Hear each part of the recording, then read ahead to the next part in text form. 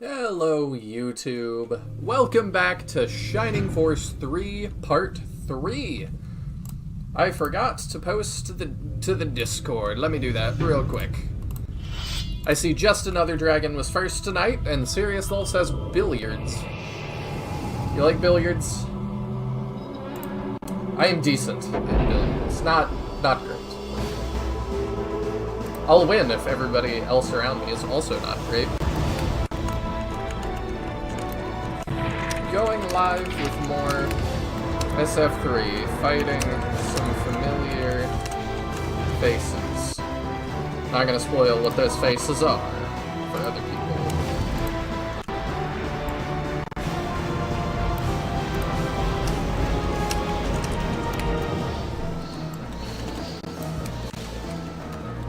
More than like thumbnails, but yeah. I tried to be a little tasteful.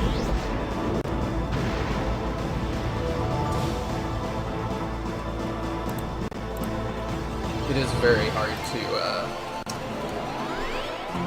I don't like spoiling stuff for people in thumbnails, but it's also like the game is super old. I don't know.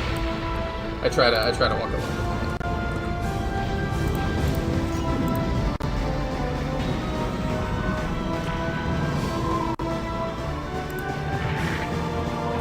Alright, I guess Taya's doing some dad stuff would be my guess.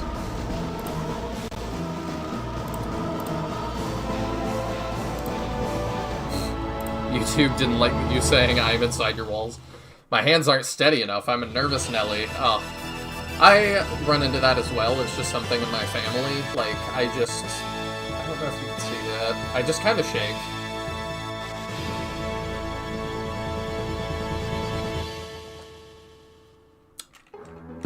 Alright. I know this is the part where I would often say, you know, life has been a lot. I didn't have time to grind, blah, blah, blah. I did all the grinding I was supposed to do. I actually did it. Penko took the longest, because Lord. Oh, close to the beginning, I should also say, I've got a video coming out tomorrow at 8 a.m., the way that I used to. Just by the way. It's a Let's Play style video. It's one that I've intended to make for good while, and it is one of the most ridiculous, hardest boss fights I have ever done in an SRPG. So, if you want to see me struggling, check out that tomorrow at 8 a.m. But it'll be a VOD, so it'll be up. Or, sorry, it's just a regular video, so it'll just be up. I guess I can say it now. I hate the double mage animation since there's no skills in the game to use it. That would have been fun. Yeah, I didn't even question that. Maybe that is something that they intended and just couldn't get to. I don't really know. But everybody, like I said, everybody is at least level 20.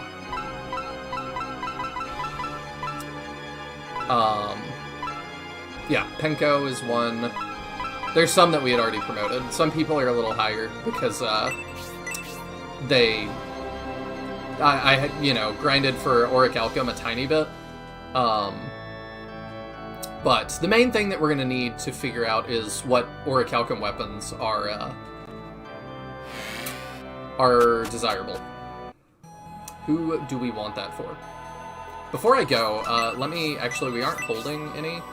It's all in our thing. And we don't have enough to make it for every single person, but we're also going to get more because we're going to do the gauntlet runs today. That's our goal today. We're going to go through the dungeons. We're going to fight Colossi and Tauros with Meteion, the Meteion crew and the Symbios crew. But who do we want Orichalcum weapons for? Probably Meteion. I think we have like 12 so far. I'm gonna double check. Oh, right. Oh, we're also doing all the dialogue. Alright, let's see. How much do we actually have so far? We're 21. I grinded for more than I thought. Okay, we should be fine. Welcome in, Mahane! I'd say for sure any wand user should get an Orichalcum wand to get MP regen. Okay. So let me start with Give, and we're going to open a space for everybody that should have one. Probably don't need that still. So we're probably going to do... let's get the squad together as well. So I know kind of who we're using. Waltz is probably not in the final squad. Robbie is. Hazuki probably is not. Synthesis definitely is. Rock will not be. Bernard we're going to want in the gauntlet at least. We probably want Garrosh as well, but I don't think he's going to be part... I don't know. I don't know that he's going to be part of the final battle here. So... I think I'm happy... Oh, no, we do want David, don't we? Who do we... Probably Pappet. Well, I'm curious to what we can get in the dungeon. I think we might bring Pappets with us to the dungeon, but David's going to be actual final squad. Okay. So we're going to get Meteion something. We'll get Campbell one if we have leftovers. Synthesis, or you said one? That's Rod. So I don't know that we need anything for her. You're an Ankh.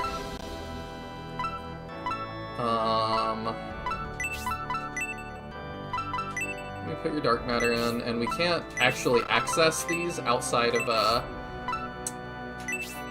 They make it difficult for us to access these, so I'm gonna kind of flip stuff around here real quick. We might want a small V3. I'm pretty happy with his Dark Sword. I think that's really cool. I think the bug has been mentioned, but you can't level Garrosh too much because of the HP bug.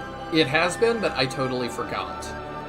So hopefully, I'm on the latest version, so hopefully that's been fixed, but either way, if he's getting hit, I've messed up somewhere. I think we want one for David. That's a wand. So yes, we do want one for her. Somebody should probably have the Swift Boots, too. The Sleep is pretty good. I think we keep that. I think that's actually what we're gonna put in. I don't know, we can do the healing drop for now. And then figure it out. I don't think Hera needs one. Robbie does. Let's get Arthur and Orichalcum something. We put one of those away. We'll let him keep the healing rain for the final battle. Garrosh, I think we're good. You know I'm gonna make Penko one. She's got the Elbasam Orb, that's how I was grinding her up. It's been rough. I also need to fix his whip. It's busted at the moment. Had to use that some. Alright. Can deposit that. Okay. Welcome in, Ragnarocker. We're just figuring out who's going to get Orichalcum weapons. So we're going to do Meteion. I'm going to try to make this really simple. We said we're going to do David, he's got one. Hedva, because it will give her EXP recovery, which is great. Robbie.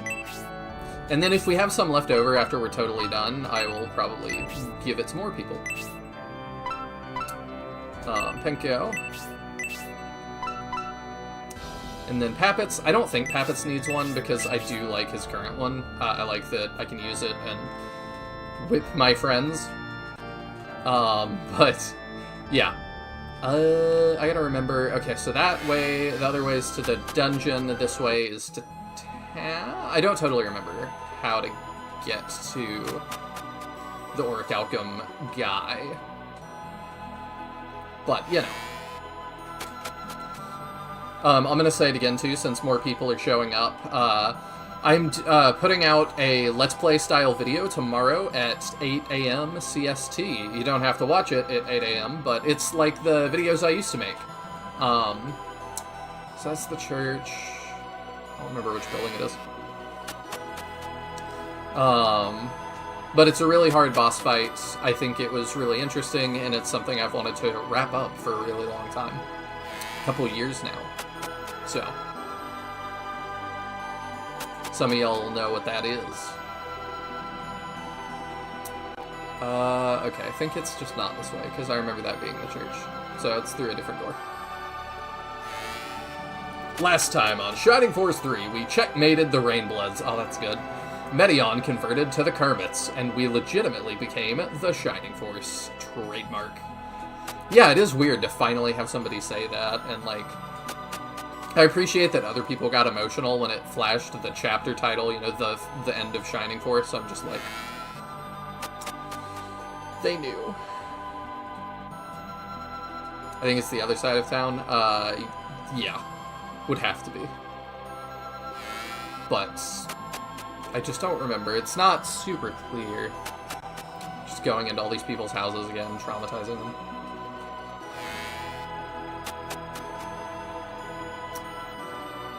Is it you? Yep, it sure is. Okay. Alright, let's see what we get for... Oh, you know what? Meteion's gonna get a better one, I assume, at the end of the dungeon. Maybe I wait on his. I just realized that. Okay, we're gonna do David.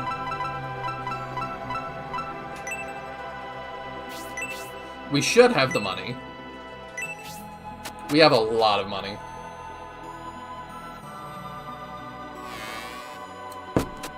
Shining Force Forever, greatly missed series. It is, but it also is weird to me that, like, and I'm guilty of this, that, it also, like, I feel like most fans also have not played all the games. So it's weird to me, too, that it's like, you know, we really want a Shining Force 4, but I feel like most people have not played 3. And I think, like, if you've been watching this Let's Play, I think that, like, at least kind of counts. And I've thought about making a video about that, actually, why, like, I dragged my feet so much, and part of that is that there is no Shining Force 4. Oh, his new axe is only 1 to 2 range. Okay, that's really good to know. Why not one for Campbell? I missed if you said why. I just felt like he didn't need it, because he is really good, but also, if I'm not going to do one for Meteion, I think we swap to Campbell. I think that makes sense. I just didn't know how much we were going to use. I think that it's probably going to be fine. I'm being a little too stingy at this front. Especially with the fact that we're going to get more.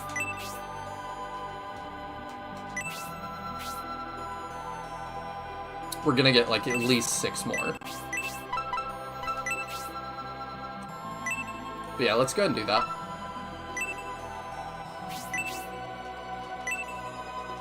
There we go. We'll give his freeze orb to... I don't know who would even end up using that. I can give it to David for now, I guess. But I probably am just gonna not use those.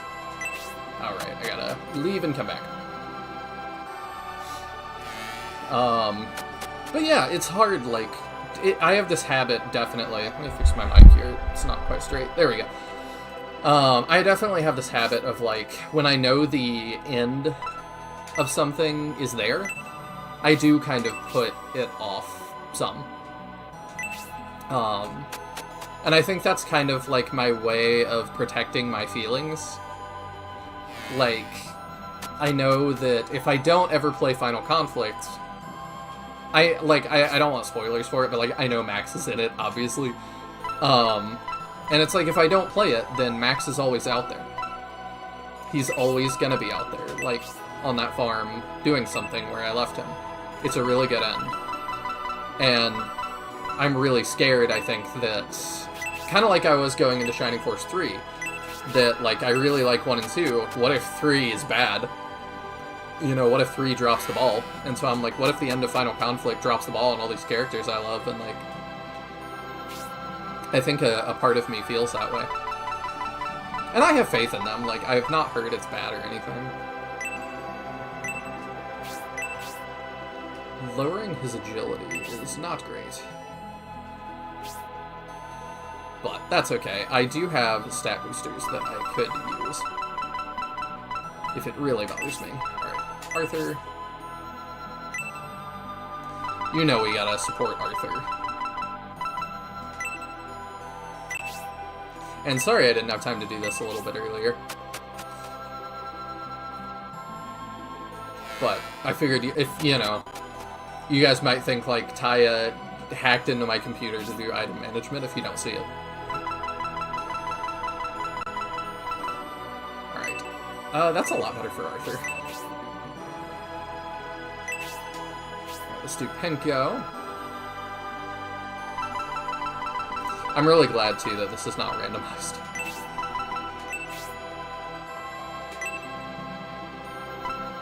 I honestly prefer knowing everything instead of intentionally keeping myself in the dark.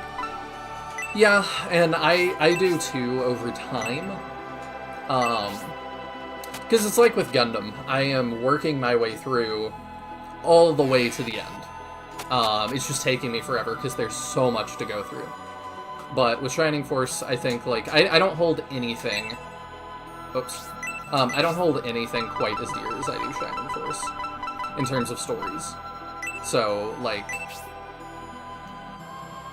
I think that I'm acting a little bit differently than I normally would. Alright, we have Garrosh here. I think we just go ahead and make one for him and Bernard. Let's do Bernard first. And then I'll have to go get more Orichalcum, but that's fine. It is not the final episode yet tonight, Tsoye. Welcome, though. We're just going through the dungeons twice. And then next week is going to be the last episode.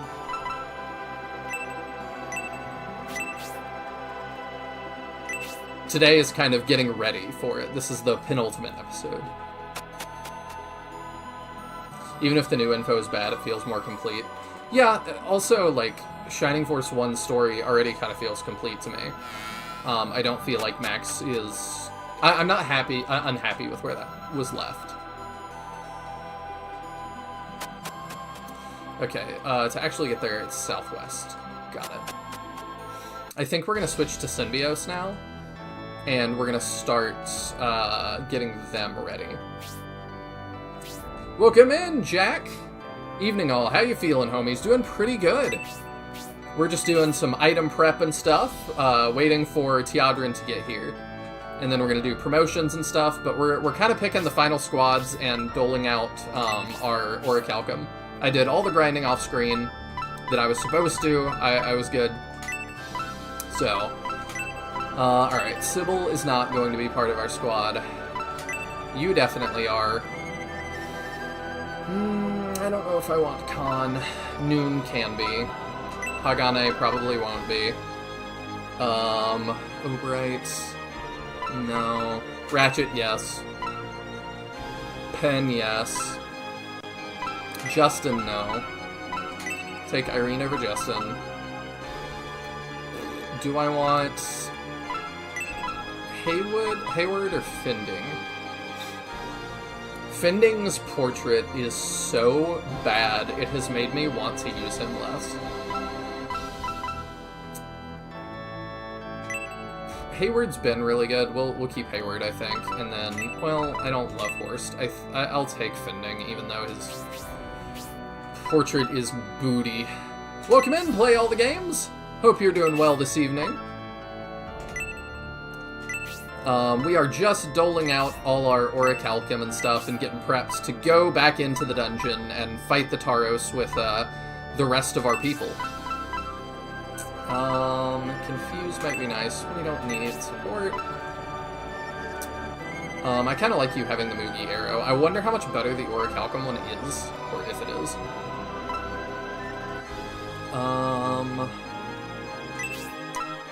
We definitely don't need Mithril at this point. You need an Orichalcum thing, for sure. We can probably put away the chicken feed.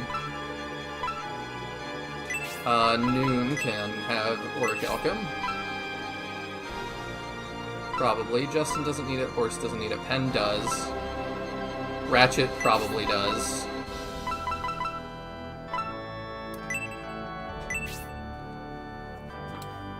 Is Finding's portrait bad in general, or just relatively? Because I feel like it's just bad in comparison. I think it's just really bad. Like, to me, Finding's looks like the edits that people... I think I said last week, like, it looks like the edits people make of, like, Family Guy. Like, this does not look real. I don't think it's just in comparison. Part of it is comparison, because, like, I know what the character is supposed to look like, and that is not what he looks like.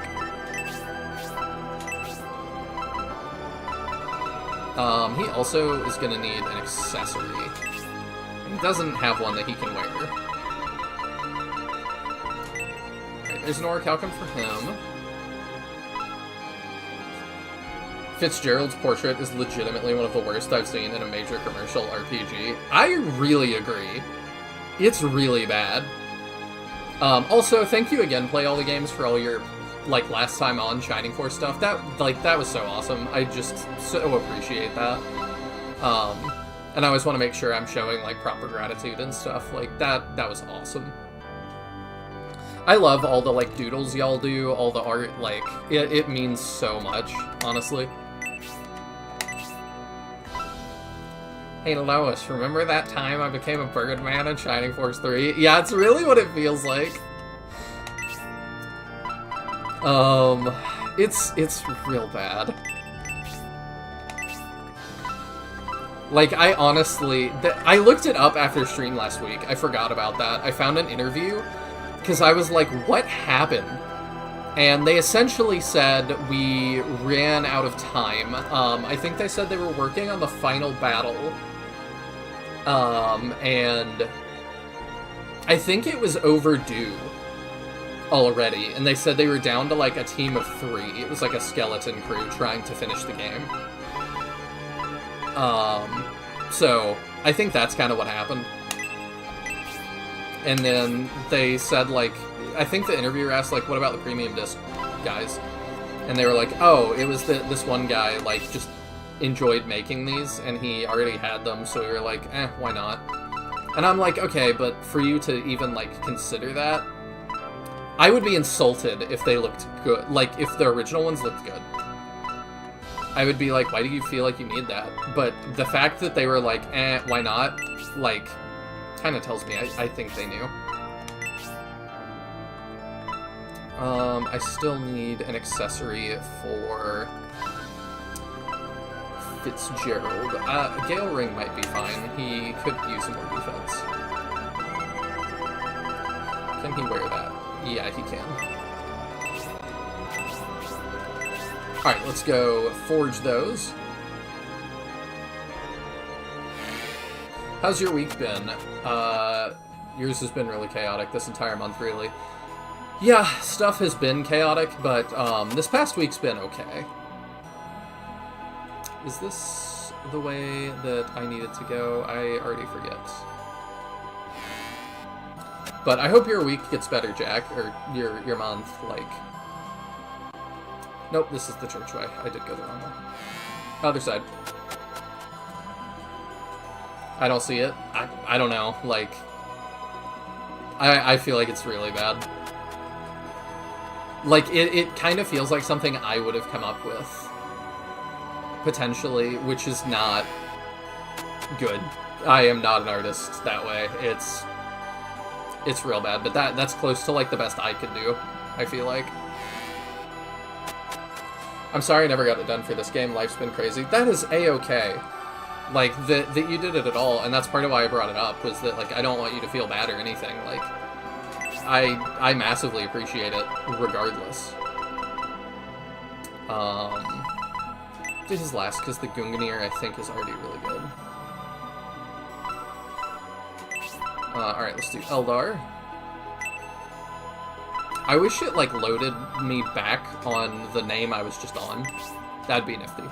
For Shining Force 4, another small thing. Not even AI can make something that unreal. I don't know. We can talk about some AI stuff tonight. There's some fun developments with that this week. Like, well, I'll wait till Ty is in here, because I want his perspective on it. I think that'll be funny. Okay, let's see. Finnegan gets a new portrait after promotion. They all do. Like, look at Grace. Another really bizarre one. Like, not everybody's promoted yet. But everybody's ready to be promoted. We'll do noon. I don't know what it's gonna, like, spell it's gonna give noon.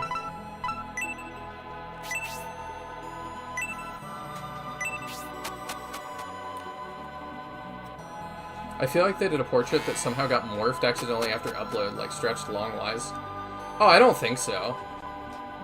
I think it looks how it's supposed to. It just is bad.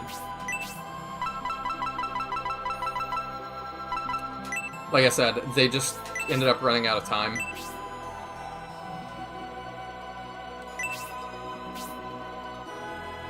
I never said this month's been bad, just chaotic. A lot of stuff's happened, some good, some bad, some mid. Hopefully it keeps being more good than bad then. Chaos can at least be tiring. 800 gold to make it for Pen. I really just can't express how awesome it's been to be a part of a community of people experiencing this for the first time. I always wanted to share this game with someone. That's part of why I mean, that's really why I started doing YouTube. Was that I really enjoyed watching people play SRPGs for the first time. And I was really inspired by a lot of the Fire Emblem creators. Like, I cite Mengs as a big inspiration, but really just a lot of the Fire Emblem guys, but they kind of stick to Fire Emblem. And I felt like there was not an equivalent for Shining Force, so I was like, I can be that. But also, like, there's not a ton of firsts when you just stick to one series, especially if you're not going to play, like, all the fan games and stuff. And so I was like, well, do I want to watch you play Fire Emblem 8 for the 10th time, or do I want to watch somebody play something new? So play something for the first time and freak out and be excited with me, and I prefer that. Not throwing shade at anybody, like, especially the Pokemon community shows that a lot of people do just want to see the same games over and over and over again. I keep forgetting I don't have to leave after I just equip one, but I wanted to do that first for Shining Force, and then also, secondly, for more indie SRPGs in general. Because that was another thing that I really wanted that I wasn't seeing anybody create. That I was like, okay, like, you have played a bunch of SRPGs, you know, through Fire Emblem and stuff. What would you think about Shining Force? Or anything that isn't Fire Emblem? I'm interested in that. How do these things stack up? So I'm really glad that y'all are vibing with it, and, like, that y'all are along for that ride like I am. Plasma Anchor, that sounds good. Yeah, we're getting more, like, decently more attack with each one of these. Oh, I see the little hearts, thank ya. Grace, Obright, and Finnegan all need new portraits. Obright is gonna get one. Obright is not 3rd tier promotion yet, so he is going to get some sort of new one. Grace, obviously, and Finding are. They have hit the 3rd tier, so we are stuck with that. I find rolling with the punches and enjoying the chaos is part of the secret to living a healthy life. I'm getting a little bit better at that. I've really struggled with that in the past, because in part, I have an anxiety disorder. That's, like, diagnosed, I'm not just saying that. But yeah, that was really hard for me to do. But I'm getting a lot better at rolling with punches and just kind of enjoying the ride a little bit more. Stuff happens, and it's like, this sucks, but you know what? I've survived everything thus far. We'll keep surviving. We'll be alright. Okay. I think we can do Dentari's. I wanted to make sure we had the funds, and yeah, we definitely do.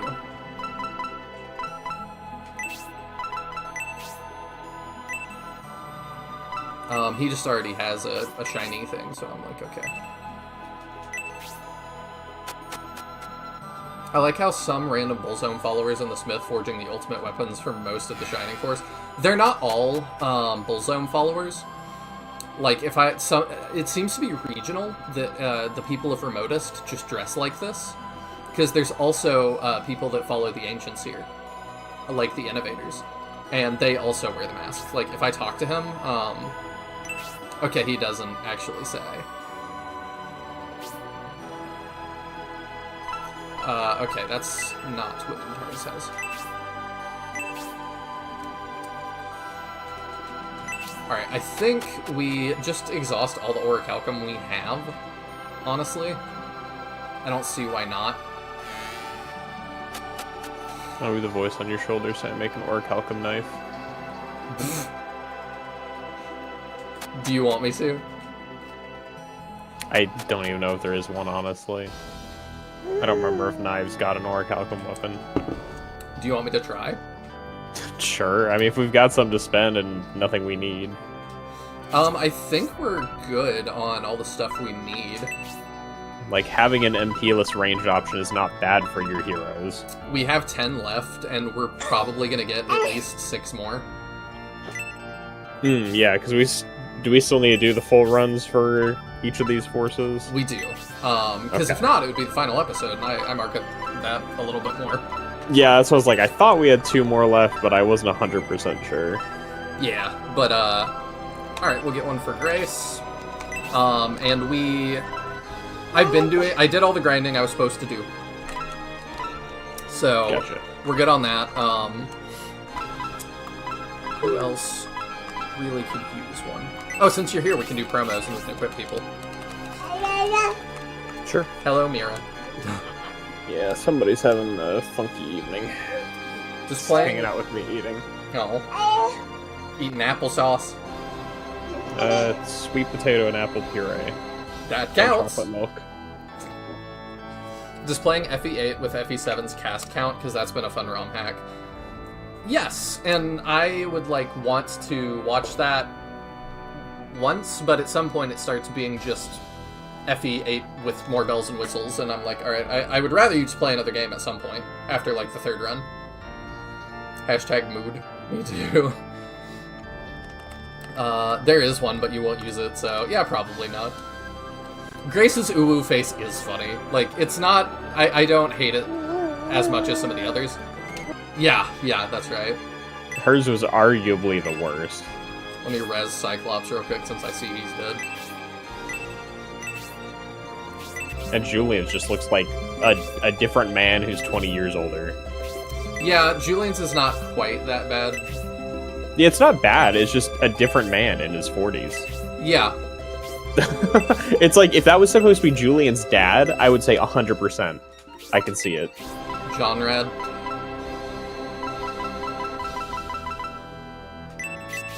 Get it, like Conrad? Oh, I did not get it, I'm but not now funny. I do. Okay, let's, I think we promoted all these guys. I don't remember. Let me see.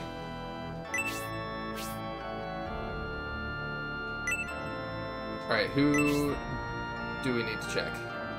Oh, nobody. Okay. So we finished Julian's. Alright, let's do Medion. Medion, I feel like, just looks super suave. He looks great. But I'm nervous for the rest. Alright, let's promo all the people that are deserving. Rock becomes a Baron. Penko is a Queen. Oh, is that all I had left? Okay, let's go ahead and check out Penko. Because she's in the squad. How bad is it?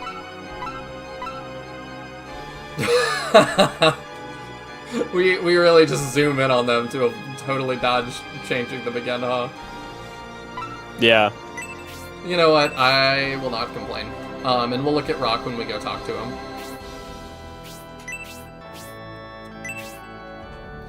Another secret to living a happy life is not worrying about your failures yesterday or your mess-ups tomorrow, but congratulating yourself for who you are right this second. That's true, too. You do have to kind of appreciate yourself, I think, some. Alright.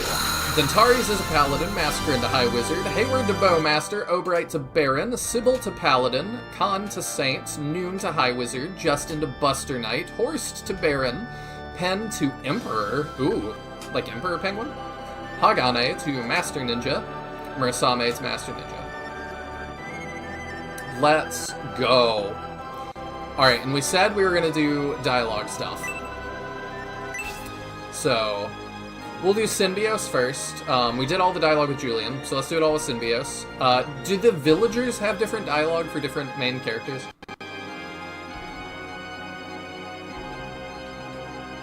I'm trying to remember. I don't think so. Fun fact, Penko is a reference to another Sega character from a different IP entirely, Pengo. Really? I'm gonna look this up real fast. Not because I doubt you, but I'm like, what does Pengo look like? It is a penguin. I guess I should have gathered that from the name. I've never seen it. I feel like I know a lot of the Sega stuff. I've never seen this character in my life. Capenga Pengo? How weird. Do you know that character, Taya? Knights is about as obscure as I get. Yeah, I know Knights. But I thought I got a little more obscure. Like, I know Flicky and stuff, and I grew up playing that. Villagers don't get new dialogue. Honestly, I'm kind of relieved. Okay, let's talk to people. Are you prepared? No. My father's abduction started this war, but because of it, our fates merged. I bear my destiny as part of Jumi-Sin, but we have also become trusted friends.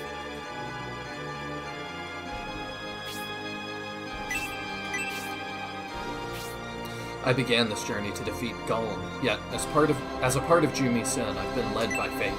I was able to battle Golem and win, but I regret I didn't deliver the finishing blow. I would say you didn't win. I would say he let us win, but okay. I can't fit through there, apparently.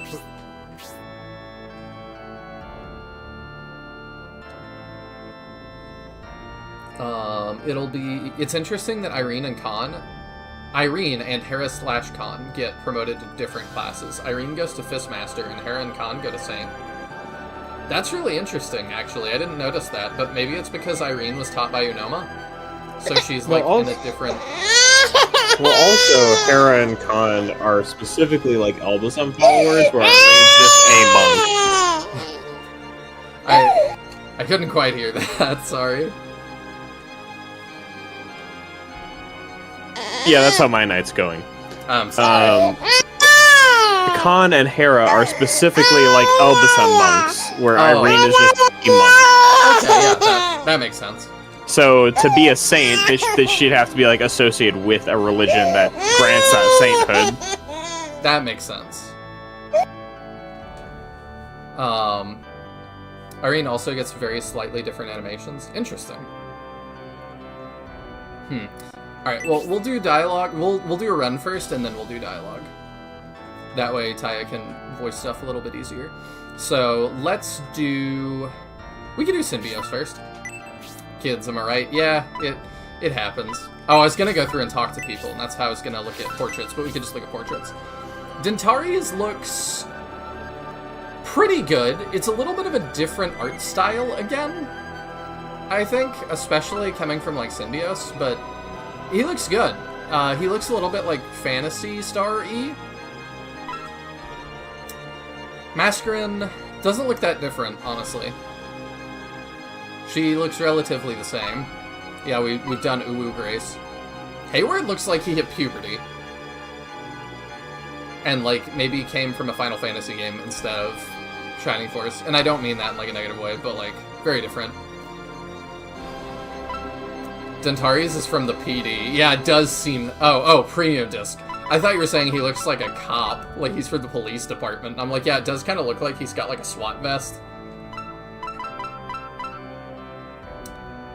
The side-eye. Noon looks good. Doesn't look that different, but it can be kind of hard to change him, but he looks alright. Zoomed in again. He got a hat? I was expecting a crown with Emperor. We already saw his... Saw yours. Okay. Let me do this, just to look at other portraits. There's Obright's new one. Obright looks good. I think he looks really good, actually. I like the dark armor. It, like, makes his blue, like, hair stand out. I really like that. Sybil looks like an elf out of Lord of the Rings or something. She looks great. I think that one looks really nice. Khan looks like he's from a different game. Khan looks like he's from, like, Contra or something. Or, is that what it is? Who made the game I played the other day that had never made a tactics game?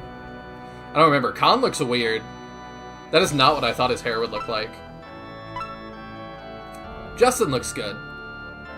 Justin just looks like he got serious. Horst becomes pink? What? Okay, he's just pink now. Yeah, he's pink, and they mirrored him horizontally. They also blunted his horn. That's the only difference. It's just like him flipped, turned pink, and they cut the tip off his horn. Yay. That's so weird. They redrew Hagane, and he looks good. I appreciate that it was probably hard to get the lip outlines in the mask, and they did a good job of that. Horst is here for breast cancer awareness. It does kind of feel like that, honestly. Take a ribbon to the walk. Murasame also just looks more serious. Some of these, like, I kind of get that, like, it's hard to... If you're not giving them a full redesign, it's hard to redraw them, I guess. But, alright, there's those. We also had 2 for Meteion, so let's check out Rock real quick.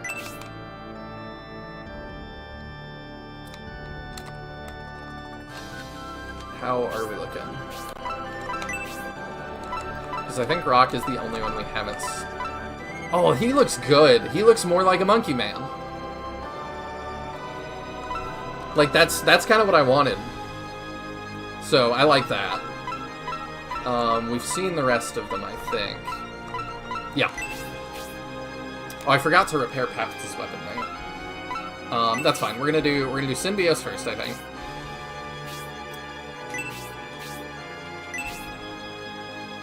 Rock got sunburnt in the icy north somehow. You can get sunburnt in ice. Like, I know in a lot of places with more snow, they wear, like, snow... I think you have to bring sunglasses and stuff. Because people are like, yeah, snow blindness is a thing. It's actually really bright. Okay, so you need your new one. Nice. We didn't do yours yet. We can run off and do that real fast. You have yours. You could not equip yours. Now you can. Spark level 4. Also regen MP, which is great. 69 to 81. Like that. You're using yours. You're using yours. You are using yours. Cool.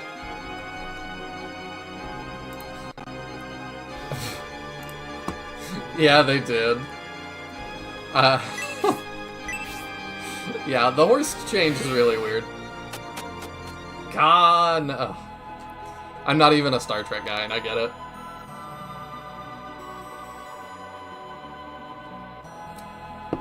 I swear, there's a different portrait for Dentaris I've seen.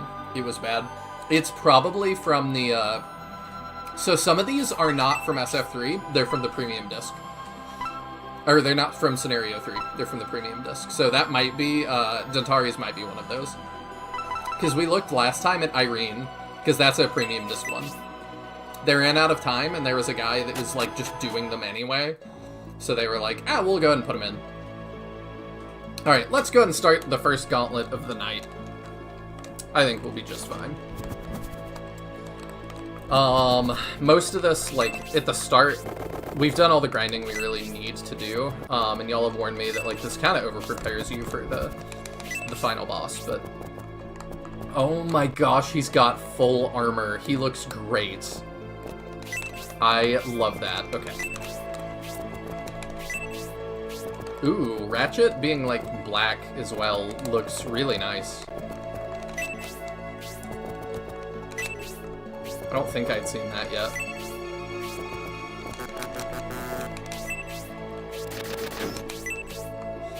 But yeah, we mostly just have to kill the bosses the first couple of rounds. We don't have to, like, really engage with the map. So we shall do that.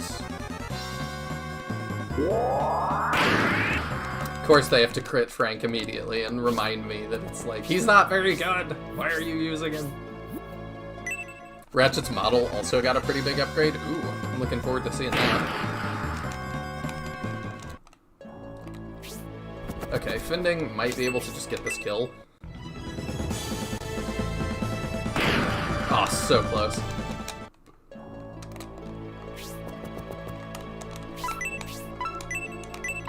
Noon can do it then. Yeah, he looks about the same. His model looked fine though. Did they get his calves out? That's kind of weird. Another Orichalcum. I am so glad that your advisor just takes it. So we got 10 floors, and then we switched to Meteion, we got another 10 floors. Crits always deal a minimum amount of damage, even if it only deal 1 in terms of stats. Didn't know that. That makes a lot of sense for how things are doing damage. Which is kind of interesting. I might like that more than Fire Emblem, where it just does 3 times. Because, like, it does feel very underwhelming when you get a crit, and you're like, oh, my weak unit's gonna deal damage, and they still do none. And it's like, never mind, I just look stupid.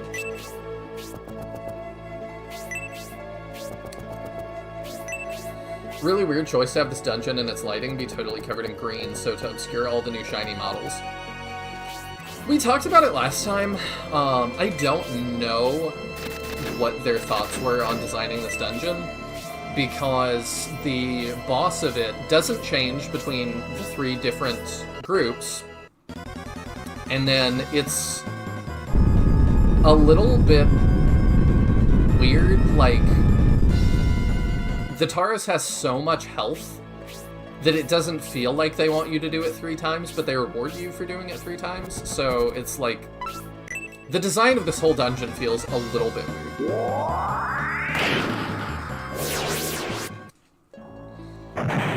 Good night, Jack! You never have to feel bad, like, I appreciate you popping in, even for just a second. I appreciate all the support. Don't you want to level a little bit before Tauros? I mean, it's up to you, but a bunch of level 2s and 3s might make it nearly impossible. I think we're pretty good. Especially now that I know what we're dealing with. I'm not really... I don't know if I've seen this. That was cool. I like that. I'm not really afraid of the Tauros at this point.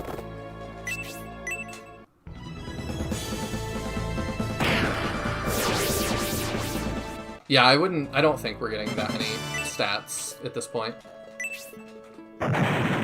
Watching a Swordsmaster crit my general 0 damage and flanking off him 5 times is hilarious. Yeah, when you're using all generals, Mahane, but I'm the guy using the Swordsmaster that's looking stupid.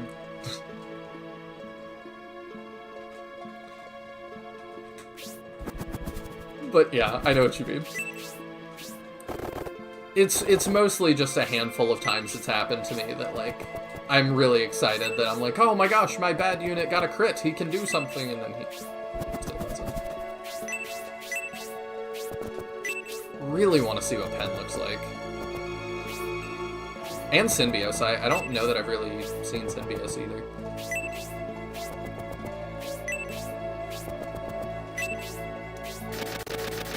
Plus, we'll pick up a couple of levels, probably. Dentari's got stuck in the floor?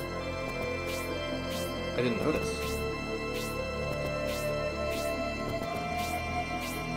I'm trying to, like, see him over there.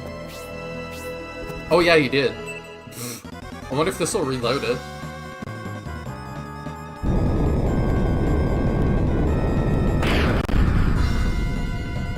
Welcome in, Shining Force 2201. Why they aren't making more games like these? If you mean Sega, I'm not sure. I think the time is right for a comeback. Three Houses is not the most recent Fire Emblem anymore, but Three Houses is the highest selling SRPG that there has ever been. Okay, I did reload Dentari's. So the appetite for a new game like this is definitely there. There's a lot of fan games and stuff. My co-host Yadrin is working on Ardent Zarmatra, which is in the Shining Force engine, or at least it started in the Shining Force engine. But he's making games like this, and there's lots of indies making games like this, so that's pretty cool. But yeah, I still pour one out for Shining Force. Yeah, we'll kill the dragons at least for a little bit more EXP.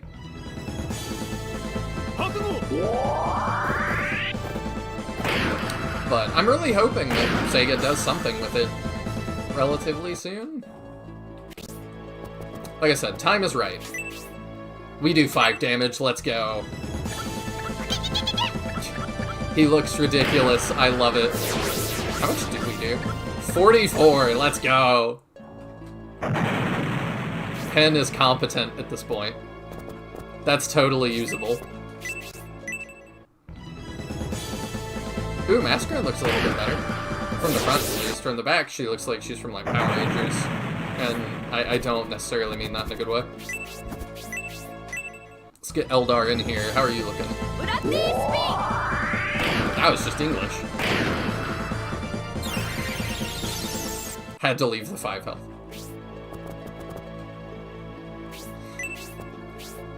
Synbios' promotion hulked up his arms so he can't wear sleeves anymore. Who needs sleeves when you're in the Arctic? He doesn't have sleeves. 74, let's go. Really, it's kind of lame that they spoiled Pen overthrowing Domeric to become the Emperor of Dystonia. You know, there's some people that if they said that, I would think they were being serious. Like, not like that seriously happens, but like that is seriously their interpretation of it. Because what other kind of emperor could he be? It does clearly say emperor.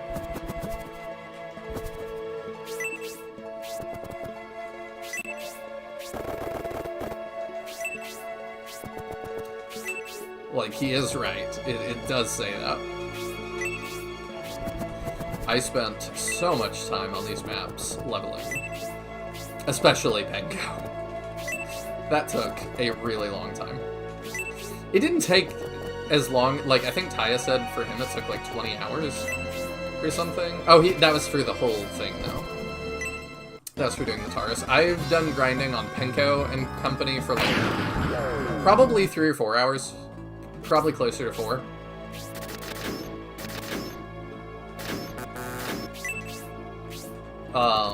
So I feel like I made pretty good time considering Penko was like level 2 or 3 unpromoted at all. I assume you also used speed up some when you were grinding. Oh, I forgot about that. Yes, actually, I just didn't. So I just got my phone out and set it on my spacebar. So that's how I handled that. Yeah, I just watched videos on the side while I played, but I didn't speed it up at all. I wanted to do that, but my internet went out, so I did not do that. Yeah, I think I've said before that like I'm pretty solid about my like I want to judge a game exactly as it would have been experienced at the time as much as possible. So yeah, I'm kind of like the same to me way, but on that one, yeah. Yeah, but to me, like, the amount of time the game expects me to put in to do a thing has a pretty big impact on that. It does for me as well, but I think that the game probably didn't anticipate me grinding up Penko. I grind him up as in, like, chuck him in a meat grinder, sure. Yeah.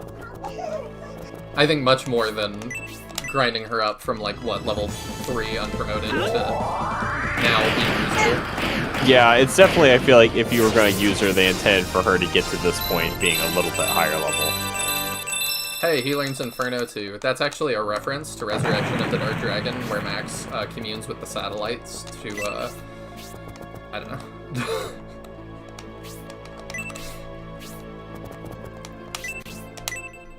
That is the dumbest thing in Resurrection. I don't know, do you think it's the dumbest? I've not replayed Resurrection in a while, so... Because, like, I find pretty dumb yes. that, like, the whole Moloch time travel card thing gets introduced before Battle 1. Like, you're on your way in the carriage to Battle 1, and they're already ready at that point to break setting and be like, hey, by the way, I'm an alien from the future / space, and there's these things called cards. Be sure that you collect them on your journey. So, I was cool with that as a kid. I don't know how it's going to hit me as an adult, but I think as a kid, I was not judging it standalone. So I was like, I've played Shining Force 1 a dozen times already. So then when, you know, you stopped me on the carriage, I was like, oh, I thought this was just a remake. And I got really excited there. To me, I think part of what is really cool about Shining Force 1 is the fact that it plays being just a fantasy setting pretty straight for about half the game before like slowly unveiling that there's more to it. And to me, like, I agree. Immediately going with the whole, by the way, I'm a time traveling alien is just kind of throwing away what was a really like interesting transition, I guess. You're right, but like I was saying that like I was not taking it as standalone, so I already knew all that, so it was really cool to put that there and be like, surprise! This is not what you thought it was, and I was like, ooh, that's exciting, but yeah, if that was my first experience, I would be like, well, what I mean, I like it. What on earth are we doing? I mean, I wasn't taking it as a standalone either. That's part of what makes it does feel really meta to just pull you aside and do that in that way. if you don't know, like, if you don't know what Shining Force 1 is, I think. I think that makes it hit worse. But that's just how I feel about it. I wouldn't wear sleeves either if my arms were as big as Symbiote. Watch when he attacks again. His shoulders are as big as his head. I mean, that's why I wear really specific shirts, so y'all can't see that, but that's how I am in real life. Probably. You can't tell.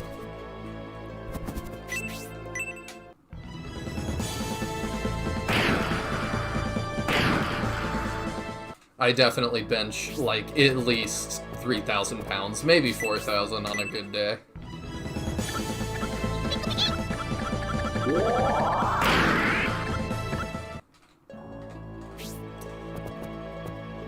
Yeah, we can check out Symbiote again here. His shoulders are really big.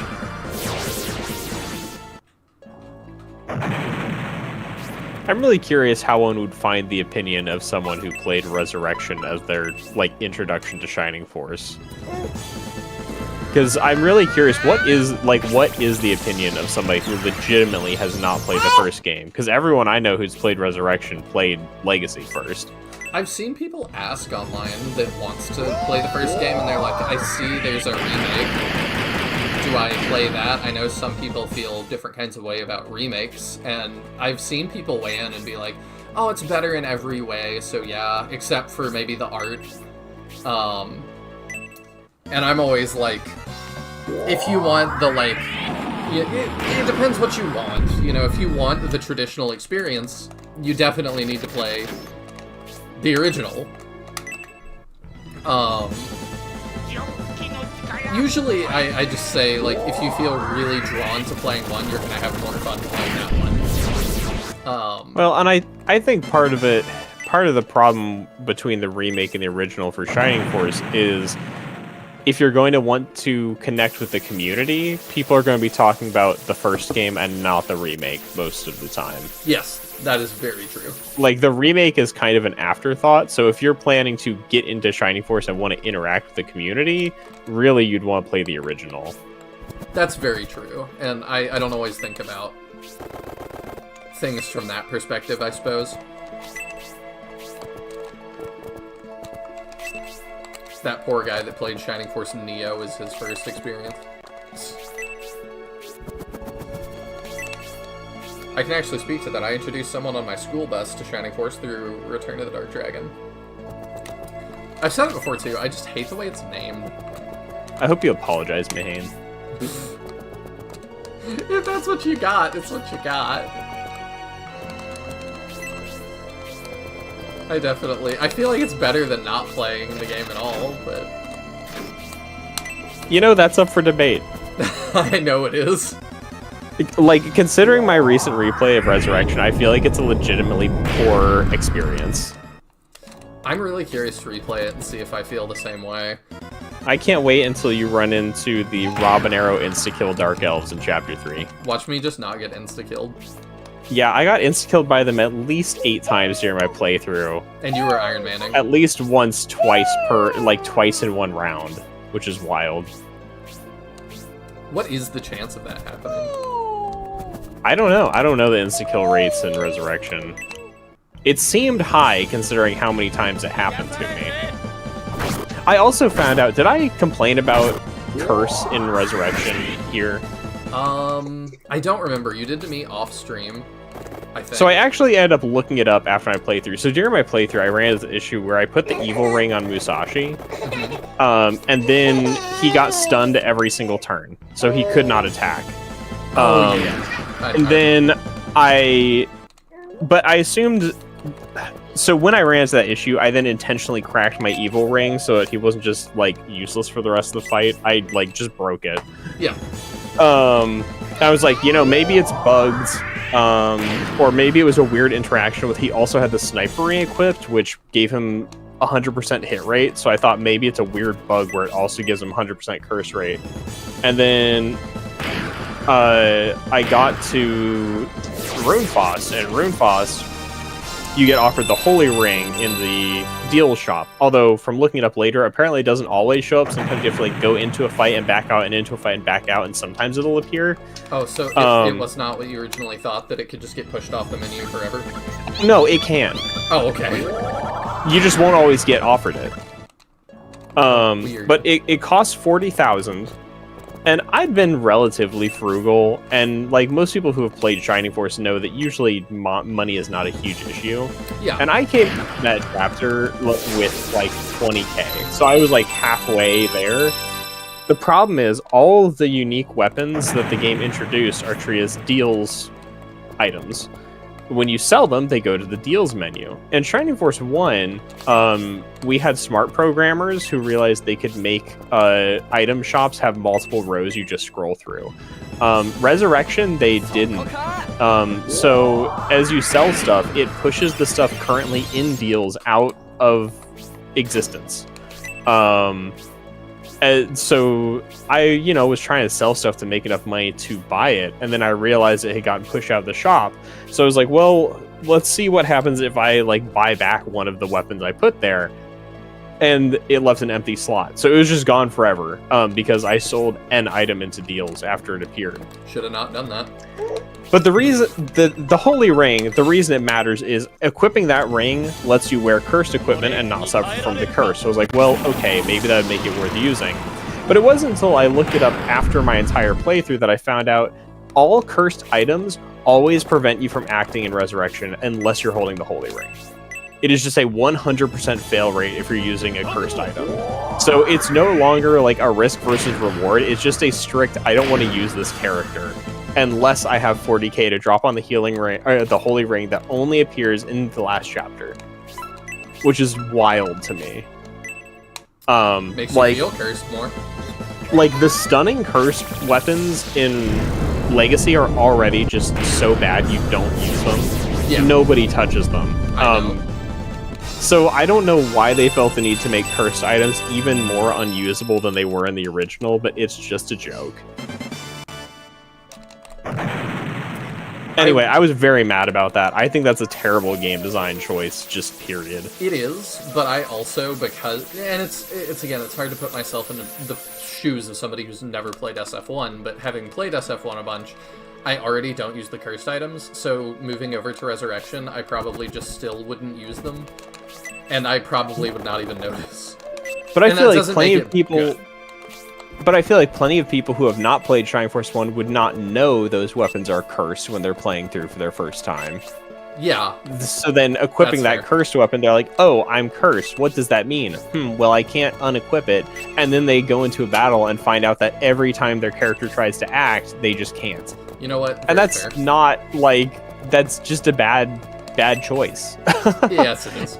It punishes you for no reason. Like, cursed weapons in most things are a risk versus reward. I mean, think about like the Devil Axe in Fire Emblem. Real quick, thank you for the $3. I love Vale. I really wonder who that could be. It's a mystery, this anonymous donor, but I greatly appreciate the financial support. That helps me buy more SRPGs to play for you guys. And I've started to, in the backlog, actually put people's names on them, so that like when they eventually do hit the channel, I can be like, this is from Tisbor. Tisbor's gotten me a bunch. This is from Caldera. So I've started to do that. So really, thank you guys so much. And I do want to get back to indie SRPGs again, or just non-Shining Force stuff. But we're still in the season of Shining. We're gonna keep it rolling on Shining Force for a good while longer, I think. But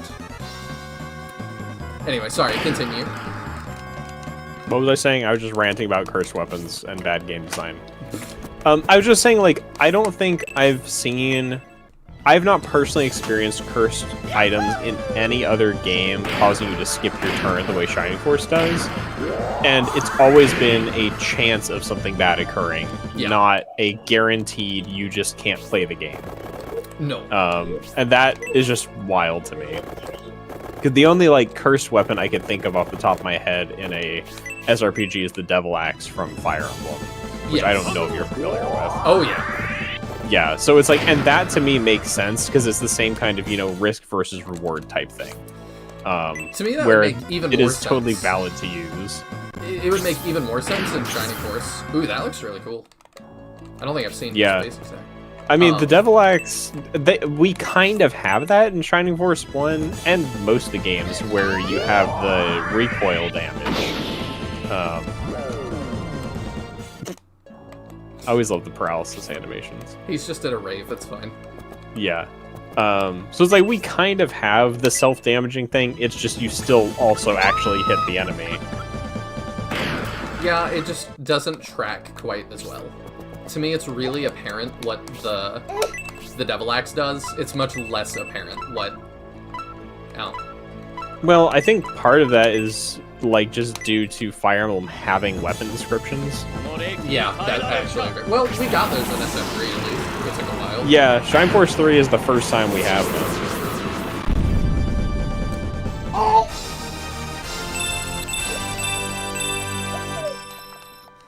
But yeah, that's very true. Hey, Lucky Cookie. Okay, so you can see that's how far I got grinding. I never got the chance to apologize to that friend. I moved away before I realized Legacy was just better. But overall, I know they did go on to beat SF1, 2, and Sword of Haja. I don't know how you're supposed to say that on the Wii U version. I've always said Haja, but I really don't know either. Oh, welcome in, Caldera. It's your first message tonight, I guess, huh? I definitely don't suspect you of saying anything before this. Recoil damage in Shining Force 1 barely does anything at all. It depends, because recoil in Shining Force 1 is based off a fraction of how much damage you do. So if you have somebody who hits for 60, they will be taking like significant recoil damage. Mm-hmm. But if you're putting your curse weapon on somebody and they're still only hitting like 24s, then you're not going to take much. I'm not sure how much it does in 3, but considering how much they buffed poison, I'd imagine it's a much bigger fraction. That's true. The poison stuff got really bad grinding. Like, people taking... I think the highest was like 22 to 26 damage. And it's like, per turn, that's a lot. You know, I let that go for 2 turns and they're at half health. Well, yeah, because Shining Force 3 poison is not a flat number. It's all based on percentage of total HP, and I think bad poison is just a quarter of your HP per turn. Yeah. So it's like whatever your max HP is, it's definitely going to kill you in 4 turns. I think the weak poison is an 8th. Either way, both of those are significantly worse than the flat 2 damage from 1. Yeah, which, you know, it's annoying, but, like, I might prefer it just because, like, it does matter. I know we've talked about poison before, that, like, especially in some of the older Fire Emblems, it's, like, 2 to 3 damage or something, and I guess Shining Force 1, so it's kind of, like... It gets to a point where it's like, who cares? Like, you're just wasting my time to even detox this, because it doesn't matter. In FE7, I believe it's 1 damage per turn, and then goes away on its own after 5 turns. So it's like, why would I ever waste inventory space on bringing an antidote staff? Yeah, or just an antidote. Like, oh no, I have to live 5 damage. Oh no. It really just doesn't matter. And it's the same in, Shining Force, where, like, Shining Force 1, you think about, you've got poison early in the game with the zombies, and it's pretty relevant there. And then poison, like, comes back around Chapter 5, where a bunch of the, like, shellfish-type enemies can inflict poison, and it just doesn't matter. Mm-hmm. And it makes Low having detox as well as his spells just kind of a wasted spell slot. It very much feels that way. So, Also, I do appreciate poison being impactful. I might go, since we're doing one more week before the finale, I might come back and just with Pappets now and try and see, like... capture some stuff. Yeah, what I can actually capture. Yeah, I did feel like he was somewhat limited, but people seem to imply last time that he can capture a lot more than I thought. Try and get Pen some levels here. He doesn't need them, but yeah. Watch him get 10 to all stats right here. 3 HP is pretty significant for him. In 3, it's like a fourth / a third of the damage you deal, so it's quite deadly. Yeah, it definitely seems that way.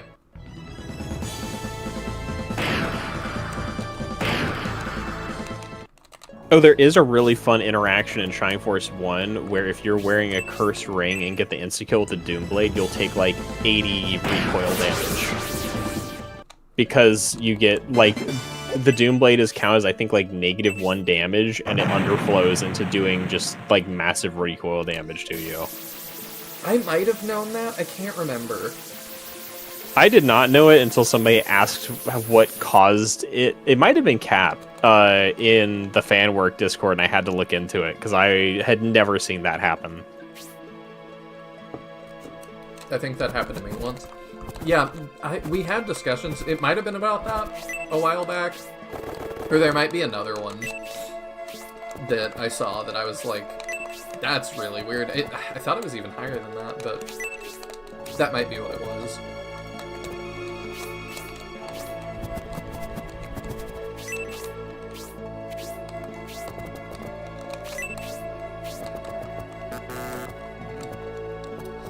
Now that I know, too, like, kind of what to expect from these dungeons, and I don't feel obligated to go kill all the scrubs, I don't feel quite so threatened. I feel like we can kind of just blaze through these until we get to the turrets, and then we sit here for an hour, but, you know. I'm trying to set up so that it's a little bit easier for us. I was using the Doomblade on my Birdmen for my mandatory characters-only playthrough. I really feel like, seriously, there are not a whole lot of people in existence that have played Shining Force as much as you have. I feel like you've done just about every kind of challenge run.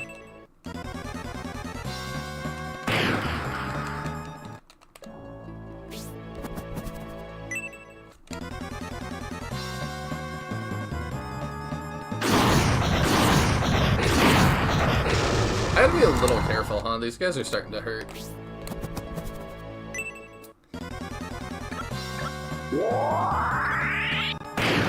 Ow. I haven't done any Ironmans? Really? Now, why is that? Like, do you just not like Ironmans? I'm gonna take a tiny bit more time and not run him to death. Because if the Colossi gets a turn, he's not gonna take a kill. They don't really appeal to me that much. I can understand that. It's something, like, that is something I really like about Shining Force above other SRPGs, Fire Emblem namely, that and part of it's I grew up playing Shining Force, so that's just what I do, and I understand, like, the design and stuff and why you would have things be permadeath, but like when I'm playing SRPGs and stuff, I really enjoy just kind of like sitting back and vibing, like growing with the characters and stuff. I'm not playing it to like be super tryhard a lot of the times. And Iron Man, I feel like just kind of pushes you into that more. And I've heard good like discussions around it that it's like, well, that's because you care too much if somebody dies. You're not supposed to care that much. Yeah, you're right. But I do.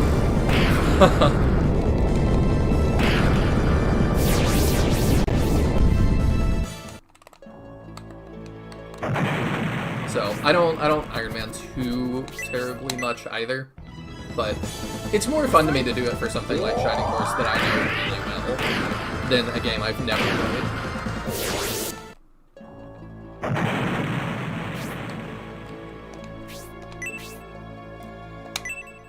Also, older SF games to me are kind of like mobile games. I boot it up when I'm in transit or during a break between lectures, so I don't really want to think too much. Also very fair. I would do that more... Ooh, that hurts. Thought I was out of range, but maybe not. I would do that more if, I guess I've got it on Switch. But I don't, like... If I'm in transit or something, I don't usually have my Switch on me.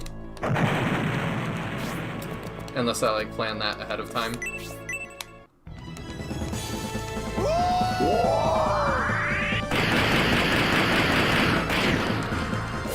I've got it on my phone as well, but like, I decided at one point, I was like, I'm gonna, you know, I really want to play Shining in the Darkness again. Just off stream, it'll be fun. But like, the controls are just so bad. Like, I really struggle with that screen. So I just wasn't having fun with it.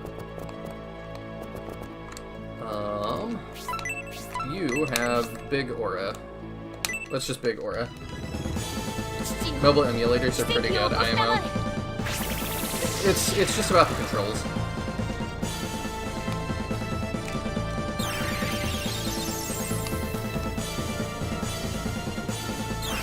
Oh, I had a weird question. How do you name each of your episodes and get a relevant screen cap in the week leading up without spoiling things for yourself? Does, Teadrando do that for you?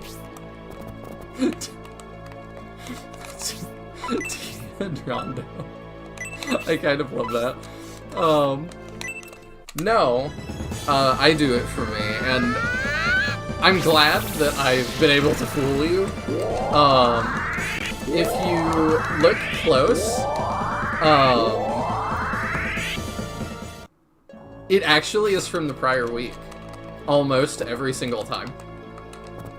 Not always, but almost every single time. It's from the prior week.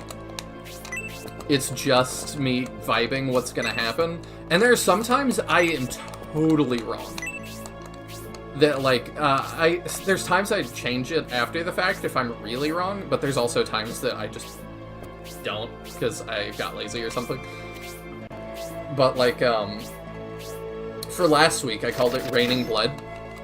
And, like, I might have named it something for the Taurus if I knew that was coming, but I didn't know that was coming. But I did know we were going to be dealing with the last two Rain Bloods. I just figured it'd be weird if we didn't, plot-wise. But if you look at the thumbnail, it's actually the Rain Bloods from the previous week.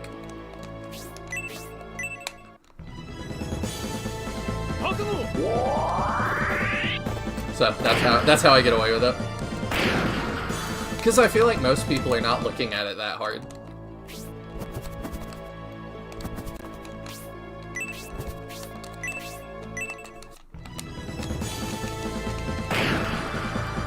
I'm trying to think if I've, like, done anything else. How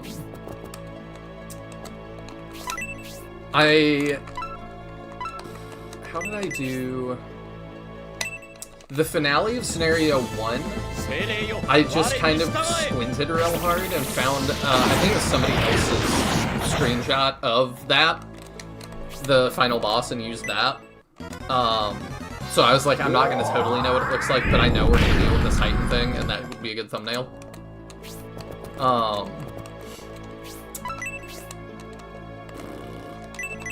Taking a lot of damage.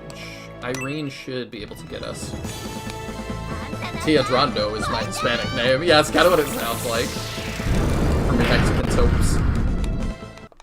I think I was wondering that since back when you fought the Titan. Yeah, that was how I did the Titan. But that was definitely the exception to the rule.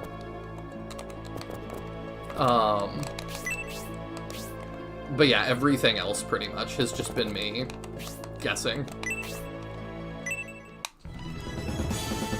But yeah, there's sometimes even, like, I've done that, and I'm like, yeah, this character will show up, or this will happen for sure, and then I'm totally wrong. And I'm like, well... But I feel like that's part of it when you don't know what's coming.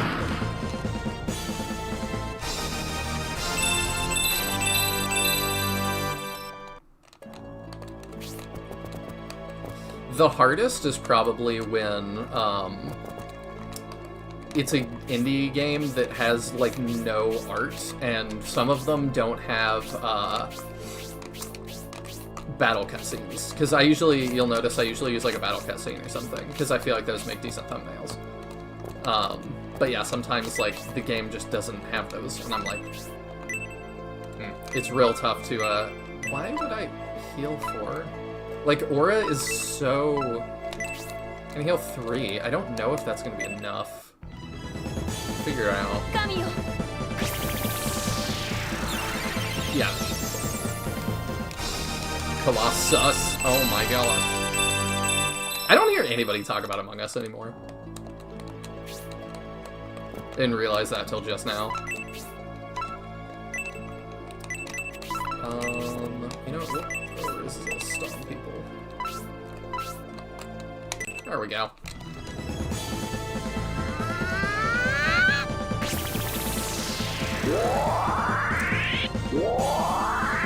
No clue why Heal 4 is more expensive. Yeah, it doesn't feel... I guess because it just for sure is a full heal would be my guess, but like... Aura 4 ends up being a full heal for most characters. Even if it's not like hard-coded as this is a full heal. Heal 4 should be 12 cost. That would make more sense, I think.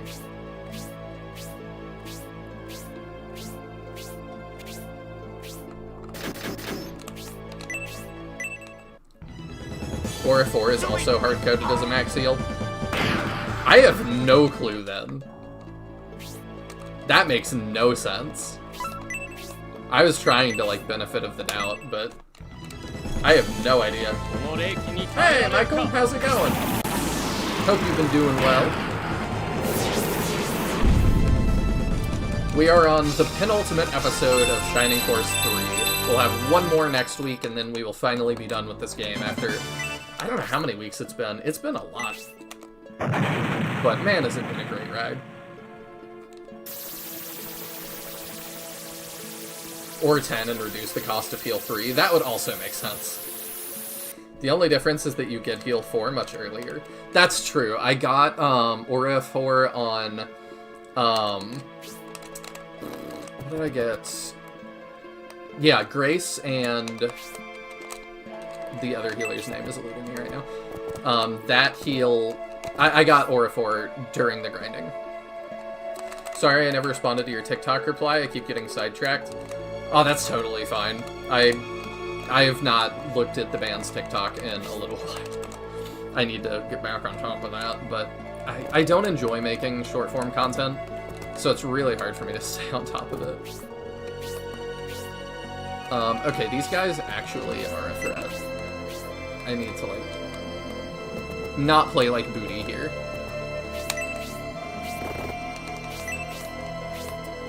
I don't know which way y'all are gonna pull.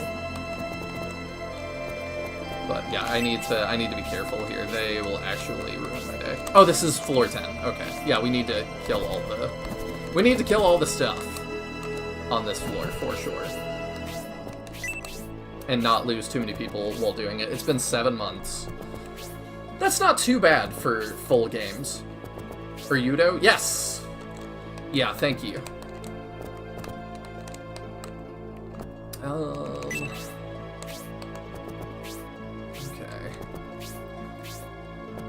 When did you dye your hair? Like, when I bleached it? It's been a while since I bleached it, if that's what you're talking about. Do I want to open with her doing Thanos? You know what? Sure. Good night, Justin.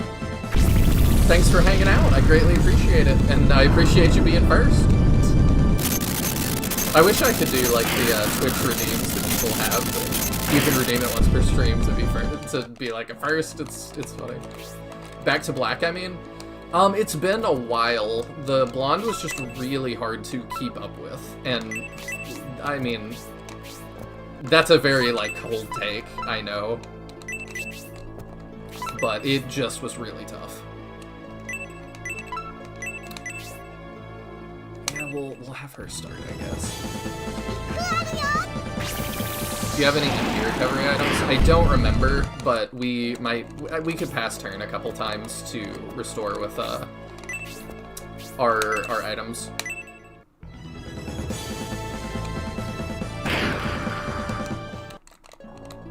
I'm not too afraid, maybe I should be. But I feel like we got in a pretty bad spot last time and we were fine. It worked out.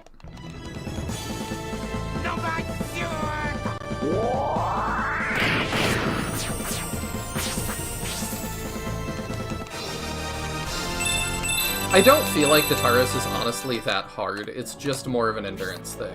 And, like, I enjoy trying to, like, figure out my way out of these holes that I kind of get myself into, so I'm not too worried.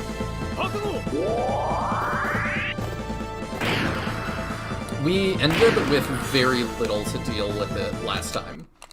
And the Synbios crew is not quite as strong, but, like, I think that knowing what I know now, I think I'm going to be able to deal with it better.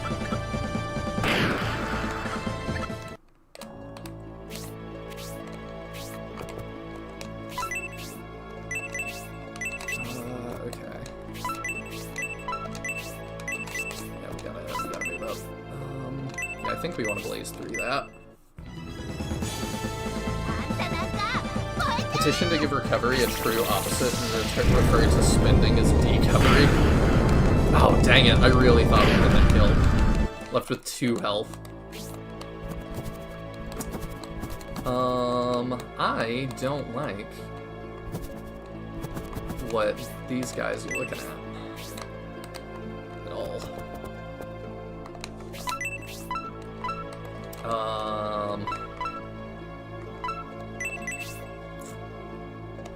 We'll do that. How do you avoid attracting archdemons? Modern architecture? Only use square doorways. With same wavelength. I've been wanting to ask you for some time, have you ever dove into the MOBA DBZ game? I don't know if I knew that was a thing. Oh crap, we're gonna lose Grace. That's really bad. Yeah, I said I needed to not play like Booty, and then I immediately played like Booty, huh? Now I don't know that this is winnable. We'll see. This is also a really bad situation. These guys do a crap ton of damage. Synbios only there with Eldar. This is gonna be tough. This is a hole I gotta get myself out of. What is the DBZ MOBA called? And what is it on? Is it on PC? Like, I don't actually know.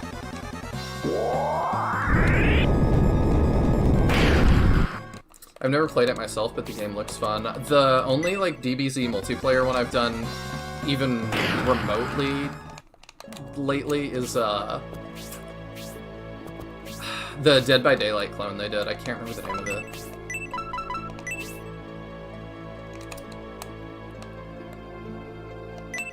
Do that, I guess.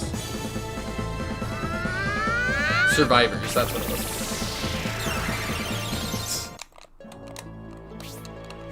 Yeah, losing Grace was really bad.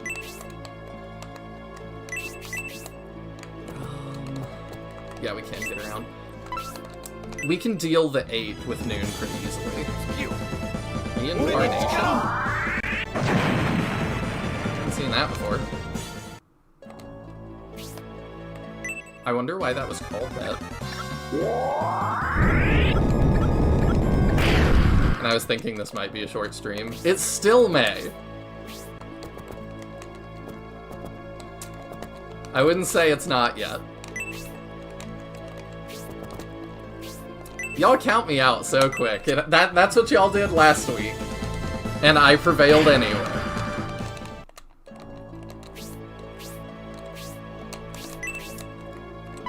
You would think you would learn.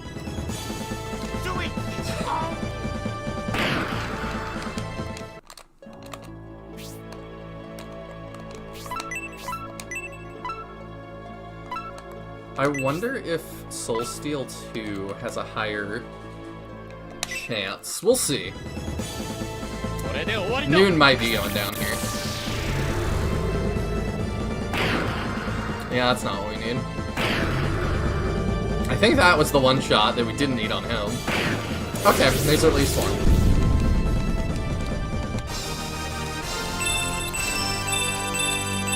MOBAs are arguably my favorite video game genre, and I've been tempted, but I don't want to play alone. I mean, I would potentially give it a shot with you. I really like MOBAs, but I don't have one that I'm into at the moment. Because I really liked League. Oh, I thought he'd get that kill. And then I don't like the way Riot runs it, so got out of that. I really got into Heroes of the Storm. Blizzard killed that off. Not much I can do about it.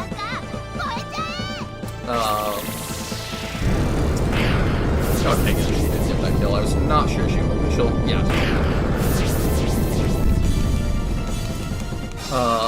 Moves from Heroes of the Storm to Pokemon Unite. Pokemon Unite just doesn't feel the best to play. And, like, I don't even fully know why. It just doesn't. Okay, Synbios is gonna be living. But yeah, this is rough. We're in a bad spot up here.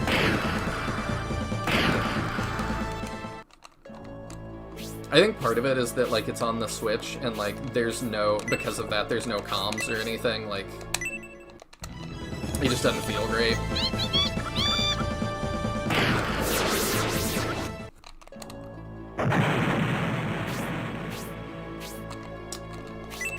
You can get that kill, but you are you in range? Yeah. He's gonna be getting hit from two sides. I don't know if Synbios can get out of this.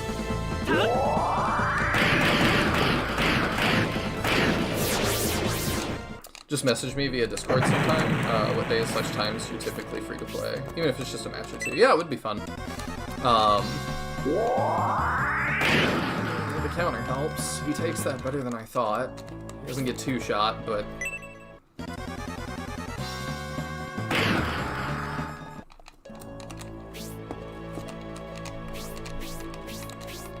Frank, I need you to get a special / crit. I need you to do something. That's not what I need. Taking a hit. That works. I'm okay with that. Hey, he doesn't rush us. That's awesome. Okay, let's run and go help them.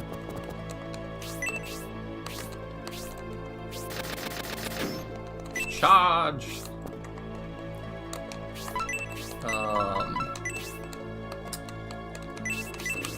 Frank probably can deal with that himself, but I don't know if he can or not. Let's just get the kill. Slow down. I kind of assume people use out-of-game DC, like it seems like people do for League. Yeah, but it's still hard, like, when you're connecting with people, like, there's not even an in-game chat that I can use to, like, chat to you. It doesn't feel like the communication aspect is really there.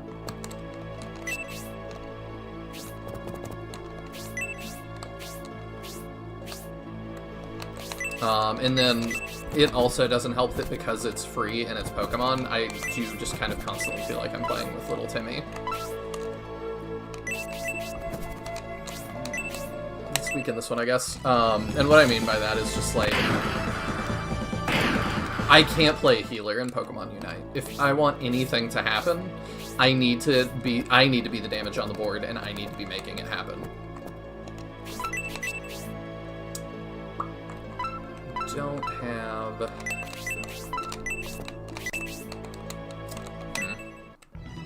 Was hoping I had a heal item, but I don't. Yeah, that helps. Yeah, let's go health that way.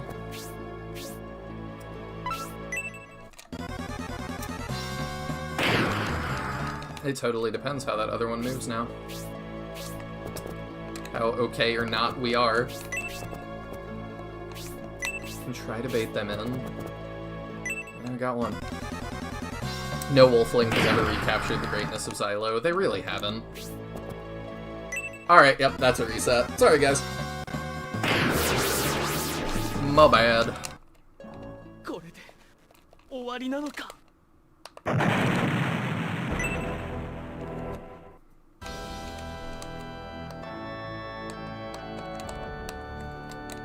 Alright, let's go and res people. And yeah, let's throw, We'll throw a mana recovery item on Grace. I had forgotten I was going to give her an Orichalcum thing, because that probably will give her extra, mana regen.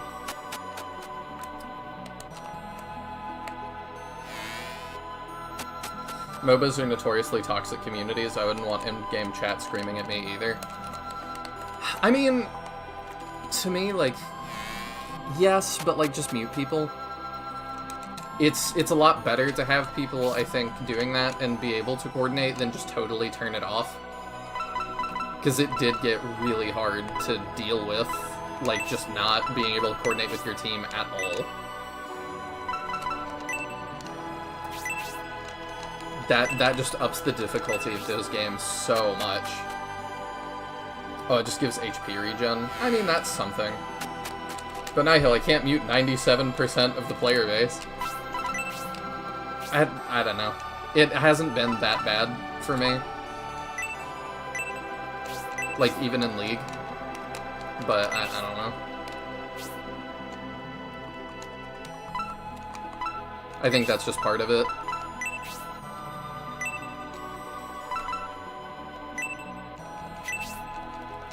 It's so weird to hear the Japanese VA and not, is this the end? Yeah, it is. Definitely not used to the Symbios crew speaking Japanese.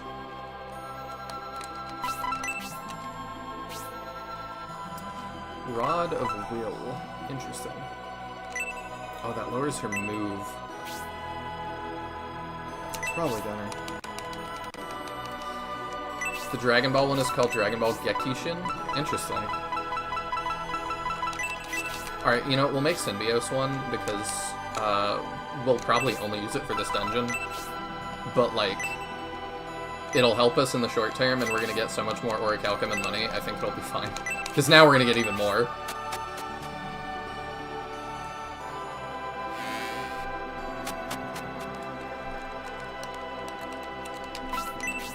I mean, yeah, I'm down to try the Dragon Ball one. We'll see how it is.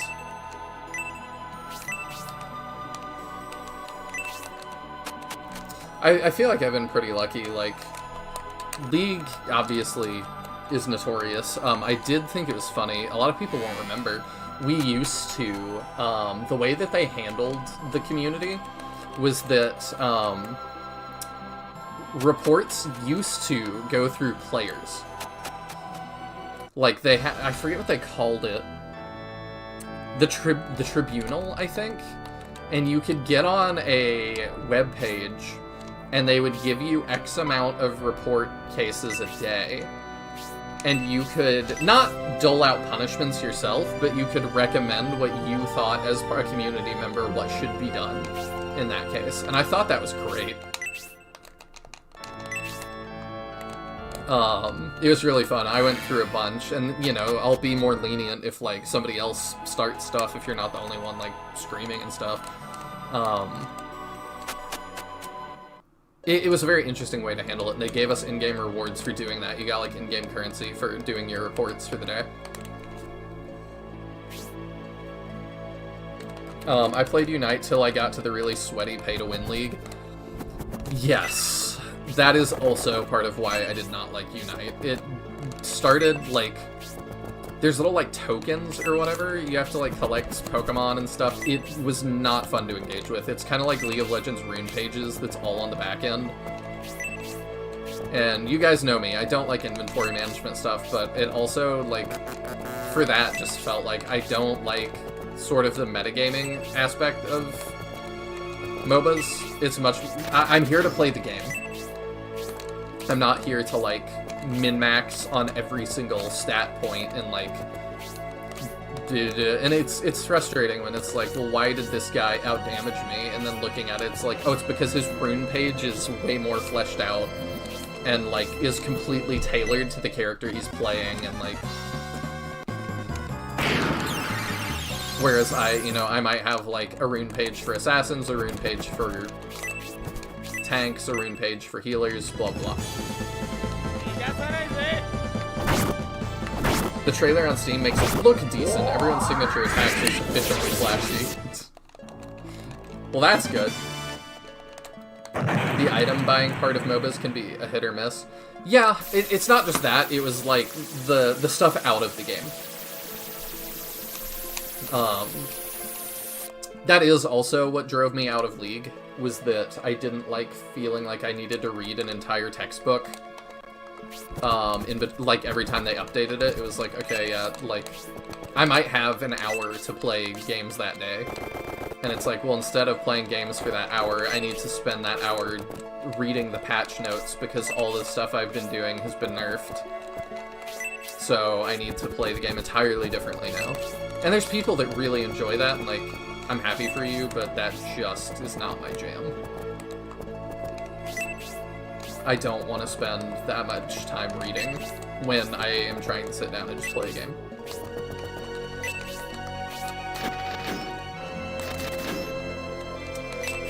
Ratchet can probably handle that. Oh, I guess I tried another one. I tried Deadlock with one of my friends for a while, and we both just could not get into it. I kind of don't know what Valve is doing with that game. And that was one that was like, even, you know, I'm a seasoned MOBA player. I've played like all these different MOBAs. I've tried Heroes of Newerth. I did Dota 2 for a while. Like, I didn't enjoy those as much, so I didn't bring it up, but I've tried a lot of MOBAs. And Deadlock, like, I just constantly don't understand what's happening. Like, it feels like they're not using MOBA language, really. But that's what it is. So it made it really hard to follow what's happening. And I'm just constantly losing in Deadlock, and I'm not quite sure why. I'm clearly doing something wrong. But the game is really not doing a good job of explaining to me why I'm not doing damage. So I got very frustrated with Deadlock. It feels like there's a good game in there. It just isn't quite there yet. That and a lot of the character design still needs work. A lot of them... When it launched, I think it launched in early access, even. And that made sense, because a lot of the characters kind of feel more like character concepts than, like, actual fleshed out heroes.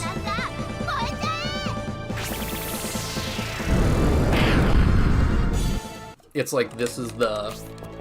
You know, this is the Gargoyle character.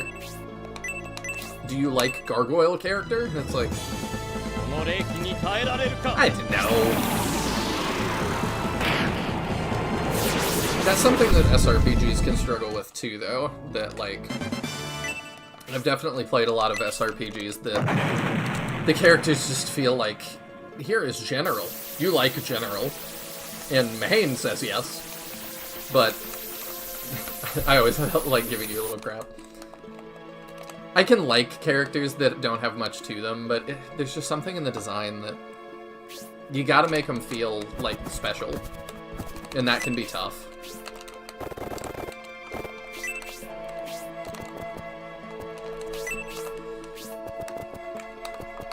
I'm trying to think of, like, a good example that isn't just SRPG Studio Game number 20. Because those, like, when you use the default assets, it can be really hard to make your characters stand out. But part of that's also just the writing, that, like, the characters are not supported that well.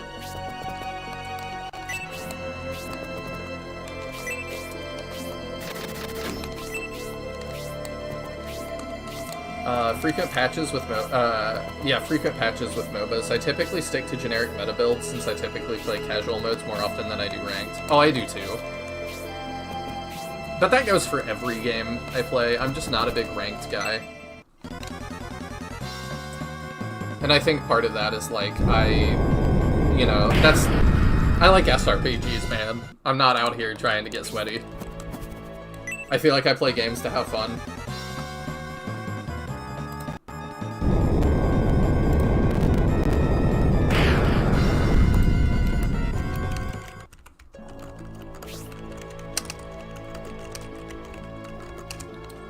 Responding to a message real quick. There we go.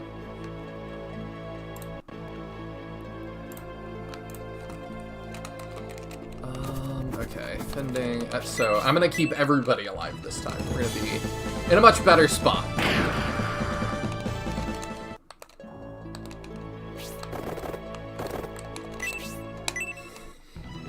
I love Mobile Legends Bang Bang and League of Legends Wild Rift. I don't even know what either of those is. I do think it was really funny. I had a couple of friends watch Arcane and then be like, oh, I'm so excited to try League of Legends. And then I'm like, alright, I will play League with you. Like, friends that are not even really gamers. And then loading in, it's like, is this what this is? And I'm like, yeah, this is what this is. And they're like, people care about the lore and the characters so much, but they're like an inch tall on the screen. I can't see them. Why do people like this? And I'm like, I don't know. You're looking at it, though. This is what they like.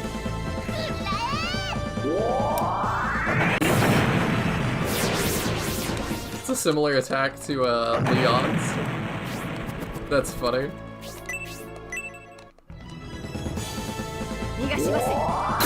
Metal Jacket? Whoa! We hadn't seen that one yet.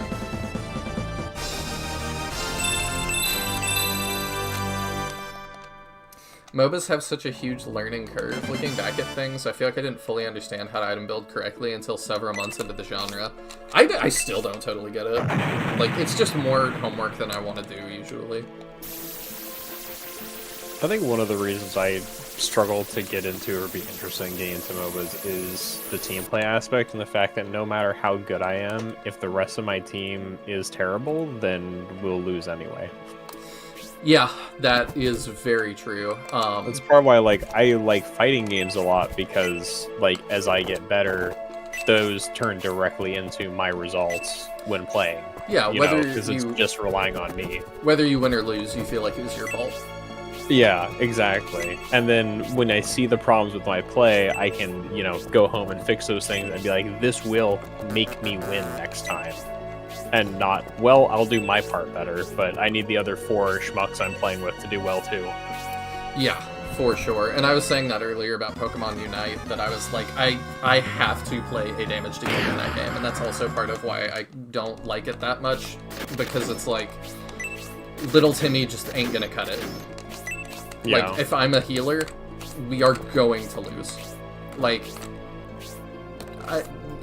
I just have to be able to make something happen, and I need the damage or survivability to back it up.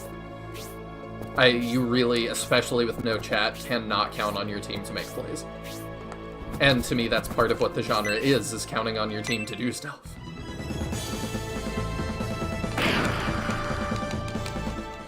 I recall attacking tanks with horrible builds and getting frustrated wondering I was doing minimal damage. Years later, I now enjoy shredding tanks with my DPS favorites. Yeah, it's also on the game, though, I think, to communicate to you, like, when you're doing something like that and it's not working, the game really needs to do something, I think, to highlight, like, this is why you're not succeeding. Even if it is just an item thing. And I think a lot of games do not do that well. Tutorials are hard.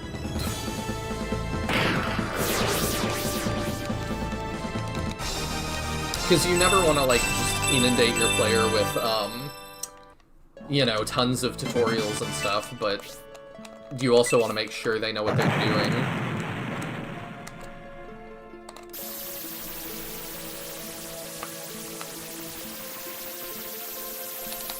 Are you back for a little bit, Taya? I'm trying to be. She's still not asleep yet. Oh. She's like popping up and down in her thread. I'm sorry. I didn't expect it to be like 2 hours past stream start and I'm still fighting with her. It happens. I mean, I think for obvious reasons it's been worse since the time change. Oh yeah, I didn't even think about that. Yeah. Having it be like, oh yeah, we're just gonna try to go to bed an hour earlier is tough. Yeah, I actually totally forgot the time change was happening, and I had friends coming over really late. They went out to a rave and then were coming to my house, and I was like, that's fine.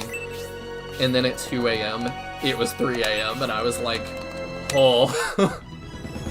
Yeah. And then I did have to be up early the next day, so I was just like, but the rave was closer to my house than theirs. They had to drive pretty far, so it was like, yeah, we want to come crash at your house for the night, and then we'll go back tomorrow afternoon or something. And I'm like, that's fine.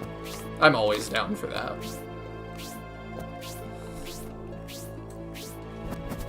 I've done that a couple of times. My brother lives down in the Austin area, so there's times that I've been like, I really want to go to this concert in like San Antonio or something, so I'll drive down there, hit the concert, and then drive an hour back to my brother's instead of, you know, it's probably 4 hours to where I am, or 5, depending.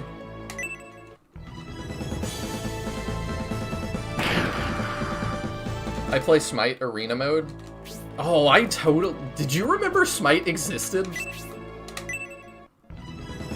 That is a game I have not thought about.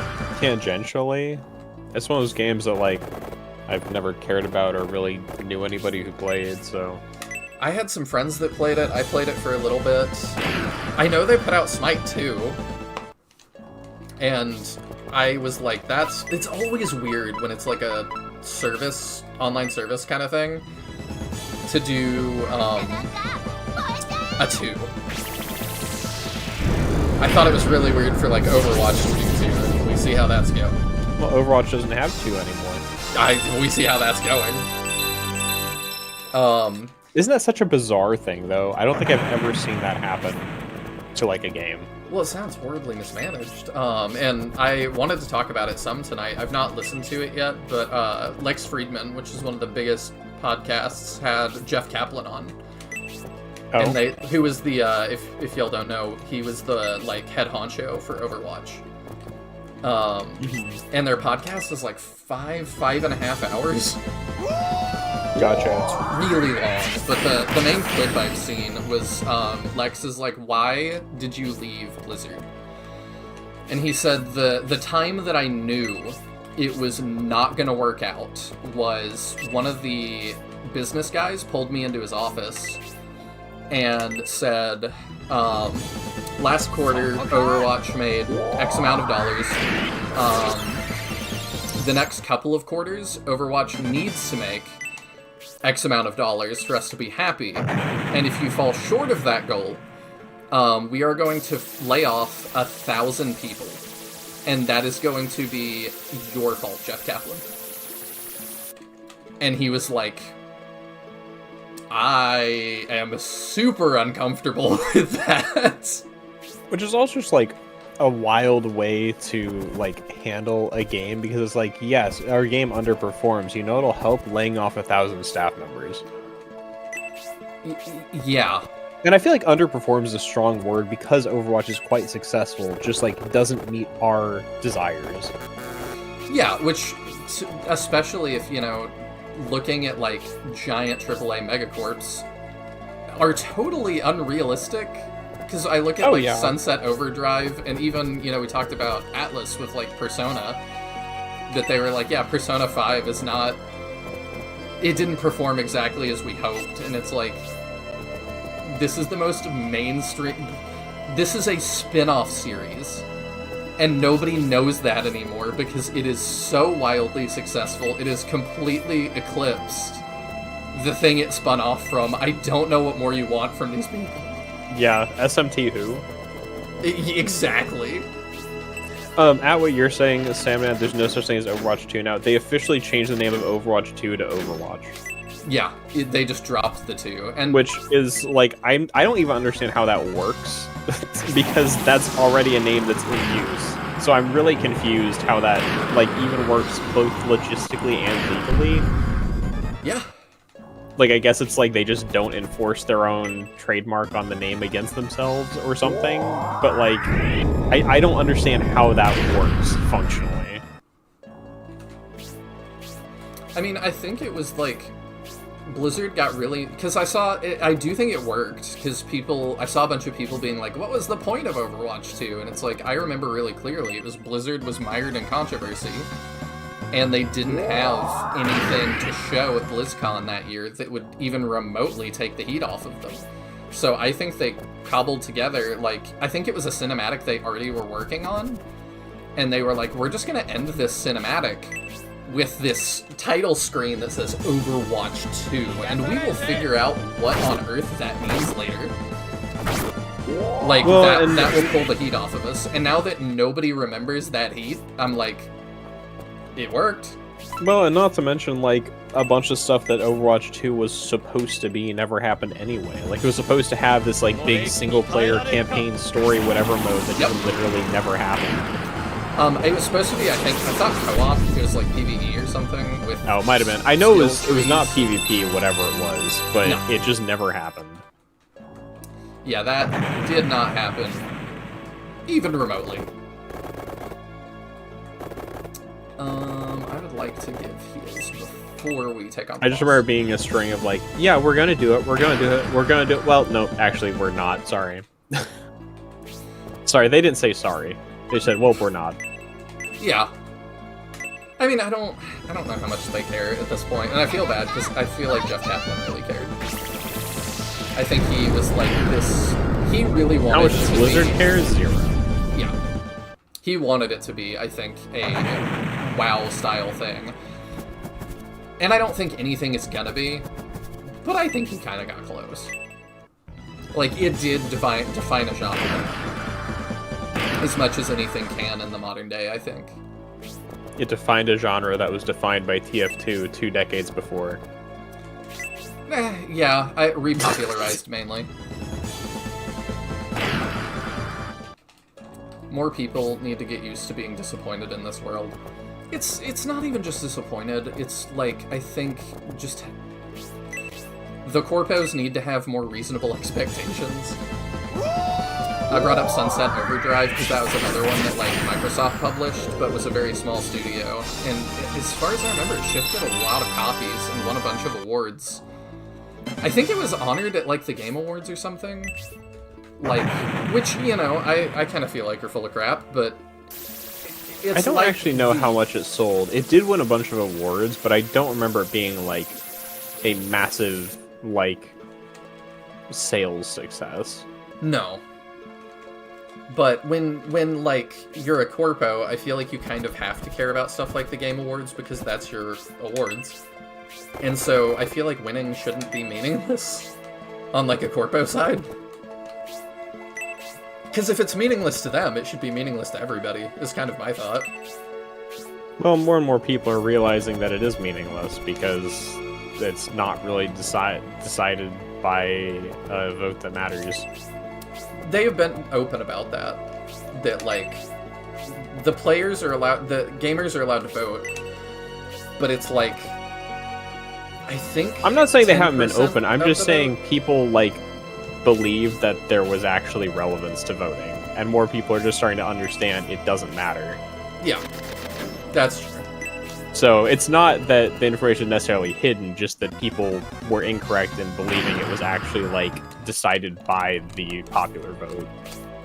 Yeah, and even then, like, I don't know if that should be the case. Like, I go back and forth on that, you know? And I think it's that, like, it's why I've checked out of a lot of the award shows, like the Grammys, Emmys? I forget which one does music. That's how checked out I am at this point. I think it's Grammy because it's a Grammy. Yeah, you're right. Thank you. But it's like, yeah, if we just let, like, the if it was just a popularity contest, like, I can tell you who would win. And then I look back and I'm like, a lot of the times it's the same people that are winning anyway. So...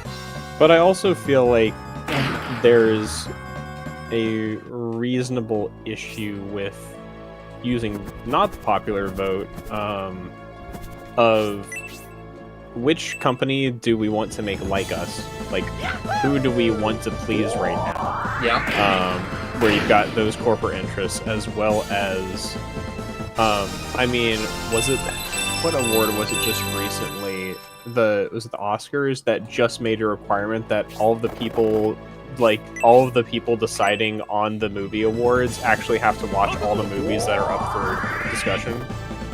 Which to me makes sense, but... Yeah, but it's like, the fact that they just decided that, I don't imagine the Game Awards have that level of scrutiny where the people making this, like, the meaningful votes actually have to have played those games for a meaningful amount of time. No. So And it's like, also, what do their votes mean? It's like, if I hadn't played every Shining Force, what does my ranking of the Shining Force games mean? Nothing. I wouldn't say that. I would say that, like, if you, like, ranking, I think that your ranking still matters in the sense that, like, you're putting 1 over 2 or 2 over 1. And that would still be something that I would be interested in. But if I was running an award show and I have only played Shining Force 1 and 2, and I am tasked with determining the best Shining Force game to give an award, and I have not played 4 of them. Yeah, like that would be tough. That should invalidate my vote on that, and I would argue that should be true of any kind of media awards, that everything that's nominated for a category, for you to have any sway in that category, you need to have played or interacted with every one of those pieces of media. Yeah. And even then, I can't say that you're, like, voting in good faith, but at least then you've played it. Like, everybody voting needs to, like, publicly post how many hours in their Steam account they have on each of the games up for nomination. I would be interested to see that, and it's interesting, too. I'm trying to think how to say this without incriminating anybody. There is somebody I know that is, works in books. And, like, basically judges books for prestigious awards. And we may have talked about this off stream. But I don't recall, but this person that I know, actually does read every single book that is up for the award and reads it to completion. And I'm like, well, do you never feel like a book is bad? Like, early on, it's like, no, I do. But, like, this award could, like, really help an author. Like, this could make their career. So I feel the need, even if I don't like it early on, I feel the need to finish it, because what if it does get good halfway through? Mm-hmm. Like, what, I don't know, what if, like, there's a twist, and I'm like, that is one of the most brilliant things I've ever seen. Like, I have to always leave myself open to that possibility. And I just feel like most people don't do that. No. I will say it has been very, very, very rare that I play a game and I am wrong about my initial thoughts on whether I'll end up liking it. Because I usually feel like for games, you can usually tell whether or not it's going to be any good from the start. Do you judge games before you go into them, though? And if so, how much do you do that? For example, I really don't know if I'm going to like Final Fantasy Tactics. I don't like the isometric angle as much, so I don't think I'm going to like it as much as some of the other ones I've played, but I'm open to liking it a lot. I mean, it's hard not to come in with some level of prejudice for or against a game when you're playing games as old as the ones we do, if we're being realistic. I don't know what you mean. But, like, going into Tactics, my main assumption was, like most games that I hear raved about everywhere, it's probably overrated and I'm probably not going to like it. But I knew nothing about the gameplay or had any real judgments on that going in, and I tried my best to give it a fair shake. And a lot of the problems I ran into, I was having Griff co-host that, and he's a big fan of Tactics, and there were a lot of the issues I ran into. They was like, oh, that's really not very good. And that, to me, I feel like validates that, like, I was coming in with a somewhat negative expectation, and he was coming in as a long time, has played the game dozens of times fan. And when some of my most relevant criticisms give somebody in that position pause, then I'm kind of like, okay, I feel like I'm kind of on point here with how I'm feeling. And not just that I came and be like, I don't think I'll like this, and then not liking it. Yeah. To jump back to voting and stuff too, I feel like it is just really hard to know what to do about a lot of our biases. Because it is like, you know, what do you think? Do you think it's better to do the popularity contest kind of thing? Or do you think it's better to, like, have a panel that tries? I think it's fine to have a panel, but I think the people on the panel should be, in general, people who the overall gaming community would respect their opinion. And they should also have to have actually played everything up for nomination that they're casting a vote on. So, do you feel like we should have, like... It would be really hard to please everybody, for sure. But do you feel like we should have, like, genre experts, kind of? That it's, like, we kind of recognize, like...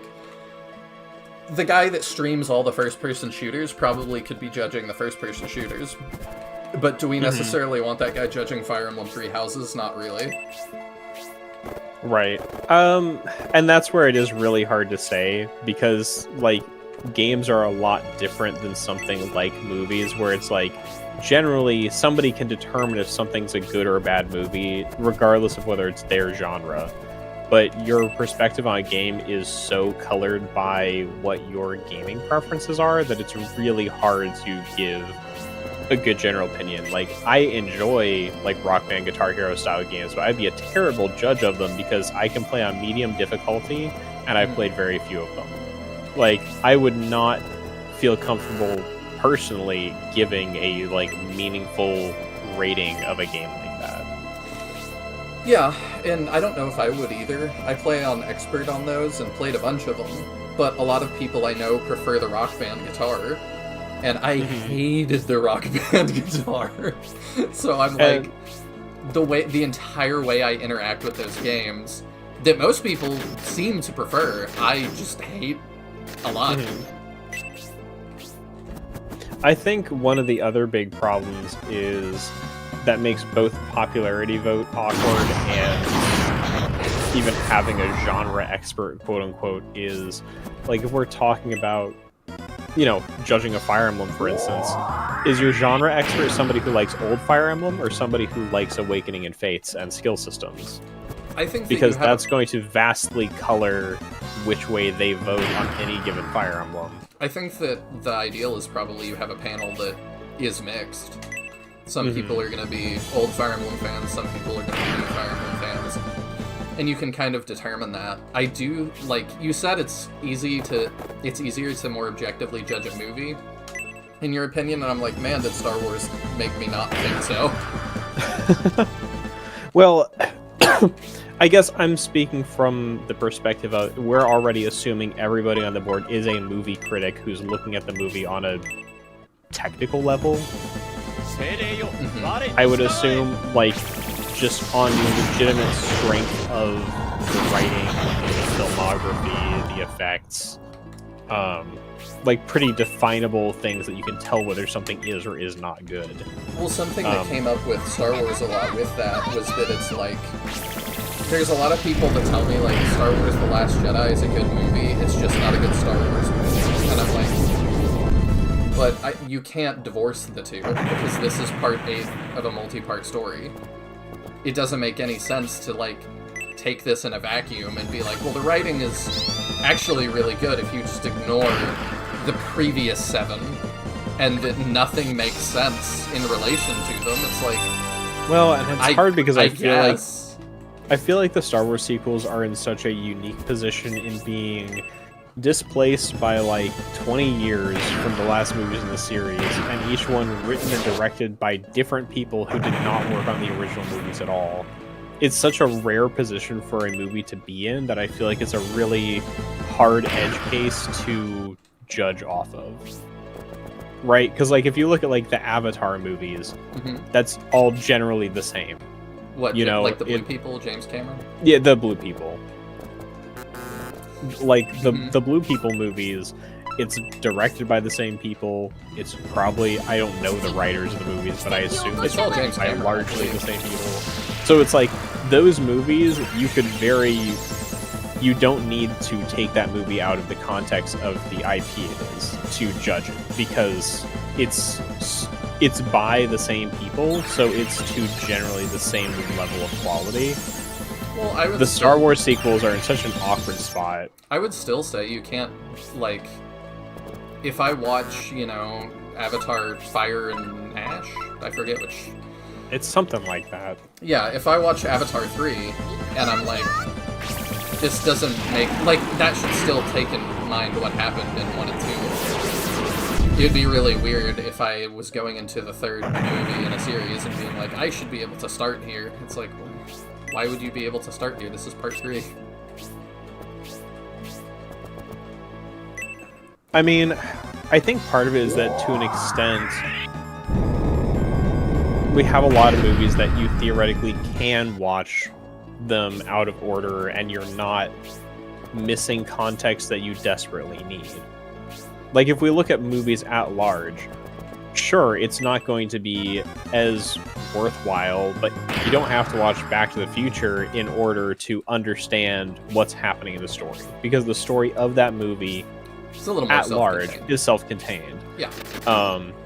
And those long, like, multi-work series building story kind of movies are more of an exception. It's not like books where, you know, all the books in a series usually build upon each other.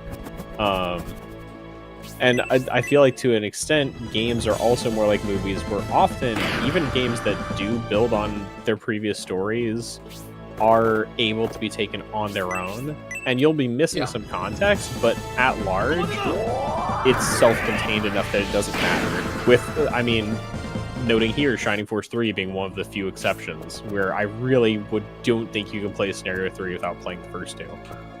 No, definitely not. But like Shining Force 1, 2, the Guidance, like you could play those in any order, and for the vast majority of it, you're missing 0 context, and the numbering doesn't matter. So, yeah. And that's part of why I feel like Star Wars falls into such a like weird edge case that I can't name any other movie like at the moment, where it's a movie where you are expected to know all of the previous context as a series that builds upon itself, but then also each of those last 3 movies was directed and written by different people who had 0 part in the originals. So it's like it makes the sequels into movies that should basically be their own movies rather than part of a larger series, but they're not, and uniquely so. I don't know. I don't know. I just don't feel like that's that rare, I guess, but I mean, I'm trying to think of like what I like. I'm trying to think of what other series would do that. I think Harry Potter changed direction like 1 time. I think it was like between 3 and 4 or something. Mm-hmm. It changed direction and the tone changed quite a lot, but the books are that way as well. Yeah. And it's also like they weren't changing directors every movie. It was like okay, this is being changed, who's handling this, and then every movie from then on was that person. And it's as consistent as the Harry Potter movies are. Real quickly, to catch up on chat too, Rogue One is the best Star Wars movie. I think it's the best Disney one, but I don't think it's the best. I think episode 5, 6, and 3 are all like a lot better. Are you guys a fan of the original Hellboy movies? They're supposed to be a 3rd installment. I've only seen those once, so I don't remember it the best, but I did like those. And I've heard that they were supposed to make a 3rd, and I forget why they didn't. I don't know if they ever will. It feels very rare that, like, rights get into weird, like, copyright gets into weird, like, areas where we lost copyright, and then we get it back, and we do what we were hoping to do. But, like, never say never. It does happen once in a blue moon.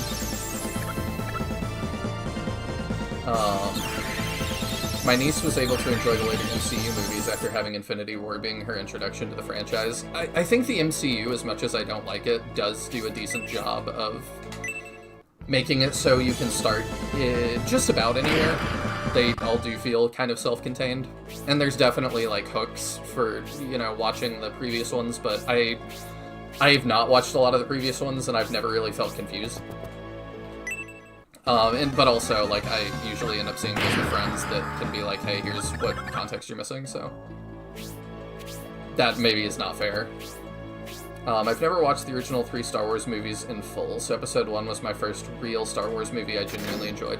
I really like Episode 1, but I am in the minority on that one, because I really like space politics and learning how worlds work, and a lot of people get really bored by that. Which, I understand.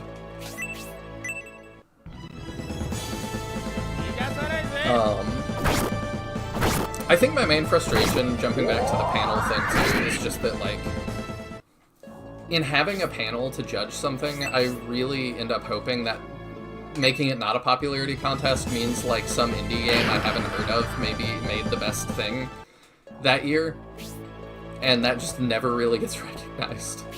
There's never, like, for the Grammys, it's never like, you know, the best metal album this year was from this band in their garage that really tried, and I'm like, But hey, I feel like this that year, happens. Expedition 33 won everything with its indie team of 200 developers. Yeah, this budget of, like, I forget how many millions.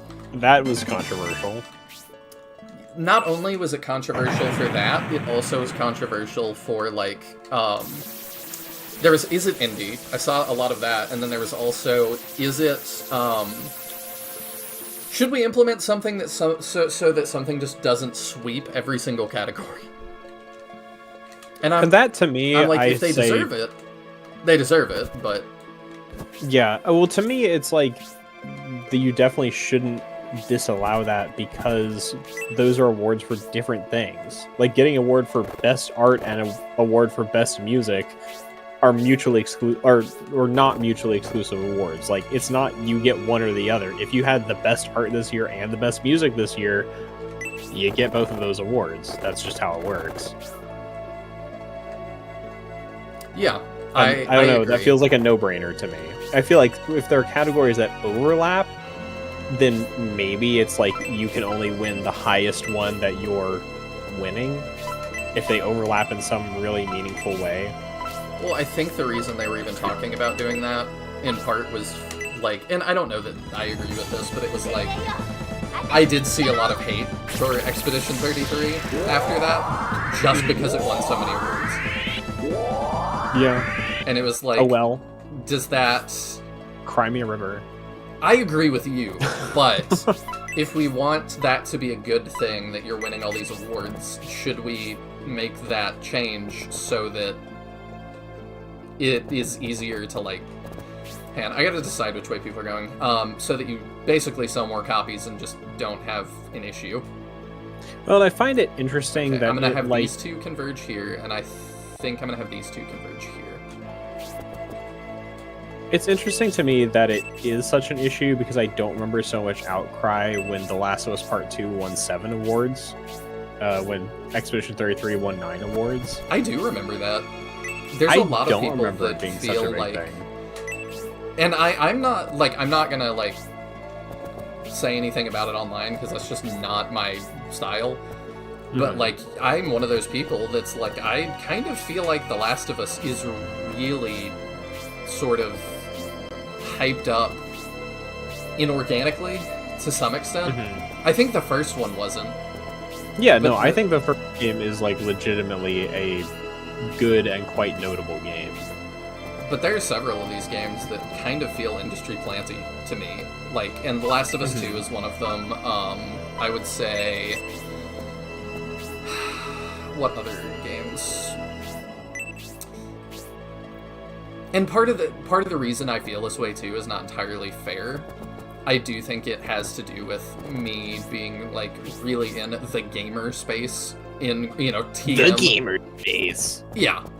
As cringe as that is to say. But, like, we've talked about before, there's a lot of people that, like, do not care about anything related to games, except they just see, you know, whatever game they liked that one time, and that was really good.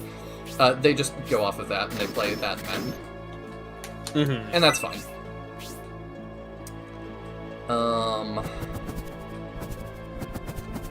How do I want to handle this? What do you think?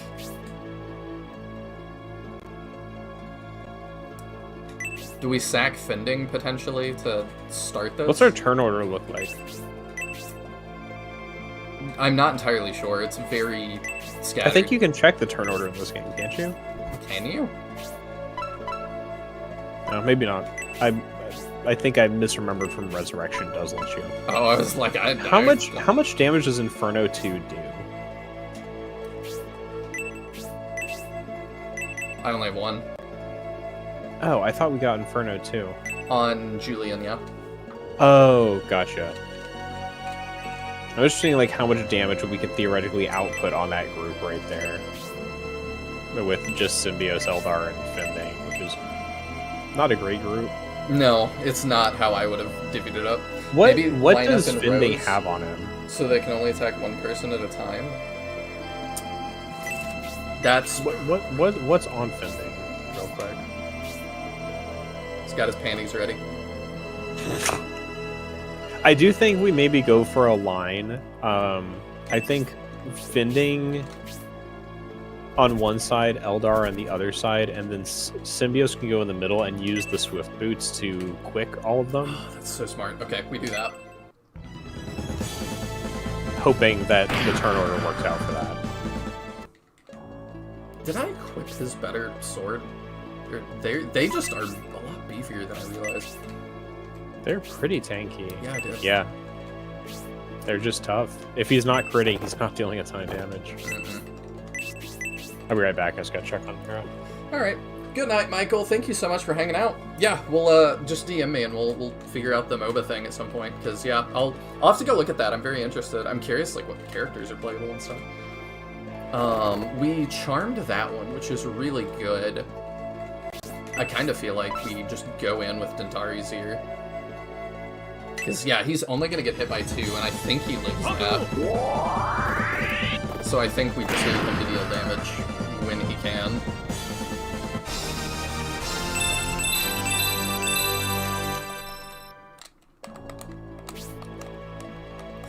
But yeah, it just kind of bums me out that nobody ever, like, does do the thing where they recognize, like, hey, this indie artist, you know, did something really cool.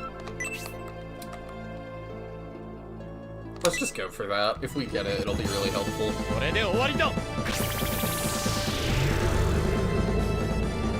Let's go!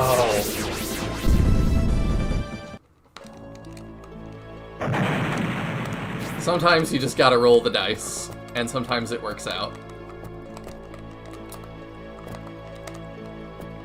Yeah, we'll keep the lines together.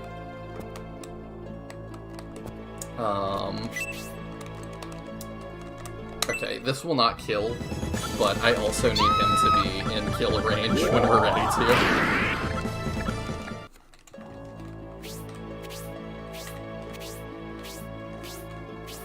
Alright, I'm gonna state here, so we don't have to replay all that. But yeah, we gotta play smart. Alright, yep, we put Eldar here. Yeah, and then we can do Symbios here. And let me see how much the damage difference is. Alright, she's actually asleep. Yay! Finally. She needed it. She only got like a single 1 hour nap today and has been super tired the rest of the day, but just would not sleep. We did a Soul Steal with Noon and kind of rolled the dice, because he probably would have died if it didn't work out, and we didn't get it. So that was pretty cool. Yeah.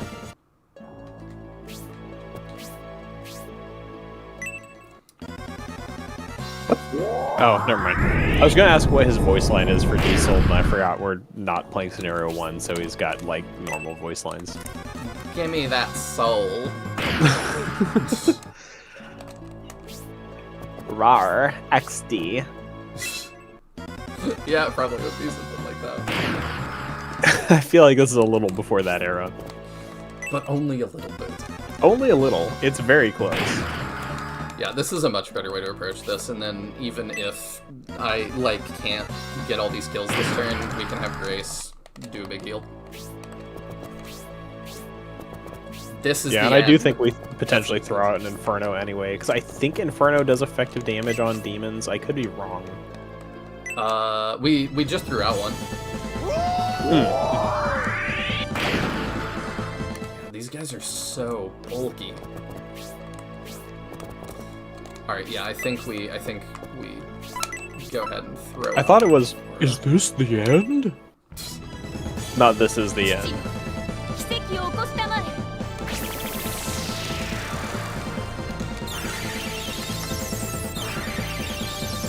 But yeah, it is really hard to judge. I feel like it is harder to judge games than it is to judge almost any other medium. I'd say definitely.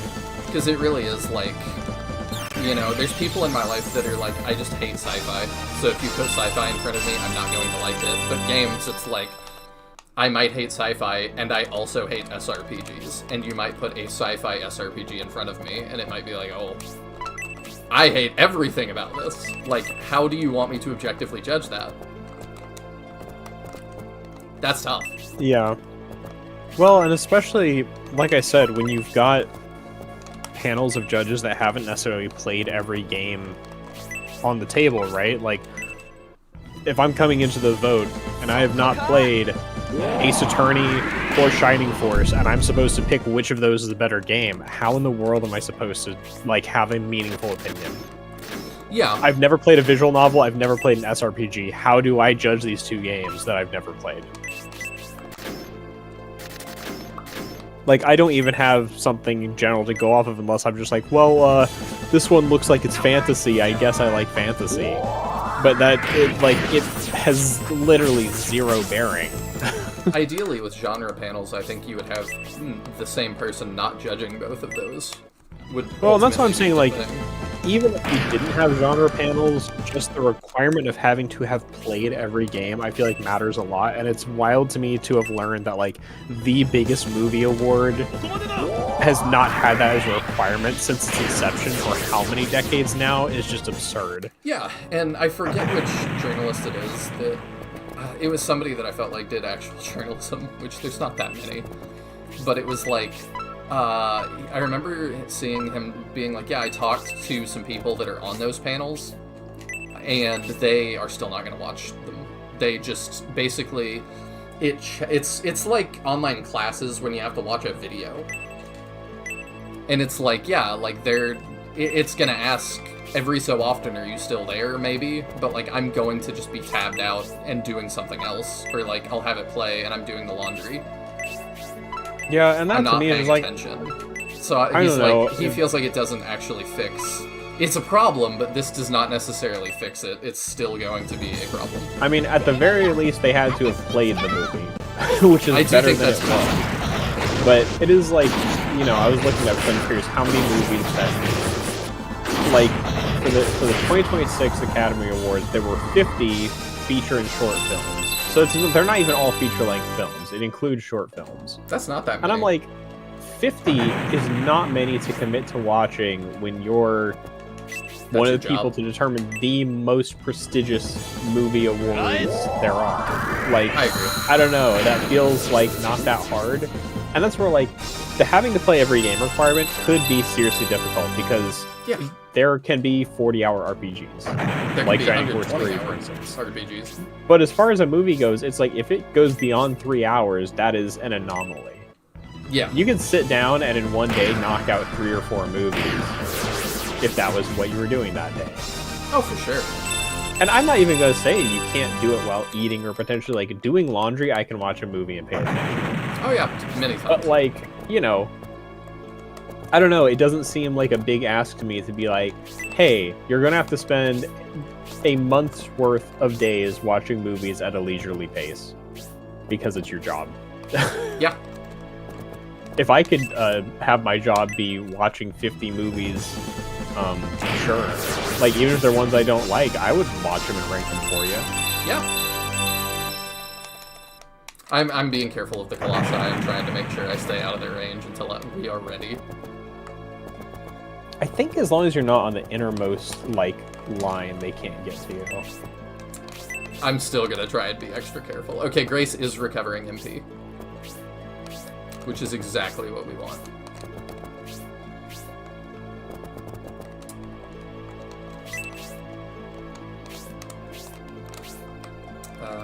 Yeah, we're gonna try and link up with our friendos.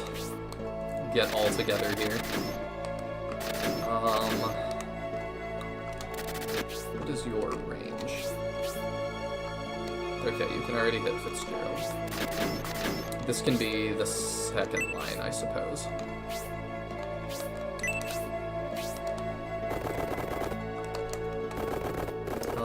You go with this way, because we're gonna have to deal with that line as well.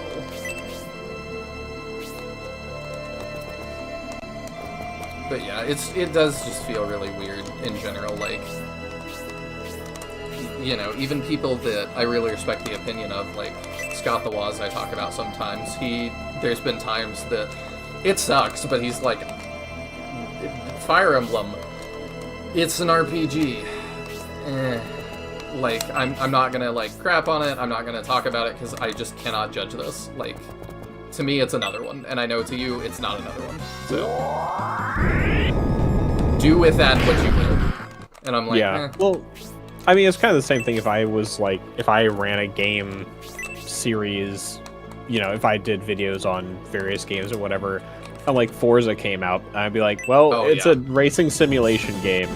You know, it's, you know what, do with that what you will, because it's not something I have any interest in or intent to play. I would also... And I can't say it's inherently bad, but it's definitely not for me. I would really struggle to rate Forza, especially, like, I've not played a Forza before. I've played Need for Speed on the PS2, so I would probably be comparing to that. And it's like, is that a fair comparison? Probably not. I grew up playing Need for Speed 2 on the PC and Lego Racers. Yeah, I like Mario Kart sometimes. Can I judge Forza? Like, that feels silly to even ask. I mean, Mario's Italian, and so is the word Forza, so I think you're qualified. I mean, that's pretty much where I would be. Yeah, basically.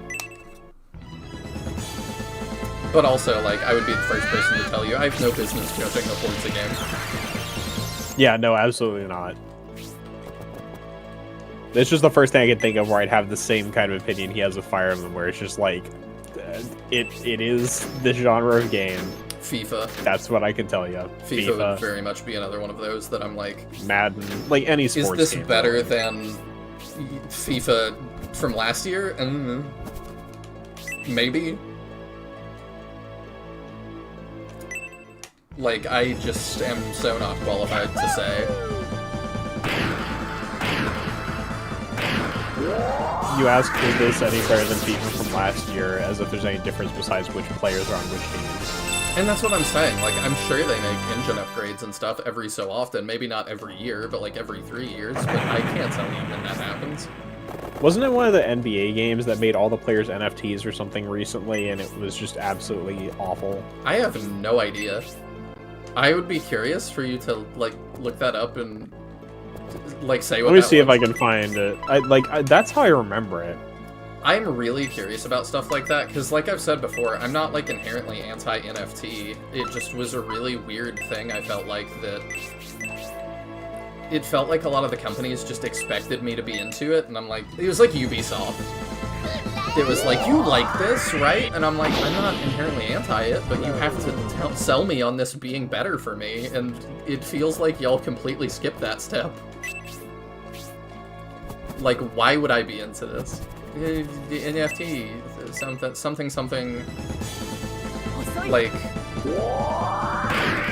Web3, something, carryover, and it's like, alright. From a consumer side, I just don't care.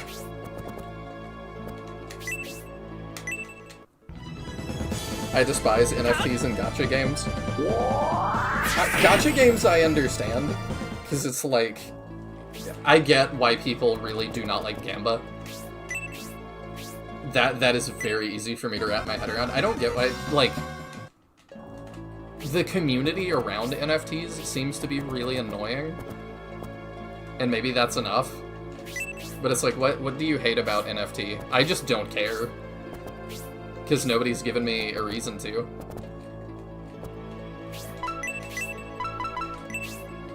I'm happy when artists I like make NFTs and people buy them. Because I'm like, alright, that's more income for you, I guess. And like, you already made the artwork, and like... This took really no extra effort, you're just selling it again and making money, so I'm happy for you. I just have no clue why anyone would want to buy this. I just don't understand. I can't figure out which game it was remembering. It's been like long ago enough I can't remember it, and stuff I'm searching is not turning up meaningful results. Similar to what you're talking about, I thought it was really funny that apparently Ben Affleck made an AI film company. Oh. And he has been on record multiple times saying AI filmmaking is really dumb and terrible and I hate it. And now he's selling that company to, I think, Netflix for $600 million. And then I guess he did an interview the other day where they asked him, well, how have your opinions evolved about AI filmmaking, making that company and selling it for so much? And he was like, yeah, AI filmmaking is terrible and I really hate it. Yeah. And it was just that was so, I guess, get that bag. But I thought that was really funny that it was he clearly does not think that was a good investment on their part. Oh, I thought that was really funny. I think the thing Ragnarocker is saying is that companies can artificially lower odds so addicted people pay more money is that's the thing. That's the entire mobile market is making addicted people pay more money. It's not even just gacha. No. It's like any live service / mobile game. That's just what it is at this point. Very much. And, I mean, you could say the same about trading cards, honestly. Oh yeah, especially with the, huge boom it's had recently.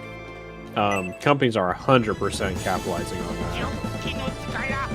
It's just made the hobby just totally nonsense. Yeah, I was listening to a video this past week, after... When was this?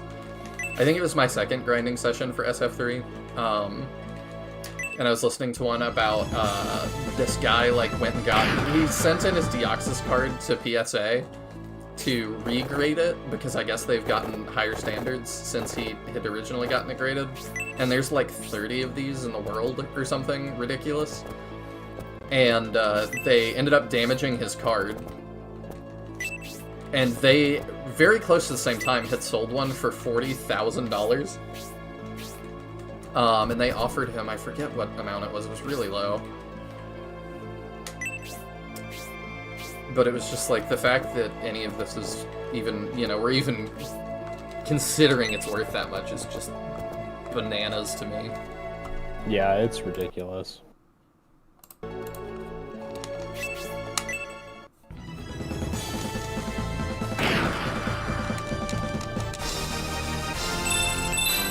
Which is why I'm literally sitting here just proxying cards. Yeah, it makes it really hard to, play for funsies. I play one gacha game completely casually and don't fall for FOMO at all. It's a pretty fun game regardless, so it's not all terrible. No, I don't think they're all terrible. And, I just am tired of gambling. And, the friends I have that are into sports are, even more tired of it than I am, is what it sounds like. Do I lose Frank here? Whoa, look at that. I don't know what happened. That's crazy.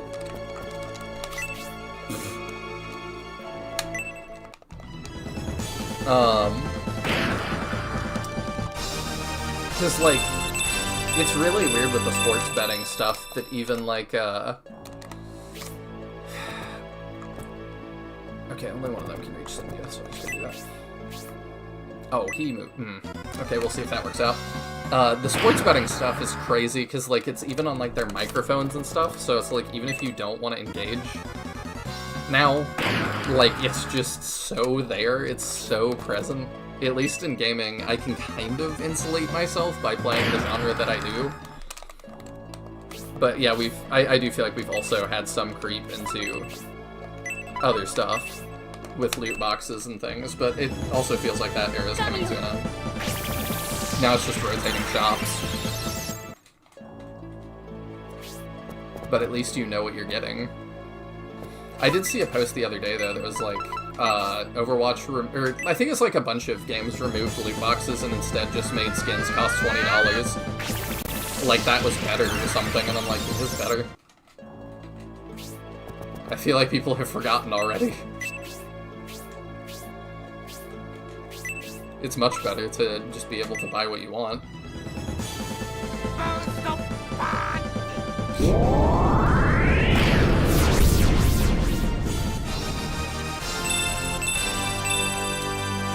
Like, I don't even remember if we used to have pay rates, and that feels like a pretty common thing at this point. That if you gamble X amount of times, eventually you will get what you want. Like, we'll just straight up ask you.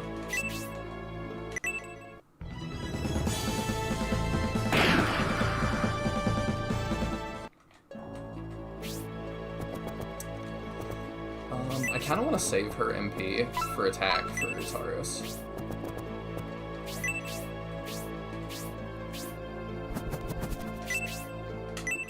I still remember buying a Dragon Ball game that was sort of like Dead by Daylight. Dragon Ball Survivors, I was talking about that earlier. Needed polish, but absolutely had potential. Dev idea. Remove ability to earn premium currency for matches. Yeah.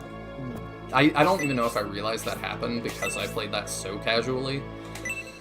But, yeah, it definitely has, like, a Gamba system, and, like, I didn't know they removed that, but that's lame. Dang it. Yeah, they will come for you, huh? Thought I was out of range.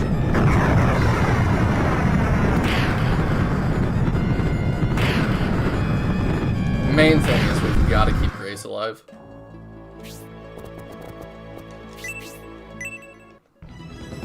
Then nerf things you could get with the in-game currency.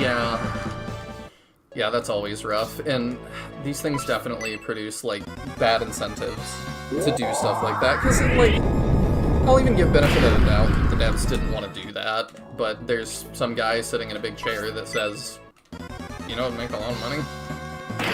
That. But they don't consider that, like, well, people will leave the game if we do that.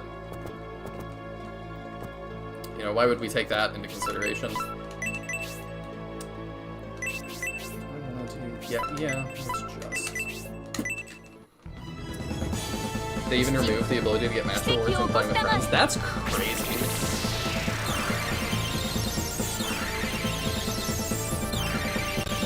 I don't know why they would do that. Like, sure, you could grind up rewards, but, like, it takes so long to get rewards in that game regardless. Like, yeah, if you want to hang out with friends and grind for 8 hours, I guess I'll give you a reward for that. Like, I don't know, it doesn't feel super worth it to me, but you do you, I guess.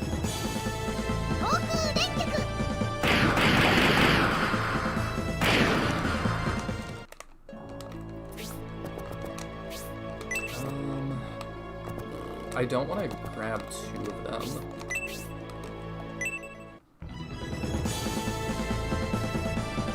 It's definitely something I'm thinking about, but...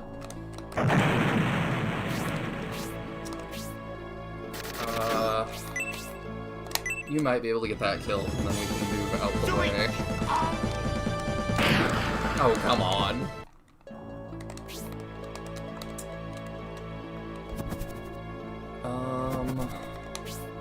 Yeah, Fending is probably... Him or Dentari's are who I probably want to get down. I need to move Eldar out of the way. Because I don't really want to engage this Colossus this way.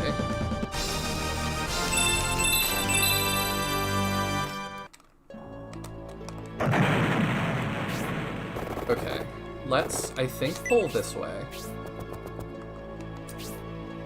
And then we're gonna fight the Colossus down this way, and hopefully not pull the other ones at the same time.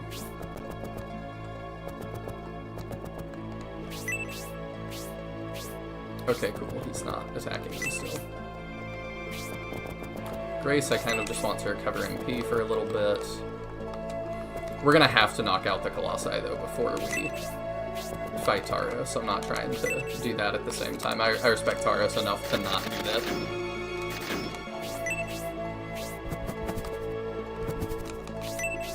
But yeah, we gotta kind of pull around here.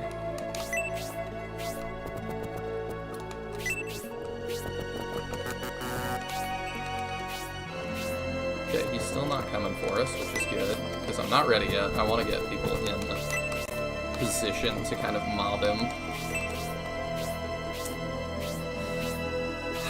And I also can see how much harder this is not having an MP drain. Like, that is going to significantly increase how difficult, especially the Tauros fight is, because he's gonna be able to bolt a lot more.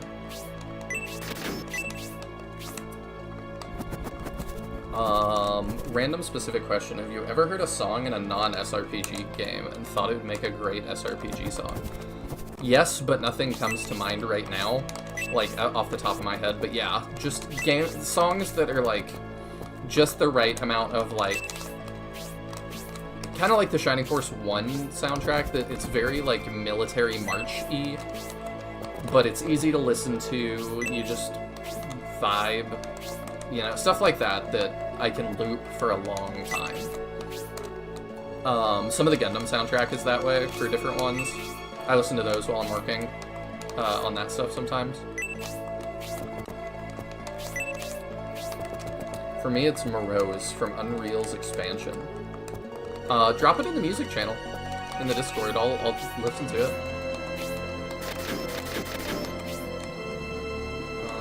That might pull him. I don't know.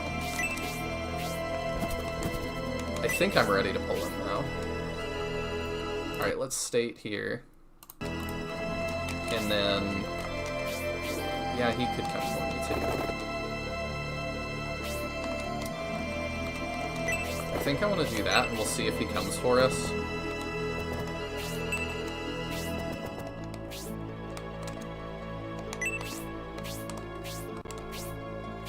Okay, those aren't, which is great. He's probably gonna do a big cast, which is why I'm, like, kind of chilling. We can heal off a little bit of that. Yeah, that's what I thought would happen.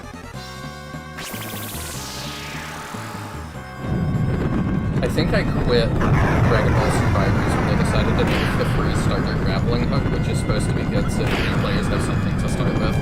That's so lame. I'm so disappointed. I, like, really enjoyed that game, and I didn't know that it had gotten to such a sorry state. Alright, I think I'm good to engage this. Let's do it. Good start, good start.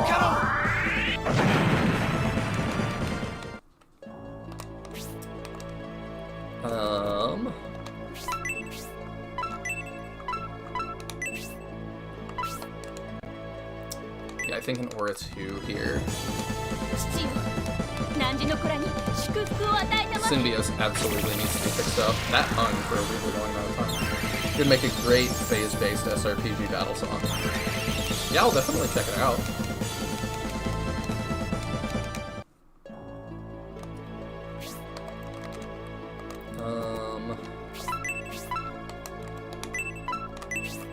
We're gonna need more resists, but I think I'm gonna go ahead and throw out one.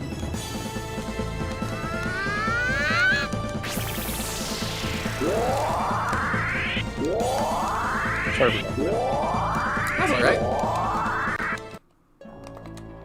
I liked the songs you've been linking in the music channel.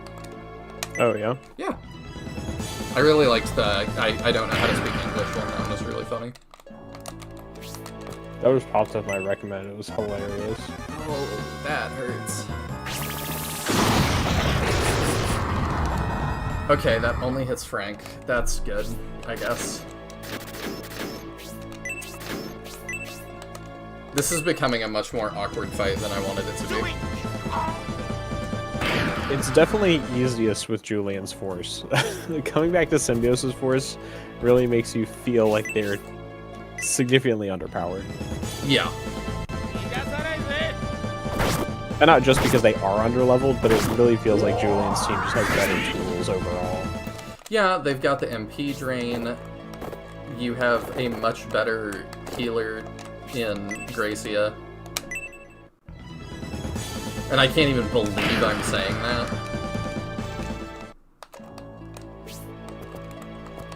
I think it's also that you just have double healers, isn't it? Because you have Gracia and Isabella. It is nice to have 2 true healers versus a healer and a monk, which is usually what you have. Yeah, Irene just cannot compete. We'll keep Pen back. Oh, I so appreciate you not doing... That's probably gonna kill Frank, but yeah, that's okay.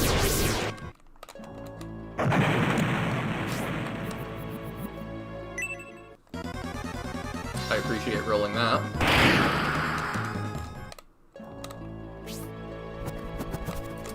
Yeah, and then, like, do we throw Eldar in? Like, I guess. Ugh.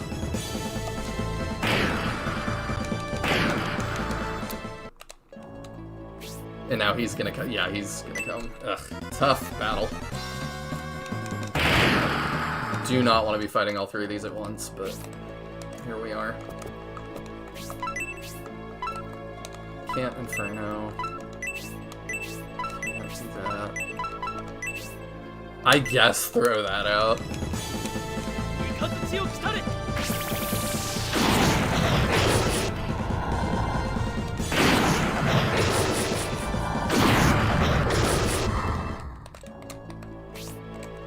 If you got any suggestions, I am open to hearing them. For what to do here? Yeah. Get a resist up, for sure. Yeah, that's what I was about to ask, was whether we could cast resist.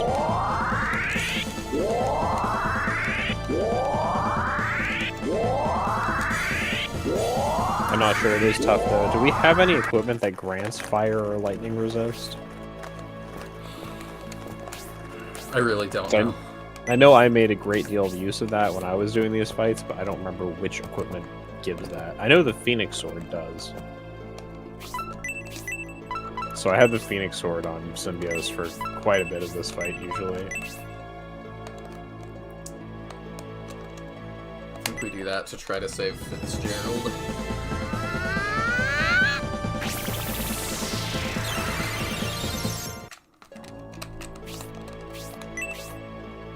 It's like, I know I can be okay if I just have a skeleton crew to deal with the Taros. The problem is just, can I get there? Let's just try and get rid Well, and I feel like part of the issue is, like, the number of characters you need to truly constitute a skeleton crew with Symbiosis Force is more than Julian's. Yes. You're already past my applying my suggestion of getting the Colossi to spend their attacking a single person.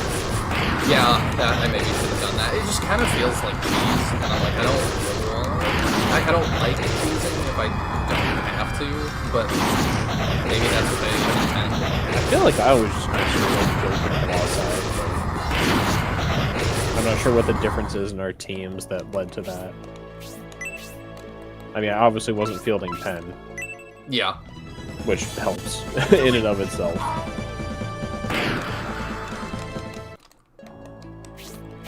But he's gotten kind of competent for me, and it's like, you know, I could put in Horse, I guess, but like, I don't think Horse is going to contribute significantly more than Pen. I think so, depending on weapon type. I think maces are fantastic weapons.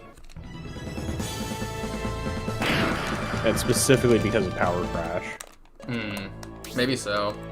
Because Power Crash is a guaranteed slow inflict on a crit. So not only do you get crit damage, it inflicts slow as well. So I was running both Obright and Horse with maces for maximum Power Crash usage. Because that, like, free slow was just so impactful throughout the whole game. Yeah. That's very true. Just because, especially when you look at, like, how much you're critting at this point, you know you would be getting a few. Yeah. I think... Just gotta go toss this in the fridge over there. Alright. I thought that was a jar of jelly that he was just eating with a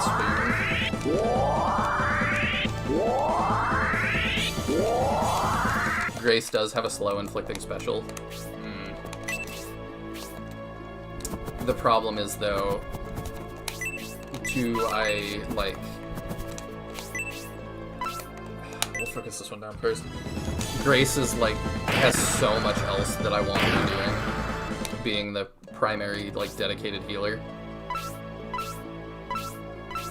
I think that's ideal after I cast Resist. The Inferno hurts though. Grace has a slow quick special. I basically never physical attack my healers ever, so I wouldn't need to know. That's kind of what I was saying, was that like that's maybe true, but like I have so much else that I need her doing.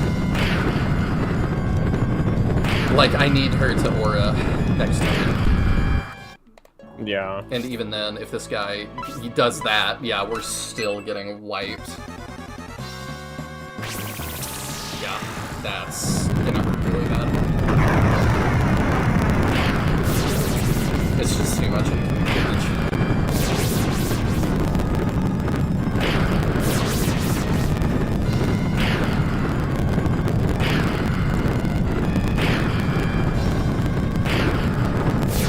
Yeah, that was really painful.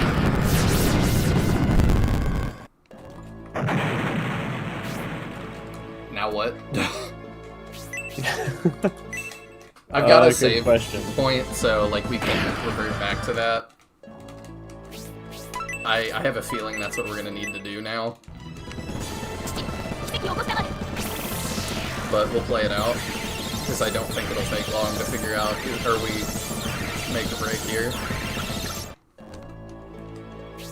But yeah, that was pretty much our whole everybody. Ouch, my everybody. Yeah. Yeah, I'm just trying to like look at who's alive right now to see if there's any feasible way that could fight Kairos if you know get through his Colossi.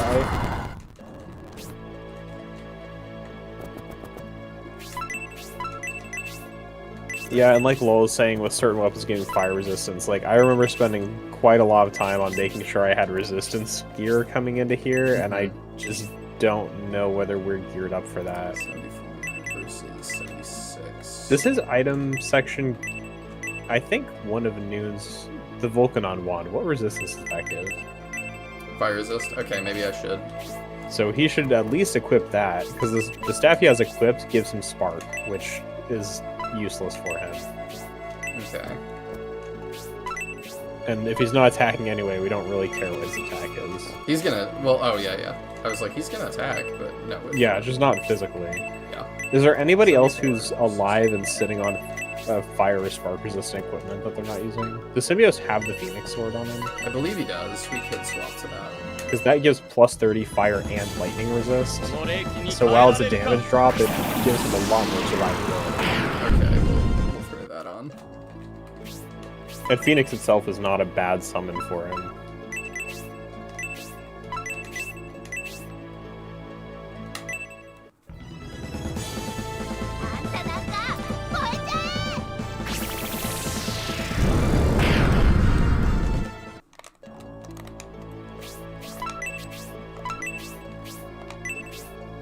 Yeah, we can throw that on.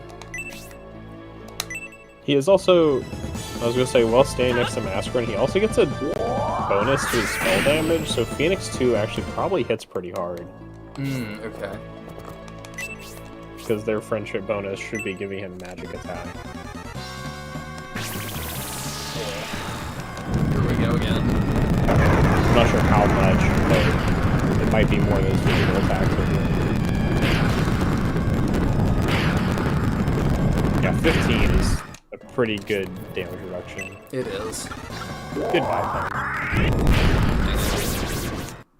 That would have almost one shot from full health. Yeah, now she's almost out. If she could live a hit or two in theory, then her staying next to Symbios gives him extra magic resistance. But I think we need it's not that useful.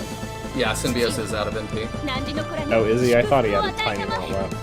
Not enough for Phoenix, I don't think. Gotcha.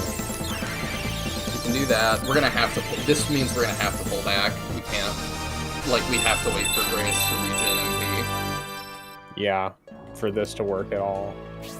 Like, it might be beatable with this group. It's gonna be the slow way.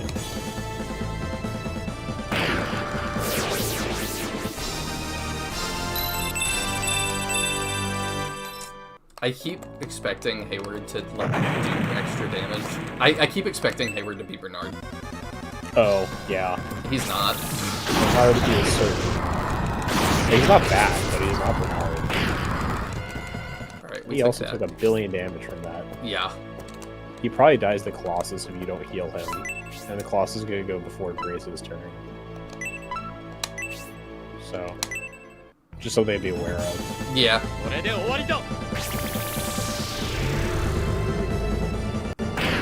Dang it. I was really hoping. That's a little too much to ask for.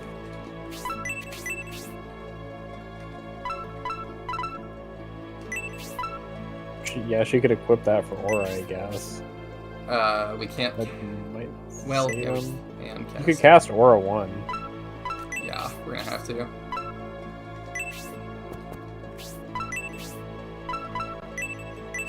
Love says we didn't give him a new arrow for some reason. Oh. I thought I did. I must have gotten confused with somebody else. I still don't know if he lives. I don't know that he does either.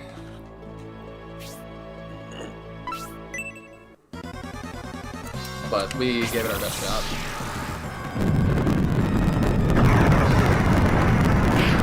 Let's go. He does, just barely.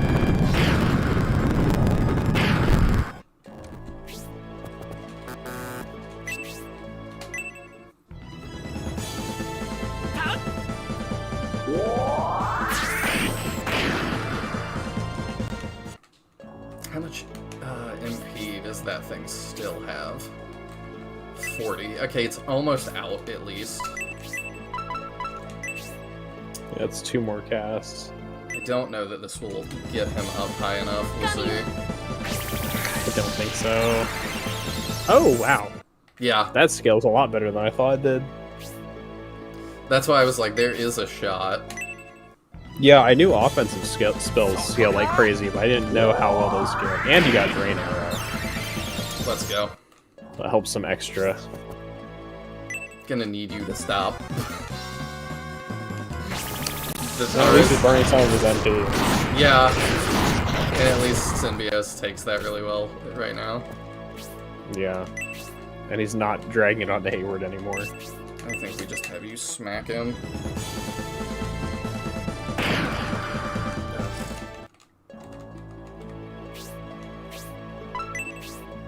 Noon still takes it. I'm not gonna fish for the Soul Steal. I don't think we're gonna get it. The damage on Whiff is so pitiful that it's really just not worth it. Yeah, especially when we can do 75 outside of that. Symbios still is taking this fine, so I think we keep him in. But yeah, we eventually are gonna need to move him to a corner as well to escape the Tauros. That was rude. We live. Barely.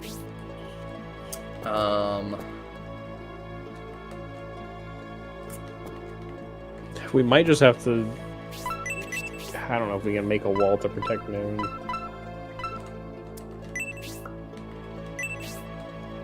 I'm trying to decide how I want to deal with this. Do I come down or do we stay up? I mean, does Grace have enough resistance to lightning to not take a truckload of damage? You got a double enter status. Is it here? Okay, she does have good spark resistance, so she is okay down there. I mean, maybe we go for this low. You could try it. There's something. I'm not sure whether this has another effect. Nah. Nope.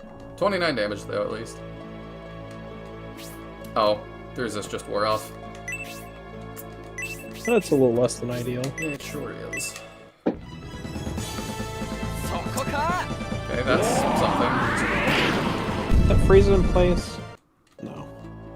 It might, but he might have just resisted that.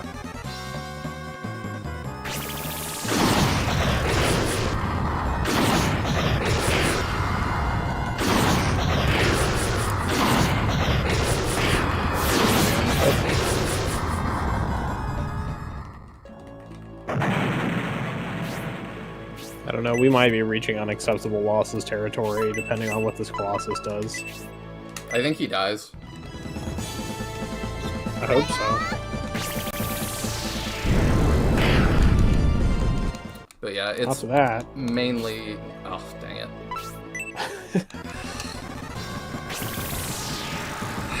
Yeah, it's gonna be a slugfest between Symbios, Grace, and the Tauros. We're gonna have to run him out of NP. I wish we could have kept Hayward around. Mascaren's out of MP anyway, so there's not a ton that she can do to help us. Yeah, we just need you to recover MP now.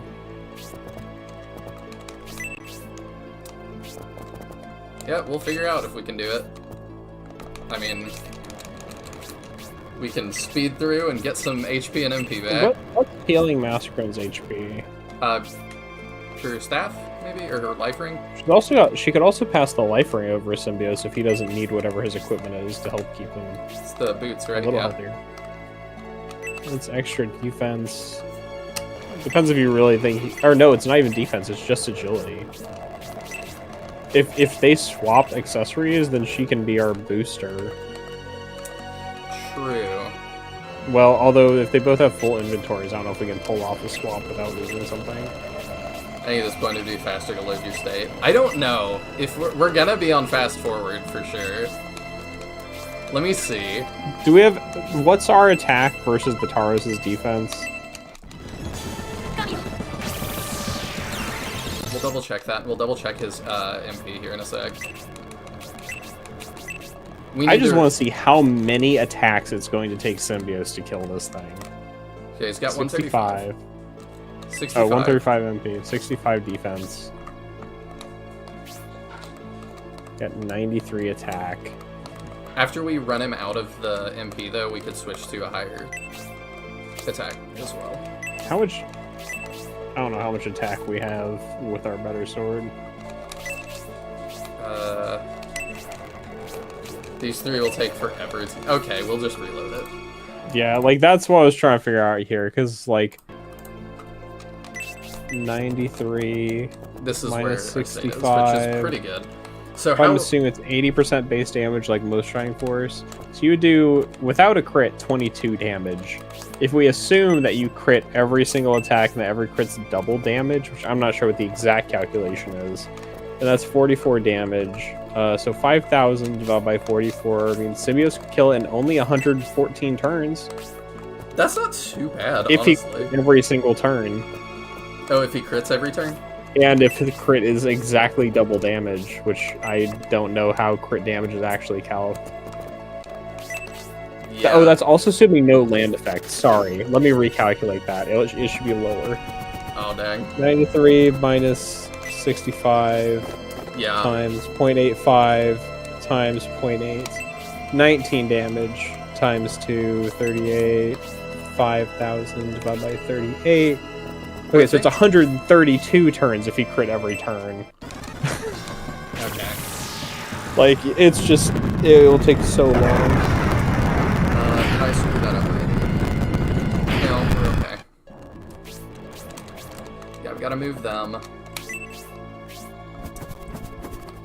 Yeah, we can... I need to just bait in one, is part of what I need to do.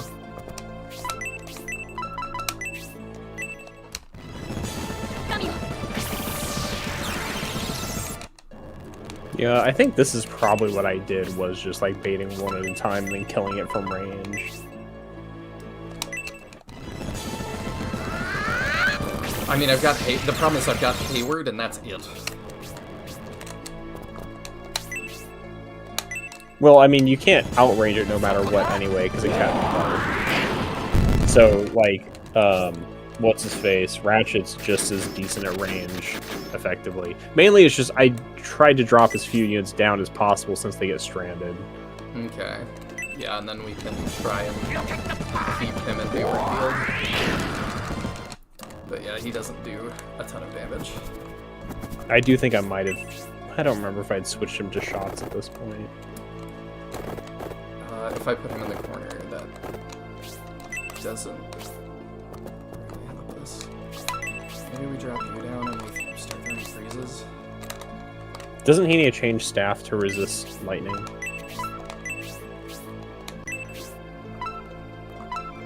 Fire resist. We can do that. Fire. Oh, resist Inferno, so yeah. The other three are on one-way paths. There's one side where the descent is a slope, so you can back out if you need to. I mean, we'll try this way, and if it doesn't work, we might just have to sack Mikaris.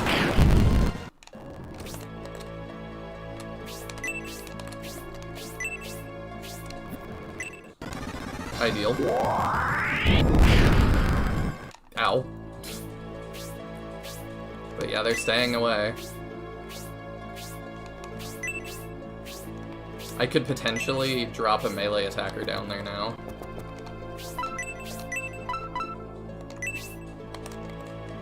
That will do not enough. Gonna have to heal 3. And I think that will heal him. Maybe close enough? I don't even know if it is. And we'll throw a resist down there.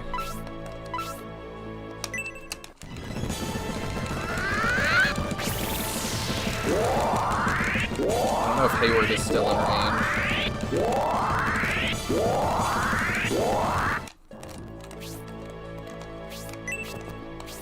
No, I'd have to drop Hayward down. Do we want to do that, you think? Dropping Hayward down?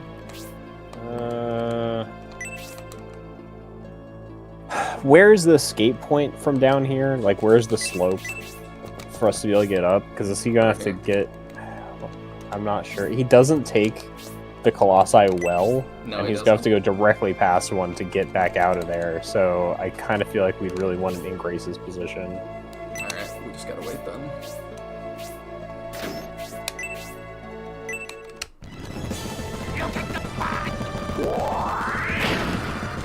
I appreciate him doing all he can.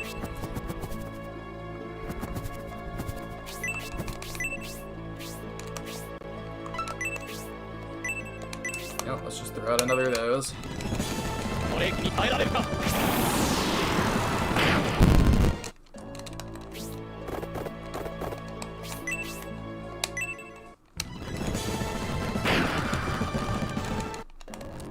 We're doing good damage at least.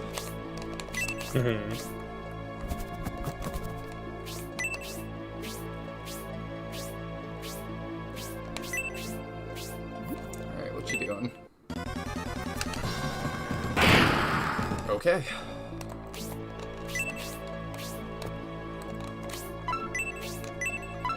I am not unhappy with this.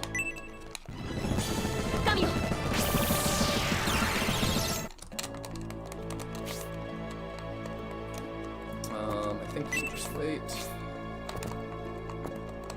Yeah, it just is constantly not playing nice. There we go.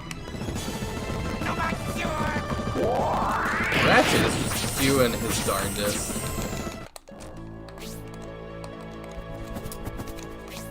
I think Fending does more than 40 and he can fly back up. Oh, he does about the same.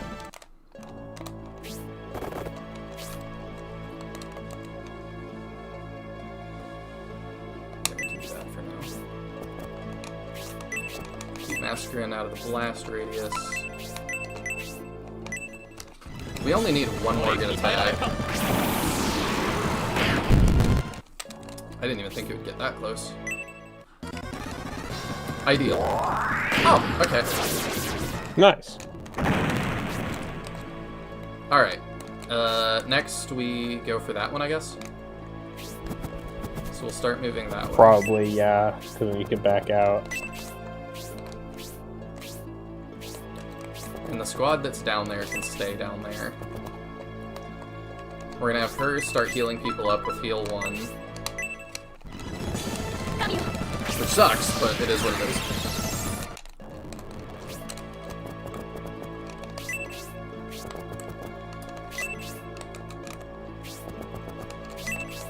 Kick in the eyeball. Yeah. Yeah, that probably would hurt really bad. It is generally unpleasant. You know, if I had to make a sentinel that like was going to guard my vault, I probably would not make it a giant flying eye. I feel like there are some just defensive downsides to that. Yeah, you know. Like what? Pocket sand. Being like a super effective move feels like kind of a big oversight. Dies to sand attack. Pretty much.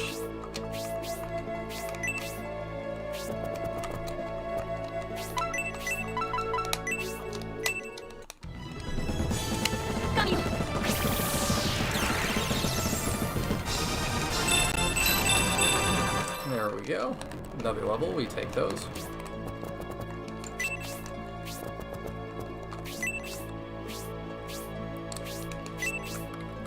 Y'all just vibe.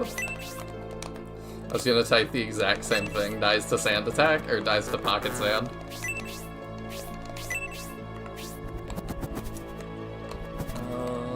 It would be really funny if they made the Colossi extra susceptible to blind as a status.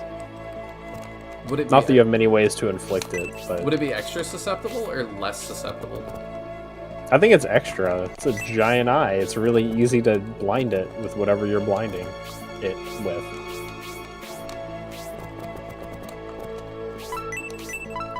But also, it's a giant eye. Like, it would be easier to see. I don't know. But it's only one eye, so you only have to blind one instead of two. But maybe they're linked. Maybe they're like share brain cell. Like orange cats. Is that a thing about cats? Oh yeah, it's a common joke that like orange cats trade off one brain cell. Do you have cats? They get their turns with it. I had one growing up. I haven't had one since second grade. I did too, and he was awful. Mine was awesome. But my dad's allergies got too bad, so we had to pass her off. I'm also allergic to cats, so it's Yeah. not ideal. And they all, because I'm allergic to them and I don't like them very much, they always want to be next to me. We've talked about like getting a cat, but my wife's also allergic, so it's unlikely to be in our future. Like we've talked about pets as like neither of us wants to take care of a dog, and she's allergic to cats, so probably nothing. I'm very much a dog person. I hate dogs. I think Like, we have talked about that. Greatly so. I'm sure it's come up that I hate dogs. Alright, let's bait him in. And I have zero desire to take care of one especially. But I had a dog growing up too, and he was amazing. And my dog now is amazing, so I've been very lucky on that front. Whereas the cat I had was like a feral one that my mom rescued. And he just kind of was never not feral. Our cat would let me drive Hot Wheels up and down her back. And Sweet, that's what I want. I could like build Lego pieces with her fur in between them, so they would like hang off of her and she would just chill with it. Oh, that's good. Yeah, she was awesome. She scratched me twice, and once was on accident, and once I totally deserved it, so... So we lose 7 damage-ish. Yeah, which is not that huge for the amount of durability it gives us. Nah. Well, doesn't even matter. Yeah, see, we would have done 0 damage with either sword. I guess we'll put Frank in. Frank just does not hit. He's bad. I told you Frank was bad. I don't even feel like he's that bad. I just feel like Frank is like the definition of mid. Well, I feel like that makes him bad in the midst of a cast that is, on the whole, quite good. That's being mid makes you bad. Because, like, Shining Force 3 has a lot of really good characters. So it's like, yes, Frank is functional, but functional is pretty bad compared to most of the other units in this set of 3 games.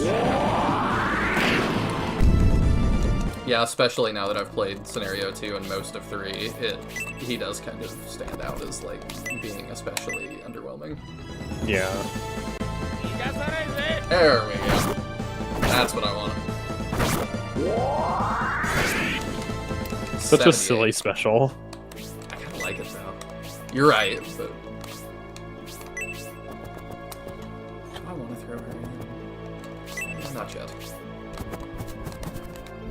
I assume that's in your range, isn't it? It doesn't show his cast range. That's annoying. This is probably in his cast range, isn't it? Yeah. Has to be. Yeah, definitely. Because I think he gets 3 spaces from wherever he can move to. Right, because he casts Spark, which is 3 spaces away. Let's go. Love to see that. Okay, let's hit this time, Symbios. That's better.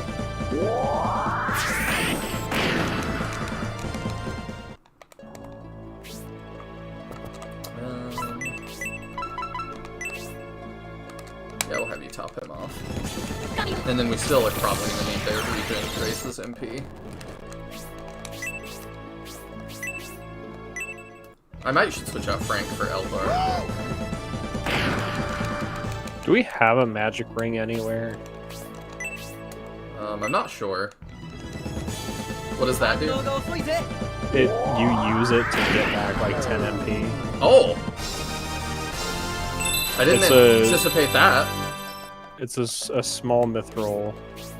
I don't think we do have one. Yeah, I feel like it's one of the relatively uncommon ones, but I know I had one and I got a ton of use out of it for these fights. I think we just keep killing him because he's gonna move out of range, probably, but this is very funny. Mm-hmm.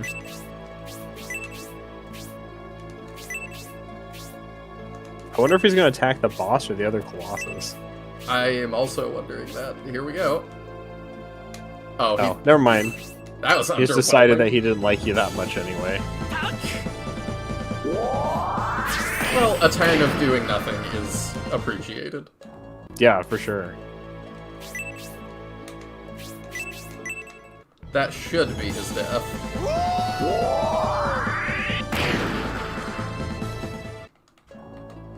We got Frank and Orichalcum weapon. I just want to point that out. Uh-huh. He's just bad. Findig needs to bring it home for us. We can rely on Findig. It really is a shame how little you get to use him, because he is just a good unit, but you get him for like 5 battles total. I think it's 3. Because it's the final battle of Scenario 1, this, and the final battle of Scenario 3. Can you even bring him into the final battle of Scenario 1? Because I think he only gets to be in the penultimate battle. Oh, you're right. Because he can't be in your main force. Yeah.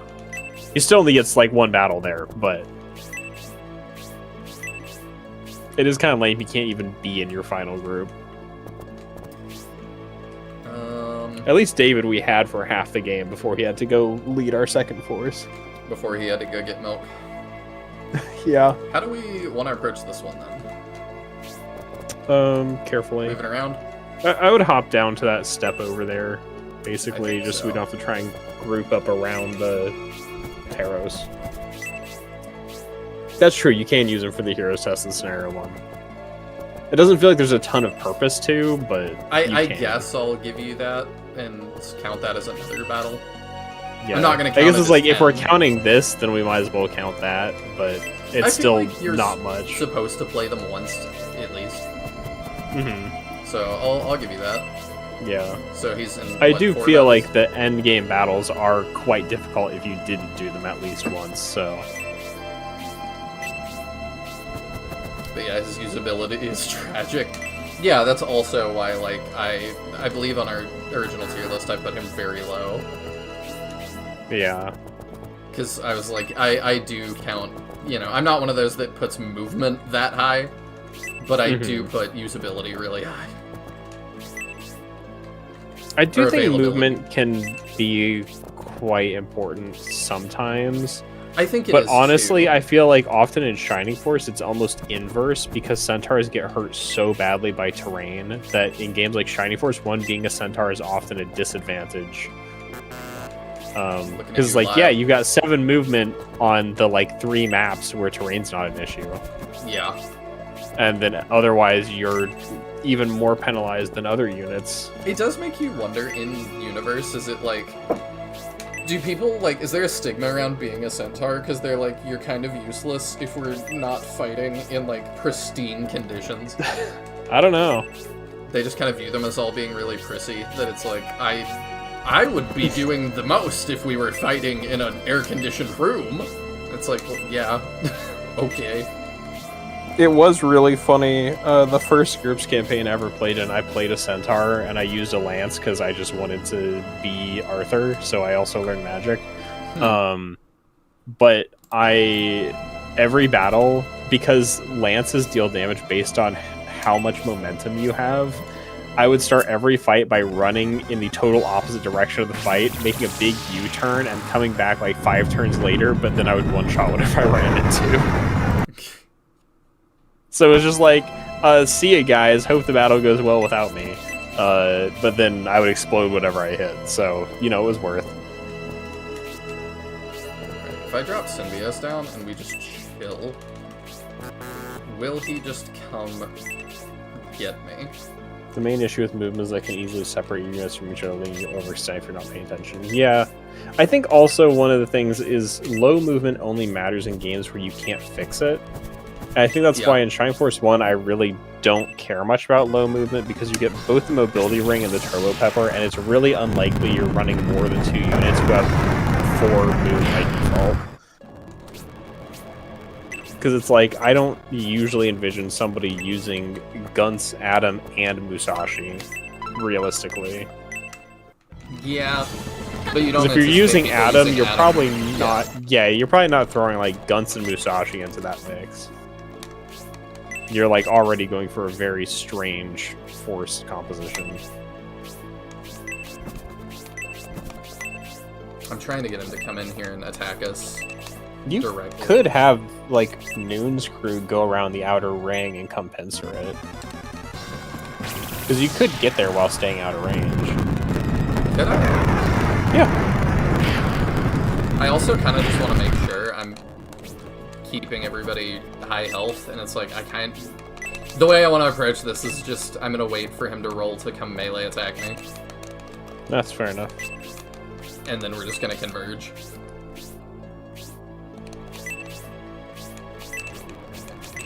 Yeah, because I'm pretty sure those corners, like Lol was saying, the Taros can't reach. Okay. So, like, both the 2 corner slots down there. He doesn't want to come get me. Can he come up that? I don't necessarily want him to come up it. Oh, right.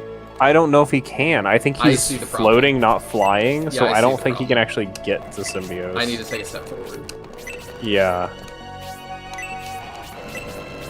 Yeah, I didn't realize that. He still doesn't care. Oh, even then he still doesn't. I wonder if he can even attack up that distance. I feel like he was before. I don't remember whether... Well, the last one you fought was on the slope. I don't remember whether you can attack up a slope you can't climb up like that. Like, with ranged weapons, definitely, but with melee weapons, I'm not actually sure. The fact he's not moved twice to me, though, seems to imply he's not going to point. I mean, at this point, then, I might just...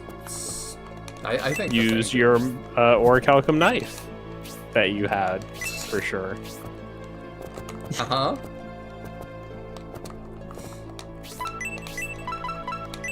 We can heal you, and then I think we just run him out of MP. He's running out very quickly. Does he have a resist up? Could Irene toss one on them? I'm kind of waiting to use that for the Taros, so we can get more people in there to do damage. Gotcha. Such a shame that they deleted Shield from the series after Shining Force 1. Oh, he can! He just didn't want to. He's just annoying! Yeah, that's very interesting. What an odd AI behavior. Okay, then fine. We'll do it your way.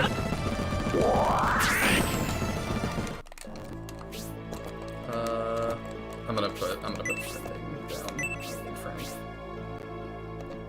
You're putting Fending down? Yup. I don't what like if you do Australians deserve that? anyway. It's not birds, it's Australians. Go for the jugular. Why don't you? They can't even say jugular. But I'm just kidding.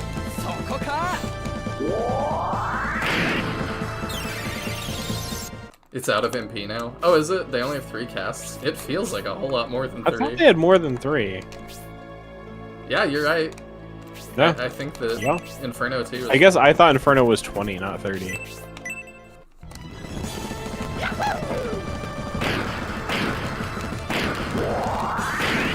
I do love that special. It's pretty good. All the Fendings are pretty nice. I feel like the Rapier Birdman specials were made just for Fending. It does feel that way, and fair enough, I guess. Actually, can any of the other Birdmen use Rapiers? He might actually be the only one. Let me see. I don't remember. Because I know the others can use swords and wings. I would assume they can use Rapiers, but I don't actually know. Yeah, we can mount our attack from the side. We'll drop her down and keep him healed up. Serious Soul said they can. Okay, yeah. I just got to Eldar's page right as he typed that. She's really done well with wings, though. I've been very happy with her performance. I used rapiers with 0 lately. 0. My poor underutilized void. He's so tough to use. He really is. I think his availability is more annoying than Fending's, just because once you get Fending, you have him. 0 just like dipping in and out constantly is the worst. Well, it's really hard to plan around 0's availability because I don't know when. I just kind of have to assume he's not going to be available. I mean, I found annoying that Fire Emblem 7 has a character who just, like, suddenly is like, by the way, I'm not going to be available for, like, a stretch of 3 battles. And then he comes back and I'm like, how am I supposed to use this unit who's missing 3 battles worth of experience now? And it's not even really justified that much as to him going away. He's just kind of like, I'm not going to be here. And then isn't. There we go. You haven't played FE7, right? I've not. It's one of my biggest SRPGs I'm missing are FE, I feel like 6 and 7, because, God, do people love Roy. Except the people that have played Fire Emblem 6. Exactly. Everybody who has not played his game thinks he's great. It's like the, massive Roy fan, super excited to finally play his game for the first time. Yeah. One of my IRL friends is that way. He mains Roy in Smash and has, like, ever since Melee. I'm removing that Mahane only because I was being really vague to avoid spoilers. Okay. I don't know how much you care about FE7 spoilers, but I wasn't saying, like, which character or anything. Yeah, I don't want spoilers for really any SRPGs. Cause I know you're generally pretty tight on it, so that's why I was not saying Mahane. But you're probably right that it's only 1 battle and not 3. I've played FE7 once. So anyway, I remember being quite annoyed by it. That makes sense. Do I want to run Taros out of MP? Up to you. If you're gonna do so, just check who has the most spark resistance, which is probably Symbios. I would think so at this point. And do it with them. Good night, Ragnarocker. Thank you for hanging out. I'm just giving Grace a sec to get more MP. Yeah, she's at 39. Weak and last for a long time, though. But yeah, I'm gonna have to work out. I do still think it might be worth trying to shift a life ring onto Symbios. Because that'll make him able to take even more punishment from Spark. Yeah, we could do Do we need whatever the axe he has is? So I know Mascarin had a life ring. Okay, yeah, we'll do that. FE7 is your favorite, you're going through 2 more playthroughs. Gotcha, yeah. I try to be careful with any game that I know Nihil hasn't played to be as generic as I possibly can. And knowing that a character disappears at one point does not really tell him much. Okay, let's equip. Yeah, I don't know if I can take it off of her. No. She could toss her antidote or fairy powder to make room for it. To somebody. Okay. I don't know if anybody in your force has room. You've kind of filled everyone's inventory with stuff. I guess Irene. There we go. Yep, we can make that work. But yeah, Fire Emblem 6 and 7, I need to play those. I need to do Final Fantasy Tactics. I assume you'll probably play 6 and 7 in the order of 7 and 6. Probably. Because that's, like, chronologically correct. That's what I'm leaning towards. The main thing that I know about that being kind of awkward is just that Lyn then sort of just disappears. I've heard that a lot. Yeah, but I've also heard that, like, 6 is a much less pleasant experience, so I feel like getting kind of back into the GBA Fire Emblem and playing the easier of the two games first would be more pleasant. That's really interesting. I can equip that on Master and Yeah, that's a new thing. That feels like there should be some way to break that, but I don't know how you would. I don't know. Good night, play all the games. Thank you for hanging out. I greatly appreciate it, and I hope to see you all for the finale next week.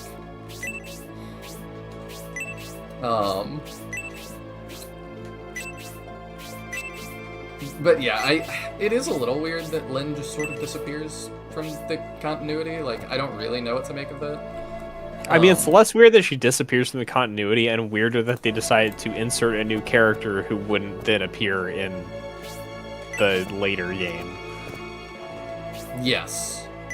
Like, because it's not like, oh, they had this character and then they chose not to bring her back. It's like, they knew this character wasn't going to exist. Why did they add her? I don't know. It's also kind of weird to me that, like, how much they've leaned into Lyn, that, like, you know, some of my friends that don't know Fire Emblem would probably be like, oh, Lyn is, like, the main character, yeah?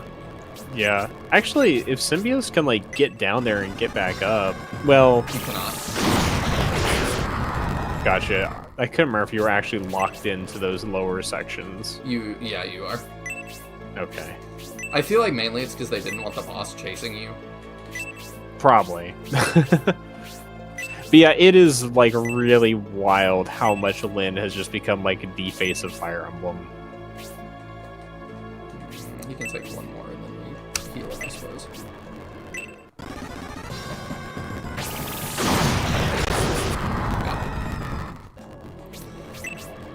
You could throw a Phoenix or something at him. That's true. While you're there. Should. There's no real downside to getting some damage in.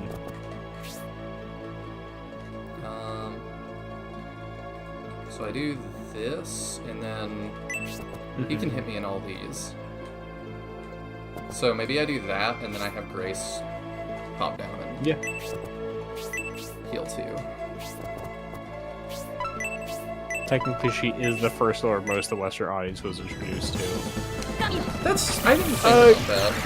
Kind of, except for the fact that Melee exists, right? Yeah. Because that's technically, Marth and Roy were actually the first representatives we had of the franchise. And while Roy has still kind of stayed mostly nobody besides having, like, a vocal cult following, and Marth is the de facto, like, face of the series. I don't know, just the all-in on Lyn feels a little weird. Like, I can understand why Lucina is so much of a face of the franchise, because she was kind of the pseudo-lord of the game that brought it back, and she can be a waifu and Chrom can't. I think she's a lord. I count her as one.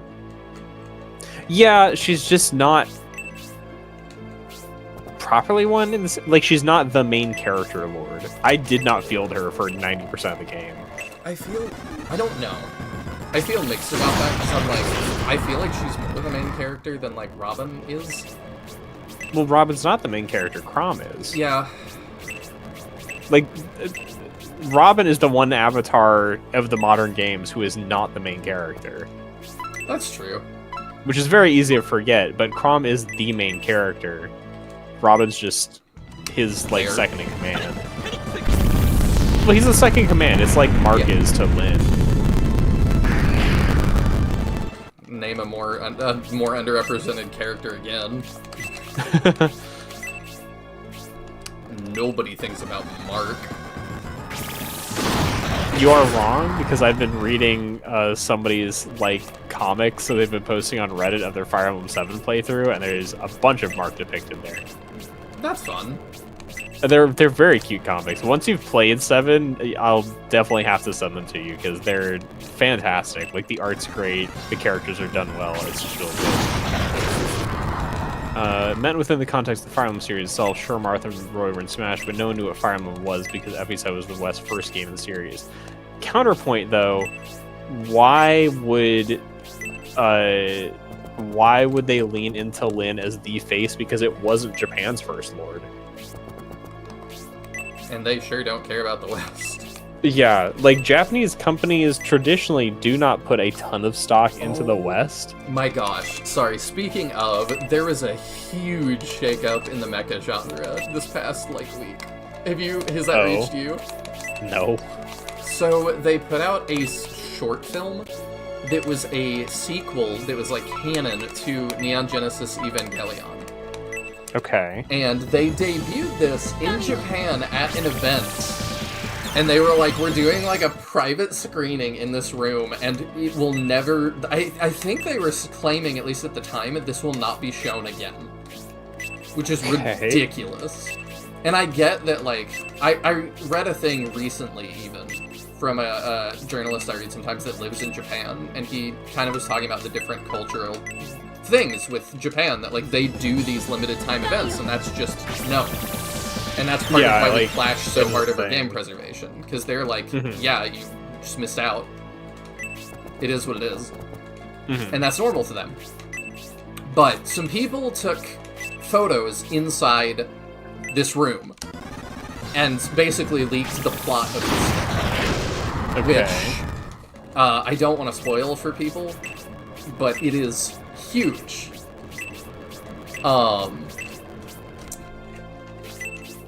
But a couple of people posted on X clips of the thing, and they didn't have all of it. They had, I think it was a 15-minute short film or something, and they had 2 minutes or something, and so people posted the 2 minutes because of course they did.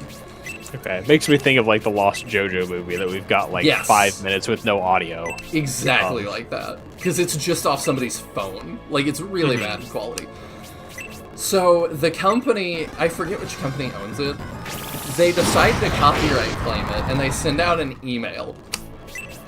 And in that email, with the takedown notice, to prove they have the copyright to the film, they included the entirety of the film. Oh no. So, and they sent takedowns to 30 people or something. So 30 people that are already active and interested enough in this to post the 2 minutes got sent the entire film in standard definition. Well, that is definitely 100% getting leaked, right? It already has been, and the company has since said, we're just gonna put it out now.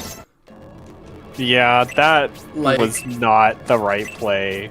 But if you had to do that to prove it, you needed to just let it sit.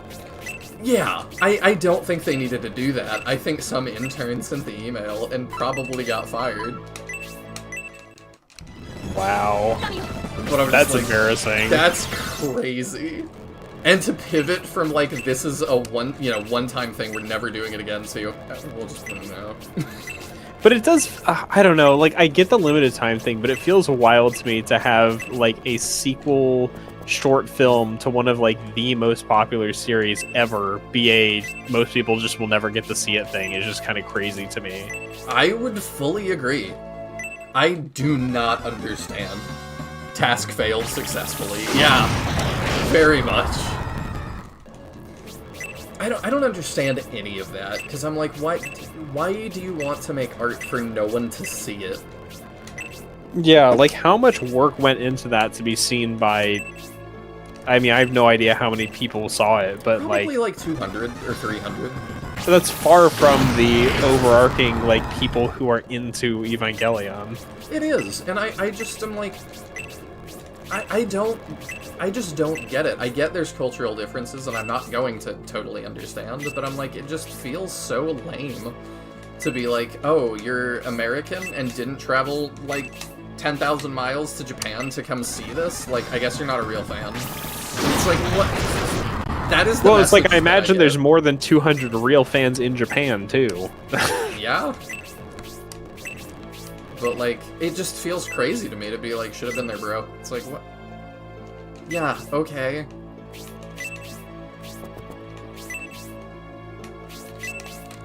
Well, then it's like, especially once you're somebody who's seen it, what do you do with that information? Because obviously, like, the plot has to get shared with the larger community, or I guess you can discuss it with these 200 people. I don't know. I don't know. It just feels so not thought out. And like, it goes back to, I don't remember if I was talking about it on here, just reading about it a while back, that like, it was kind of that way.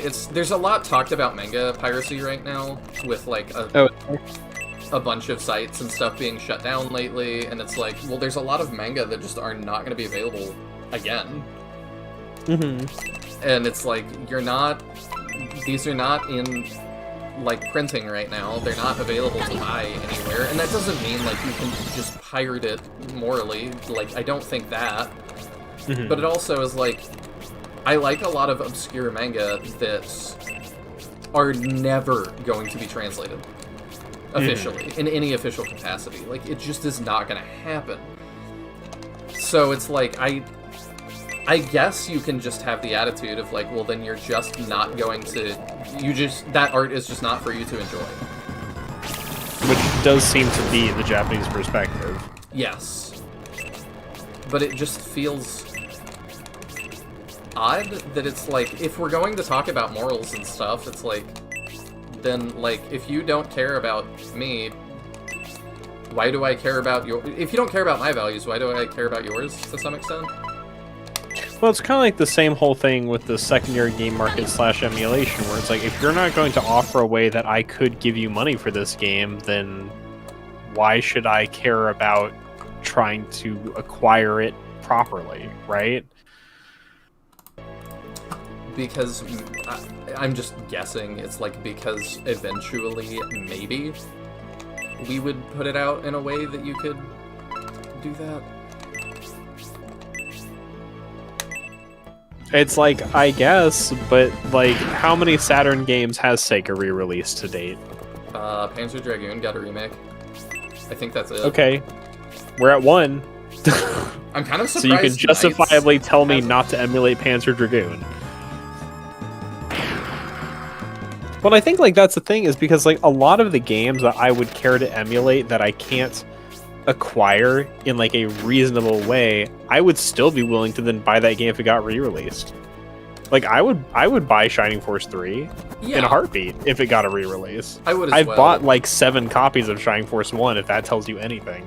I do think you and I are a little bit exceptions, because I also worry about, like, the Western gamer, I guess, like the more modern one, that it's like, I've said, like, I have a family friend that's like a Zoomer, and like, it feels like there's no need to pay for anything.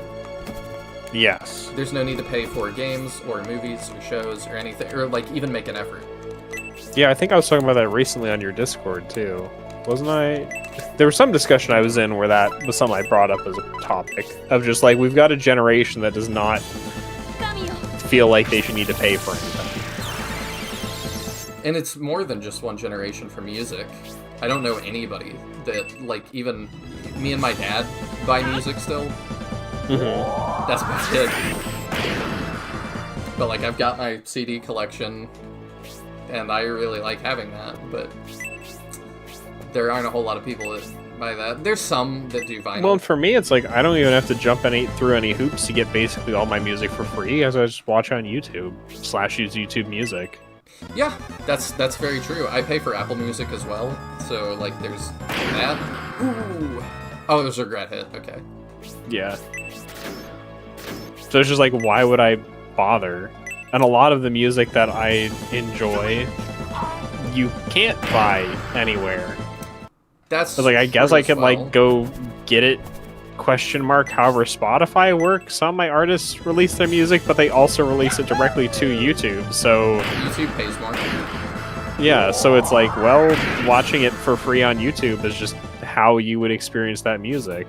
Like I posted that Fairy song the other day. It's like they are probably one of my favorite musicians right now, and all their stuff goes straight to YouTube. So why would I do anything else with it? Yeah. Plus, on YouTube, I can watch the music video with it, which I can't on any other services it's released on. I believe you can on Spotify now. You can on Apple Music. Like, can you? Yeah, you actually can. Gotcha. I guess I only know Spotify as a like music service. I think it might have been when they started adding podcasts that they were like, yeah, we're going to make it so that you can have video, because a lot of podcasts do have video. Because I remember Gotcha. I thought that exact thing when they started adding podcasts, that I was like, are we just getting rid of, like, what are we doing with that? Yeah, as somebody who has never had Spotify, like, I just know it as a music service.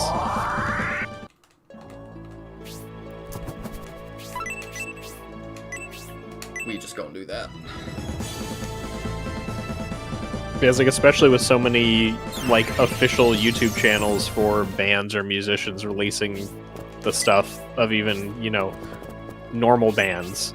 It's just like, why would I ever go buy the music anywhere if I can just watch/listen to it on YouTube, which I have anywhere? Yeah. Spotify is so alien to me. What's alien about it? Like, I get it, I just really don't like it because they don't pay the artists anything. That Spotify pays, like, the absolute lowest.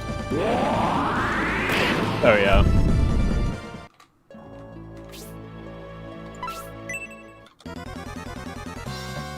I guess it makes sense he prioritizes symbiotes, but I'm still a little bit surprised with, like, Fending there. I just have a bunch of music files my dad ripped from his CDs and played those through VLC Media Player. And there's like, I don't think you're joking, but it reads like a parody. I just look at the sheet music and think in my head how the song would sound.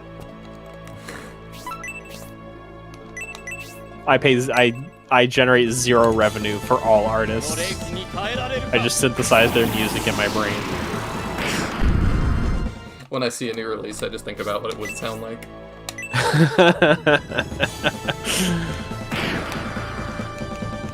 I even put in whatever sound font I want to. I love thinking about that guy that definitely does exist. I just find him funny. Some heavily savant individual. Oh yeah. Not joking, I have like 2 gigabytes worth of music on my phone. I believe you. I've still got a bunch. I didn't know VLC Media Player was on phones. That's what I learned from this. Let me see. When it's his turn, potentially, I can check how many gigs I have. I don't have much music on my phone because I just use YouTube Music. I don't have all of it on my phone right now. Like, I don't have, like, every CD properly ripped. I have a lot of them. Will that be a big enough heal? I worry about it. I'm gonna state again, and then if it's not, I'll be fine.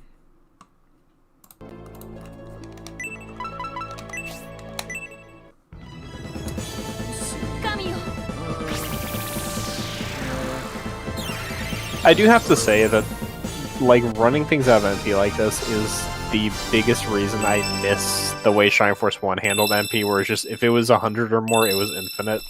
Because you could just neuter bosses where magic is supposed to be a threat by doing stuff like this. Yeah. It's a problem in Shining Force 2 with bosses like Zalbard, and it's a problem with quite a few bosses in this game. Where if you're willing to just play slow and cheesy, then they become non-threats. And that's why I was like, I don't want to do that, but, like, we saw how it went when I didn't.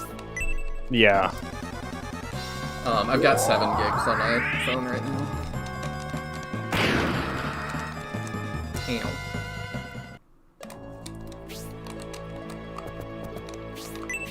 I should put him down here next to Symbios, so that we get the attack bonus. It's just one of those things where, like, when looking at the precedent set by earlier games, what made them choose not to do that.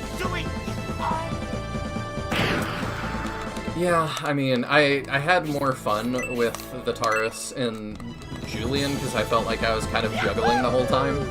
Mm-hmm. But it kind of feels like this was balanced for Julian. Yeah. And it's like, are you really grinding up everybody else to be level 15 promoted before doing this? No. Realistically, probably not. That would not be fun to me. The Skull Mage and Scenario 1 did regen MP infinitely, they just forgot to do that for everything else. I don't know, like, did they forget, or did they, like, intentionally choose, like, no, that's too hard? They realized that'd be horrible. Because, like, it was pretty challenging in the first scenario's Heroes test, dealing with that at the end. Yeah, but it was like, I don't know, it felt more like a fun challenge. Well, this would feel more like a fun challenge if you didn't have 5,000 HP. Yeah. Because, like, it would be fine for him to have infinite MP if it was like, oh, he's got 1,000 HP. You know, double the Colossi. Where you can reasonably try to, like, get everybody in and pump that much damage out in, like, 4 to 5 rounds, maybe. But you just can't do that. No. Like, 5,000 pumping out your whole force while taking sparks is just not happening. No, definitely not. Like, I just don't have... It was happening more with Julian because I had the double healers. It's a really good thing he doesn't have double turns, too. It would be nuts. I would just have to run him out of MP and sit there with Hayward. Well, it would be RNG of, like, whether he just, like, regret hits into death. Yeah, I think we talked about that last time. Yeah, we probably did. We talked quite a bit about the design of this fight last time. We did. But to jump back, to, like, cultural differences and stuff, do you see Japan relaxing on that ever? Like, there's I don't know. this weird pressure to, like, censor themselves that comes from companies like Sony and Crunchyroll to, like, suit Western standards, which I really don't like. But I'm like, okay, if we're going to, like, make your stuff less Japanese, like, I don't know, can we start with that, maybe? I'm not sure. I feel like it's hard for me to know because I'm too unattached to what the actual Japanese feelings on that is. That I am very much disattached from that as well. I feel like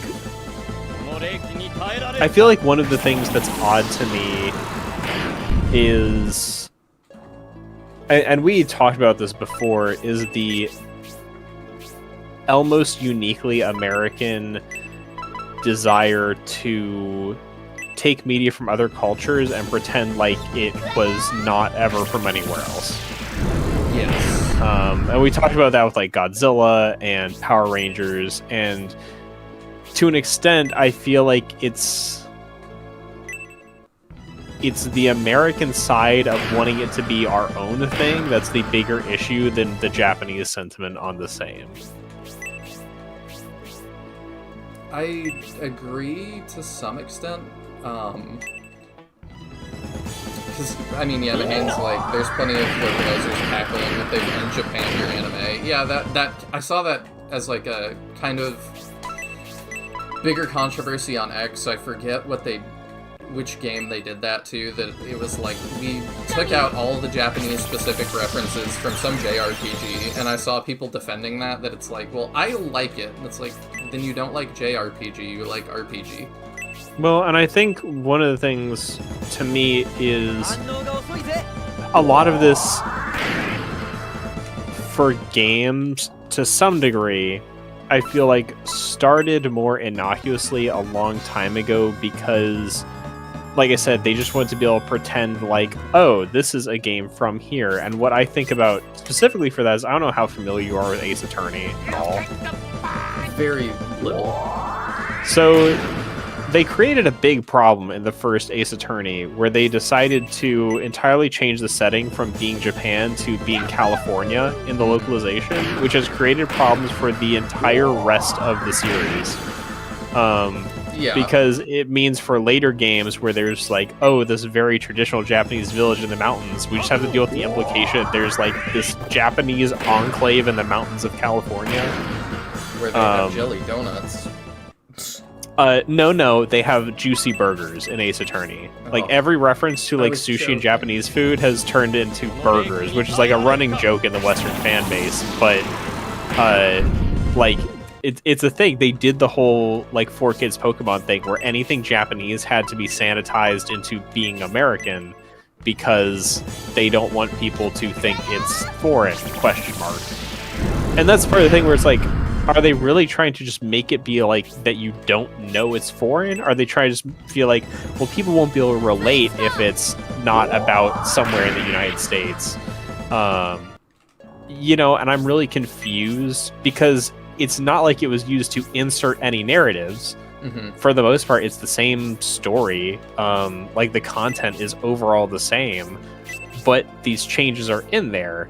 And I feel like that used to be done a lot more because, like I was mentioning, with the 4Kidsification of anime back in the day. Yeah, and we've slowly been generally moving away from that, but it's still got its hooks in there of that. Just like we can't let the Japanese-ness in, but I don't think Japanese me is the only thing that it happens with.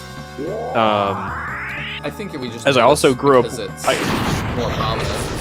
Yeah, well, I grew up watching Heroes on Hot Wheels, which is the English dub of Michel Vaillant, which is a French show that literally every other localization of in every other country is a culturally appropriate version of the name Michel Vaillant, except for Heroes on Hot Wheels in the United States.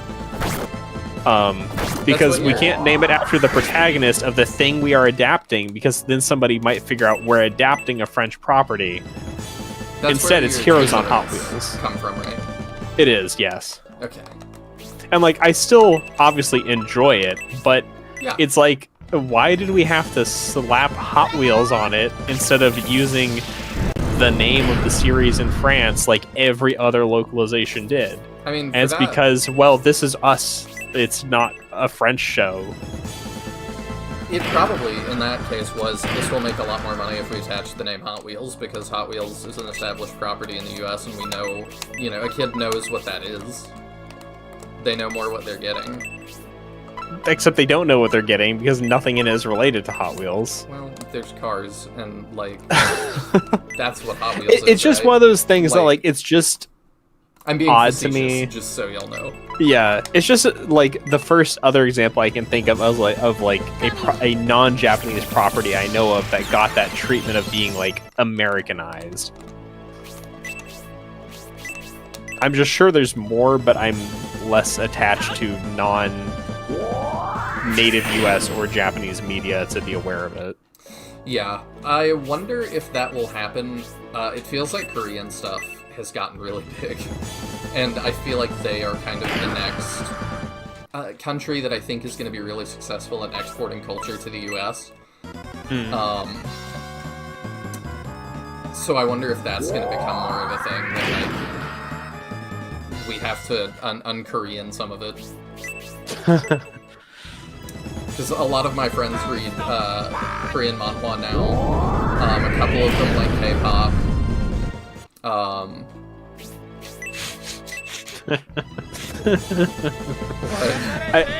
I can't think about K-pop without remembering the time that I was meeting a classmate's brother for the first time, and we were at their house and went into his room, and I greet him and whatnot, and within 5 minutes he was trying to get me to say which of the 4 K-pop girls on a poster in his room I thought was the cutest.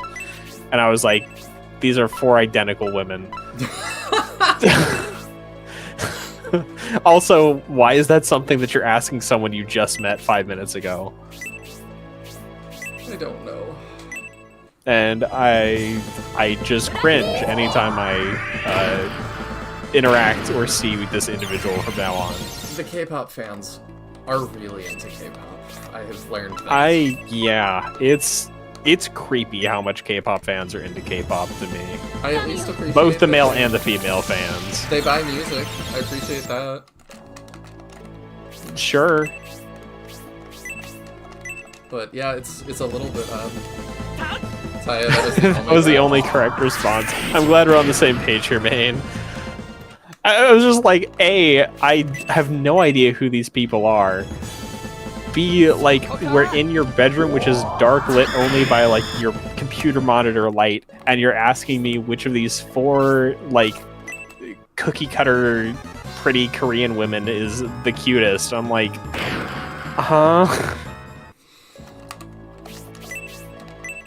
I have nothing to say there. The main reason I can't get into K-pop is the same reason I couldn't get into boy bands, is that it's like, it all feels to me just like very manufactured and like... Oh, it's super manufactured. It's the same way I can't get into like Japanese idol culture. Yeah. It's all just so manufactured. It's crazy. Y'all are not... I don't know how like, people can get into it. I don't know. It's a career ender if they find out you're dating someone, and I'm like, that doesn't feel healthy. Yeah. I want the artists I like to be happy. Although, to play devil's advocate, I do enjoy a piece of media where the people producing it were not friends, that being Mythbusters. Yeah. Like, they actively did not really get along, but they sure made a pretty fantastic show out of it. That's true. And I feel like going back and watching some of that, you can kind of tell. But yeah, I don't know and I if think I'm just kind of projecting that. no, you can tell sometimes. I think Adams talked in interviews a few times about like specific episodes where he and Jamie really were at odds about things.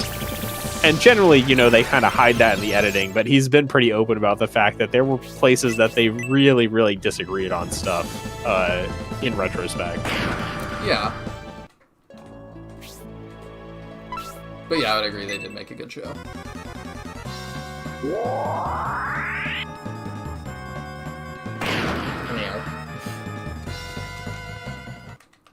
I think it's part of like you can make good media with people you don't like, but you also I feel like the manufacturedness of a lot of the Eastern versions of that really is off-putting. Yeah. I'm trying to think, what was the other? Oh, I love Galaxy Quest, and Alan Rickman did not like whoever plays the main character there. I don't remember what his name is. I don't know. I have not seen that one.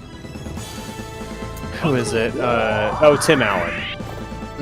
Like, their characters do not like each other in the movie, and he legitimately did not like him on set either. But made a great movie. I feel like that happens with actors a lot because you're such big personalities. Like, I don't know that for sure. But it also kind of feels... Well, Alan Rickman didn't really have that, I don't think. But it's like a lot of them, it feels like they kind of need to be the main character.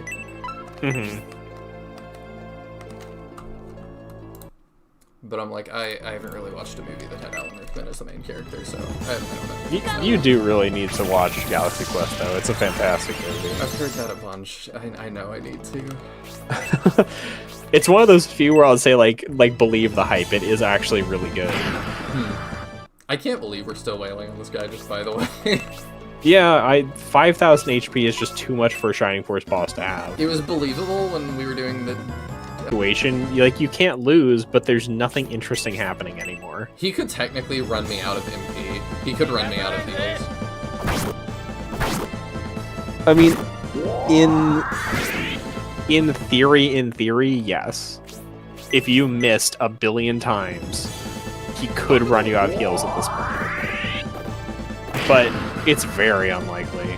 Yeah.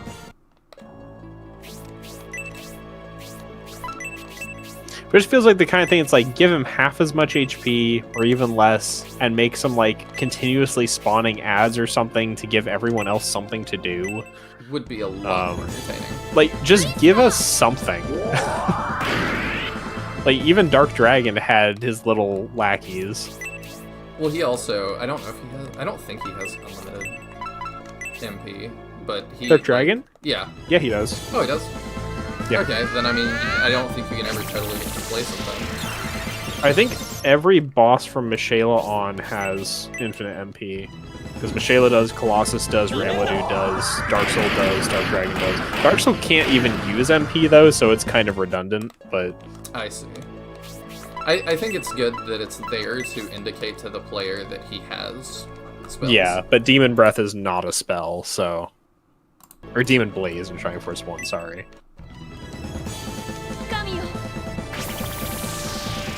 And something I didn't realize for like years is that the middle Dark Dragon head doesn't have any magic, it's just Demon Blaze, and the side heads have spells and not Demon Blaze.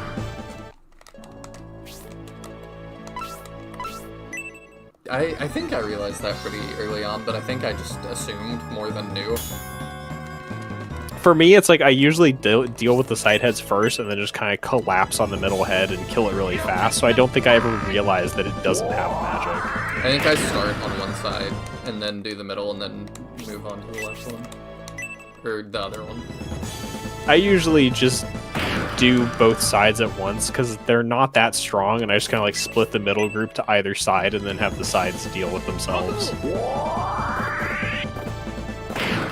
And usually that works out fine, unless I've got like a really weird force loadout that just like doesn't put people in good positions. Something that you would only get into Iron Manning. Yeah, that is definitely true. Iron Manning gives you some weird things to work with, and really drives home how bad the levels are post-mid-game in Shining Force 1. Oh yeah. Everybody gangsta till Dark Dragon whips out the Bolt 4. Unironically, yes. Like, yeah, I think I did the math, and only like 3 characters at 2020 live Bolt 4 in Shining Force 1. And it is not good.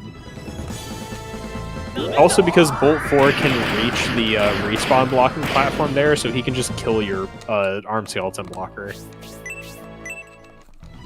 I always treat Dark Dragon like a challenge fight where you need to kill all 3 heads on the same turn. That sounds fun. Would definitely make that could fight be interesting. A lot more challenging. Yeah. Wonder how hard that would be to make happen in a mod. I don't like where that, you're like... I mean, I've done stuff at the start of the turn with Ardens, so like in theory, I know where to insert code to be like check if one or more is dead but not all, and if so, bring them back to life. As long as you don't like make them full respawn, I guess it's not that bad. I did. Well, no, never mind. Spoilers for the randomizer. Oh no. Max difficulty on the randomizer, and will be interesting. I'm looking forward to it. I'll have a second monster ready to go for that day.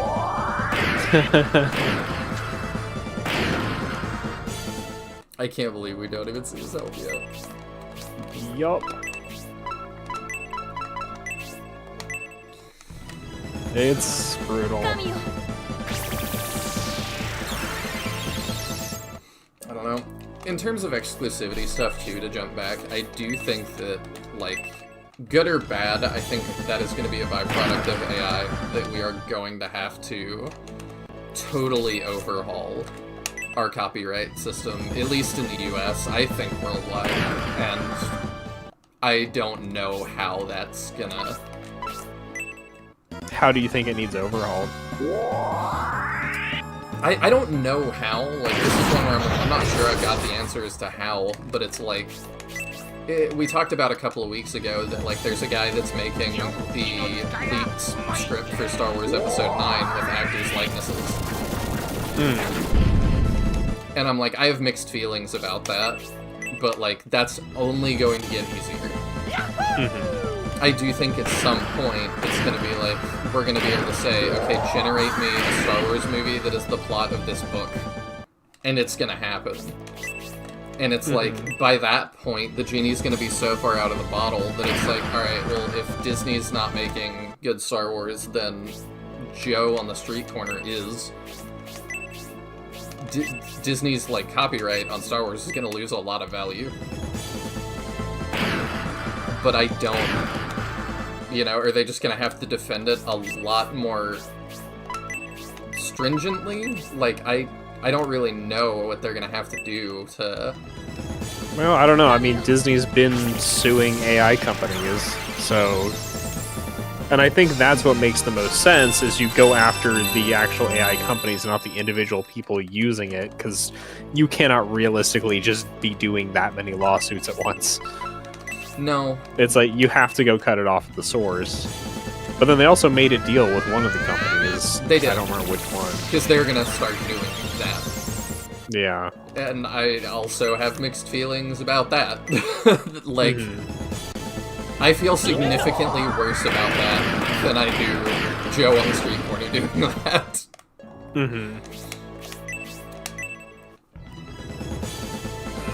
Because that came up too, and that same thing. Like, I listened to Star Wars Theory covering it, and there were definitely people that were like, I just don't like that this is AI that he's using to make, not him specifically, but the guy who's covering it. It's like, I don't like that this guy's using AI to do that. It's like, well, if that's your hang-up, Disney is going to be right there.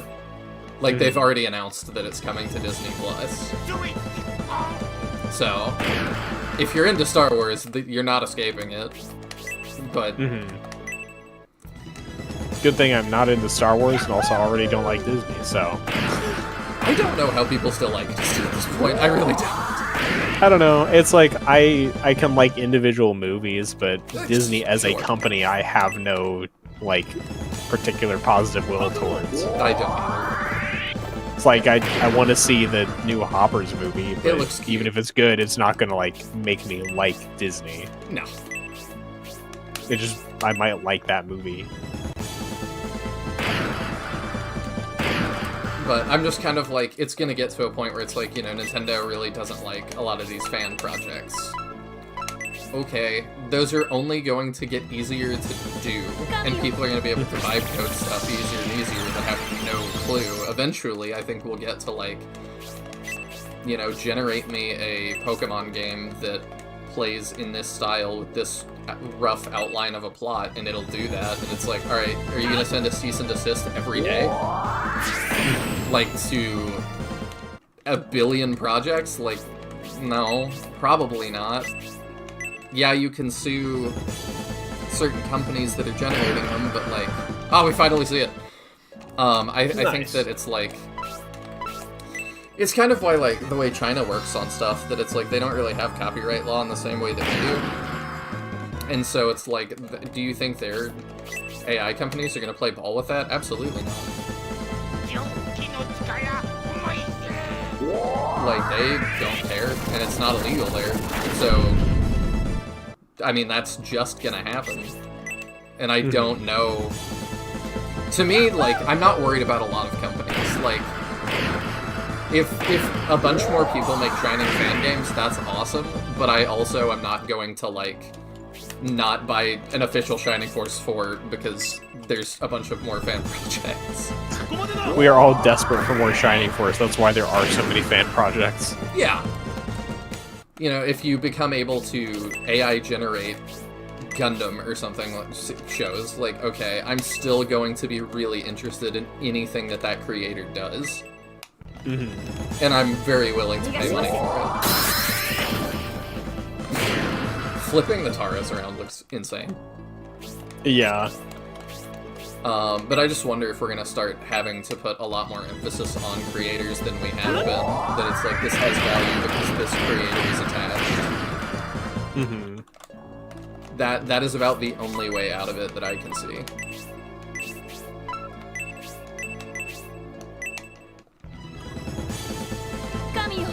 Oh, I used Field 4. I should have just used Aura 4. It's okay, they'll use AI to track who's making what, and send the AI-generated cease and desists out to the AI-generated games based on what will be AI-run IPs. I hate that I think that makes a lot of sense.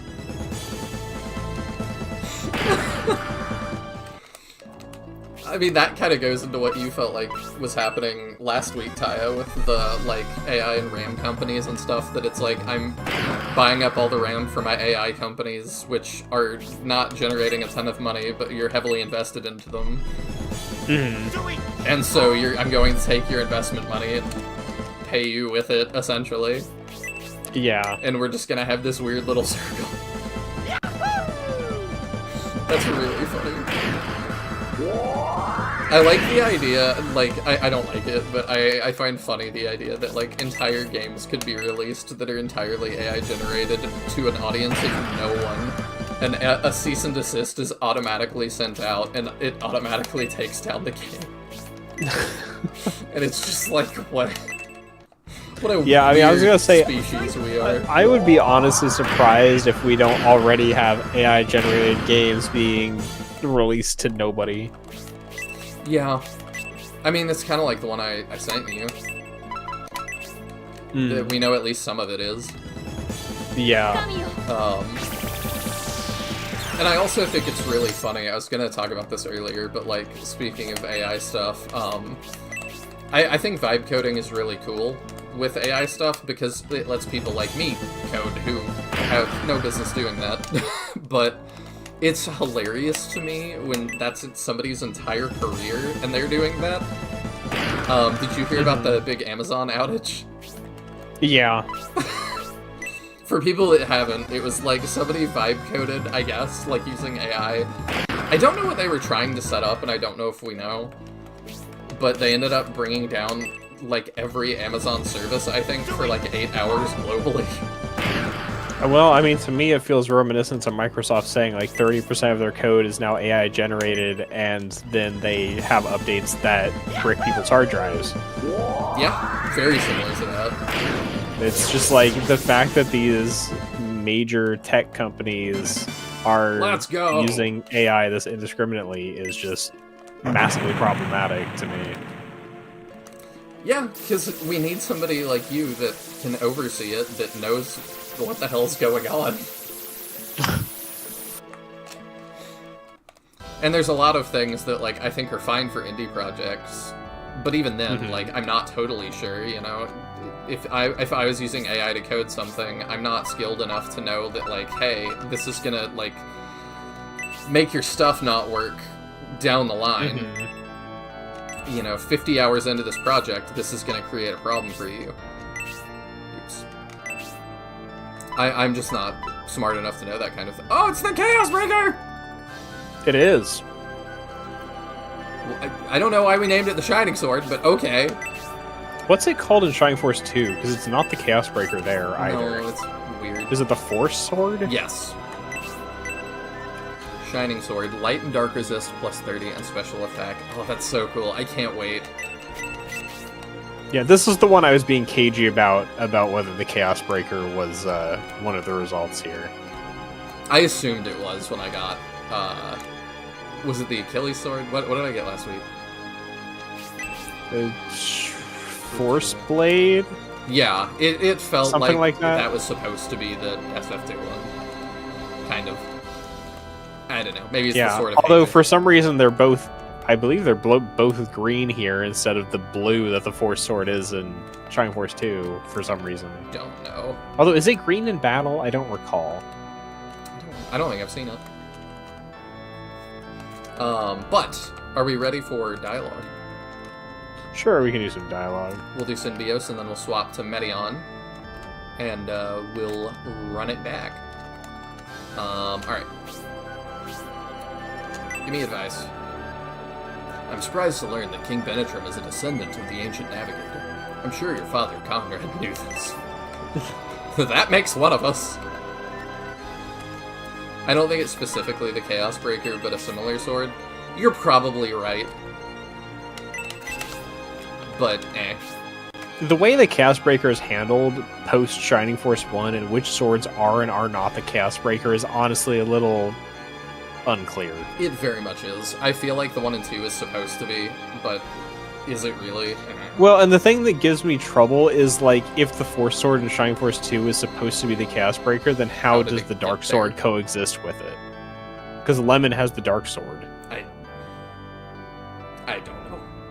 And Shining Force 1 we clearly had to use those two swords to get the Chaos Breaker, and then it sank, so...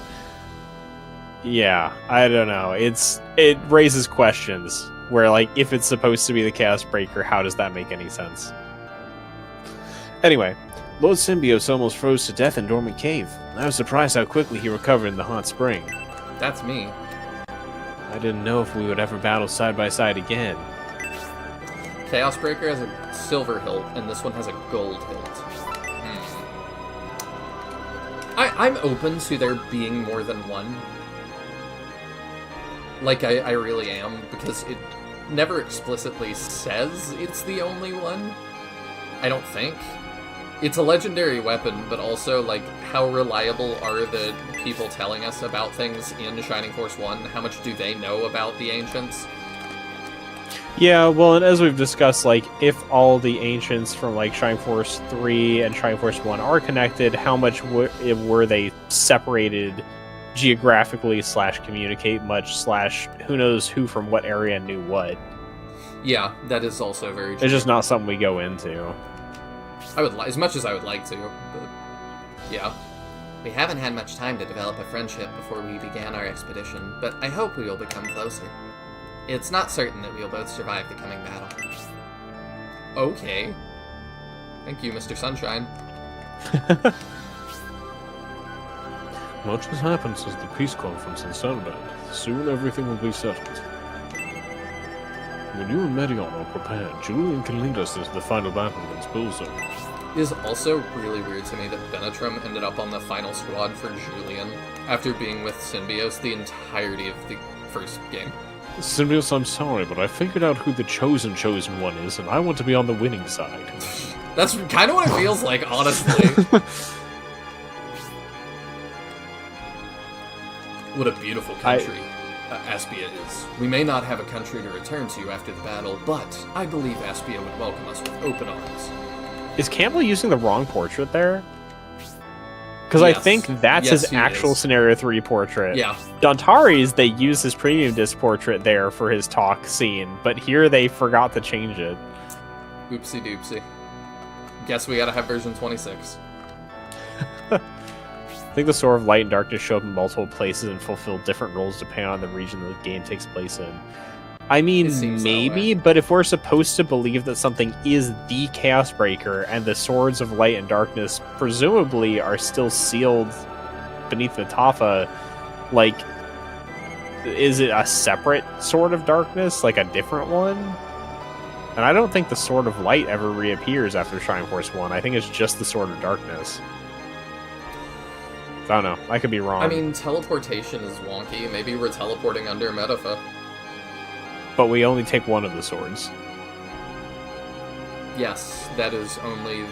Well, we're taking 3. Only the cursed one. Got it. I don't know. Medion views Symbios as a friend and they work well together. The prince has not often felt such a bond, if ever. Spit bars there. Oops.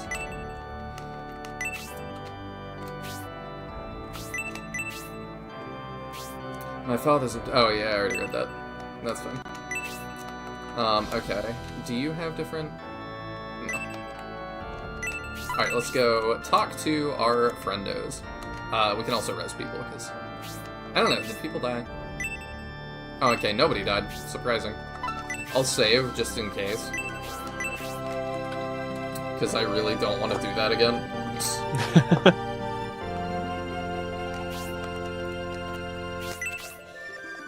Alright, let's go talk to our force. We talked to all of them as Julian, so I think we did anyway. We might have been messing around. No, I think we went back and did it. We'll start with our Symbios force.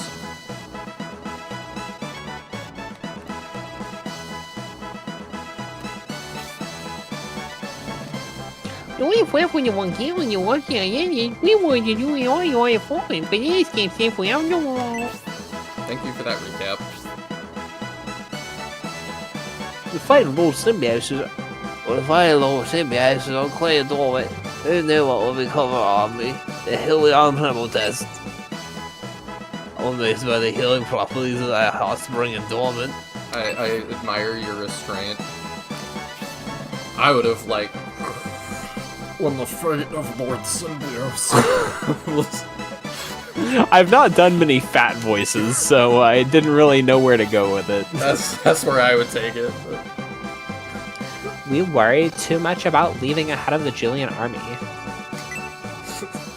I can't believe we are being targeted by the Emperor's personal assassins.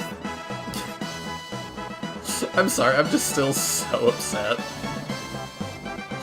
about his portrait. I came to Ramos' under direct order of King Bantram. I'm knowledgeable of all areas in this region. Of course you are. For a wolfman like me, doing battle in cold areas is no problem at all. I'm so glad that's your final words to us. When Synbios was facing death in that cave after being captured by the Rainbloods, we thought we were going to die along with him. The three armies are going to battle together? That will bring good fortune. 3 is a lucky number. Let's celebrate with a bowl of powerful noodles. As opposed to not powerful noodles. Hey, Symbios, did you hear? At some point, General Proden got Sylla pregnant. Oh, well, we were enduring difficult battles. Proden was sly. Speaking with the people of Remotus, it's hard to believe the coming battle will be the last. No one is nervous. I'm so nervous, I'm starting to feel weak. I don't know where you heard that either, lol. I'm a fan of like King Arthur mythology, and I've never heard that trope. That's really interesting. I don't mind that totally. I just don't know that makes sense. What do you mean there are multiple King Arthurs and Excaliburs unless like they take entirely different forms? I would assume that they are not canon to each other, right? I forget who was the guy to ask that would be there's a guy making a Shining fan game that was doing it and making it Arthurian. I have not talked to that guy in so long. Was that the one that like totally died? He has not updated in a long time. Okay. General Edmund fell off the bridge at Barren Falls and was swept away, but he was saved from the river and is now in the Julian army. He is? I don't think so. How was he able to swim to shore with such heavy armor? That's an odd thing to say when Edmund did not do that. Yeah, I'm guessing restoring that cutscene made it weird. It might be from Tomb Raider. Okay, I wouldn't consider it a trope then. That just makes it like a thing from Tomb Raider. I mean, it's interesting though. Yeah, no, like it's an idea. Well, we are on the move. The Julian army spent some time in Maida Village, the origin of the ancient civilization. I'm so jealous of them. I don't know why I'm thinking of General Tibble, who betrayed us. People gossip about the general, but to us he was the ultimate commander. I really like that dialogue. Because that, makes sense that he would not be processing that fully with everything that's going on, that it's like, you know, he was my role model is what he's saying, and then it's like, well, then he was a traitor, and it all went up in flames in a day. I'd like to see the new power Gracie has obtained with my own eyes, but he's a member of the Julian army, so we won't be battling together. I could never go just ask him right now, but... You know something? I was trying to think what Khan's portrait made me think of, and it honestly bears a slight resemblance to Final Fantasy Tactics portraits to me. It does a little bit. It's very, to me, Final Fantasy Tactics is a very brown game. Yes. And this is it's like, there's a sepia filter. Like, he's just very dark. When his previous portraits, I think... And something about the shading and his face just, like, reads similarly to those portraits to me. I said Contra while you were gone. Yeah, I heard that. Okay. There was a good portion of time that I was here listening, but had somebody screaming, so... Okay.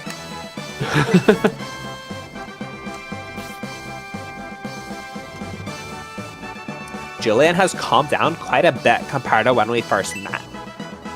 Back then, his bloodthirst glared as if a sword had been drawn. I intended to settle things with Yasha for good back at the Dormant Cave battle. Well, you screwed up, huh? After he was captured by Yasha, Synbios was subjected to extreme cold. To be honest, I thought it was all over. I don't know if I've mentioned this, but Noon post-promotion to me looks like a Mega Man Battle Network / Mega Man.exe character. I think Okay, now I have to relook at it. His portrait specifically. Yeah, he does. Like the circle in the middle of his headband needs to be his like Navi icon, You're so and right. then like he's there, Yeah. shoved directly into one of the GBA games. I very much see it now. But like every time I see it, it's like that's just a Battle Network character. Noon.exe. I would never have pulled that out. Do they all have different? Oh, that he looks like that. Yeah, like I would have never thought about that, but yeah. See, I read the manga, so I like have seen a bunch of those character designs. How was the manga? I enjoyed it back when I read. It was the first manga I ever read, so I also kind of have like a little bit of rose tinted glasses about it. I'm jealous you can do that. But I read it in middle school, and I enjoyed it quite a lot. It was also where I started kind of developing my current art style because I tried to learn to draw better by copying the poses from the covers. That makes sense. I can remember my first handful of manga, but I can't actually remember what the first was. Yeah, I don't know. I mean, considering it was, middle school, so it's not like I started super early. I've got a pretty clear memory of it. Does that make him Arctic Man? He could be. And you get to bear Well- this Arctic blast weapon to the Wily Castle stages. That's not a thing in Battle Network. No. Like, I think Wily's in Battle Network, but it's not like you've got, like, Wily Castle stages. That young girl was taken away before our very eyes. Our 3 armies are indebted to Jane. We would like you to lend us your strength to save her. Oh, good afternoon, Lord Symbios. Nobody ever talks to me, so I'm surprised. Your body appears strong. For you to recover this well, the power of Dormant's hot spring must be unrivaled. Is that why Your body you appears strong, but not as strong as Julian. Yeah. Is kind of how it feels. The Symbios armies from the Republic as in equality and fairness? In such times, with everyone divided, doesn't that seem kind of strange? This is calling you out. I kind of like that. Also, just as in equality and fairness Republic, can you imagine, like, if I traveled somewhere else and it's like, you're from America?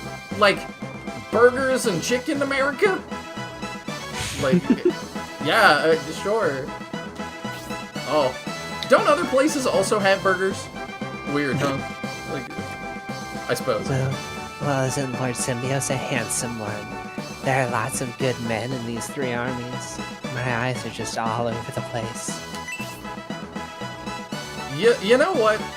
I don't mind that. I kind of appreciate, like, women are not allowed to, like, have desire, I feel like, in a lot of games, or, like, I don't know. It's something I feel like we've sanitized out of more modern games, so it's interesting to see a woman that just isn't open about that. When you and King Bansham came to Railhead, I should have been ready. Without an army, it must have been tough. Oh yeah, Symbios, Stella and I are going to have a baby. No. No way. I mean, I don't mind that we've kind of sanitized out of modern games like blatant sexual assault in the pubs, but I don't know. Like, I'm also, like, I'm fine with adult themes in art, I guess. Like, you can have stuff that's bad in games, I think.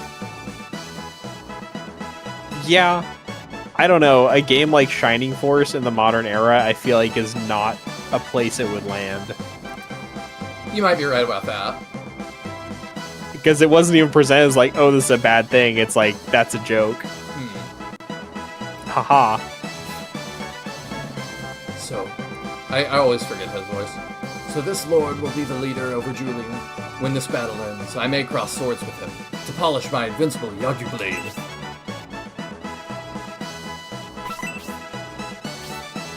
No need to be wary of me, Lord Symbios. You saved my life, and now I'm... Oh yeah, they haven't spoken since then.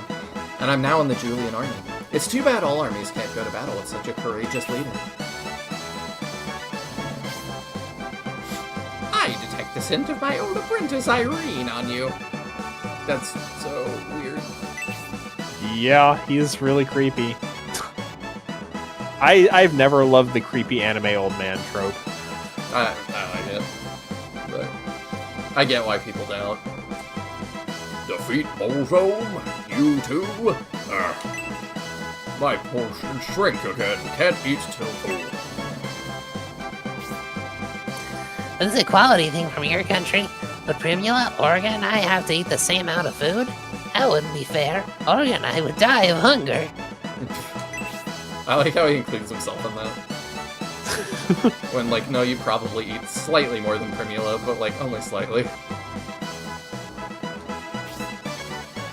I'm impressed. The son of the legendary Lord Conrad has come to greet our army. I see. You certainly look strong. I at least appreciate, too, that they're reacting to the fact that it's like, you got swole.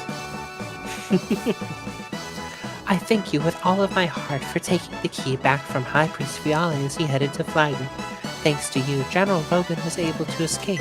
He's probably doing something more important right now. Or not. Very nice to meet you, Lord Symbios. I am in your debt for always looking after Julian. I am Pendulph, a member of the Julian army.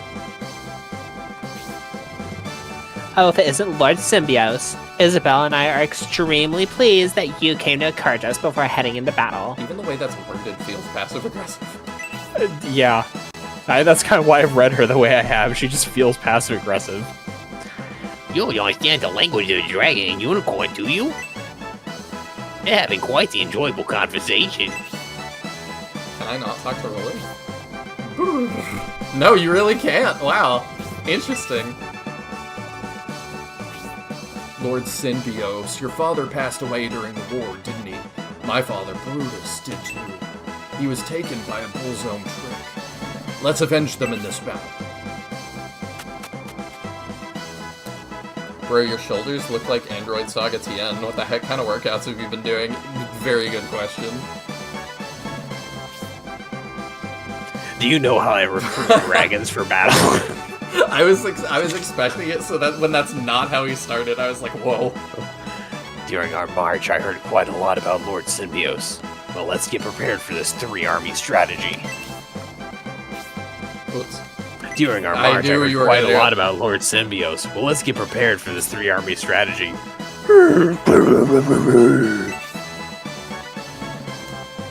What is special about Julian that allows him to talk to 1,000?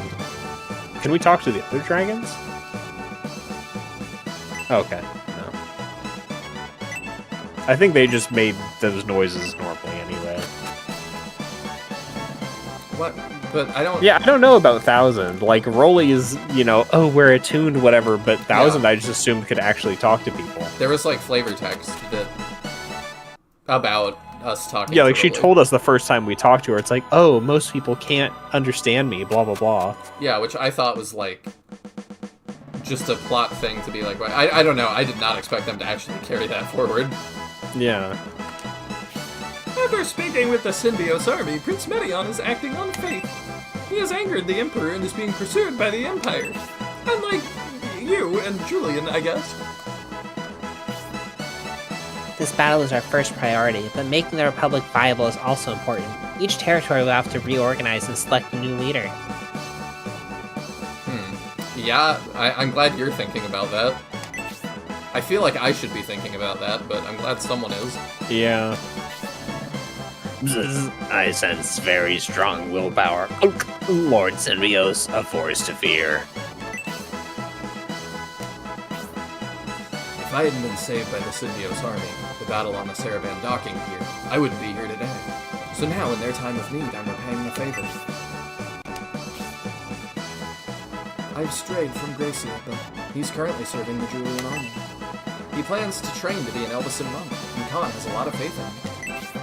Do you find, like, while I like Hera's new portrait, her new map sprite is so boring. Yeah, it really is. It's, like, so super generic. I like her new portrait, too.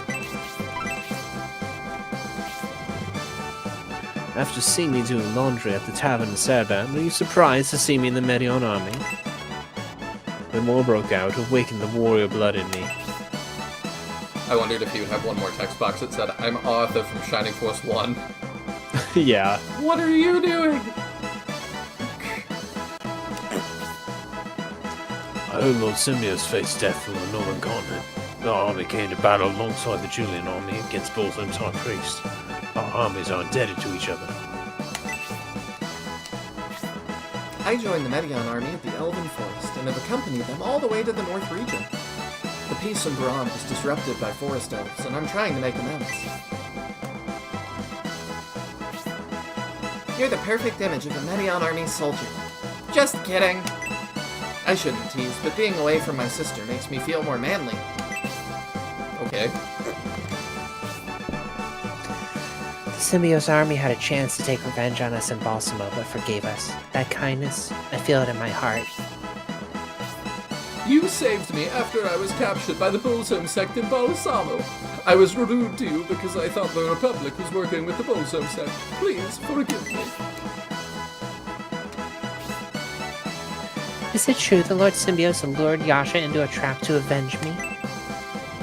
Yasha deserved it, but I wanted to settle things with him myself. Join up with Agane, you both failed. I met you in Balsamo. I appreciated your concern for Waltz when she was suffering. I forgot that y'all came together. Yeah. Queen, do you think the children are alright? Seems to be what she's asking. Ooh, she got like a glow up on her maps right too.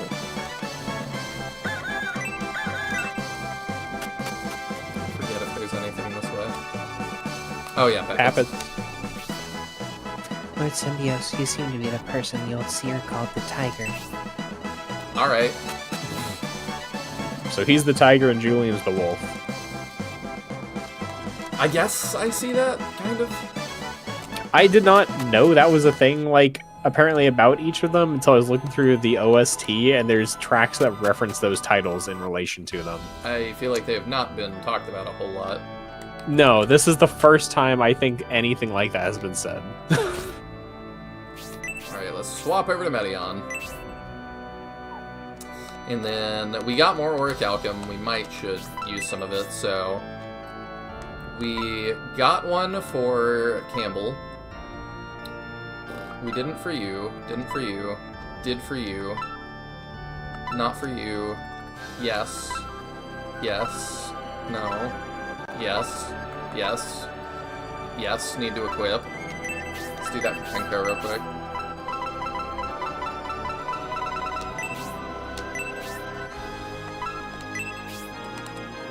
Okay. Which we're using the rainbow beak. Huh? We're using the rainbow beak, right? I think so. Yeah. We should be, right? Do we have the golden beak? We could go buy it. It's not the Orichalcum one. So... Should I tell you what the guide says? Sure. So the golden beak has a use effect of performing a random summon spell, which is probably the most damage output we're going to get for Penko. That's pretty fun. Yeah, I think we just go do that anyway because it sounds Because fun. even with the rainbow beak, she's not going to do a ton of damage, I don't feel like. We can have both. So, yeah, that's true. We could carry both. We could equip the rainbow beak and then just use the golden beak. Let me really quick... Because, yeah, if we haven't even bought it and used it, we should definitely at least try it. Using that, so let's do that.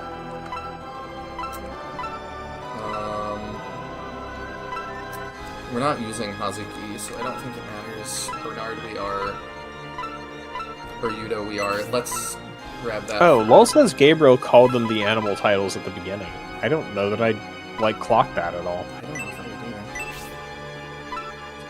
either. The children are right, girl. You don't get worried about the kids when you just waltzed over to Penn and abandoned the crap out of those kids. Yeah. Alright, let's do that for Medion, because why not? Oh wait, no. Take. And we'll go make a couple more Orichalcum weapons, because why not? Oops. We have the everything. We have the meats. We do have the meat. I had a whole discussion the other day with one of my IRL friends about can a vase be made out of meat, and I don't know where she got that in her head even. But I was like, no, because to me, like, something in my head tells me that vases have to be brittle. In terms of how they, like, break apart. and meat would not do that. But then it's like, okay, can you not make a metal vase? Yeah, I was gonna say I don't feel like I'm metal, like, like brittleness, is an inherent feature of a vase. No, because I'm They're like, just traditionally made out of brittle stuff because to be able to form it into a shape you want, that's the kind of materials you have to use. yeah. But then it's like, well, plastic. You could have a plastic vase, and I'm like, that's a bong, but yeah. There's also just normal vases made of plastic. But yeah, I don't know. I'm like, I just feel like you can't make a vase out of meat. I feel like it wouldn't be structurally sound is the bigger issue. I feel like it would just fall in upon itself. Well, I was also like, is that not, like, soluble? Mhm. Like, you have to be able to put flowers in it, to me. You can put flowers in it, just not water. Yeah, but, like, it would not work.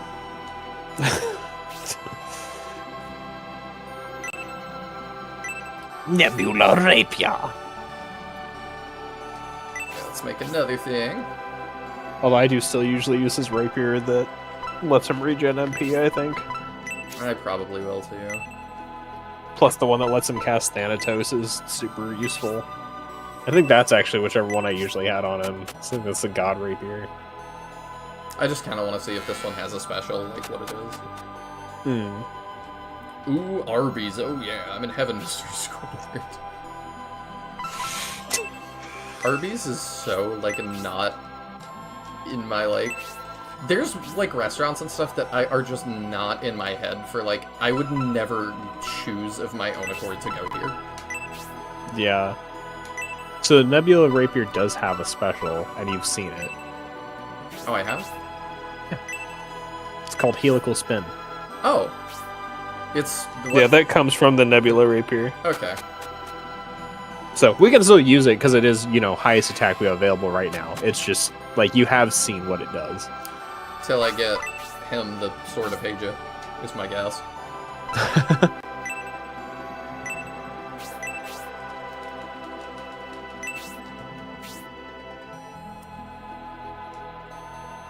Let's see. I feel like that game is also one of the longest I've had sitting in my backlog, because I bought that for 3DS.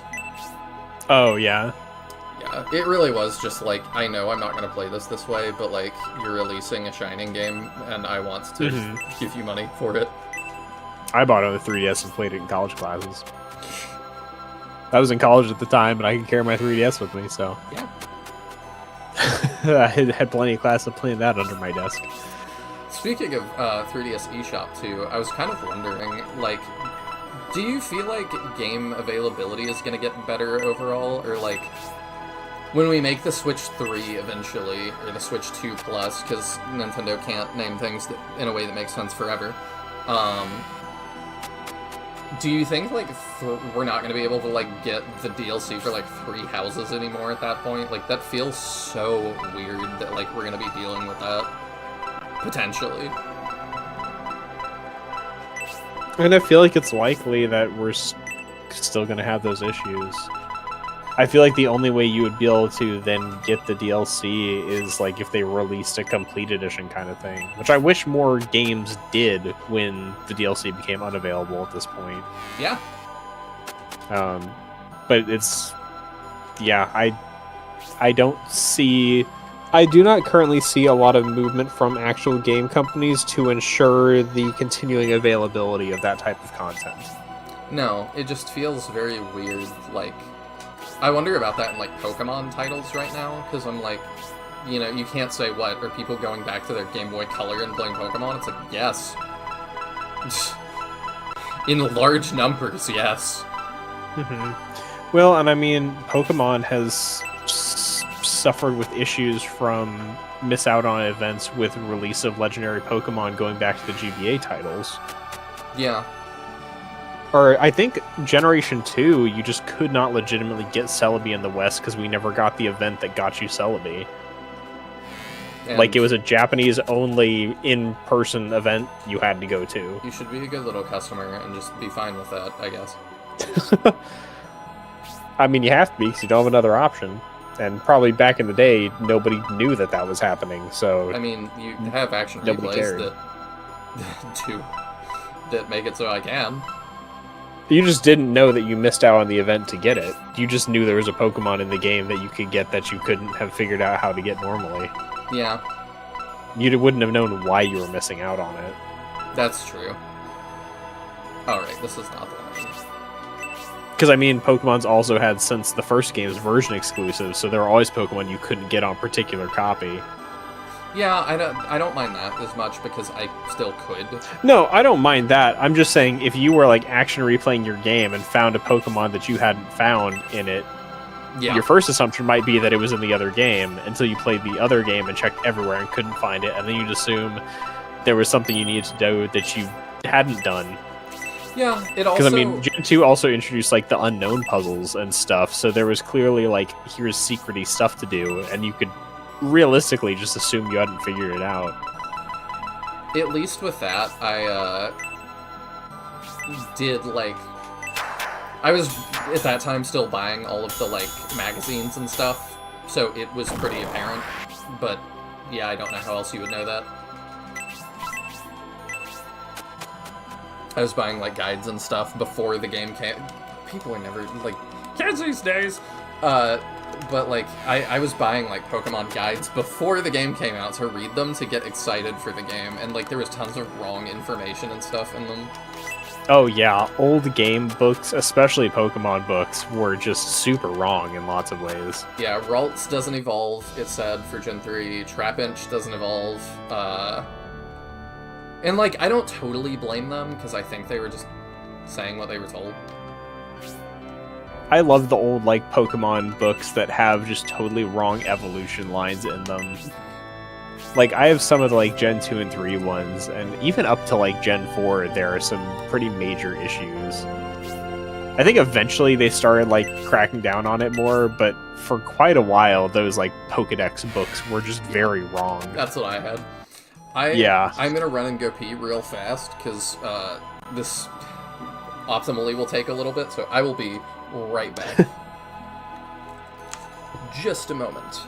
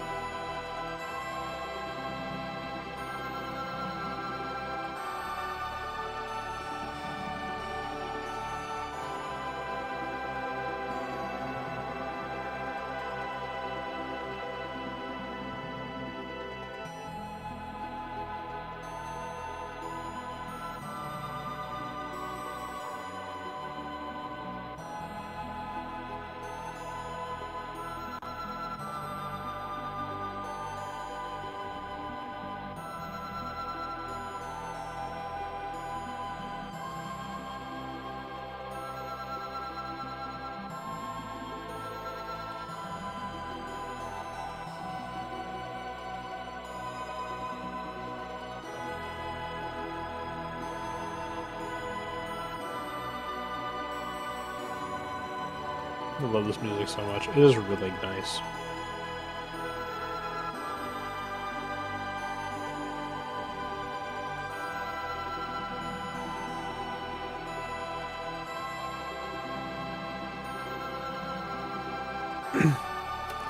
It gives me tingles, ironically. Whatever that means. Just to be contrarian.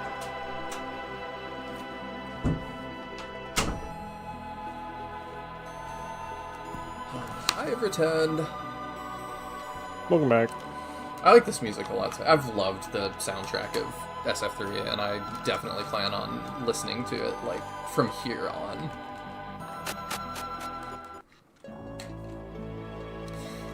So, I didn't... Did you... Go ahead. I was just gonna say, did you know you could buy a 5-pound bag of Mike and Ike's? I did not. I didn't until Ellie sent me one. Ellie is a good friend. It is my favorite candy. I didn't know that about you. Yeah. I'm a big, like, fruity candy kind of guy, because I don't like chocolate stuff much. So... I like Crunch Bars and Nerds. Mike and Ike's are my favorite, but specifically the Mike and Ike's Italian ice flavor, which I've never been able to find since college. I've not even heard of that. It was amazing, and I've never seen it outside of the time I was in college. Which makes me very sad, because it was very good. That sounds good. I would try that. I was just Anyway, say, yeah, what we're seeing. another, like, segue, just the kind of what I was saying earlier about, like, I don't even consider Arby's. Like, I wonder if that's, like, why that is. Like, is it totally just a cultural thing? That, like, I don't consider Arby's because my family didn't eat at Arby's growing up, so I just don't even consider them an option. Like, it's not personal thing, I just don't even think of them. The only time I think about Arby's is when I want a cheap burger.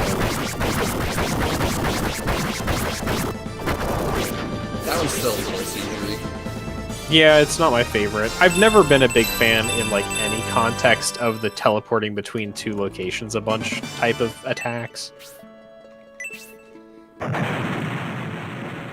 But, like, I didn't really question it too much, I guess, until I was dating this girl at one point, and she was like, let's go to Jack in the Box. And I was like, oh yeah, they exist. And she's like, yeah, I love Jack in the Box. And I'm like, I guess people have to, somewhere. I've never met one.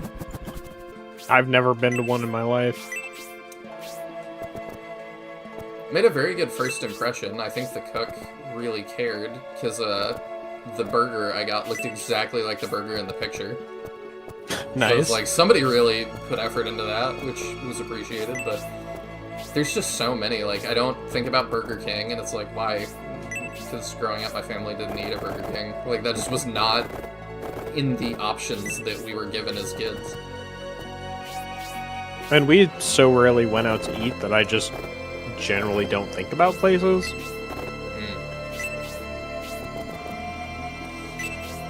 It used to be a habit that, like, my dad would take me to McDonald's after football games, and I would get the snack wraps, because I was in the band and stuff, and my dad was the band director, so we would have some really late nights.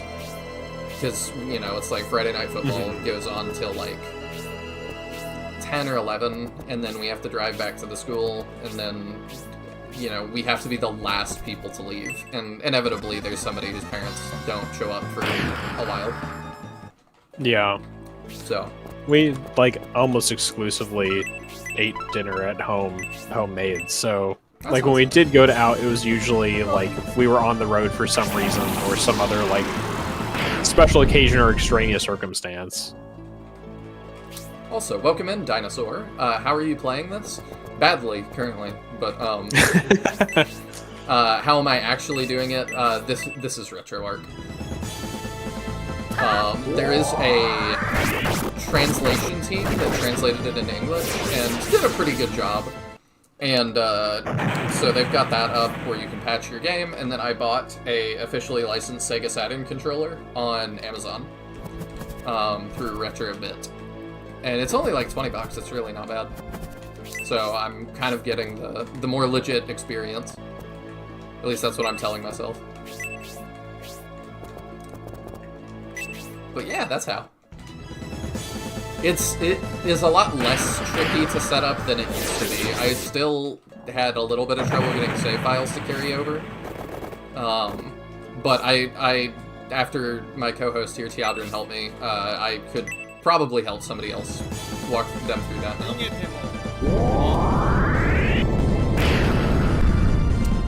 But yeah, my dad used to, after that, because it was so late, and it's like we didn't really eat dinner, we would get snack wraps, and then listen to musical star streams, because that was what was on the jazz station past midnight or something, and it was like new wave something. It was hilarious. And the host was always this guy that talked like this, and he's so excited to welcome you to musical star streams tonight. And I'm just like, I love that guy.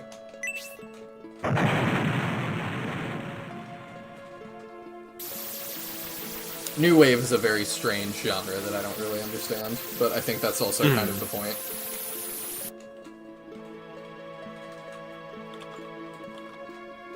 But like, yeah, where else do I not even consider? Long John Silver's does not exist to me. Oh. No. Wendy's. I went to Wendy's a single time as a kid because they had Mario toys. So I asked to go when they had Mario toys. And we went, and I got the one I wanted, and then the burger was really greasy, and I got sick. And then I never asked to go back. We went to Wendy's like a few times, but I have no like strong feelings one way or the other. I just wonder how many like Americans, I guess, are like me, and that like we talked about last week the memes about like the McDonald's CEO and stuff and all that, and I'm like, it's interesting to see the memes and stuff, but I wonder how much consumer behavior on these things shifts, because I know, like, for my entire life, mine really hasn't. Cool, hope to finally play this for myself. I would definitely recommend it.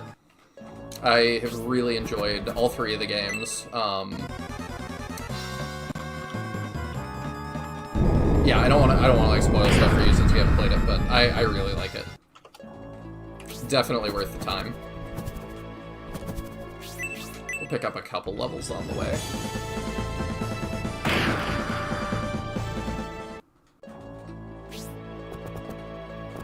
I just wonder how much of like consumer behavior is more ingrained like that.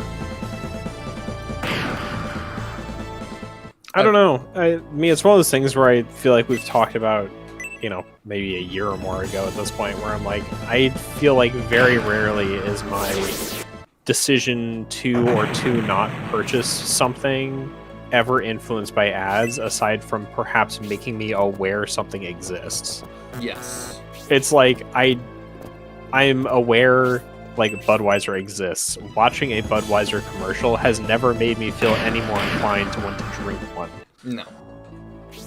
Now, like, if I see an ad for a game that I did not know existed, and it puts on my radar, then I will decide at that point of viewing whether I am or am not interested in looking into it any further. Yeah. But, like, seeing more ads for it does not usually change my impression of whether I'm interested or not. I feel the same way. And I'm kind of confused by the idea that would change things for people. Yeah, and there's studies that show familiarity breeds contempt. fondness. Oh. I'm more familiar with that phrase. Yeah, but like in a marketing sense, the more people are exposed to something, the more they tend to like it, apparently.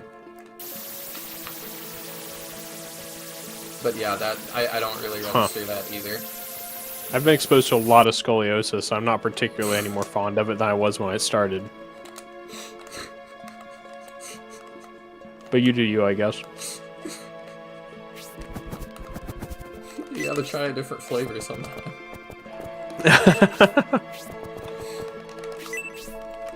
I need to try the cool winter rush flavor. I love applying that to things it doesn't go to. When it was when my friend came over after the rave, one of them was feeling kind of sick, so he's like, "Hey, do you have like, I have like pills, you know, to help your stomach and stuff, because I have a bunch of stomach issues." And he's like, "Can I have one of those?" And I'm like, "Sure, crunchy or smooth?" And he's like, "Excuse me?" He got like really upset about it. Upset about it? Just in that, like, he's already feeling sick, and then it's like, what are you... Like, not really upset, but... Unless you're inundated with the same crap day after day ad nauseum. To the point you literally don't buy something to spite the advertising department. I definitely, like, avoid stuff. Definitely. Same. Where I'll see, you know, an ad 3 or 4 times, like, well, I am never purchasing that product. Yeah. Which happens to basically everything that advertises on Twitch, because their pool of ads is so small, I'm constantly seeing the same ads.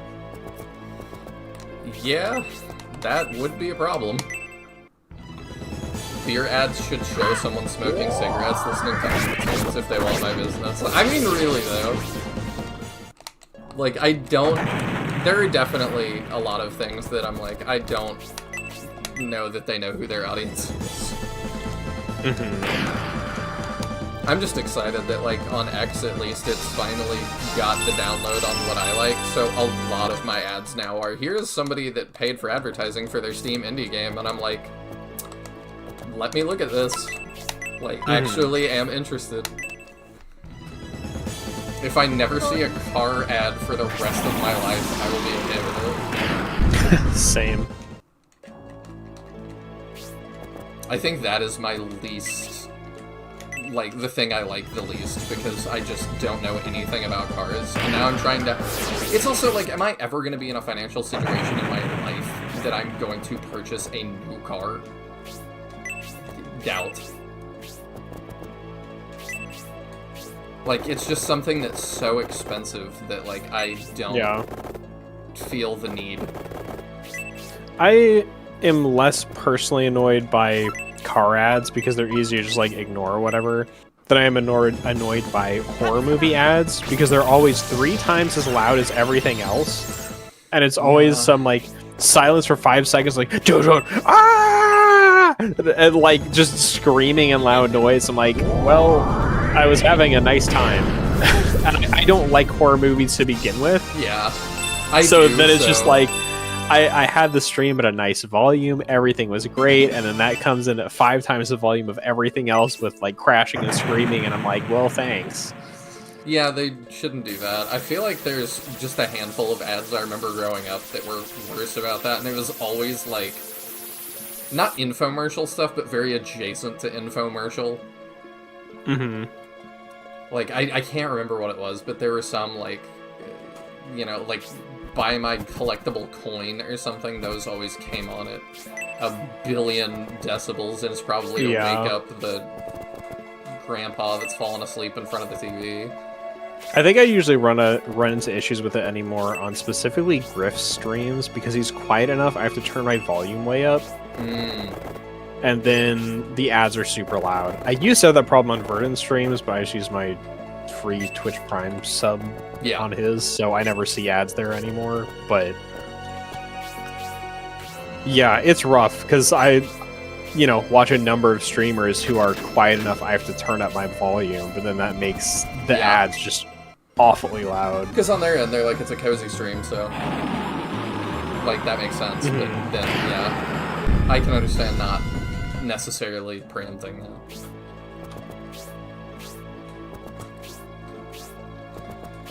I don't want to get politicky, so I'm not going to ask what you mean, Seriously, but I do think it's... I have YouTube Premium, so I have not seen an ad on YouTube in... Same. I have, forever. like, both AdBlock and YouTube Premium, so... At some point, it was just like, I use this a lot. Like, a lot. So I was just like, it's just a good enough experience. Like, I don't know, I use it for music at times, I use it for podcasts, I use it for videos, I use it for audiobooks sometimes. It's like, the value that I would get out of this is insane.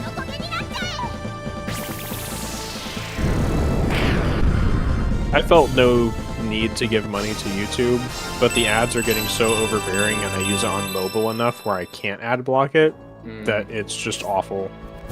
Also, whoever decided to make being able to play music on YouTube Music with your screen off a premium only feature is a psychopath. Yeah, ridiculous.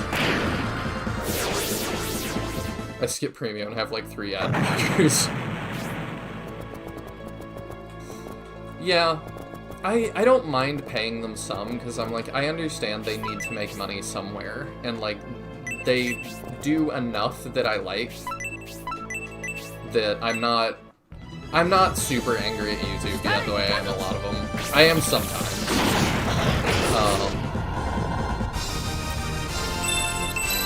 But I don't know, I feel like the benefit they have just outweighs a lot of the stuff that irks me. Or, you know, I'm listening to a video to fall asleep, and every 5 minutes I get 2 unskippable ads shouting at me. Yeah, that's really annoying.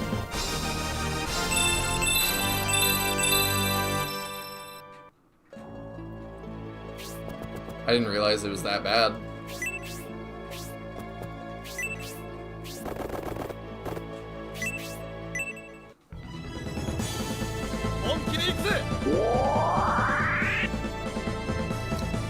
My main worry with YouTube comes more from, like, the current CEO seems to be very into AI, and I'm not interested in watching AI YouTube videos, and, like... There's so much slop on YouTube. There is, and, like, some of it can be funny. Like, to me, that's what AI is for, in terms of video, is, like, to make stupid 2-second memes to send your friends. But I'm like, it's not stuff that I would search for to watch ever. So I'm like, I just am not interested, and then I don't like their AI tools are very clearly coming up very short. And it's causing a lot of problems. And I wish they would stop using them. At least until they work out all of the kinks, because people try to make their livelihoods here, and so it is really frustrating to be, like, banned by an AI that doesn't understand what you're doing.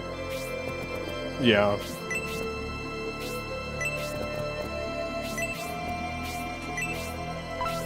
Oh, I thought I could reach the Chimera.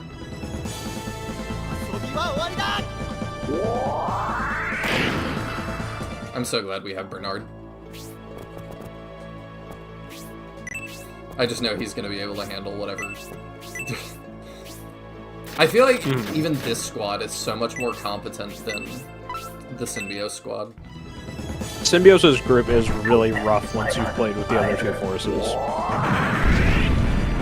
Like, they didn't feel bad in their own game, but once you've played the other 2, it's like, wow, they were really lacking.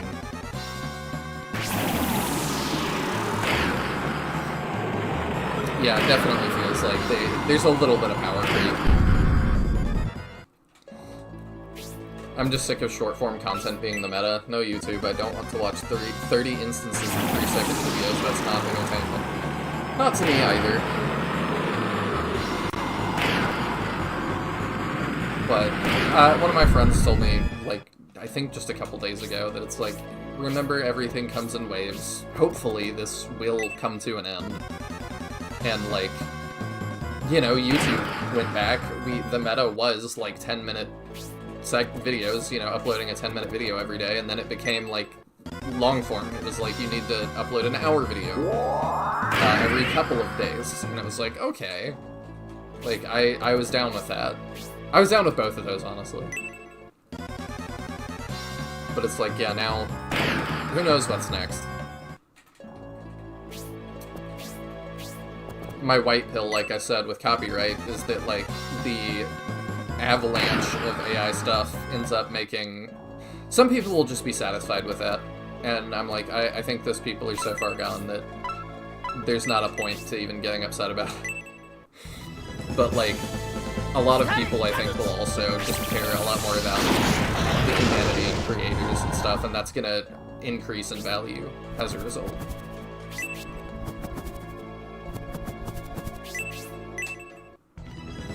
Is this a late game battle? Yes. This is like a done. Do you care about spoilers? Like, if you don't, I can explain totally. If you do, I don't want to say too much. But yes, this is a late game battle.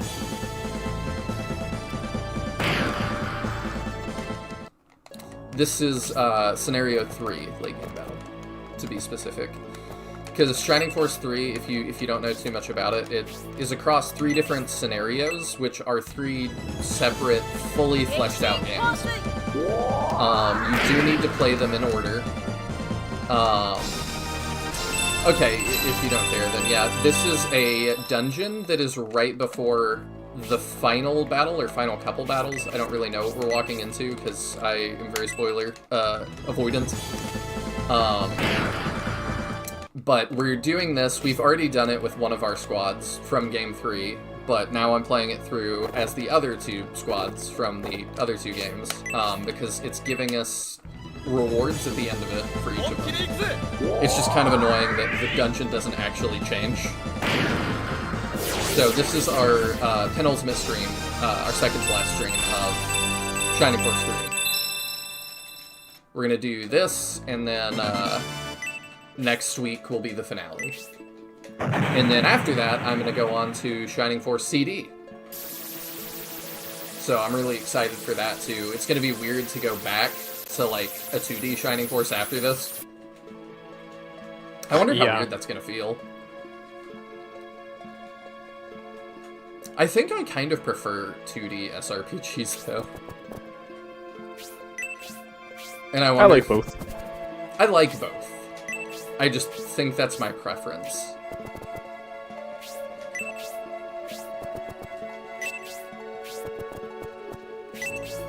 And I don't fully know why that is. It might just be nostalgia. I do think that I am personally particularly bothered by how many people who are quote-unquote Shining Force fans refuse to play 3 on the basis of, and I quote, "it's ugly." Yeah. I'm like, this game looks fine. And especially if you were to actually be playing this on a CRT, it would look very fine. So, in terms of, real quick, in terms of, was that the Arthur from the first game? Mahane's right, that is a whole can of worms, and we've debated it a lot. Tiadrin and I say yes. Yes, it is. You find him doing laundry. It's a white centaur, he learns magic. He has the same name and the same face. But there's been some... basically, there's an email from one of the developers from, like... I don't remember how many years ago, saying, like, it might not be the same guy, like, you should think of them separately, but it's, like, very clearly supposed to be the same guy. Yeah. So, I say yes, Tiadrin says yes, a portion of the community says no. Large portion of the community says no. He says you say yes, I say yes. Isn't there somebody you forgot to ask? Yeah. That meme format. I didn't realize I was doing that. That's basically what it is. The Shining Force community over there. I'm just picturing Jesus coming down being like, no.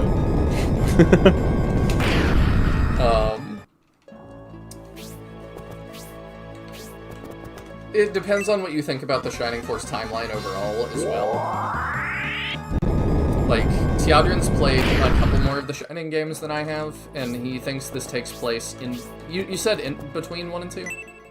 Yeah, between 1 and 2. So, I have not really disagreed with his assessment yet, so I'm kind of, you know, I can't... And you never will. I kind of go along with that. If you know what's good for you. Yeah, definitely.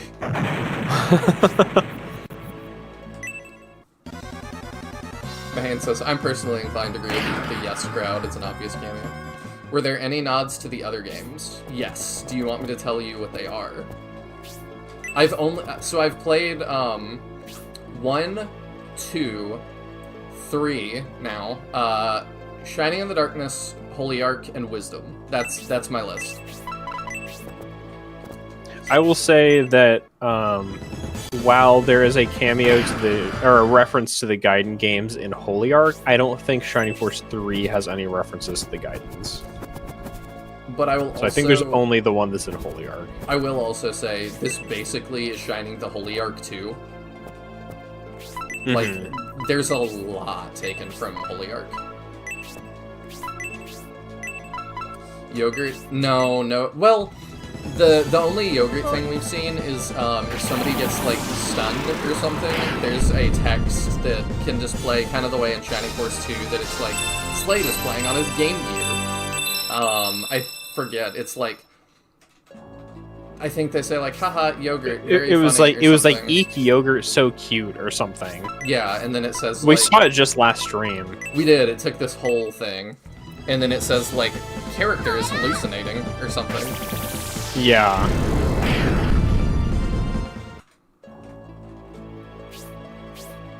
So, yeah, there's that. There's 4 characters from Shining Force 2. The Creed's Mansion crew shows up at the end of one of the games. It's 1, isn't it? Yeah, Scenario 1, you can hire the Creed's Mansion characters as NPC mercenaries. But they all have the same names, and all 4 appear together, so despite not having portraits, it's pretty clearly them. They opened up Hedva's boob window to be a cleavage curtain. It fits with the rest of her character, honestly. Her and David are both very, It's all that overt hentai influence. Okay. You remember the elf page? Yeah. Yeah, I didn't remember you were pulling that, but yes.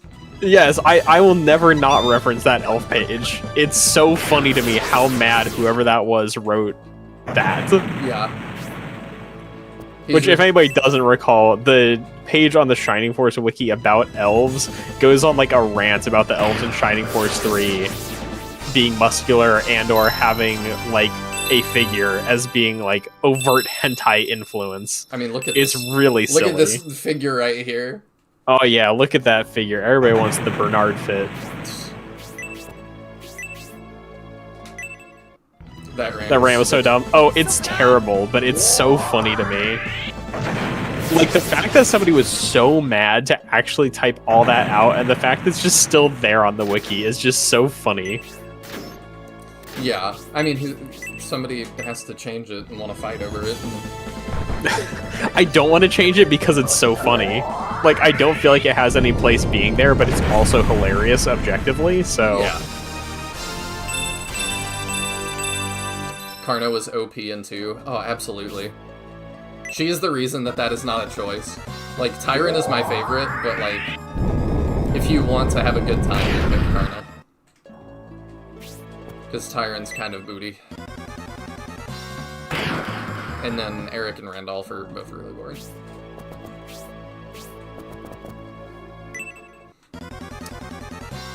We also, just in finishing this dungeon, got the Chaos Breaker, and we're debating if it was the Chaos Breaker or a Chaos Breaker, or like what that means.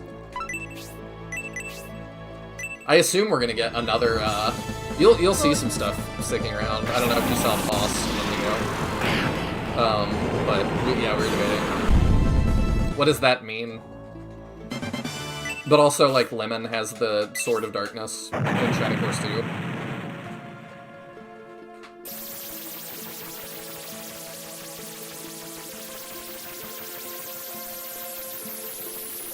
But yeah, this is a very, like, Shining Force dedicated channel, so there's times that we just pause and discuss lore for long periods of time. Because somebody has to, right? Yeah, we also sit and discuss how Shining Force 2 is bad and awful and not worth playing. I like Shining Force 2, Teodris really doesn't. And we dedicate a lot of time to this point. Did you ever play the GBA remake? That is the only game Teodrin likes less than Shining Force 2. It is the only game I like less than Shining Force 2. Well, as long as we're talking about SRPGs, I like Neo less than either of them. I have played Resurrection of the Dark Dragon, and I enjoyed it as a kid. I've not played it as an adult, so I don't know totally how I feel about it. Like, yeah, I just finished replaying it like 3 weeks ago or so. Yeah, I can really quick Let me... There we go. Pop over here. Teodrin streams on Twitch throughout the week, and that's his thing. If you want to go watch his playthrough that he literally just finished this like 2 weeks ago or 3 weeks ago of Resurrection of the Dark Dragon. Yeah, I'm currently streaming on Tuesdays. I'm playing the randomizer on the hardest difficulty as well as with a terrible translation mod. Oh. And then on other days, I stream game dev. Specifically, I'm working on a Shining Force 3 fan fighting game right now. Which we're going to show off at the end of stream, maybe? Potentially, sure. I'm working on some stuff on it right now. Sweet. So there's that too, which I think is super cool. But if this is a new viewer, he's also not going to know you made the Shining Force randomizer. Oh yeah, I made the Shining Force 1 randomizer. It mixes up. It mixes I know you've been up wondering. The characters in, I believe the newest one like lets you do bosses as well. It doesn't shuffle the bosses, but it lets you make them scale up based on the difficulty you're playing, as well as how far they are in the game. So, like, I just fought Bulbasac this Tuesday, and he had, like, 80 HP and dealt, like, 60 damage and stuff, and he could also move. So you like Resurrection? I'm open to Resurrection. I like it. Just, like I said, I can't defend it because I haven't played it with an adult brain yet. But yeah, I like all three of the new characters. I like Suika, Narsha, and Moloch. And I think Taya likes Narsha, feels about Suika. He's just kind of there, and then you hate Moloch. Yep.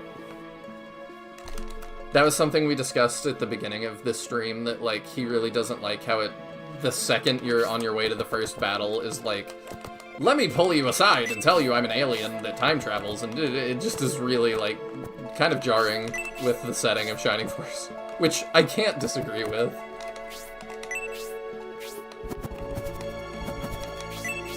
If you played that like not as your first game, that probably was a very weird experience.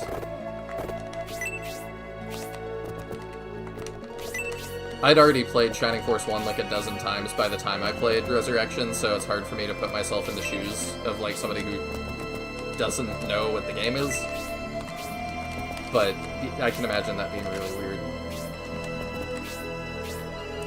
It's also funny, my start into like online, sort of my online identity was being part of a Shining Force podcast. I was a guest on that, and the co-host, the main host, that one was not my show. I'm trying to remember. I wanted to talk some about Resurrection because we were just talking about the series in general, and I brought up Suika, and he was convinced I was like making that up. I still find that so funny. That he was like so forgettable.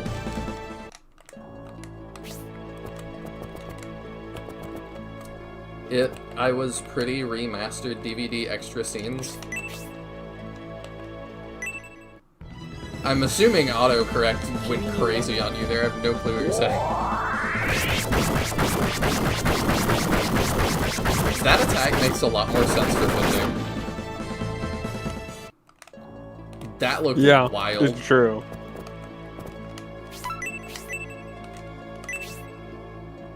I need to not get her killed. Yeah, I already realized that was gonna be a problem. A little bit too late. But yeah, there's the Colossus from Shining Force 1, kind of.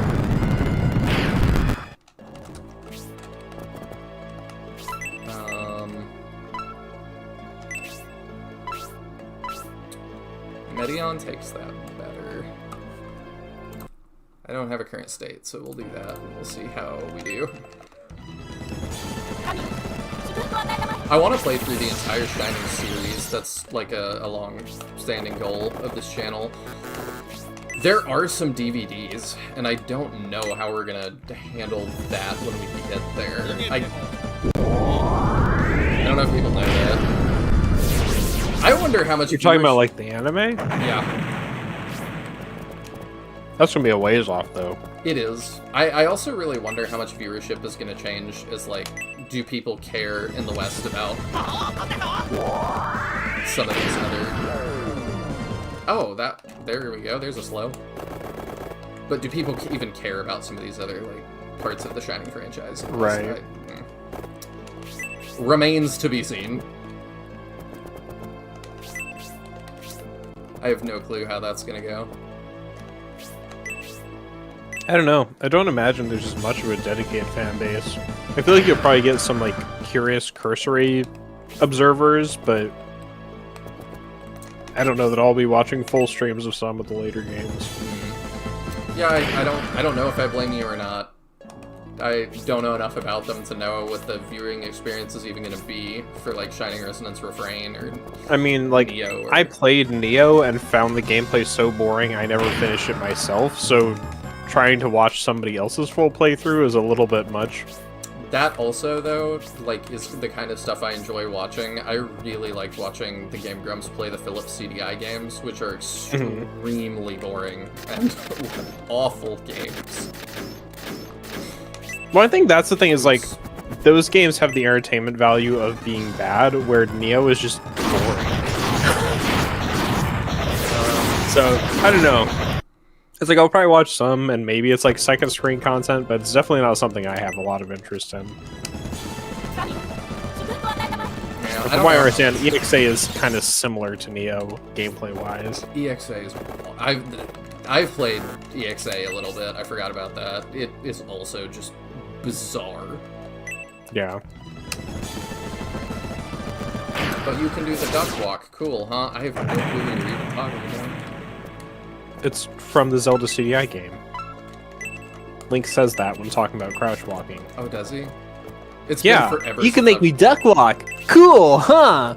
It's been forever since I watched that. But, oh. That's like pretty much verbatim what he says.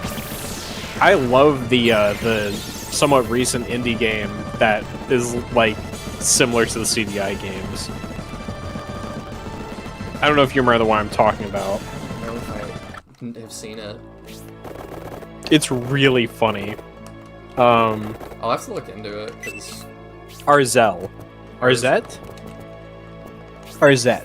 Okay. The Jewel of Faramore. The cutscenes from it are like 100% spot on the style of the Zelda CDI games, and the gameplay is like a better functioning version of the Zelda CDI games. It's amazing. I would hope it's a better functioning version. Like, If those games, like... There's times that Aaron definitely was playing it up for the camera. I don't think he was for that series. I think he was genuinely not having, like, fun playing the game. And part of that's his fault, because the only controller he could get for it was, like, a presenter controller. So it's even worse than normal, but I guess it's hard to find Philips CDI stuff.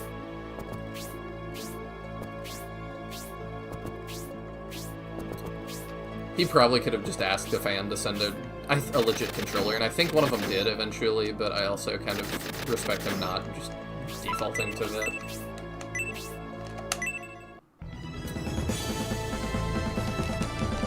It took me way too long to realize I was talking about Shining Force Neo and not Team Ninja's Neo. Oh. I say Nio for that one, which is probably not correct. yeah, I'm pretty sure it is Neo.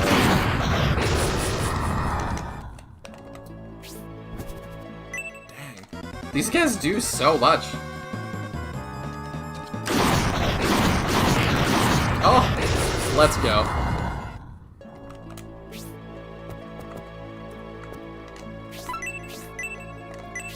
Hopefully he doesn't just get wiped here.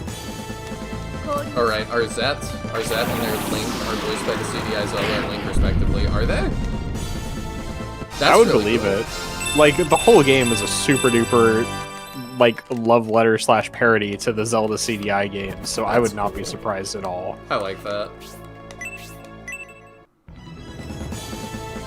Also super cool of Bernard to get a sleep there.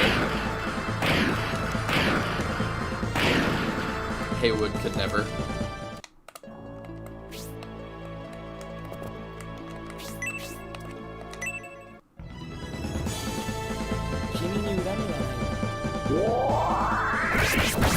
Good job, David. Treating the last HP is the only one that matters. Very true. I'm still worried we're not going to get around fast enough, but we'll see.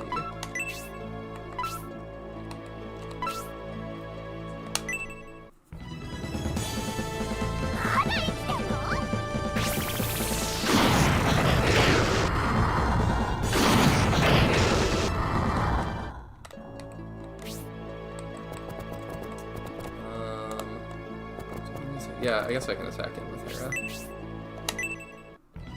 She's doing pretty decent damage.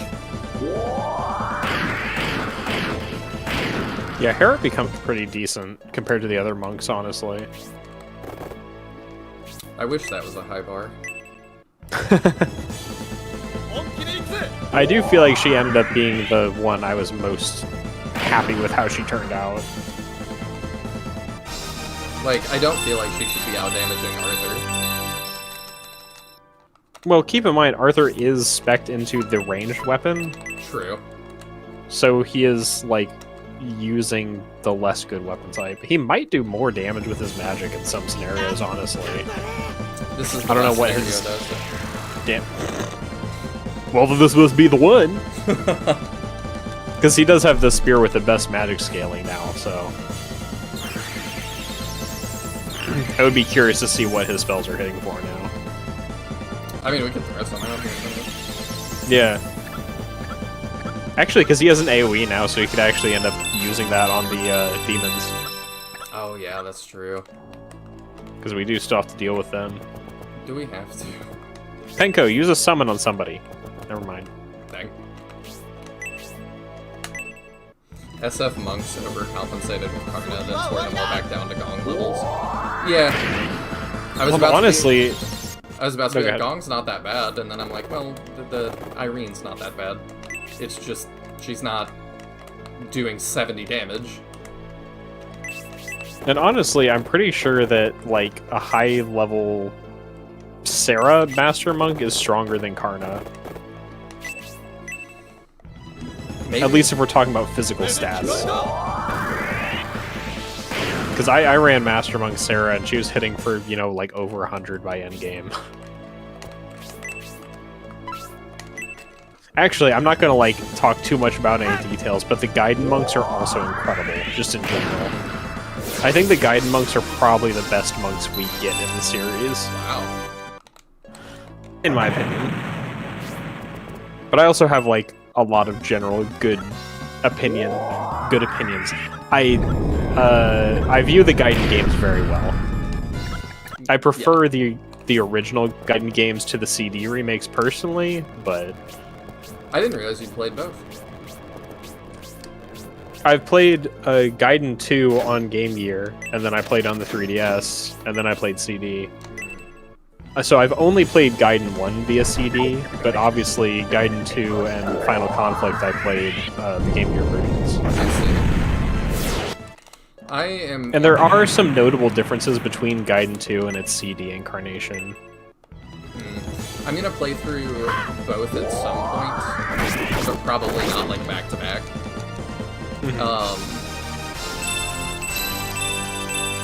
Do you... They're on a spectrum. So is They're on the so are all of spectrum. us, so... So I personally find Gaiden 2 to be preferable to CD, personally. So, Interesting. and you, honestly, without one of the spoilers, reasons is explain? due to a bug. So have we discussed the somebody- bug spell? Not here, but I'm slightly aware of it. Isn't it, like, something and something got flipped? The damage values of level 3 spells and level 4 spells are flipped. Which So is a you get huge thing. level 3 is a giant AoE that does 1 trillion damage, and then level 4 is just bad. Yeah. But what that means is the magic bosses, which in most Shining games are only middlingly threatening, are terrifying in Gaiden 2. I see. It also means once your mages get those spells, they're like just huge nuclear bombs. But I enjoyed having the magic bosses be extra difficult.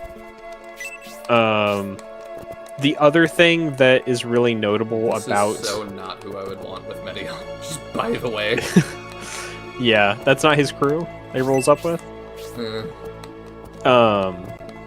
One of the other things that's in my opinion, big downgrade between Gaiden 2 and CD is you're familiar with how dark maps are handled in Shining Force 2, right? With the little like circle of light. Yeah, a little spotlight is what I. Yeah, that's how CD does it. Gaiden 2 didn't do it that way.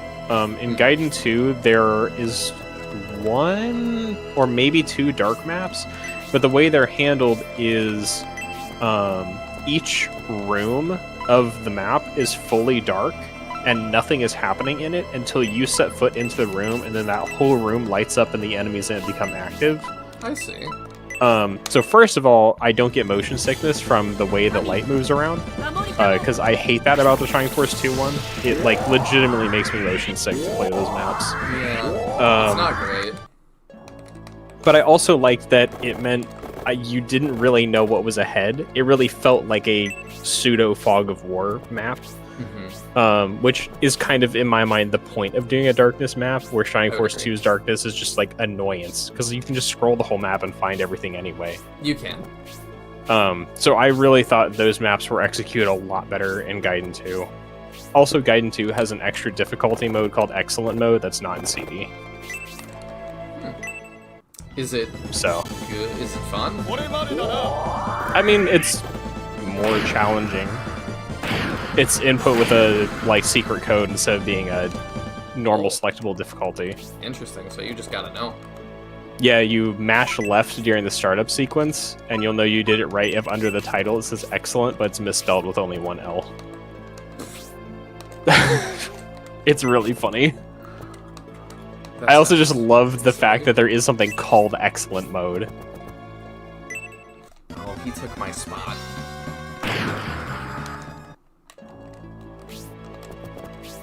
Do you guys like In the Darkness? I really like it. I did not think I would. But yeah, it's great. I haven't played it. I don't generally love dungeon crawlers, but I did play the Holy Ark, which is kind of like an updated version of that style, and I did like it a lot. I also don't play dungeon crawlers much, and was surprised by how much I enjoyed In the Darkness. That was maybe my first one I played to completion. Yeah, In the Darkness, I was shocked that it was like, I added extra stream days because I just wanted to keep playing it. You mean Holy Ark? Or Holy Ark, yeah. I loved Holy Ark. We used the Golden Beak a single time to crack, just by the way. Oh, I forgot it says that. Yeah, if you turn excellent mode, the like reader person at the start says, though there are difficult words, try your best to read them. It's just cute. That's fun.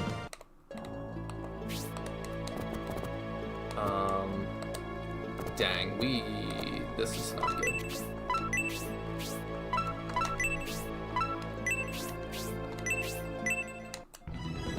I think Shining in the Darkness holds up super well. So do I. I really had a great time playing it.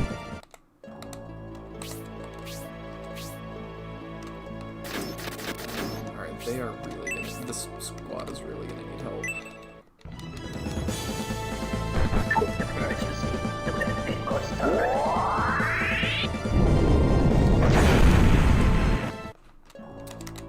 The coolest part in my experience was drawing a map on grid paper as a kid. That is very cool.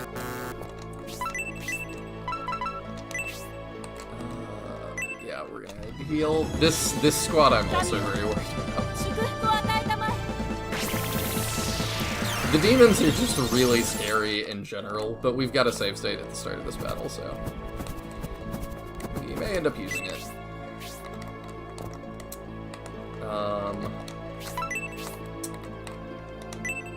Do this. You probably don't full zero, but you do a lot.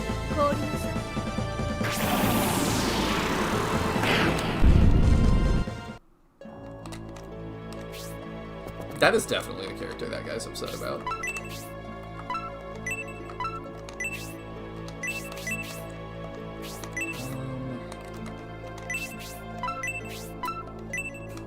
I guess we do I really want to throw out an Inferno too?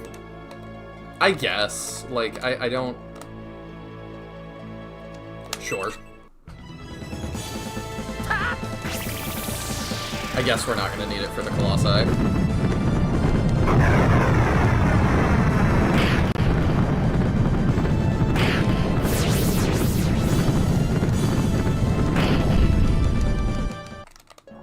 I started drawing a map in, I've got a playthrough of Shining in the Darkness on this channel, but I ended up just not totally needing it. I was surprised by, like, how intuitive it was. I guess we'll try and kill that one. Yeah, I had a feel. I was like, Renard's gonna proc something. I almost went for the other one because I was like, he might sleep it. Oh, oops. Their range is crazy.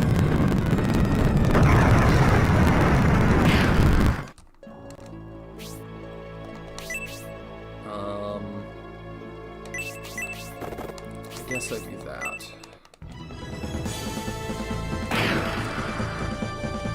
Hearing it out loud was actually pretty corny. What? Talking about, like, drawing the map and stuff? I do think it's cool. Like, I appreciate games that don't baby you and, like, don't just...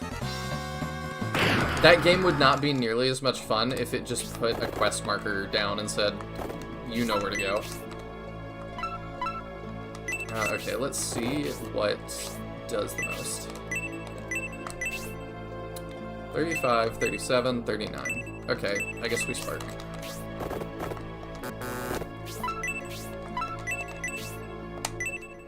Let's see how much this actually ends up doing.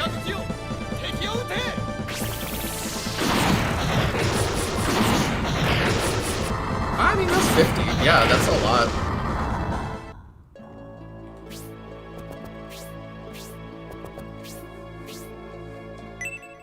I beat Shining in the Darkness without a map or guide. The view spell was enough to understand the layout quite well. Yeah, better than I would have thought. Kind of annoying to check it a bunch, but you do what you gotta do.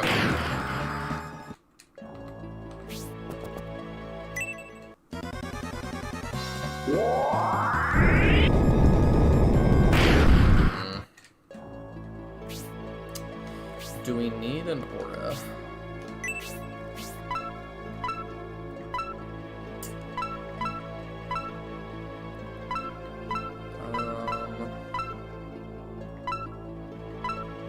I forgot to bring something to... He doesn't restore MP like that. That is going to make this more challenging. I don't know if Ryudo has something that allows him to do that. I'll have to check. Yeah, I think we do need this one.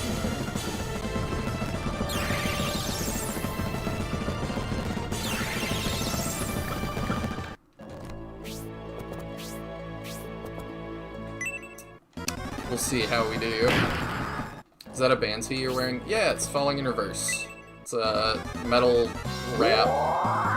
Like, this is from their latest album. It's like metal rap. They have a like J-pop style song. They have country songs. It's a lot. They just kind of make whatever they want to make. You at least have some Goddess Tears. Yeah, I think that will be enough to carry us through. Especially... I had to step away for a sec. Did we see how much damage Arthur's spells do? Did 50 with Spark. That's not bad. Not at all. I realized too, Ryudo's not regenning MP, so that's gonna be tough, but we do have some Goddess Tears, and we also could not have one character tank all of it. Do we have any MP regen weapons we could pass to him on anyone else? I'm not sure, we're gonna have to check. Because I think he can use any of the weapons our mages are using if they have one. Maybe. I'll have to double check, because Because don't we have Eternal Wands? Or no, that's HP, isn't it? I can look at what we have. So there's Crystal Rod. That's just Tiamat.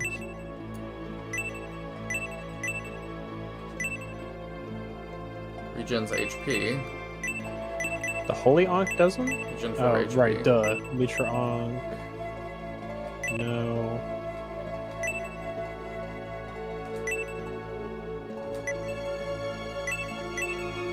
Two MP. There we go. Okay, so yeah, if Yeah, she we'll- passed that we'll- over to we'll him, pass that. then should be able to. We've also got, is it?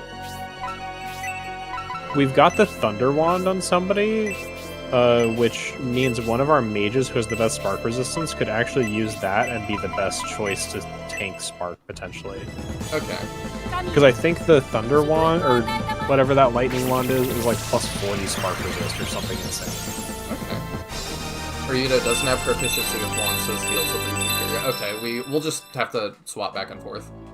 Yeah, it's not that big a deal to juggle it. Was that a mugshot? Yes, that is the singer's mugshot.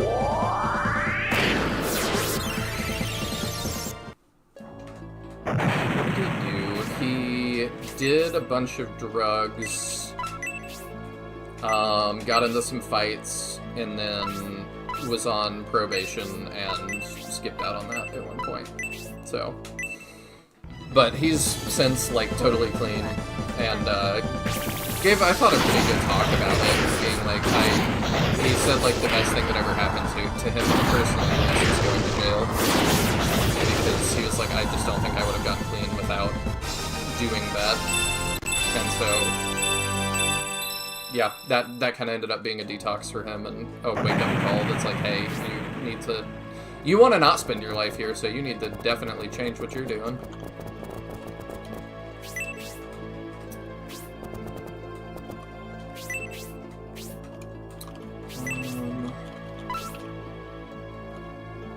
I'm gonna try to sleep this one or do something. Dang. I really thought Bernard would always proc. And he does have a history. He sure does.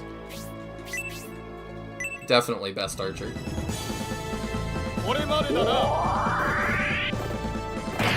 Can you recommend me one song by Falling in Reverse? It depends what you like, honestly. If you like metal versus if you like not that. You went robot as soon as you laughed, so that sounded crazy. Sorry, Robbie thought that was really funny. Like, I can make you a recommendation. You just gotta tell me what you like.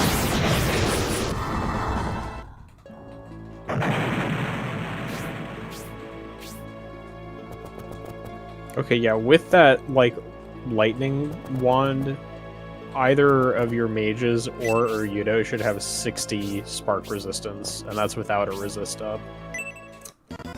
I mean, maybe we just have Ryudo doing it. Yeah. But That, equips I it- just think it might be a more efficient doing that than having Medion have to tank it. Nothing. Well, because part of the reason Symbios was a good tank was he had the Phoenix Sword, and we don't have any, like, none of the rapiers grant lightning resistance. Yeah. So Medion's sitting at 5 spark resistance total. Okay, yeah, then Medion will not be the one to do that. That was also the reason I passed that one between each of my forces for doing this.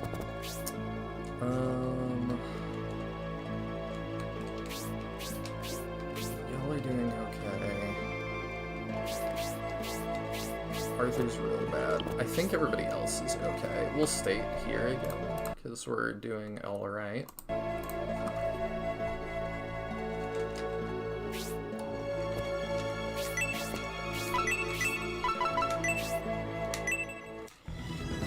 Looking at Falling in Reverse songs, like what would I recommend?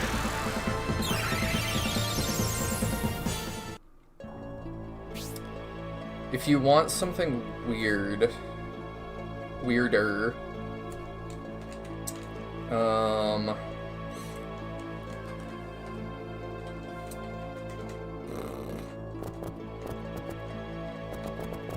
I'm trying to think, like, what is not too... One of my favorites is Ronald, but it's really, really heavy. But it's also got, like, Tech 9 in it, so if you like rap, that's kind of fun.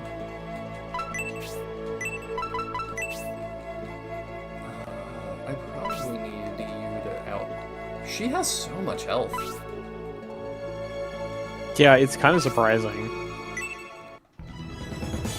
Are they like a My Chemical Romance band? Yes, sort of. They're a lot heavier, so... Falling in Reverse, the singer is it's really his band. And, he started in the band Escape the Fate, which is one of my favorite bands of all time. That and Falling in Reverse are my favorite band of all time. There's a lot of, like, member crossover stuff, because they all know each other. But, Escape the Fate's big break was they entered a radio show. Or, it was a radio competition judged by My Chemical Romance. And the winner got to open for My Chemical Romance. And so they won, opened for My Chemical Romance, and a couple labels heard it and were like, alright, y'all are awesome. And that started their career.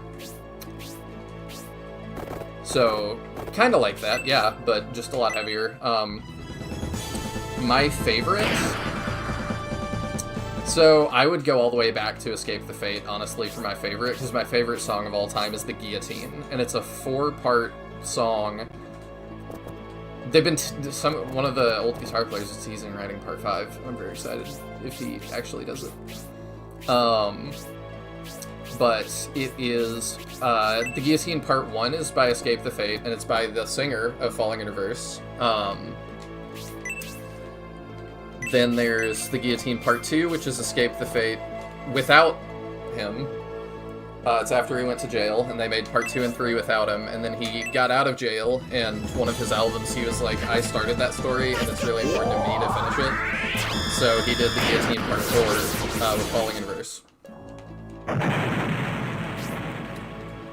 And it just kind of tells, like, this fantasy story. It's also kind of relatable about war and, you know, going to war and stuff, coming home, dealing with the mental fallout of that, and, like, PTSD. I think it's really interesting.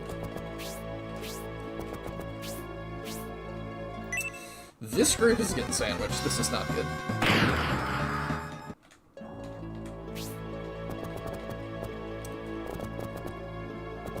Let's start moving around here. And then Teodrin's really into, like, Vocaloid kind of stuff. I'm into that weird stuff. Yeah. Go listen to Qualia Shirt. Alright, It's not a good representation of the genre. What would you say, like, I guess Hatsune Miku is, like, the easiest one to be like that. Although, honestly, the kind of revival of Vocaloid / that style of music, which really synth V is what people are kind of moving towards right now, is more under Kasane Taito, more than Miku. Especially in the Western sphere, there's a lot of English language Taito songs coming out. There's some good ones. Another Cup came out recently, and that one is awesome. I also like Regret Rock and Minimum Rage, which those are by the same person, Minimum Rage and Regret Rock. But then Another Cup is absolutely fantastic and on the newer side. We're gonna have to pass some turns and get Gerudo MP. But especially that crew on the other side of the map really needs heals.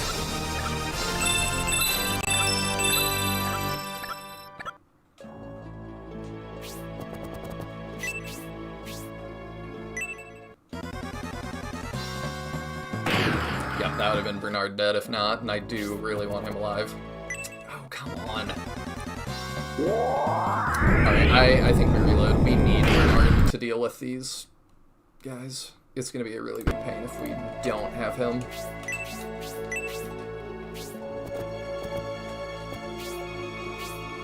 I think I'll forever remain in a hole with my music taste. What do you mean?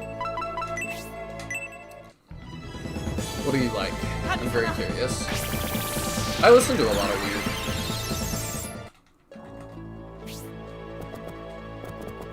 Alright, what is the quickest path to this room? Alright, let's start moving this way. I think that was a misplay. I think we need to... I think the first thing that comes to mind when I think weird Vocaloid is, I think the song's called Shaka Gewa Shaka Go, something like that. It's a song about being kidnapped and asked at gunpoint what you're supposed to put on fried chicken. And the only right answer is mayonnaise. That's a good answer. Oh, sorry, Momia Gewo Shaka Gewo. That's what it actually is. I haven't met / heard of a single person that shares my taste. I mean, the world's a big place. I'm putting it in your music channel. You can't stop me. I definitely can't. I'm really into hardcore techno from the 90s. I feel like there's people that are out there that feel the same. I enjoy that genre, but it's not one that I like seek out.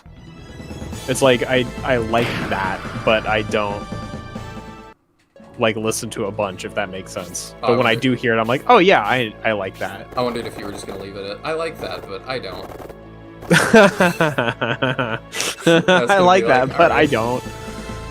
What a People ask me about Shining Force 2. Opinion.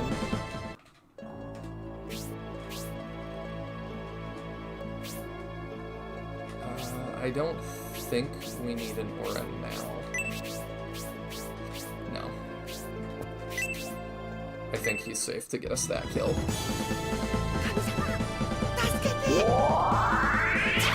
When it comes to electronic, I am definitely, like, super basic in that, like, I just started catching up on, like, Skrillex's discography, so I'm like, I know a little bit about it, but not a lot. And I know that's not even, like, techno.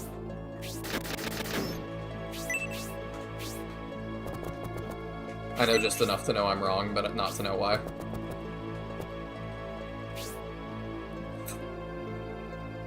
Try that.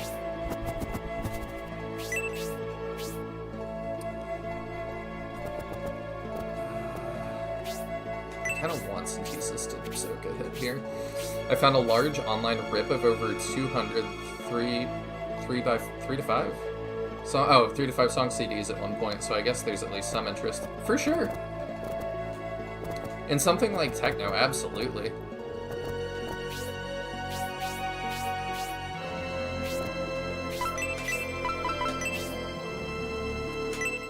I feel like hardcore completely died after the 90s. Yeah, I mean, there's movements, though, you know, like, people will resurrect it. The only one that I'm not sure if could resurrect today is, like, kind of the hippie stuff. I feel like the, like, old-style folk music is pretty dead. They're still trying, I think. I don't know. I don't feel like I hear anything along the lines of, like, the Kingston Trio or the Chad Mitchell Trio or My grandma anything went like to that anymore. something like that recently. Because that's what she really likes. Interesting. I didn't ask. I actually don't know who she went to hear. I should ask. I tried to listen to some newer stuff and it was so boring, even stuff made by older artists. But see, if you feel that way, there's probably other people that feel that way that will want to make, you know, redo it to be better. Greta Van Fleet kind of tried. I mean, that's not like techno though. That's like they're trying to revive rock.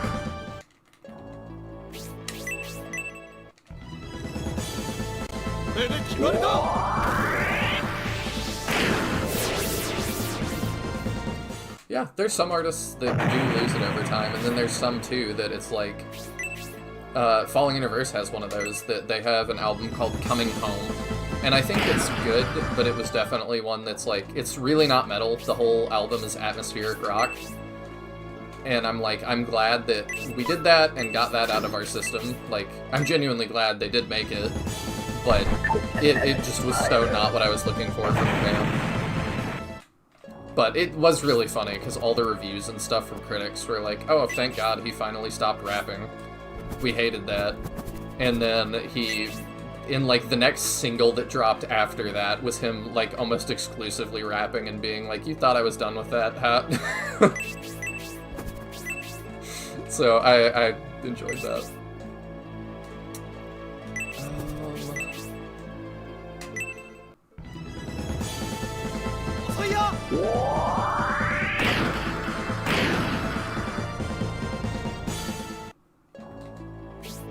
It's gonna be hard to get Synthesis out of this.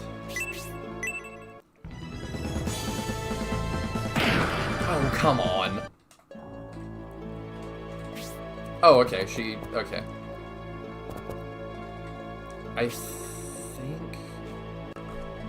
I don't know what I need to do to get out of this. Her and... If Zero gets attacked twice, that's not good. We can do that. We'll see what happens. I listened to Escape the Fate the Guillotine and I was into it. Awesome! Yeah, that is, like, my favorite of all time.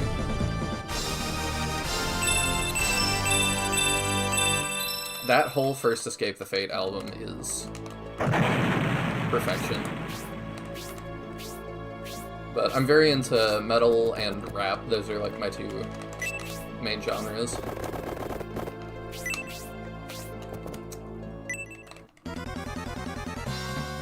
I'd recommend Demure. I have their entire discography. Is it sitting within reach? I don't think it is, but yeah, I really like Demure. They're in like my top 10.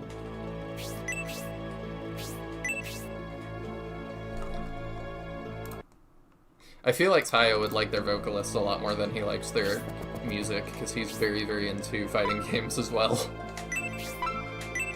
Who would I like? His name's Frankie Palmieri. He's the vocalist of the band Demure. He streams on Twitch sometimes and is super into Marvel vs. Capcom, like, in an autistic level.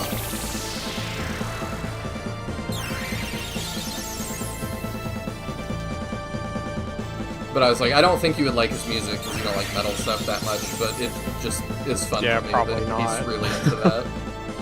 I got to meet them a couple years ago, or I got to meet him at least a couple years ago, and he was super cool in person.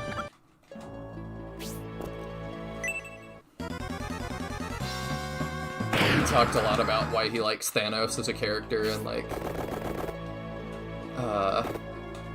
thank God it didn't fall hard. Oh, fail? Yeah. Yeah, they're one of my favorites. Their guitar player just left, and I'm very sad about it. He went back to one of his older bands that I don't quite like as much. The Tony Danza Tap Dance Extravaganza.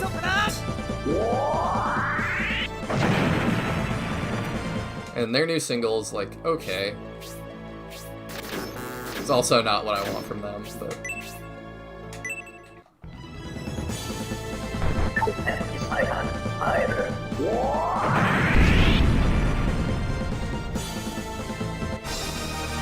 Saya, who would you say the big three Vocaloids are? Miku, and then, like, is it the twins? And then I don't even know who else. I mean, it's really hard to say, and it really depends on the era. I mean, like, today.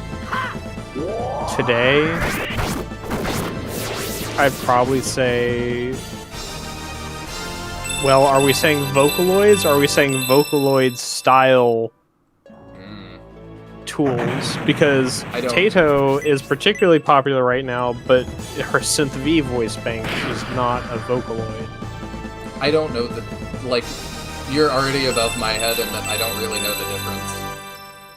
Well, it's like you're asking me, what are the top 3 Kleenex? I'm saying, does it have to be Kleenex brand, or are we talking about any kind of tissues? Any kind. That was very helpful, actually. And it kind of depends on like what I see versus what's truly popular right now. But I've seen on the English side a lot of Gumi and Tato. Miku's still popular and is probably like will always be one of the top ones. I mean, there was a collaboration between Pokemon and Vocaloid doing like a Miku song for every Pokemon type. That's crazy. I did not. Which was that. recent. I did see she just. They actually did a lot of Vocaloid collaboration. Deco27 did the song Volt Tackle, which I actually do enjoy. Which Deco27's been like a Vocaloid producer since, you know, like the old days of Vocaloid like 20 years ago. So they're pretty established. But I like off the top of my head, I'd say like I've been seeing a lot of Gumi, Teito, and Miku, but there's also some of the Synth V voice banks that I don't know so well. Jun, I've seen a few songs with, which I really like the song Destroy by Fairy, who's my favorite Vocaloid producer. Trying to think. Henri Arcane I've seen used a few times, but less generally. Welcome in, The Nick. Twins have kind of fallen out of favor, but I think it's because they don't have any new voice banks.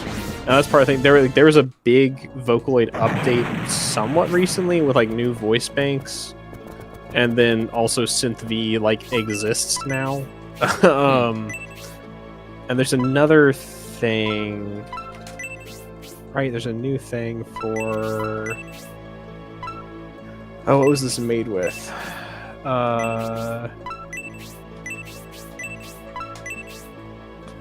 What is a voice bank for? Coracle, I guess, is a new thing. I've never, like, really heard of it until this one song that I ran across and I really, really like. So it's like, we're actually in a weird spot where, like, 3 or 4 new Vocaloid-style softwares are all releasing. So there's like been a huge boom in songs, but also like there's just a ton of new voice banks that are not established, and I don't know where what's popular is going to land. Really, I see. I think I actually linked the song I'm referring to, Revolver Girl, in your music channel earlier. Okay. So that one's in there. That one actually was like I was working on. You know, my project I haven't talked about. Yes. I was listening to that song while thinking about it, and then I sent that song to my music. I was like, hey, we should make our music like this, and then we did. Cool. So I really, really like that song. But yeah, I don't know. It's in a really hard spot. Like, if you'd asked me like 5 or 6 years ago, I could give you a much more solid answer, but right now, I don't really know. Because there's just a lot. Did I not just pass him the... Oh, did I not pass it to him? Did I just unequip it? You link your music channel. It's the music channel in his Discord. Yeah. Which I think is below the stream. I believe it is. I also have a band myself that I do. That's true. So you do kind of have a music channel, but it's not just yours. Yeah.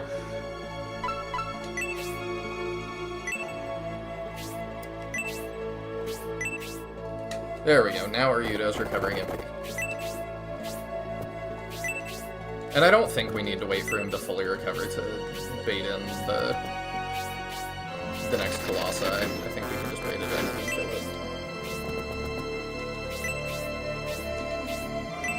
it. Zero is gonna need heals though, for sure.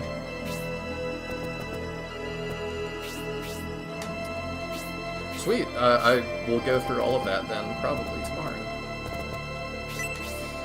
I heard one album from Tony Danza and thought it ruled. I really like Danza 4. It's just 3 is not as good, 2 is not as good as 3. They just got better as they went on. So we'll see how 5 ends up. Just because I don't love the first single doesn't mean I'm not gonna like it.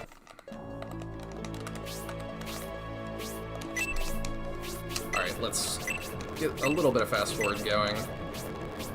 I would like him to be able to pull out at least one, what's it called?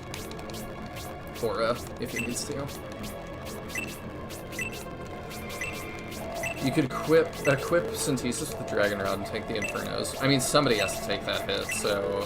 I don't really want to run them out entirely, because that would take... well, it's only 3 casts. You're right, maybe I should do that. I forget that they're not like the Taros. Okay. Yeah, let's give her a heal, and then, yeah, we'll do that. Fire resist.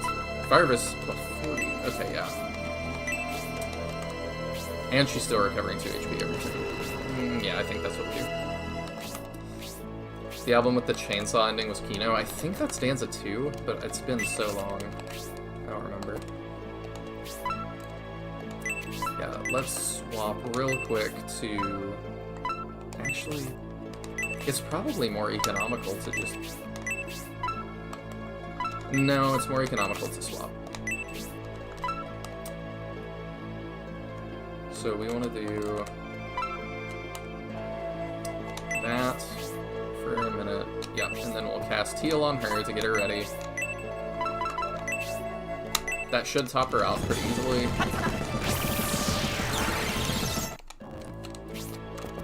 And then, like I said, I don't even think we need to run him out fully. I do think we'll be able to, with our whole squad here, be able to annihilate.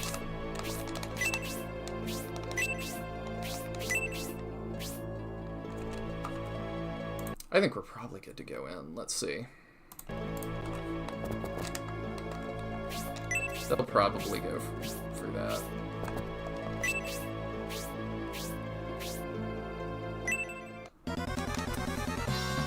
When I think chainsaw stuff, I just, I think the Devil Wears Prada, like the Devil Wears Prada.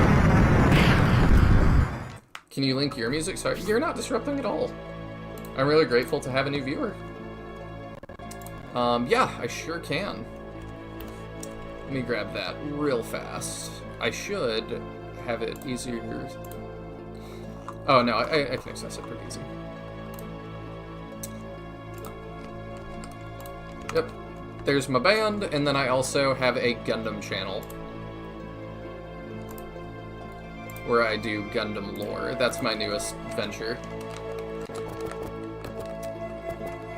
Okay, Synthesis can easily tank this. I actually, surprisingly, don't want him to come hit me in the face. She probably doesn't take that nearly as well. She won't take 50, I don't think.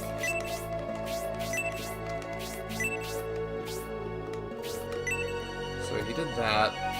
Do I want to move up and pull him in more? Probably. Because that gives us a little more leeway. I don't want to aggro the Taurus yet. I really thought this would be a short stream, Taya. Oh, I knew it wouldn't be. You sure did. Let's put the one back on him, get him recovering again.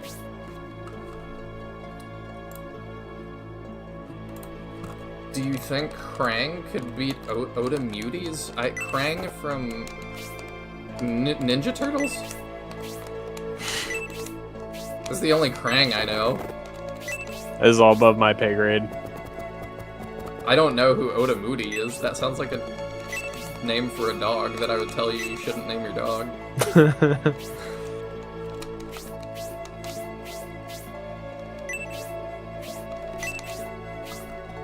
Only 1 hour smacking a Colossus in the face left. I'm thinking we deal with the Colossi pretty quick, I hope.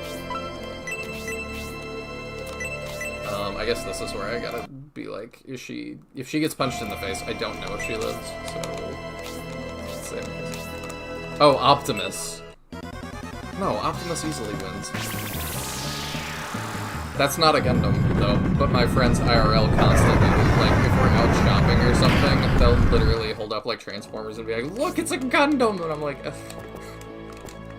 They just, like, messing with me. So now I'm getting it on YouTube. I know so little about Transformers. I watched the Michael Bay movies, and that's, like, I watched the cartoon a little bit growing up. Do you know anything about it, Taya? Like Transformers? Yeah.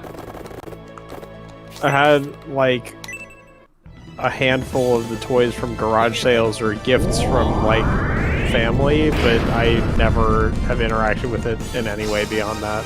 That's pretty much exactly what my experience is.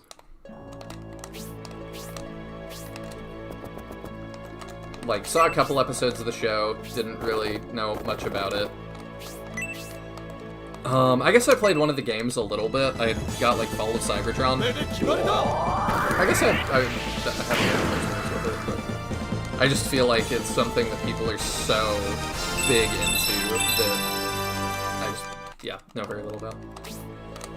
The Gundams are obviously piloted by the Evangelion crew. You missed us talking about Evangelion earlier. That new short film that they didn't want to put out, that they then leaked to the entire world. Bold strategy. Yeah. Let's see how it works out for them. Do you think they could beat Exodia? No. Exodia's literally, like, his whole thing is that if you have his whole body, you win. You know that They could win. They could beat Exodia by virtue of Exodia as a game mechanic that at best is shown as a hologram. Well, okay. That feels like not engaging with the hypothetical in a different way than what I was doing.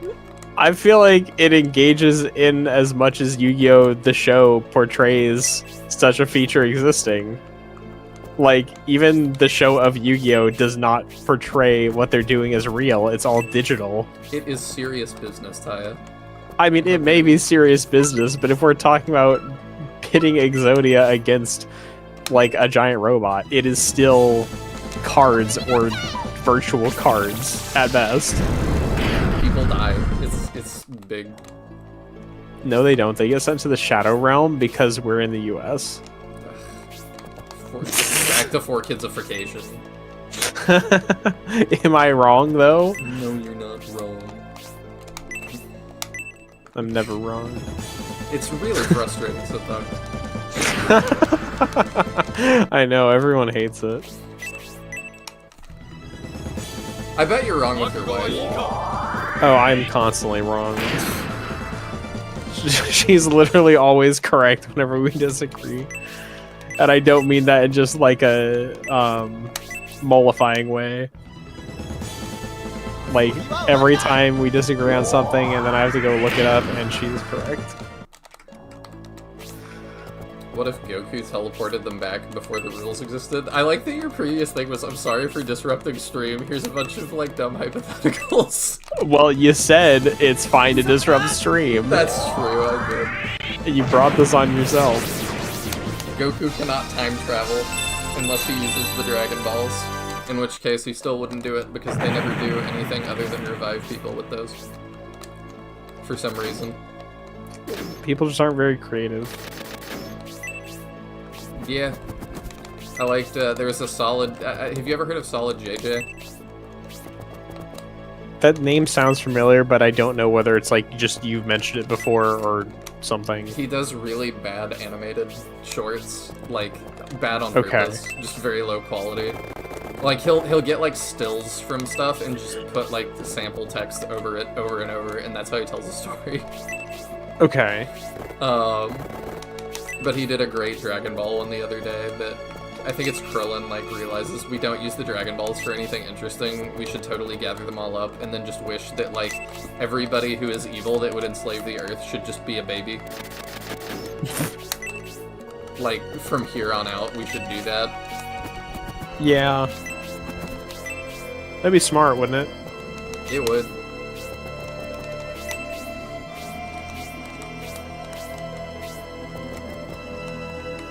Oh yes, like those burgers made of rice and a piece of algae. Yeah. Ugh. It's so dumb. I think you mean jelly donut. That's true. He's mixing both analogies from earlier.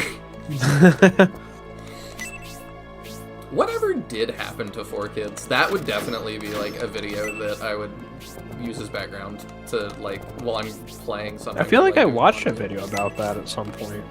I need to do that. My latest one I watched was what happened. It was my second Shining Force 3 grinding stream, or not stream, but session. I listened to What Happened to Mega Bloks. If I had to guess, I probably watched Saber Sparks' video on it, since I watch his stuff from time to time. It looks like he's got a video about 4 kids. He's definitely one that it's like, I never seek out his videos, but they'll be recommended to me, and I'm like, eh. You talked about a topic that's interesting. Yeah, I also like never like look for his videos, but they'll get recommended, and then usually once I watch one, then I'll go watch some more of his, yeah, I was because I about to do say, enjoy his I content, end up but it's just watching not too. somebody I like seek out really. Because like I love just seeing him discussing these bizarre, low-budget, random / knockoff movies. It's just fun to hear about. Yeah, that I would not know too much about outside of that. Alright, we're gonna use Synthesis to soak damage again.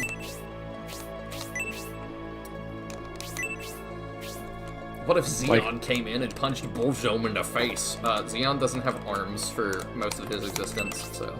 I don't know if Bullzome does. He has Maybe... arms. It takes a while, isn't he just face for a while? No, it's just only his face is through the hole. Yeah, But you can see his shoulders and stuff behind it. okay, but like, he would have to, like, I'm not assuming we take the full body of Xeon, like, because that's less fun. We just move the hole.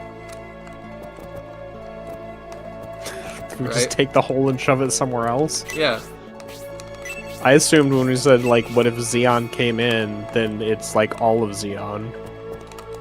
well, that would be an assumption, wouldn't it? I'm just being pedantic. It's late. I'm also thinking of the Xeon from, The Curse of Xeon. Oh. You know, the best Shining Force thing. I don't know. Is it better or worse than Zinc from the Curse of Xeon? Zinc is probably the weirdest character in that. I don't know. If you don't know It's what we're very talking about, strange. Dinosaur, I've got a video, I think 2 videos on the channel dedicated to it, that are, in Sonic the Comic, they made a Shining Force comic that was like Shining Force 2 Light. It's really weird. Max is an old man in it, and Bowie is his grandson. And Chester is... Is it Arthur in it? No, it's Chester. But Chester I don't know. looks It's a like Arthur. blonde centaur, so I don't know who it's supposed to be. My theory, I'm just like glancing at a couple of the frames. My theory is that they like got a very, very rough outline of what Shining Force 2 was going to be. And then, Yeah, it's Bowie who looks like Max, Taya who looks like Tao, and Chester who looks kind of like Arthur, but honestly like Vankar from some angles. yeah. He's almost more Vankar-like, aside from the fact he's like less of a drunk. I mean, now I could just be stupid. I'm realizing this, like, as opposed to And then like Zinc is a big microwave. a steam-powered microwave. There's also some villain named Kadavar who looks like, I think, kind of like Shredder from Do you TMNT. get it? Yes, I get it. It's cadaver. It's just like it's a good like soap. all the other names are taken from at least existing characters to some degree, but Kadavar is just Yeah. I guess their OC villain. I guess, but I like because everything else kind of lines up. I kind of wonder if he was like plans to be like Lemon or something. I don't know. He's like almost Kane-like though, like because he's got the whole mask deal going on. He does. It's just weird. What kind of bands have you seen live? A lot. Like, I go to festivals sometimes, I see a bunch, like... The most recent tour I went to that was specifically, like, metal stuff was Black Veil Brides, Falling in Reverse, Dance Gavin Dance, Tech 9.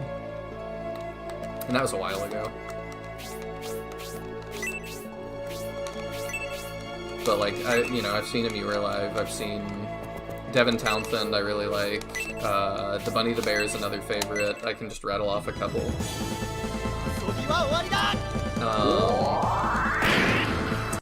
I've seen Escape the Fate a couple times.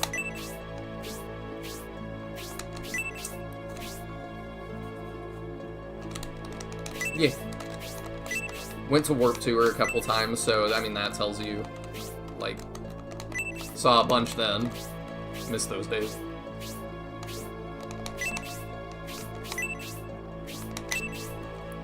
I don't know, do you think Kadavar was, like, supposed to be something? I think he's a pseudo Kane.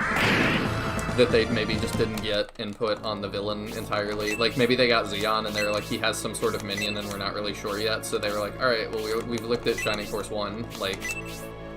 Well, yeah, well, I mean, part of it's like, right, they're using basically 3 character designs from Shining Force 1, like pretty explicitly, using 3 names from Shining Force 2, and then you've got Zinc, whatever's going on there, like that's clearly not a design from any of the games, but it's a name from 2. So it's like they had the names of characters from 2, but I imagine they hadn't seen any of them because of how explicitly the character designs are like Shining Force 1 designs reinterpreted. Yeah, I think that they just were looking at 1 and doing their best. So it's like, I don't know what they might have known, because they added like a baddie in Kadavar, but Kadavar's role seems to be, at least judging from the issue I'm looking at, like kind of Dark Souls role, where it's like his master plan, but he looks like Kane. Kind of. I feel But it's like Zeon's, but I don't totally remember. It's been a couple of years. Well, all I know is I'm looking at this panel where Kadavar sees them walking away. Is like, "You're too late, Shining Force. Nothing can stop my plans. You're too late." And like Zeon's not back yet, so he's kind of in the role of Dark Soul here, of bringing back the big evil. Yeah, I guess you're right. And then we throw a nuke into the portal. Yeah. The casting of the spell known as Detonation. All my favorites when they run into the mage in the hallway and he just pulls out a pistol and shoots Bowie.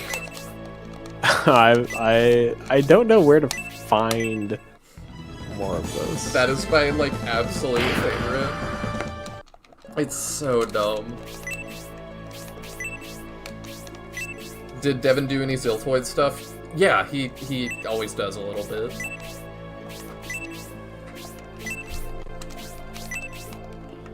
For a little while longer, until he retires.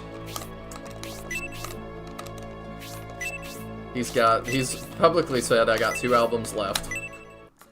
And he started the new, I posted it in the Music Discord as well, that he posted the first single for the second to last album today.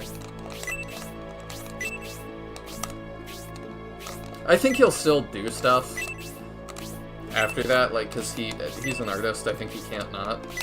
But I think that, like, this period of stress and doing this full time, I think he's gonna end that. And he's, like, 50s, 60s? Like, You know, they gotta retire at some point. At least the touring and doing it as intense as they do.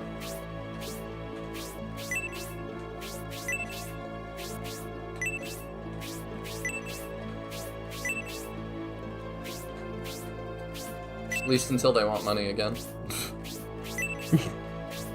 I mean, it's a motivator. Like, there have been a couple of bands I like that have even said to, like, I like Insane Clown Posse. That's kind of a weird one, I guess. And, you know, they announced they're kind of pseudo-retiring soon, but it's like they're doing the... Very intentionally, they're very open about, like, we're doing our farewell tour that is gonna go on for years. Kiss has been on their farewell tour, I think, since I was born. That's what it feels like.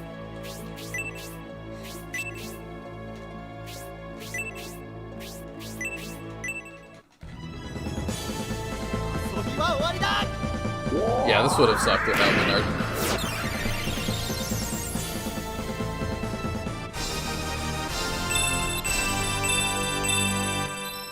There we go. Oh, if you're really into Shining Force as well, Dinosaur, another great Let's Play to watch that Teodrin and I did together was we played through a whole series called Flame Dragon Knights that was kind of Chinese knockoff Shining Force that ended up being way more special than either of us realized it would be. Yeah, it was great. Love dumb AI. I guess he could have run around to get to me. We know they can move up that.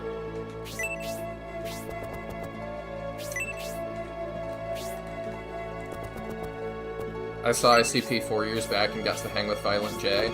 I saw them probably about the same amount of years back, but then I went to Shaggy's solo tour and got to hang with him on that a little bit. That was cool. He's really nice. I worry about Jay right now because he's very clearly, like, on kind of a drug bender that I hope he gets control of.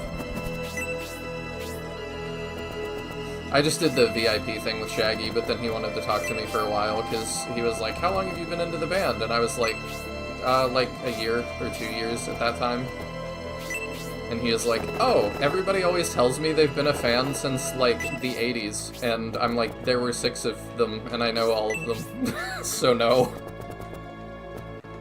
Like, there were 6 fans back then."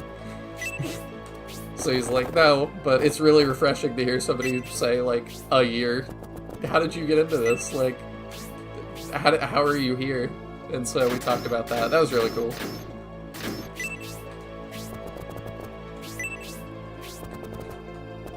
But it was that I saw Twisted at Warped Tour and was like, "Oh, these guys are kind of neat. They're like the ICP guys, right?" Not knowing they've got a massive feud going on.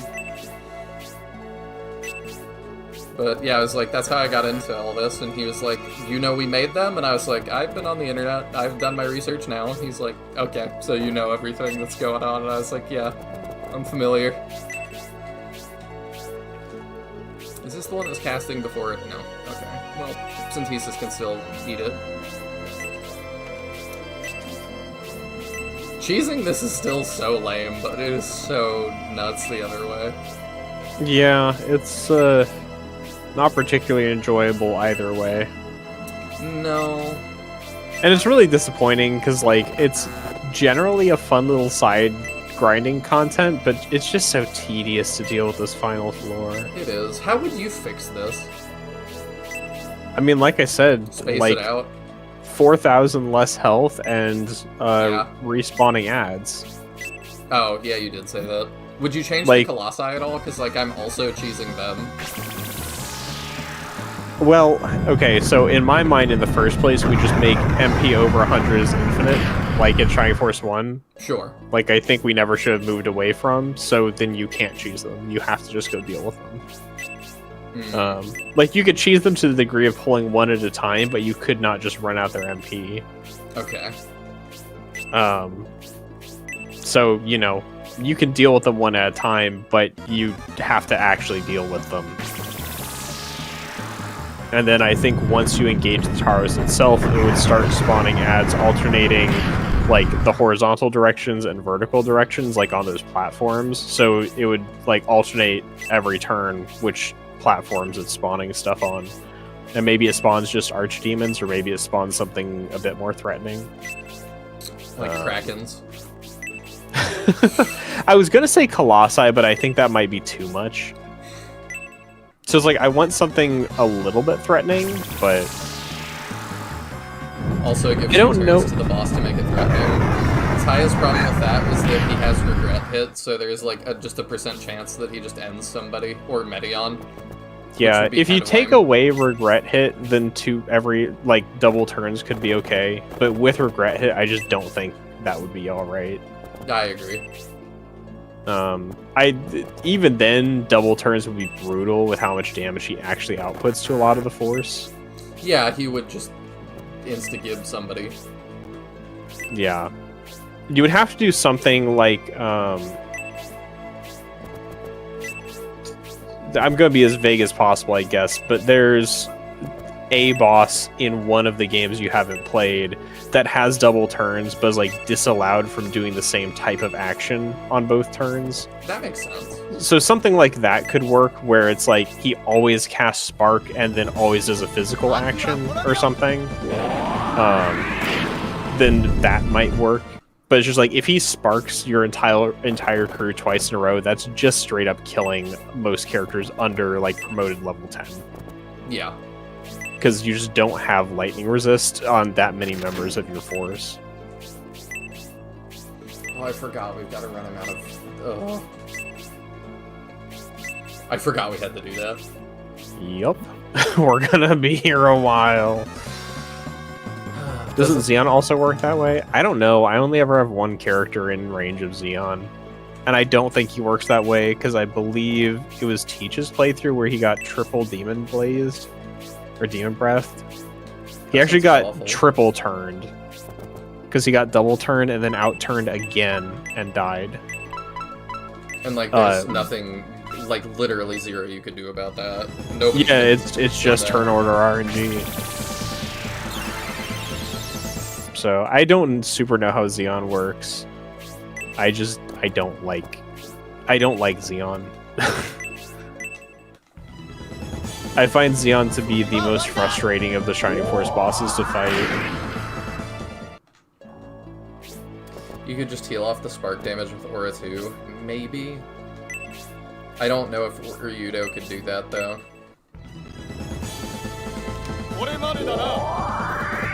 There's Dogpile, yeah. I mean, yeah, for sure. But at least it would be more interesting than it is now. Yeah. Like, that's all I'm looking for. I'm not looking for it having to be super hard. I just want it to be more interesting. For sure. Because it's just, like, not fun to do. No. And if he's doing, Spark as well as a physical attack, there's at least somebody who's not getting fully healed off an aura. So you have to do some additional healing or work around that. Plus, if you're having to deal with ads coming in from the outside, then you're not able to just have everybody attack him either, because somebody's going to have to deal with the other incoming threats. Yeah. So I definitely- think you could make it an interesting fight that way. We've talked about, like, it's hard to do SRPG bosses, in particular. And I do think that it would be just... Usually it's easy, like, an easy answer for, like, how do I make this better is, using, like, ads, essentially. Are there mods for SF1 and 2? Oh. Teodrin makes them. That's what we were talking about earlier. That's true. I made the Shining Force 1 randomizer Kendo no Hako. There's... Which is probably my most, like, widely well-received thing. A lot of people enjoy it. Yeah. Then, you made Arden's Armatra, Mm-hmm. which is like a entirely original characters, original maps. It's permadeath. I think it's super cool. As characters die, they like the maps change and the story changes like entirely, Mm-hmm. which is super cool. Yeah, and then there's also some other mods for one, Shining Force Alternate, which I don't like, but it does exist. I've heard Horizons is pretty good. It's made by the same guy who made Alternate, but I have not played it, so I can't personally vouch for or against. I've just heard it's good and better than Alternate, so... Yeah, Alternate, take for what that as you is, will. is it's a stripped down version of the cast, but it's sort of like I think my video on it, the first one, I call it Butterfly Effect, and to me that's really what it is. Like,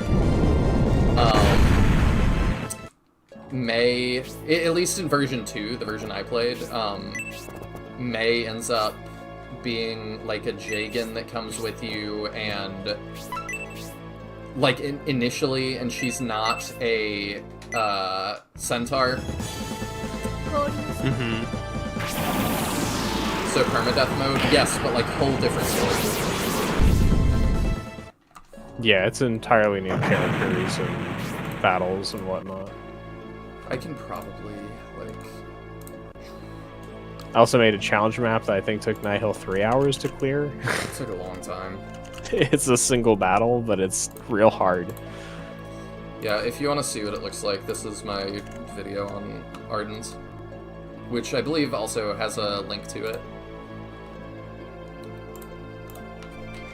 Now, you can find most Shining Force 1 and 2 mods on sfmods.com. Yeah. They're mostly all there. That's where you can also find the Kenden no Hako randomizer, which has lots of options for like a custom randomized playthrough. Alright, I think I'm currently over on my Twitch streaming a randomized run on the hardest difficulty. Who do we want to soak bolts with? One of your mages with that lightning wand was what we said. I think Hedva has it. Whoever has the most HP, actually, of Uryudo, Hedva, and Mascarin. Ryudo's Or has- Synthesis. Okay, let's just status it. Because that'll be who can take the most. Ryudo has more, so he's got 73. Yeah, he's got the most of your Yeah. mages. And we probably want him to do it anyway, because he can self-heal. Right? Yeah, I suppose we can. So I'll put him here. So- Hedva can throw it at him. Yeah, Lol keeps telling you don't need to run as MP, but I think it's just the way you're doing it anyway. Does your homie play DuckTales? Theodrin, do you play DuckTales? Nah. Nah. I think the only Disney games I've played is Kingdom Hearts. I'm not really a Disney guy. Well, DuckTales is also, like, just considered a great game. I know that. If a platformer doesn't play like Kid Chameleon, I'm not really that interested. Which means I only play Kid Chameleon. My, like, brain... I'm sure y'all saw it. Like, my brain short-circuited for a second. I was like, what plays like Kid Chameleon? I was making my own like spiritual successor to Kid Chameleon a while back, but I never got super far. I was not coming up with much. Yeah. Okay. You have enough healing power if you switch Ryudo back to Onks? Yeah, we'll have to do that. Alright. Mr. Kermit Man, I'm sending you out. We'll state again in case I mess it up. I don't think I will, though. I think we've pretty well got it. So I need to go here and equip that, and we sit. Game design. Oh, and if we have a resist that we can toss on him, then he can eat even more. Yeah, I meant to mention that. it's fine. Yeah, he'll eat a lot of those. Yeah. Like, if this is the strat we're going with, that's definitely the way to do it. You know, I think, like, if... Pulling from my SRPG studio experience, if you ever feel the need to put your boss in a box that he cannot walk out of, you should go back to the drawing board on that boss. It's definitely kind of a, like, why not just make him immobile and give him, like, a 2-range attack? Like, he's big and has a big sword, let him hit it 2-range and just make him stay in one place. Like, why do we need this whole box set up? To let it so that he can walk around a little bit and have a little better range, and we need to communicate that to the player, so we need to... It's like seeing the sad exhibits at the Cincinnati Zoo. Say that again? So this is like seeing the sad exhibits at the Cincinnati Zoo. It is. The Taros is here, but he's in a little box. He should be wild and free. Like Harambe. Or Punch. Punch is the new one. Yeah.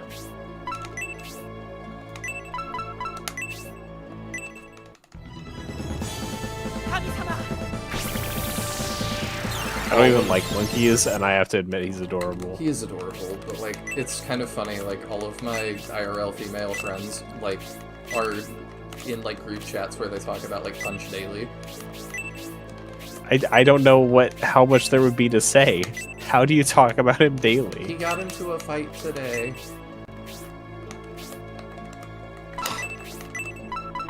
Make it 3-range if he stays in the box, or less HP, like way less per regen, 100 turns, so it can't be cheese. I don't feel like the regen is necessary. I feel like he can have a 2-range attack, and with infinite MP, so he's got 3 range on Spark, he would be a serious threat. Like, I'm okay with letting 3-range archers hit him from outside his range, because he can still Spark him. I really hope Bullzome is a good fight, because, like... I'll tell you, I enjoyed the final battle. Okay, good. 'Cause, Quite like, a bit. I hated this sucked, but the actual final battle was quite good. Well, I'm doing this, but I mentioned too, I think you were gone at the start of stream, I have a video coming out tomorrow that is, like, that boss fight that I was recording. It's an old style, like, Let's Play video. Mm-hmm. And, oh my gosh, it was another just brutally unfun boss. Is that the one you were recording when I was streaming the other night? Mm-hmm. But I just had the recording paused because it was like I'm having to do so many runbacks that like each take like 30 minutes. Yeah. Your hair is extra shiny. Can you confirm that's your real hair? I mean, how do you want me to, like... I don't know how you want me to confirm that. Like, yeah, it's my real hair. Don't pull it off. That's how. I don't know if I'm eventually gonna, like, lose hair or not. I got a lot of looks from... a lot of my looks come from my uncle, who... Like, that's where my height comes from in the family. And he's still got a pretty good head of hair. So I'm like... There's a chance. I've heard that comes from his side. Oh, in my case, my grandfather on my dad's side balded at about 40. My dad balded about 30, and I balded at 20. So it seems like it's been decreasing on my dad's side, because my grandpa on my mom's side, full head of hair. Damn, Mira's gonna be like 8. My take is, if you start balding, just embrace it and shave it the rest of the way off, because you'll look way better than hang on to wisps for years. I agree. Because I got so tired of how self-conscious I was about it, and then I shaved it off, and I was like, wow, that looks so much better, and I feel so much better about myself. Yeah, and like, you're a good-looking guy. I think it works for you. Thanks.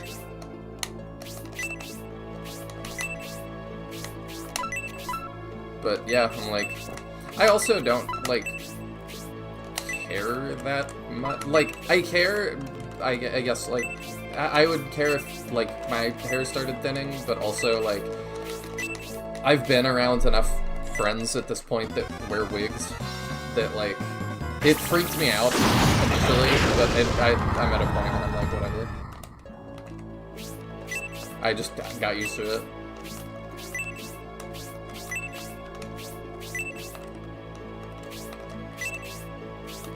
I have the pic for you in the Discord. I don't know what pic you're talking about, but I'm gonna go look. Alright, let me see. Bald Nihil at it?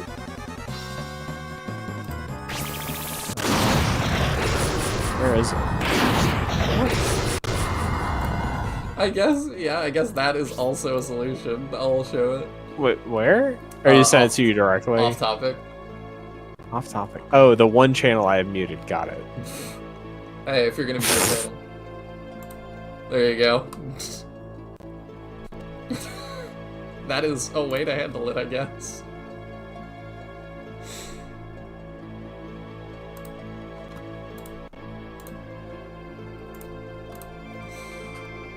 That definitely, that works. I am not a big enough Zelda fan that I think that would work for me. I think it would prompt questions I don't have answers to for the rest of my life. I still love that I ended up just through, like, the production company I was signed to, like, I ended up co-hosting a Zelda podcast for a week, and just, like, having barely played Zelda, it was so funny.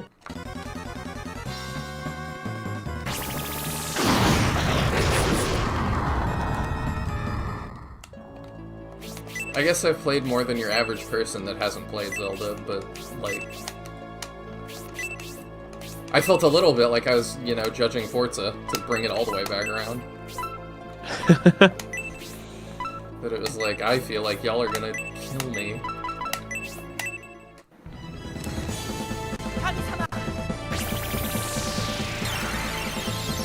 okay, relax.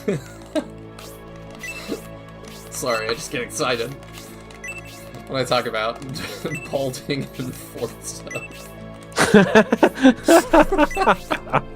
That's why I come to the Night Hill channel. I need your opinions on balding and Forza. I really think, too, like, people are not gonna have to be bald anymore. Turkey seems to have gotten that stuff figured out.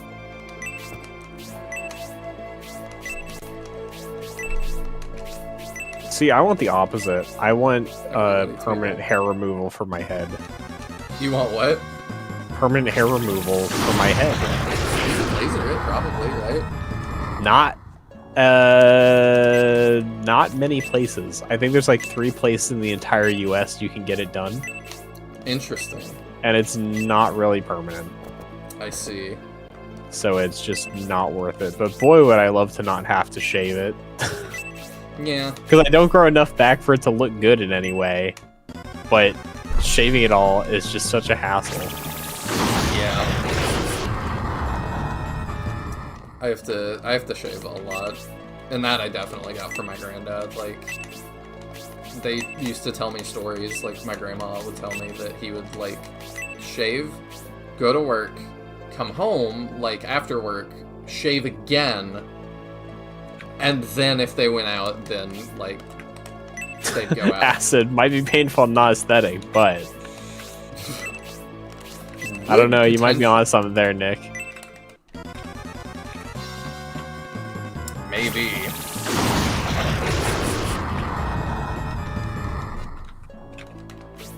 I also have some friends with, like, head tattoos. So that's an option. I'm not really interested in getting a tattoo. Well, there you go. I might, like, make a little vlog of getting... Like, I've thought about making a little vlog of going to get, like, a Shining Force piece done when I finish Final Conflict. I think that would be fun. We all know you're getting buff Joker. I might. You don't have to be coy about it. I can show that for our new guy. Let's see. Where is he? There he is. Yeah, if you make like a donation or subscribe, he's supposed to pop up. There you go. There's our buff yogurt. My friend really did that for me. Alright, we move in. We also can state again in case I am a stupid.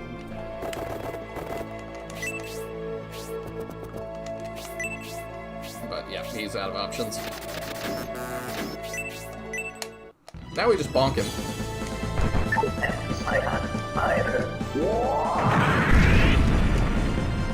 And yeah, my official guess is like the Sword of Heija. Because I feel like we have a thing from SF1, we have a thing from SF2. I think that's what the Force Sword is supposed to be. I guess it could be Sword of Darkness again. That would be pretty funny. Well, we already have the Dark Sword. You think they'd have another, like, Sword of Darkness? Maybe. It would also be pretty wild for, like, the one of them to be a cursed weapon. I don't think it's gonna be cursed. An uncursed Sword of Darkness? Uncouth.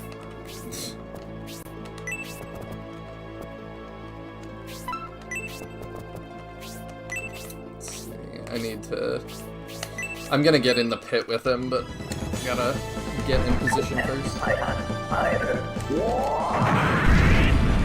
Big homeboy, the Taros, yeah.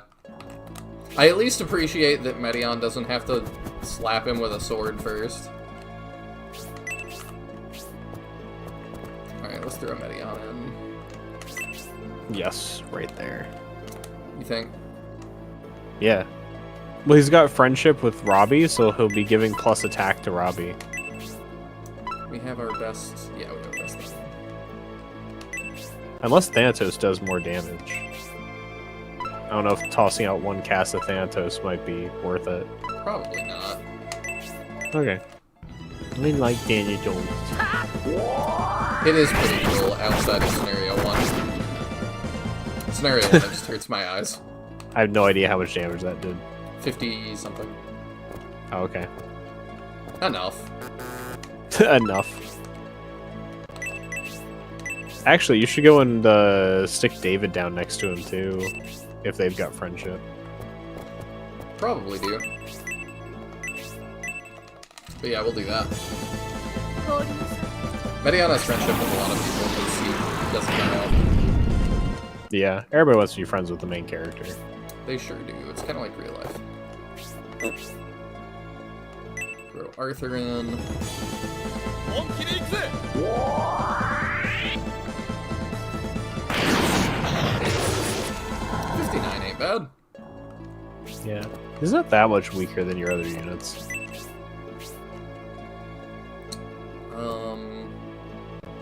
He actually can't hit Ryudo, but let's equip the one that regens EMP real quick.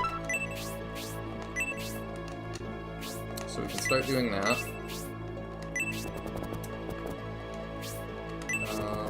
I don't know where I want to ultimately put you. You can be here for now, I guess. Also, I moved Medion one square on the side to have the boss in position for 2 attack. That's smart. We'll do that. Oh, you need to be healed up. Oh, he doesn't have friendship with Medion, fortunately. New. You can position him next to Arthur, though. Don't we have the 3-range Tomahawk? Yeah, we do. That's kind of a big drop. But we give Arthur plus attack, so I don't know. We've got options. Oh, now we're friends with Bernard. This definitely does help friendships at the end. It's true. Oh, there's a regret hit. I know that it has really helped my friendships hitting big green men together. I definitely feel closer to you than when we started this, this video.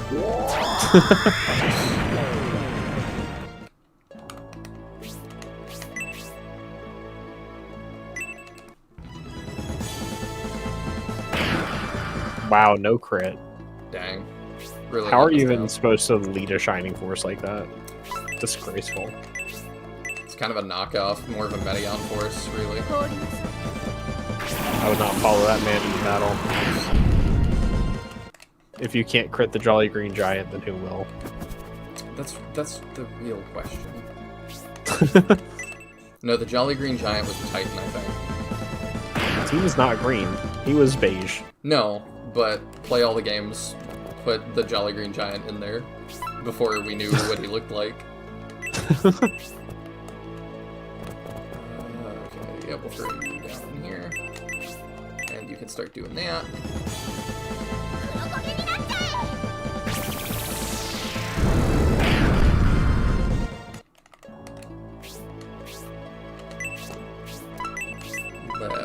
You know what? I think we're just gonna Aura, because I would have to do a bunch of finagling anyway. For Medion. Yeah!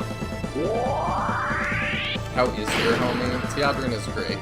He has had a great day. His baby did everything that she was supposed to. It was a long day for her. We went to, like, baby time at the library this morning, and then she had 2 appointments back-to-back this afternoon, so... It was a rough day. What book did they read at baby time? Where is Baby's Puppy, or something like that?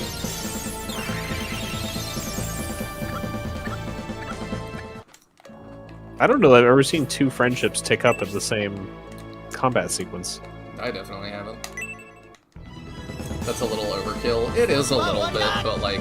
I would have to... Medion has a lot of health, and Regret Hit just brings us to 1. So I was like, I'm going to have to spend a lot of MP to get him back up anyway. So it was like, whatever, let's just use something that... Oh, could she use the beak? I used it once and cracked. Oh, I didn't know that. I Yeah. must have been away when you used it. Rip. Yeah, I was disappointed.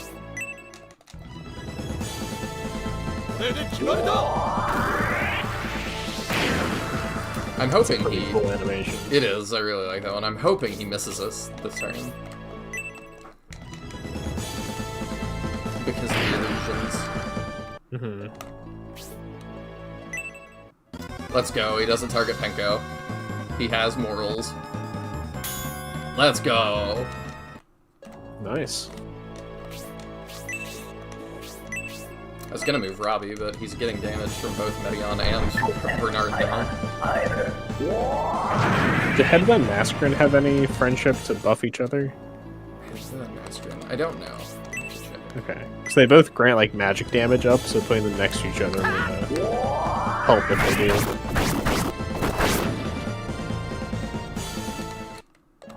I'm honestly surprised how little he's doing compared to the rest of your force. Lame. Yeah, I kind of am too. For a second I was like, well, I didn't get him the Orichalcum weapon, and then I was like, no wait, I did. Yeah. I'm also surprised how long it must take to make, like, somebody get the highest level of support, because I've only ever seen it once. It really does take quite a while. And then we lost it, which I thought you said it couldn't go down, but it did. I thought it couldn't. Yeah, Grace died in one of the grinding sessions, and now they're not married anymore. No longer soulmates. Right? Yeah. She, well, no, there's not a melee slot for a punch.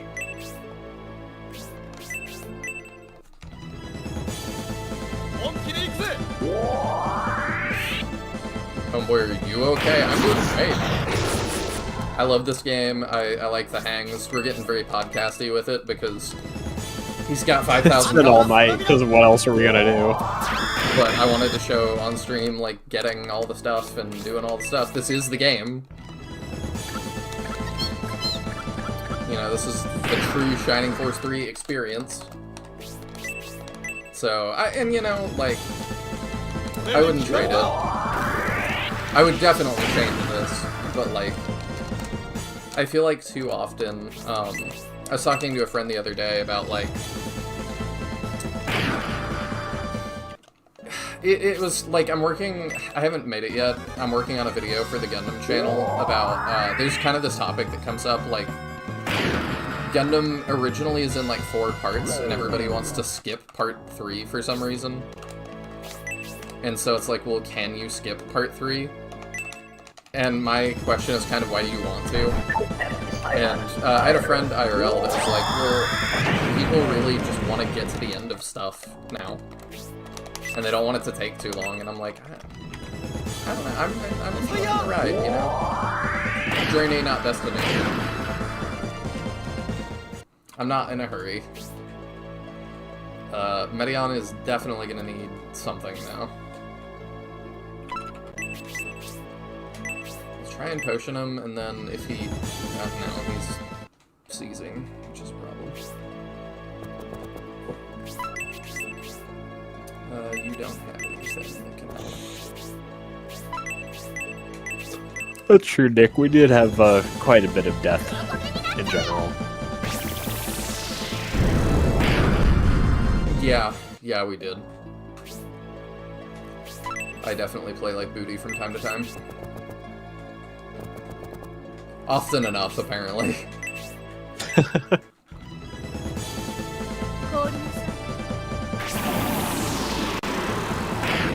But I'm doing great. Like, I love SRPGs. I love Shining Force, like, and I get to share it with all of you, so that's cool. Yeah! Hello, Akbar Marcel. Welcome in. We are grinding out this boss that takes a very long time. That probably will heal us enough. We're in our second to last stream of Shining Force 3.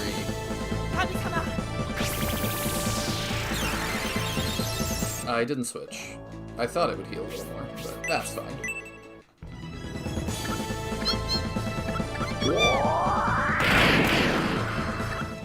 Let's go. Penko doing great. He is not going to hit us anyway this turn, I just realized. Hopefully. Would be nice, if not. You can't be getting tired on me yet. I know this is riveting.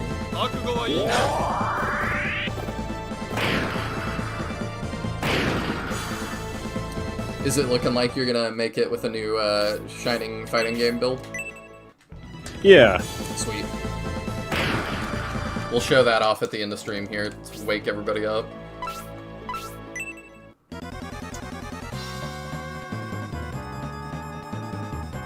Let's go.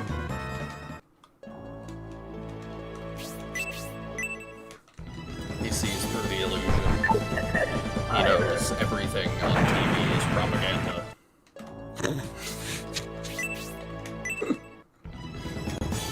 That hot dog commercial isn't really about hot dogs. It's about the state of the world.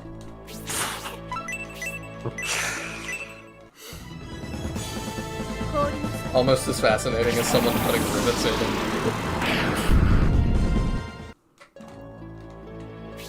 It is very silly.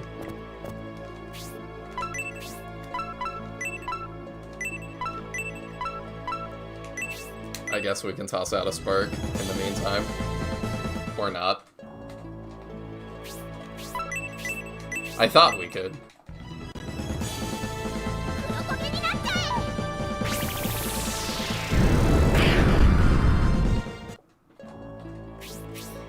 At least we're definitely doing damage faster than we were with the Symbiose crew. That's true. Now I want you to accidentally hit Egress. Bowie, when did you get here?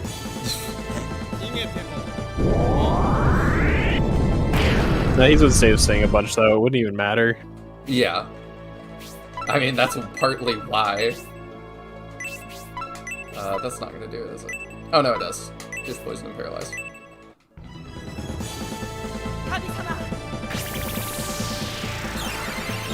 It still drives me nuts that in Shining in the Darkness, if your entire team gets paralyzed, you just game over. Yeah. Faster in terms of efficiency, but not in terms of playtime. Oh my gosh! Well, that's disturbing. Yeah? I hadn't seen that yet. I believe that's a unique special from that beak. It's called Pen Expander. I didn't catch the name that popped up, but I know that's the one associated with that beak.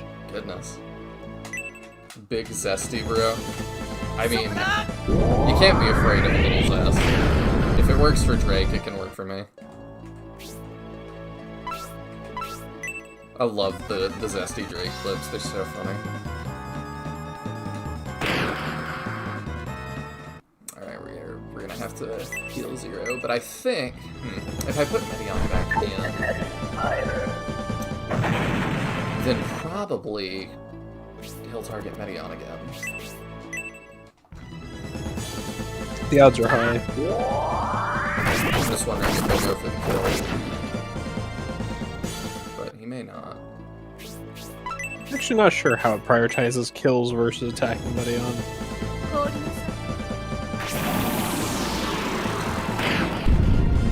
Talk to me? I don't have anything else to say about that. I just think the Zesty Drake clips are funny. I feel like you get kind of these little windows into the fact that he's a real person.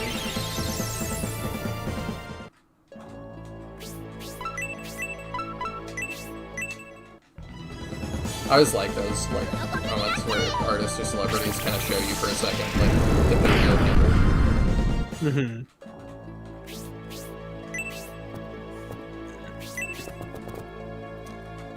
Like when they ask Kanye what he's doing in his free time, and he's like, probably playing The Last of Us for like the 50th time. I'm just like, what a... For you to be obsessed with like a game, like for it to be Last of Us to me is just really funny. Yeah.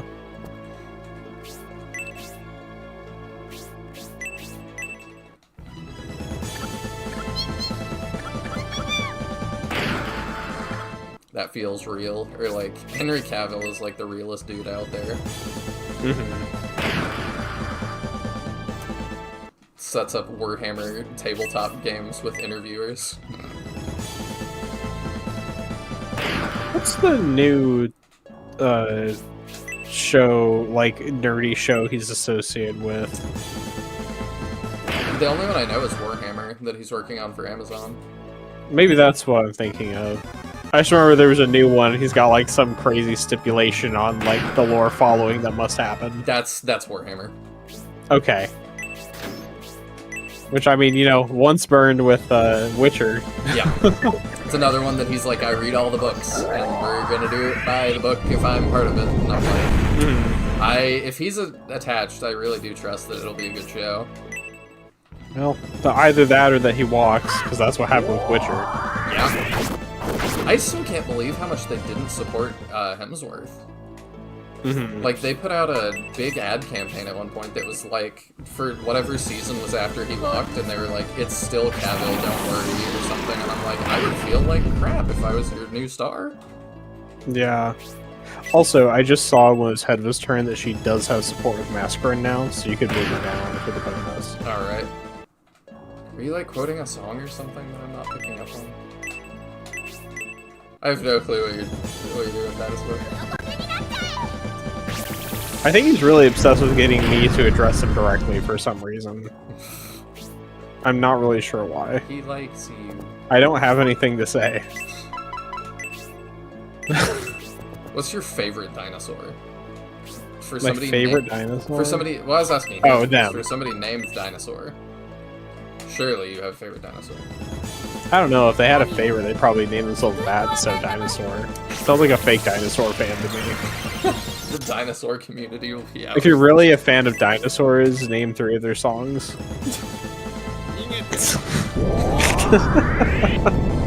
Am I gatekeeping correctly?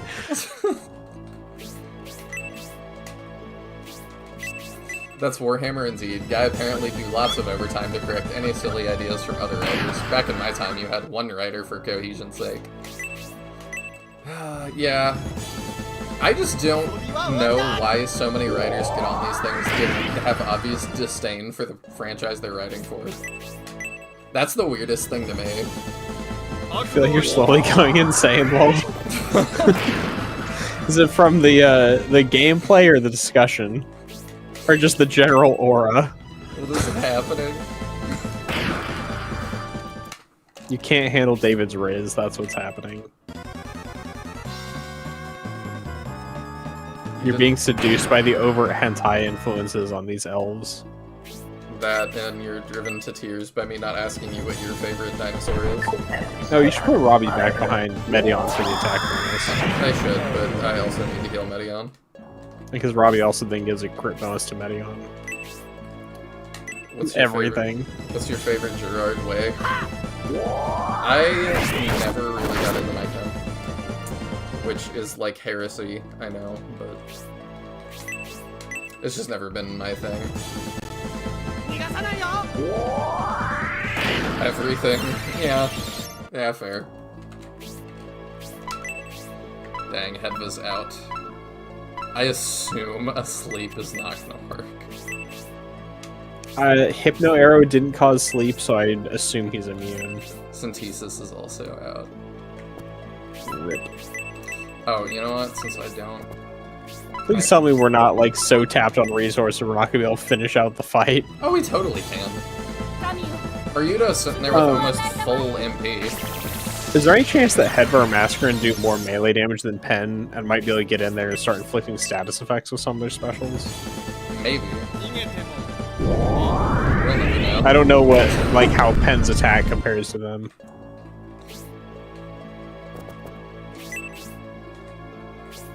I could check.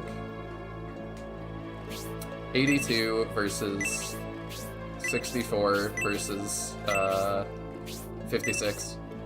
Although their head was equipped with a really early game one. We might just check their equipment when it's their turn just to see if we can get above that. Yeah, we can do that. That's all. Listen, it doesn't seem like we're... Yep. I mean, this field makes me feel like I'm in a fever dream. Yeah, that's true.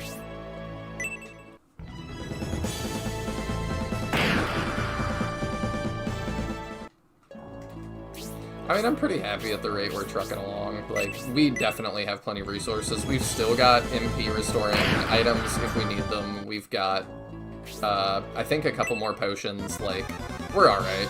We've got David doing 18 damage, being his participation trophy. I do wish we had gotten the dodge there.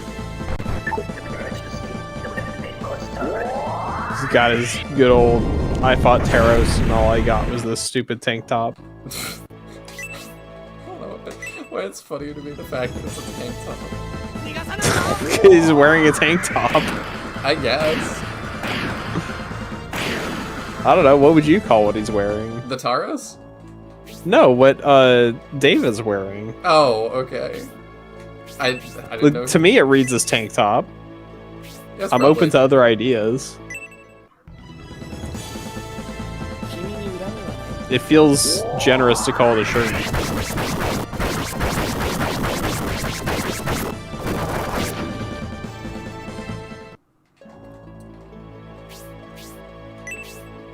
Okay, Synthesis. We can go up to 68. Okay, nah. It does have a special attack, which I don't know if we've seen, but... You're more invested in the pen expander. I am. The Penko expander nobody has seen. Nobody's You know what really expands my pen? I'm gonna guess other penguins. The rainbow beak. You were wrong. Dang. Caught in 4K. That means I win the channel, right? Definitely. That's how that works. If you were honorable. If I died, would you want the channel? I mean, I don't know. I imagine you have other people who are closer to you. It would make more sense to hand it over to. That are gonna play SRPGs? Okay, maybe not. Yeah, I'm like, not really. I probably would leave it to you and Captain. I hope if something happens to me, like one of my friends would make a video and upload it telling you. I guess I have some IRL friends. I'm just gonna pretend you're still alive by using a PNG of Fataga with headphones on in place of you. Either that or Garzel. Who would you prefer? Remind me who Garzel is. The guy who looks like you from this game? Sure. He was hanging out with Edmund until he shoved Edmund off a waterfall. Oh, right. I think- made a I side-by-side think comparison of the two of you. I think Fataga. Okay. Now Dinosaur's Yeah, like actually concerned. I'll replace you with a PNG of Fataga.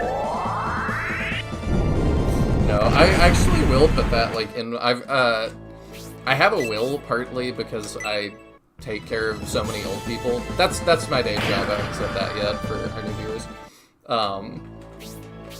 I take care of the elderly and enjoy being a caregiver. But that made me put like, it's not like legally binding or anything, but like I have like written down all the stuff I want.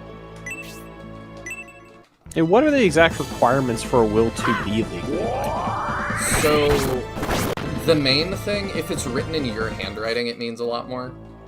Mm-hmm. That's called a holographic will. So, that would definitely help. Yeah, I'm gonna throw a support here.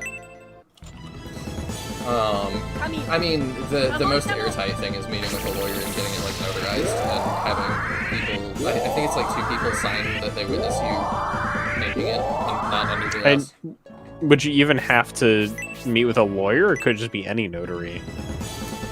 I'm Because, not like, public sure. libraries have notaries. At least mine does. I'm not sure. I've only really helped out with it with a lawyer. Gotcha. And I've been one of the people. Which, in that case, they're helping you write it. Yes. But it's like, if you were just gonna write it and just, like, get it notarized, it wouldn't be a bad idea to have a lawyer read over it and make sure there's nothing stupid, but... Yeah, the main thing is just, like, would anybody, like, contest it as well? Mhm. And it's like, in my case, I'm very blessed that, like, I don't have people around me that really care about, like, money and assets that much. I don't have that much anyway. So it's like, would anybody contest it? Probably not. Me. I'll fly down there. Well, I'm just like, it would probably, like, legally, probably everything would go to, like, my parents or something, but, like, are they gonna ignore it? Like, are they gonna ignore what I've written down? Probably not. Right. There's certain stuff that it's like, you know, you don't need to keep every CD I own. I've got, like, hundreds.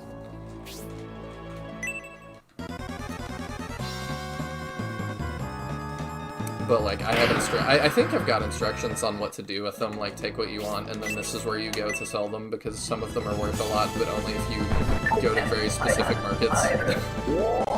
Right. If you take this to It's just like a niche thing. they're gonna give you $1.50. It's like some of my games, 50 too. in It's store like, credit. yeah. It's like some of my games, you know, not to go to GameStop. Mm-hmm. Alright, Hera's pretty tapped out. I guess she has support, so she can stay.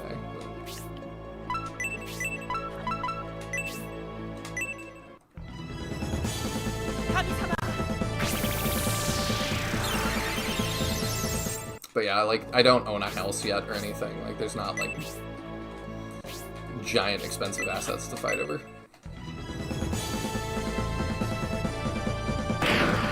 I have a house. I don't own it outright, but One day. one day. One likes to imagine.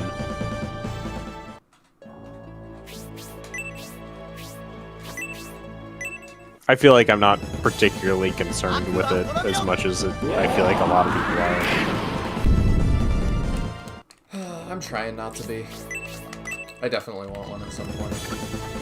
I guess to me it's just the kind of thing where it's like, I don't really, aside from the fact you're not continuing to pay on it, there's not like a big difference in having it fully paid off to not. Yeah, I would agree with that.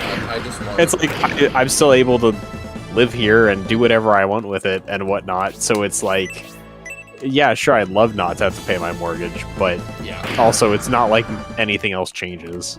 No, I'm just excited to have a place that, like, I know I'm gonna stay, and, like, that I could start, like, fixing out. That's what Yeah, I'm for sure.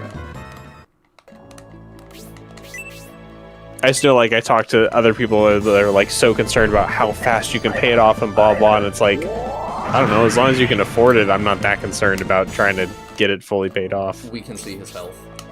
We can. The monster. It can be killed.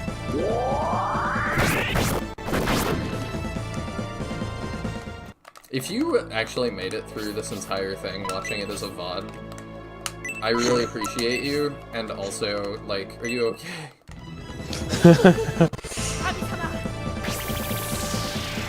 Yeah, like, if you watch this without fast forwarding, that'd be insane. If you just I don't know any way you can prove it, otherwise I'd offer some prize, but I mean, you could. We could slip in a keyword right here. yeah, but what if they just happened to see this part? We would have had to put like keywords throughout, You right? got lucky. The keyword. It's like those radio shows where you're supposed to listen all day to hear the word, but if you just tune at the right time, you'll hear it. Tell me your favorite kind of fish in the comments below. That can be. I'll know you're a real one. Let me make sure I get the name right. I'll tell you my favorite fish. Oh no. I feel like a lot of people who play SRPGs aren't okay, but that's why we're here. I don't know. I think we're just on the spectrum. Its name is funnier than I remembered it being. My favorite fish, solely due to its name, is the sarcastic fringe head. The sarcastic fringe head? Yes. That's pretty great.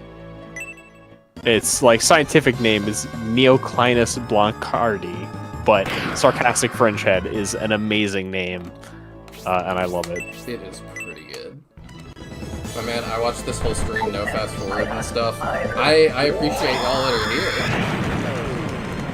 Like, I hope that I've been entertaining enough with my rambling about this, that, and the other.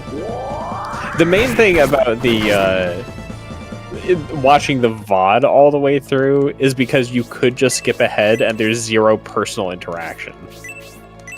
Like, I think I've mentioned before, I think we talked about this last time, that, like, I am way more likely to watch a stream of a game I don't particularly care about than I am to go watch a VOD of it. Because of the, like, interactive nature of it. I mean, I could just guess. Tisbor is not watching these because he doesn't want to get spoiled, but Tisbor maybe comes back to watch this in, like, a year or two, so... Hi, Tisbor. There you go. There's no way. Dinosaur. There's no way that he watches the entire thing without fast forwarding or skipping any of it. Like, I have too much respect for Tisbor than to assume he would do that. I don't know his life. And I don't know him that well either, but, like, I have faith in Tisbor that he would not do that. I don't know. Maybe you, viewer, that is, I can change the battle camera in battle? You can? I'm just now figuring this out. I'm sorry. How? I just fat-fingered the Y button. Hold up. Can I do it? Did it just line up that way?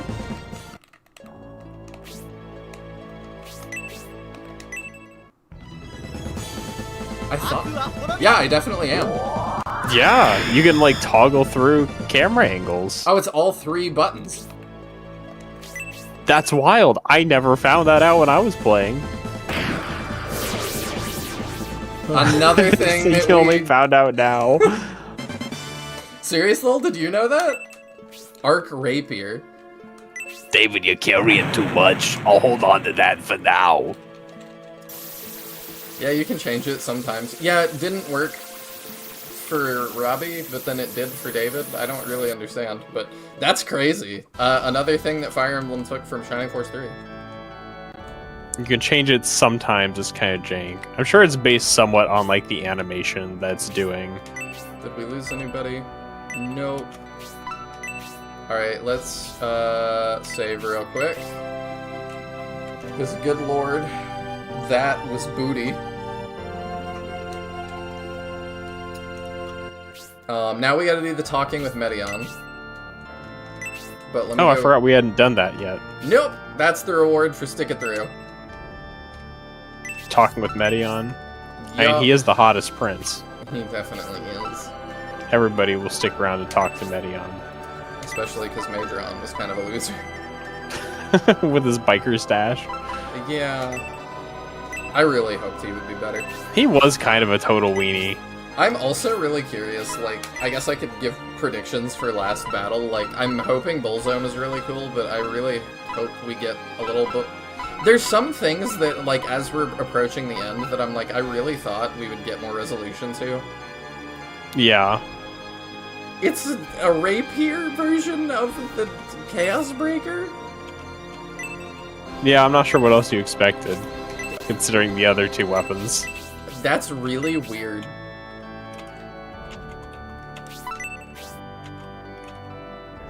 Alright, what does it do? Crit plus 5, special attack, regen 3 MP. Oh, well the regen is nice, but like... Yeah. It's super useful. It's kind of why, like, Medion ends up being my caster of the 3 heroes, just because he gets multiple rapiers with MP regen. I don't think either of the others get something like that. Yeah, I don't think so. Alright, you ready for dialogue? Sure, I'm ready to talk to you, sweetie pie. What do you desire? Wouldn't you like to know, Sailor? Although this battle will be a matter of life and death, the prince looks very happy. With all the betrayals and corruption, I don't think the Imperial life suits you. I think you're right. You get a Chaos Breaker, and you get a Chaos Breaker. Everyone gets a Chaos Breaker. Yeah, it diminishes it a little bit, if I'm honest. Like, I don't hate it. Because it is, like... With that, it definitely is not the Chaos Breaker. It is a Chaos Breaker.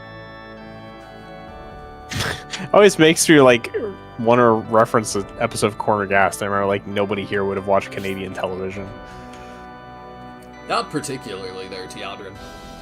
If this battle ends in triumph, you'll be able to return to Lady Melinda. Aspia may be a poor country, but the people are good-hearted and do not care about gold. There's an episode where a tax collector comes to the town and everybody keeps referring to as the tax man. He keeps saying, I'm not the tax man, I'm a tax man. A tax man. So, it just made me think of that when you made that distinction. I just thought, like, you were saying that, like, there's, like... I don't know what I thought you were talking about for a second, but I was picturing, like, some tax guy going to the starving people of the Republic and being like, I'm here to collect your taxes. And they're like, what are you I'm starving. Like... No. I was concerned when Medion went to Estonia. Would he return? But everything worked out. When you and Symbios have finished preparing, we will follow Julian into the battle against Bullseye.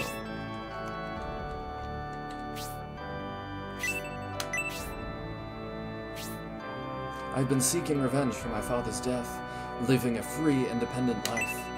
I realize how bad the prince was treated in the Empire simply because his mother was a commoner. You know, I don't think that's what it is. I don't think if we were born to nobility that our dad would like us any more than he does. Yeah, I agree. I must apologize to the prince. We did some damage while in the Empire. The people were told we had come at his request. Perhaps this made things more difficult for the prince. I think it was all predetermined. I think that, like, Steel was gonna be Steel regardless. Isn't it great that we've just, like, never seen Steel again? That is one of the things that I'm like, that feels a little bit dangly. Like, it's not entirely, like, it's fine, but It's just one of those things where they, like, added this character who has had, like, zero bearing after that scene, where it's like, it could have just been any guard, or it could have just been Majoron himself, or anything, but instead we've got this General Steel who just has not shown up again. I'm also kind of like, the Oracle, like, it was funny that you kind of spoiled it, that it was like, we're not gonna see them again, and I was like, that's crazy. Yeah, like, that's it's actually crazy that it was like this Oracle that knows about the Shining Force and stuff, and we're just like, I know all, and it's like, alright, bye. Yeah, it's really wild that they just, like, have these characters who have portraits and names and seem like they're going to be important, and then just, like, that's their one appearance. It's not Which I guess, like, Otran is kind of that way in Shining Force 1, but I don't know. It's not even just the one appearance, it's that, like, the Oracle, like, didn't really say anything other than, like, Benetram knows what to do. Yeah. And it's like, okay, I'm glad we needed you for this, like, I guess.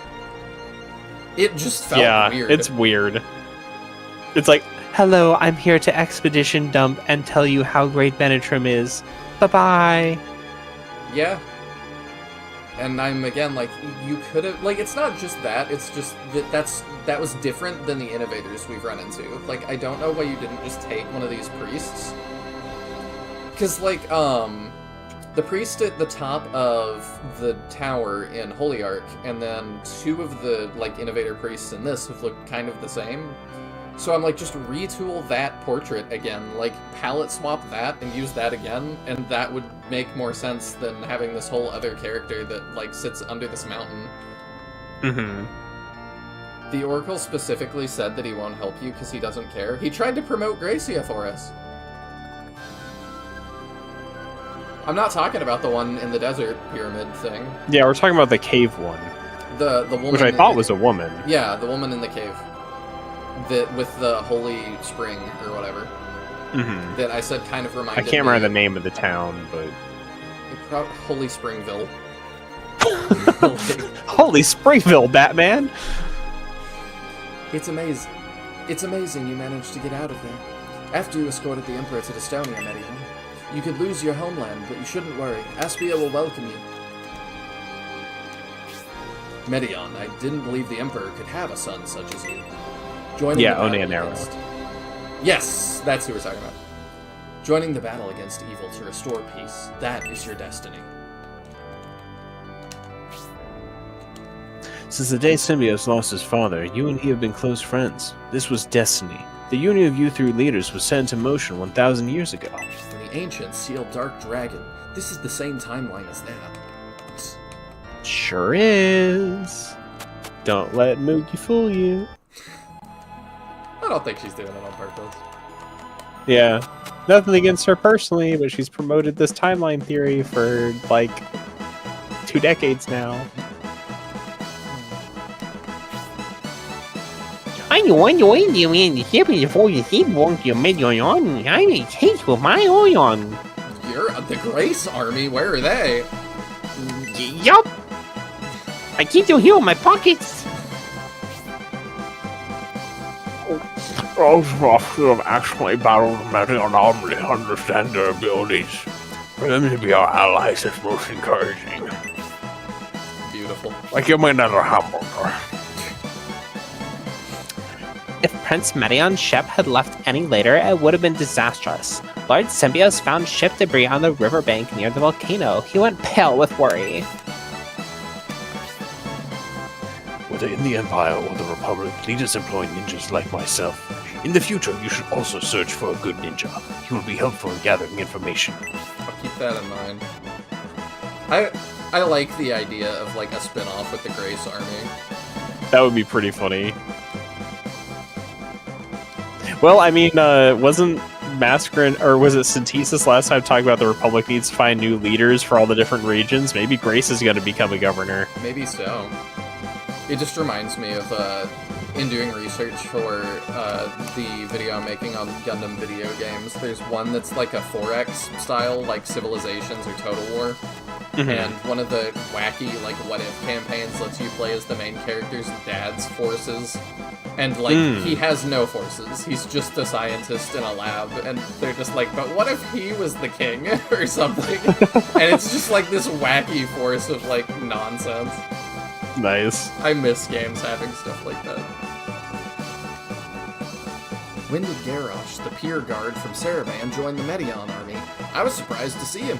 It's emotional to see him again after the battle on that pier. I'm so glad they put in dialogue about that. With him, like, acknowledging that. That's really neat.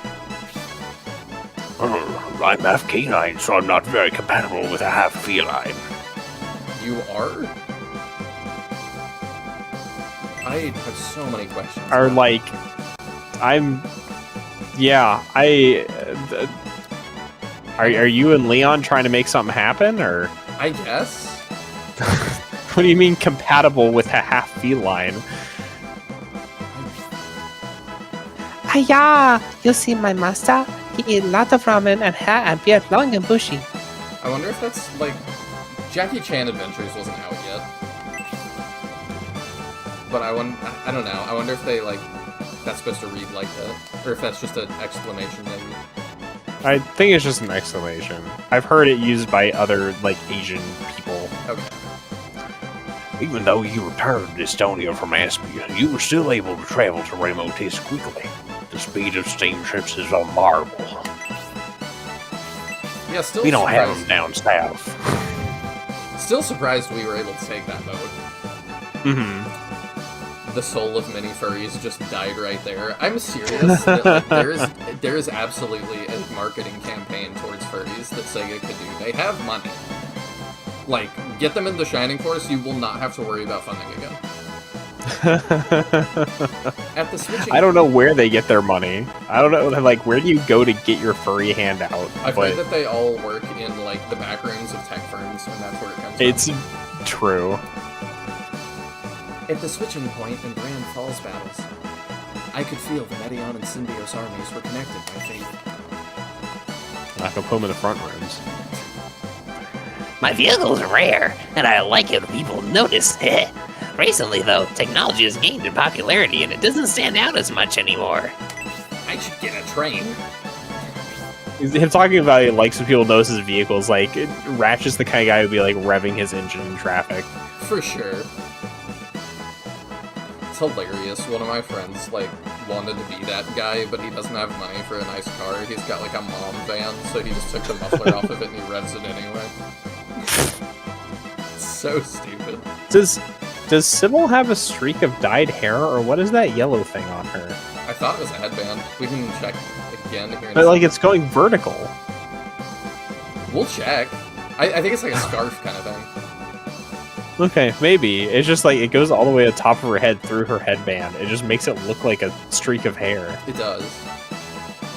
I saw it in Aspio once before, but the image of the three armies together is spectacular. Everyone looks so strong.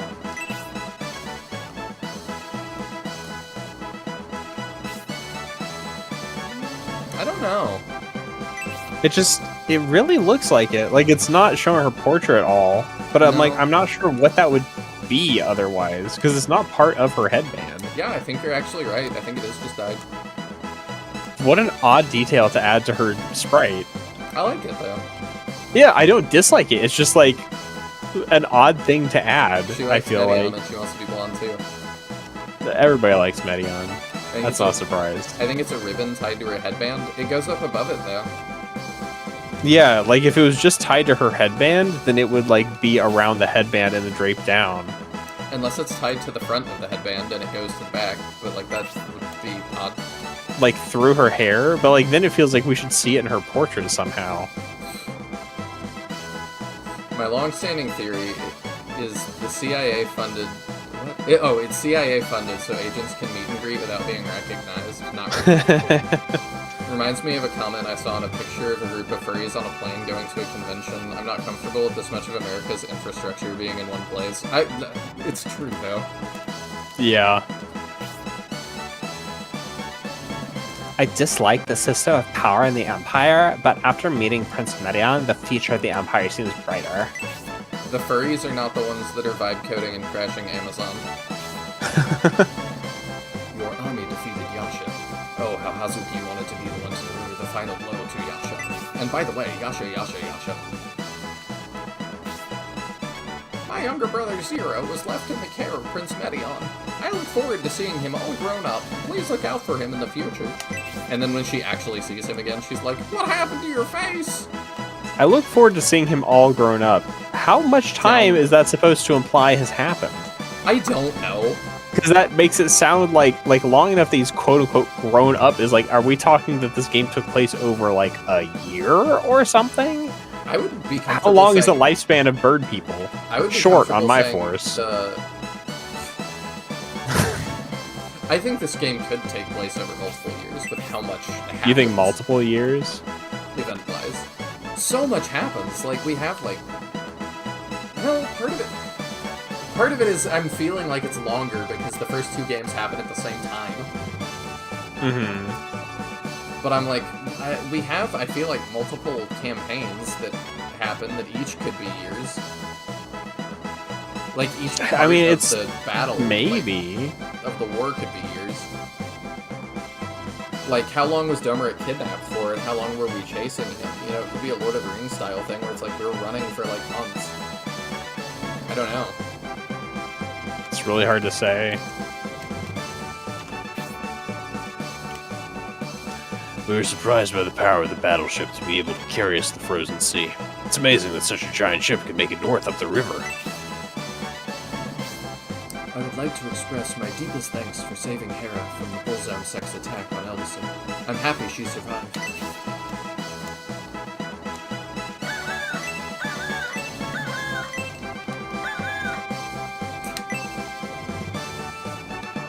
Talks like dinosaur.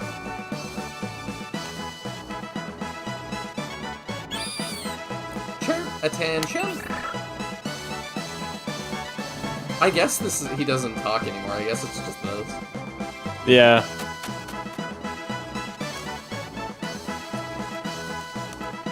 I mean, for the most part, you're literally marching from one end of the continent to the remotest. Ha, point on any supposed map. That's gonna take some time. That's true, moving a whole army that way would take a lot of time. Not to mention the battles that take place on the way, recovery time. There's a lot. Yeah, there is. I didn't think about that. I would be comfortable saying this takes place over years. I was curious how much time would really be supposed to pass then. I have no idea. Jane was taken to Bonzo Temple because she helped the Medion army. Now Prince Medion is going to lend his strength to help save her. Prince Medion doesn't like to talk about that battle. I couldn't believe my ears when I heard him say he was going to defeat us. And you would have lost, too. I suppose the prince is the representative of the Imperial Army. And the Empire society is based on status, so the public still lives in poverty, do they not? As opposed to the Republic? Of course, everything's better in the Republic. Me, the Prince, know I can talk to dragons or unicorns. Only Cyclops, the Dragon Man, and Roy, the unicorn, seem to understand what they're saying. I thought you were saying they were having an interesting conversation. That implied to me that you understood. What? I can't talk to dragons or unicorns. Only the unicorn can talk to the unicorn. Huh? He's like only Cyclops the. I think the implication is that Rolly can talk to dragons and unicorns. Cyclops can talk to dragons and unicorns. I think so, but they're saying that like I have multiple unicorns, possibly. I think he's just saying that there are multiple unicorns in existence. Rolly would be able to talk to them. Yeah. Not that you have multiple. I don't know. It just reads that way to me. See you next week for the finale. I'm excited for it. Hope you have a great time at work. Prince Medion, Isabella has grown quite a bit since her time as a graceful princess. Since leaving Dystonia, she has gained confidence and learned the ways of battle. Well, okay then. So, show some respect. My father's dominion is Barisal, so I have no qualms with the Empire. Please give my best regards when you return to your homeland.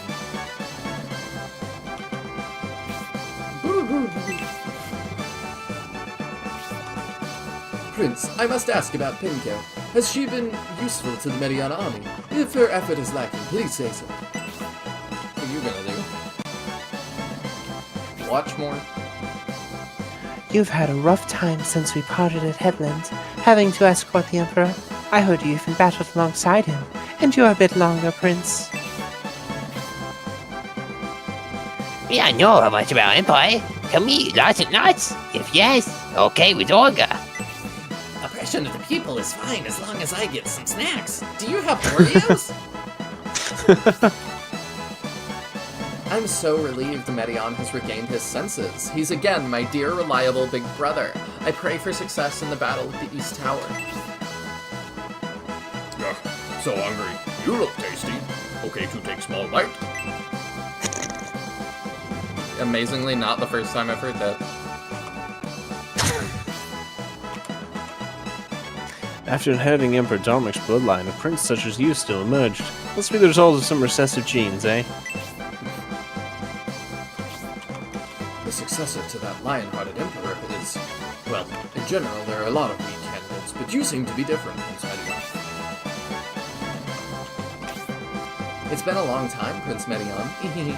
You must be surprised to find me in the Julian army. You represent the brilliance of the Empire. I wish you luck. Yeah, that probably is really weird that he's like General Spirial. Yeah. You're a foot soldier here? Perhaps you've met her. Ow, I ate too much ramen in my stomach. Oh, it's sweet little Mariana. I could make a hobby out of a cutie like you, if you know what I mean. You don't? Well, you're as innocent as a newborn, aren't you? I should maybe talk to you slightly differently. I would not have expected Medion to just be totally clueless to, like, sexual advances, but alright.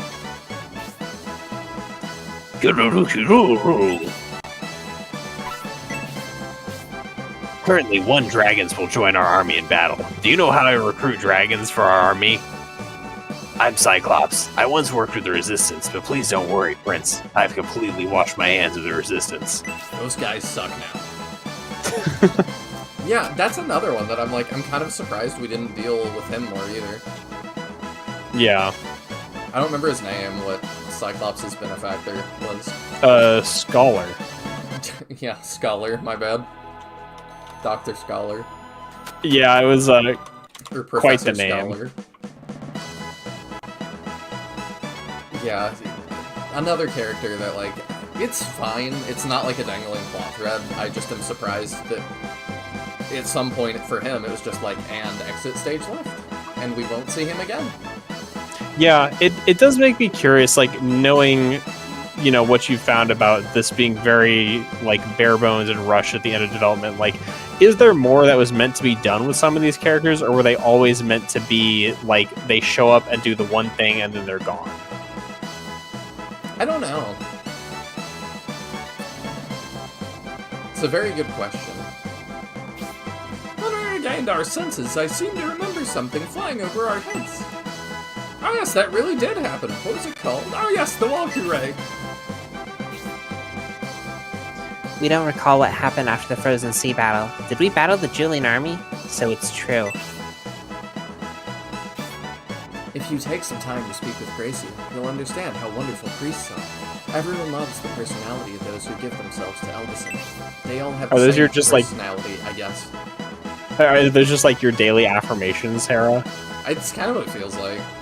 Like, everybody loves those who dedicate themselves to Elvison. The loss of my little brother and the outbreak of war.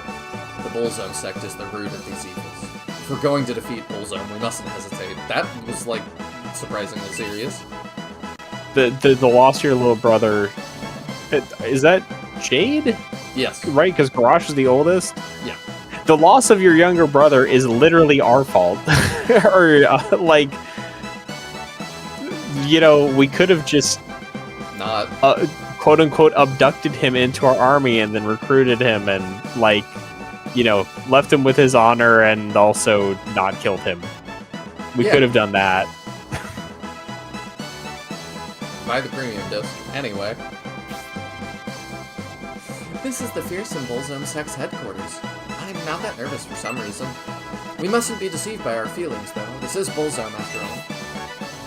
I love that he's just here doing this. Like, Yeah. he's so goofy, and I can tell they just love him so much.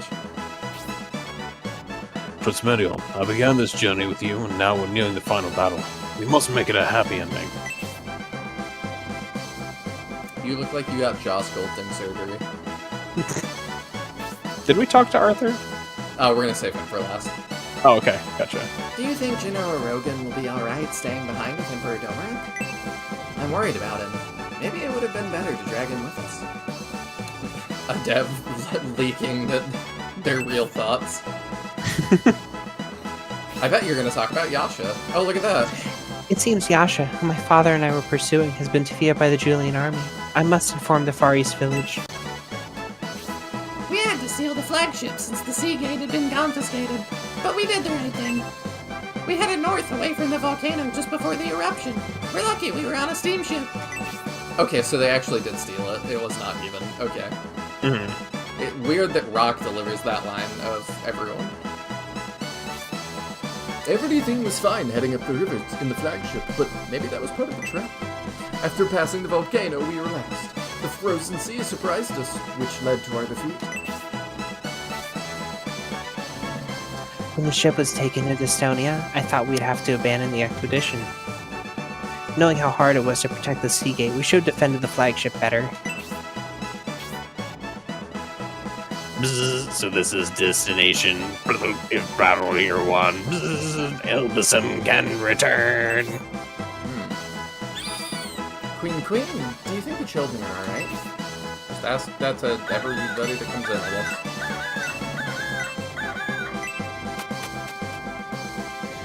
It's so weird to me that everyone started talking to Symbios, Medion, and Julian in second person while they're standing in front of them. It is very confusing, because they clearly know who... What? Now you want to say Currently, this? one beast will join our army in battle. Do you know how I capture beasts for battle? Yes. The old seer said to follow Medion, the dragon from the Empire. Isn't this the final stop on our journey? I assume so. Yeah, I mean, he says that to Medion because he's It's actually Arthur's, in yeah. that army. Yeah. It just is... I don't know. It's a little weird that it doesn't carry over the guys from the previous disc, but maybe that was difficult. And it's weird that everyone starts talking to them in the second person. I think you mean third person. While they're standing in front of them. I think it's because, like, they're showing respect to the leaders who aren't theirs. It's in that Japanese way of using somebody's name when talking to them instead of saying you. Yeah. So my assumption is it's kind of a direct translation of their lines in Japanese, being like, you know, oh, Medion-san, like, you know, you would never say you would use their name out of respect. Yeah, that makes sense. Because they're not familiar enough with you to not do that. I wasn't thinking about that, but that does make a lot of sense. In a like localization, they definitely wouldn't have done that. Mm-hmm. After joining the Medion army in Saraband, I can't believe I've made it all the way to the northern continent. I have a feeling the Sacred Cup, the reason I started this journey, is here. I'm sorry, the what? Oh, by the way, he's after the Holy Grail. What? Yep.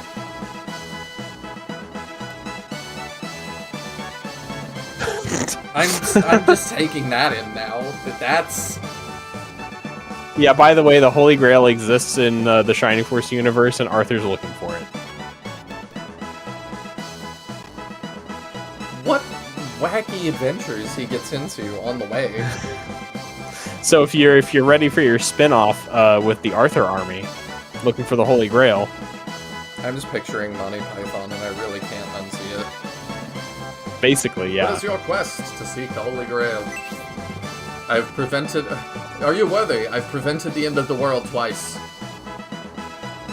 What is your favorite color? Laundry.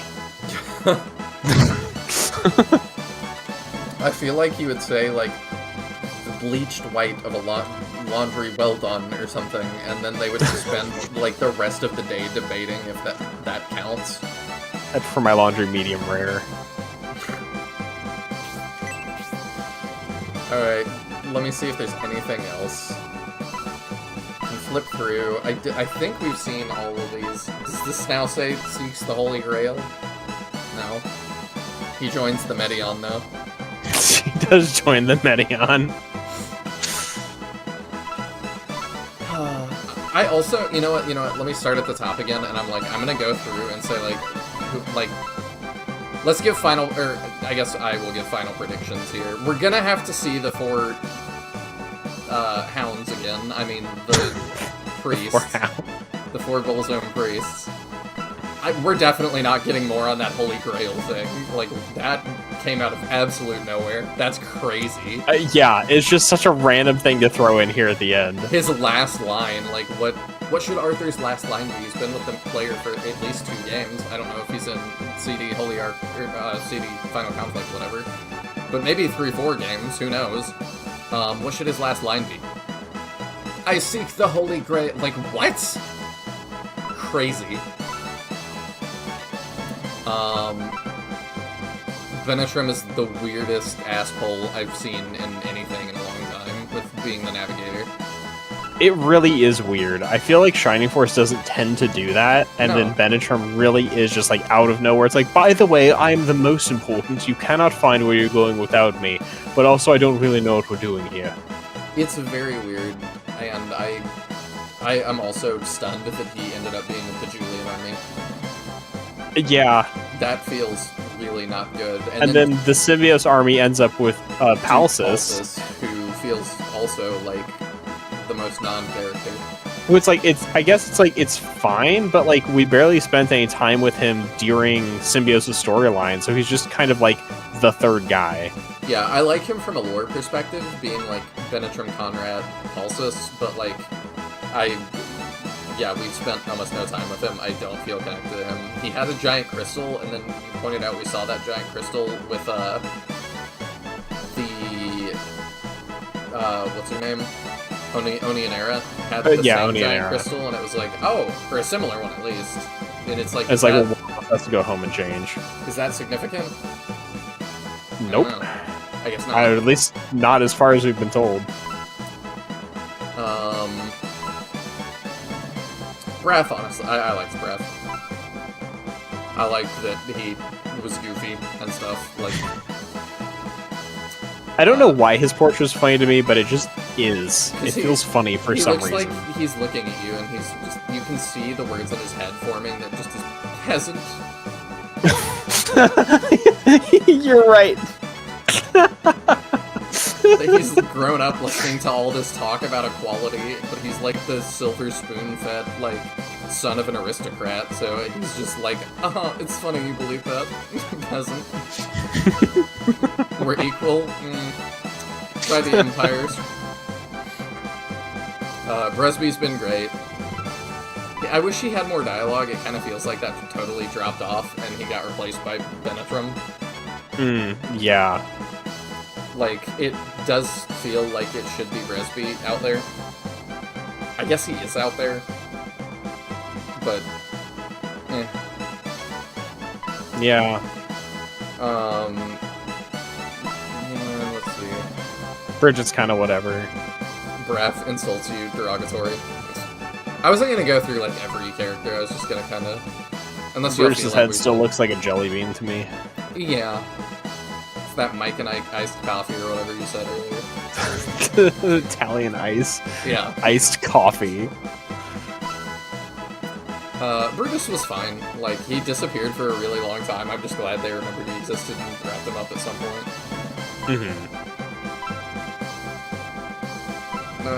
Let's see. Kruert was a fun villain running around. I liked Kruert. I assume we'll give thoughts on Force members when we're done, like, with the whole thing. Yeah, because you're doing, like, a tier list and everything, right? Yeah, we'll do a final tier list. Sios and Daka are, like, also such nonsense characters. It was really funny that, like, they wanted to be the Emperor. Yeah, didn't Lol or somebody say they're, like, references to some kind of Japanese caricature? I think so. Whereas, like, I don't get the reference, but I guess they're a reference to something, so... We gave them funny voices. I mean, they look funny, so... Do my best. Yeah. Priests above the 4 High Priests of Bullzone. The 3 Dark Priests oversee the Nave, as well as the East and West Shrines of Bullzone Temple, so I guess we're going to deal with the other 2 of those.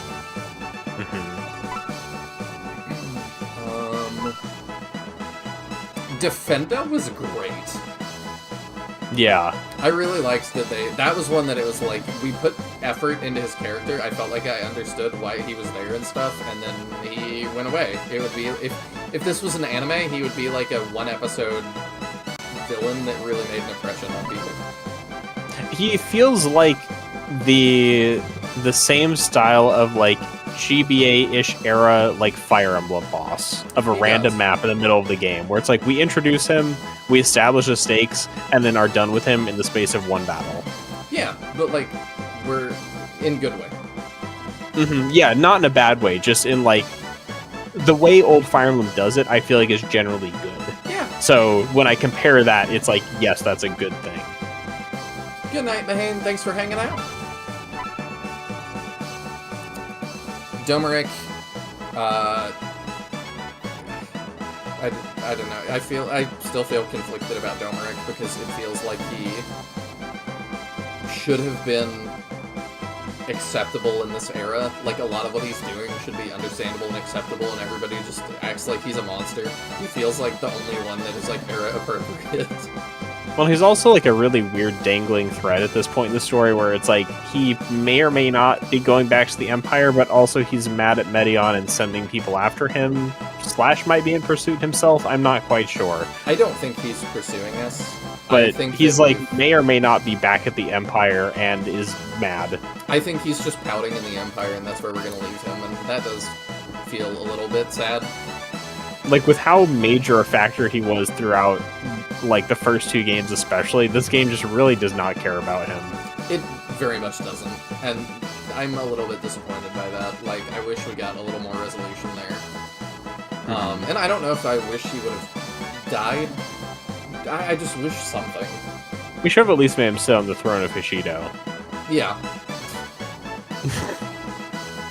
Turned into a giant goo monster. Yeah. Honestly, like, I might have written it that way. Like, I don't love that, but, like, if I was going to fully take him off the board, I would be like, this is not a guy who's gonna go home and pout. Like, he's going to try again. Well, and especially if he's not happy with what Medion's doing, it feels like at the very least he would be sending people to try and directly stop, which I guess was kind of what the Rainbloods kind of were doing, but... Yeah, I don't know. It feels weird for him to just, like, disappear from the plot and kind of have his mercenaries kind of, sort of try and clean up. I think that's what the remainder of his army is, but it's also kind of like there's no Majoron force. Like, I thought there was, but... Yeah, I mean, Majoron should have some dudes. General Steel is clearly somebody. Yeah. I might have made him possessed by, like, Bullzome or something, and then had us defeat him, and, like, have it be set, like, kind of bittersweet that it's, like, Medion's, like, really torn up about it, but, like, that's his dad, but, like, he was terrible, but that was his dad. Mm-hmm. Like, I maybe would have played that angle. I don't know really what else to do with Domeric. Like, I also think Taya really summed it up well at I think it was towards the end of Scenario 2 that you said he's trying to do everything he's doing in the most complicated, convoluted way possible. Yeah, I did kind of complain about that quite a bit. Like, he could have just not done a lot of the Bullzome stuff, and it would have been the same result with a lot less annoying pieces on the board. Yeah, because, like, the more moving pieces you involve, the more likely it is something goes wrong. And, like, that's kind of why all the trails got caught up in leading to him and his big master plan, in that he just involved too many people for stuff that he didn't need to. Yeah, and we'll get to Garvin when we get there. Domino, the most underappreciated character. No, I'm just kidding.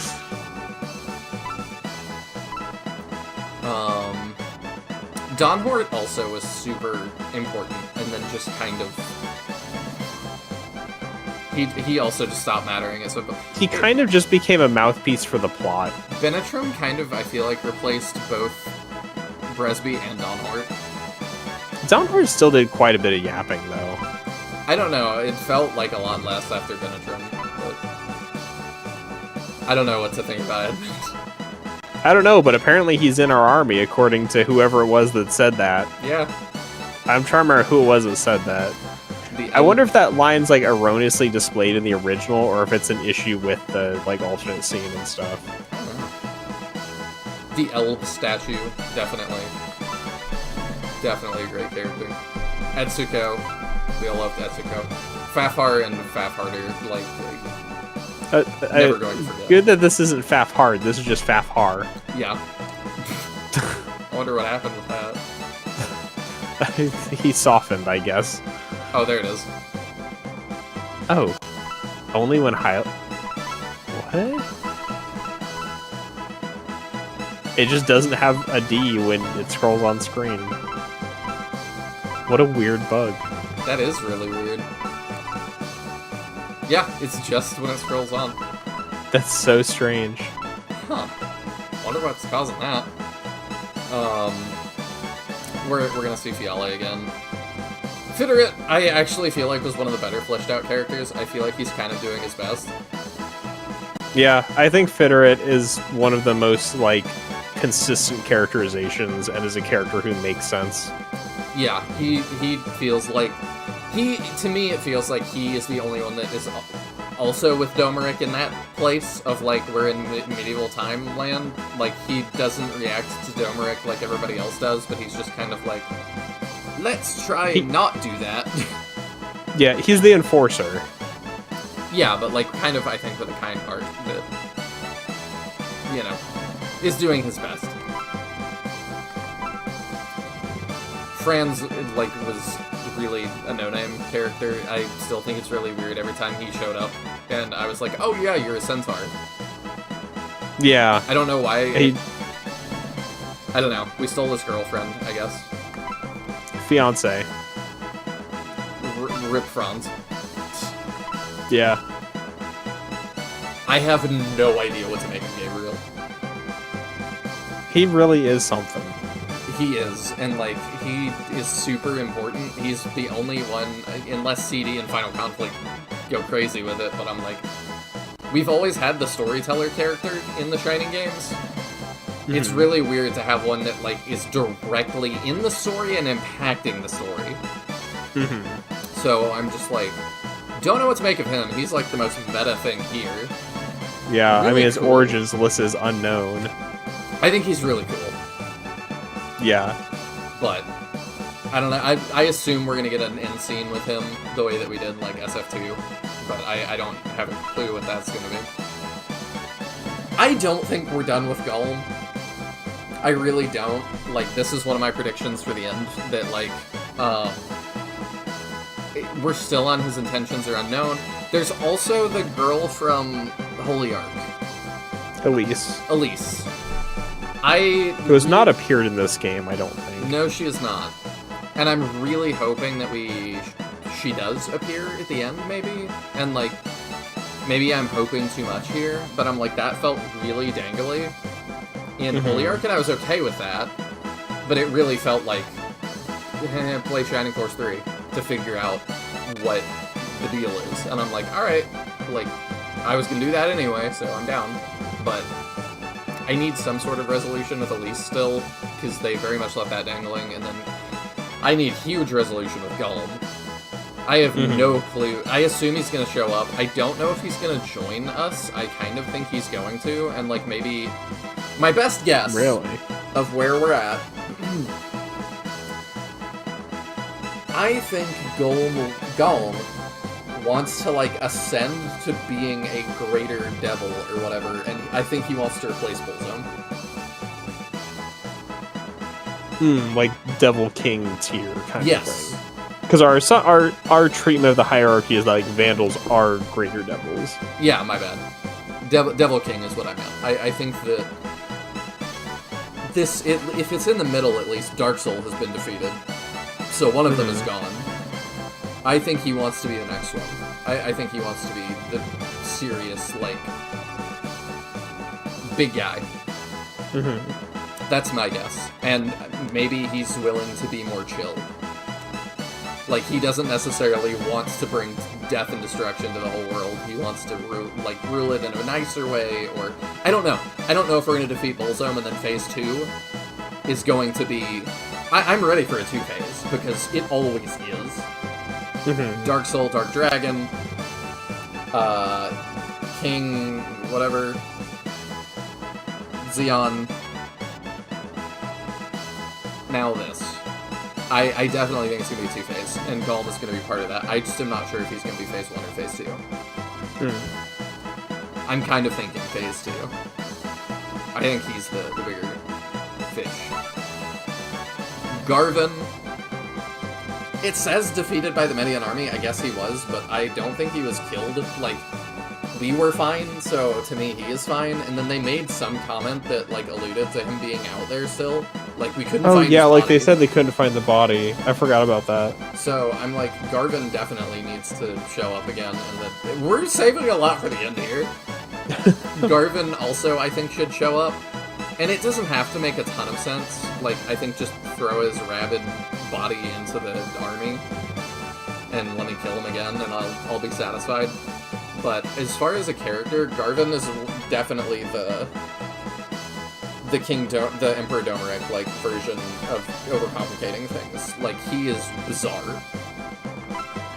Well, he's, like, referenced and implicated in so many things that he apparently was involved with, but we see so little of that. Yes. So I'm just like... Garvin, to me, was maybe one of the pieces of this that I maybe would have cut. Like, just for simplicity's sake. Like, if I was redoing all of it, like, from scratch, if I was originally doing it, I would be like, this Garvin guy, like... Why is he doing what he's doing? Like, maybe I would just make him totally independent of Domeric. And he's, like, another faction. I don't know. Because he was also kind of aligned with Arrogant more than Domeric, so yeah. Garzel, I appreciate that they, like, him and Edmund were trying to, like, I guess make a new government because they're like the Republican Empire both suck, and I'm like I can relate. I guess I can empathize with that. So I mean I like their arc. It got mixed up in too many Republicans being traitors.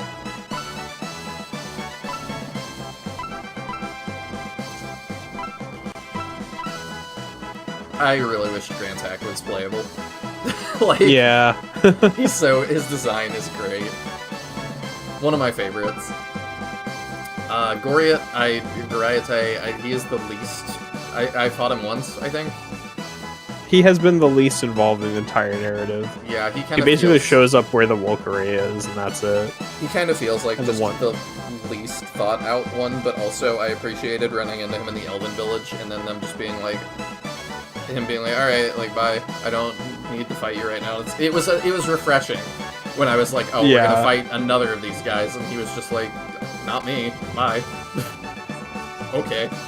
It made the Bullzone monks feel less like just cartoonishly evil and more like they were actual people with goals that sometimes like were opposed, but sometimes it's like, I'm not in conflict with you right now, like, who cares? Mm-hmm. So, appreciated that.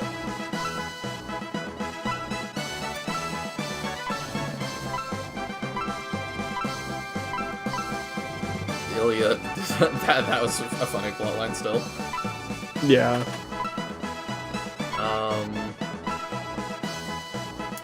I have no clue. Jane is obviously also... We have so much we have to resolve at the end here. I forgot about Jane. Jane is very forgettable, but she does just keep constantly showing up to be Deus Ex Machina. Also, look at her race. In a Vandal? Oh, that updated. That's weird. Yeah. Jane is just so weird. I don't know where we're going with it. I guess she's Garvin and somebody... We don't know who her mom is, yeah? I don't believe so, no.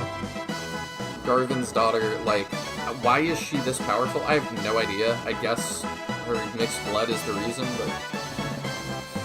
I don't know. That's another one, though, that I'm like, okay, so we have to deal with Gulm, Elise, Garvin, Jane, the Walküre, the 4, like, priests, the 2 high priests. I'm at 11 things. And I'm not done. I'm only at J. But if Goriate leaves New York at 10 o'clock p.m. and... I'm starting to get nervous, Taya. Yeah.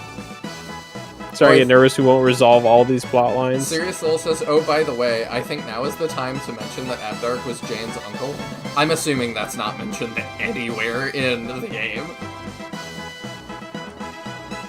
On her mother's side or father's side? I was like, this is her... This is because if Garvin's Abdark's brother. a Vandal, and we're assuming her mother's an Innovator, we'd assume that they're not the same side, but... Yeah? I don't know. Also, I love that Abdark doesn't even get a thing. Nope. No. He's just that unimportant. That feels weird. Jason, everybody loves Jason. His class is Son of Lord. World book stuff, also Mother's side. Really? Very weird. Okay. Maybe when I find out who her mom is, I'll be like, ah, makes sense. But I guess out here, like at Remotest, you just commingle. Sometimes it just happens, like the kid that's playing with the Bullzone kids. I don't know, maybe they grow up to be Vandals, and he grows up to be an Innovator, and they still love each other.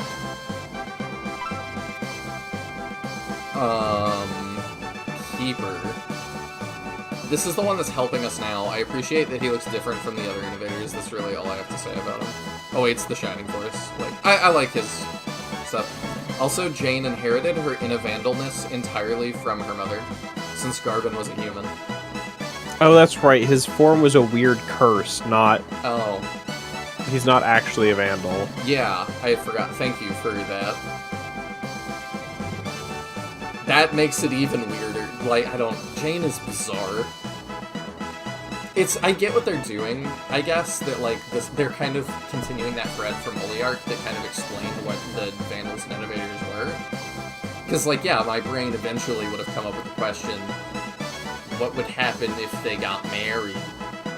I guess that explores that question. So I get, like, Jane very much feels like they knew we were getting to the end of Shining Force as we know it. And it was like, let's quickly kind of rush an answer to this question that maybe we were going to do in 4 or something else. I don't know. But now we're going to do it here. But yeah, I like Keeper. I like all the Innovators. Kudan. Yeah, Kudan is really weird too. I guess he's the same race that Garvin gets cursed into. But Demon is not weird. sure. There's a demon who possessed Brutus, not like a transformation, so I'm not really sure. Yeah, I'm not sure either what to make of that really. Majoron. I kind of like Majoron in that, like, I think it's interesting that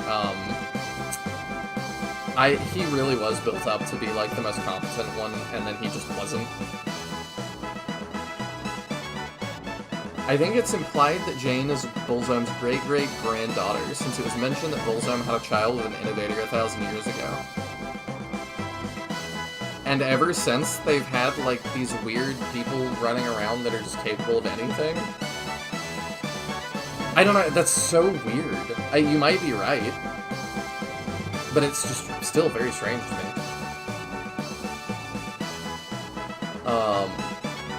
But Majoron, yeah, like, I actually am okay, kind of, with where we left Majoron.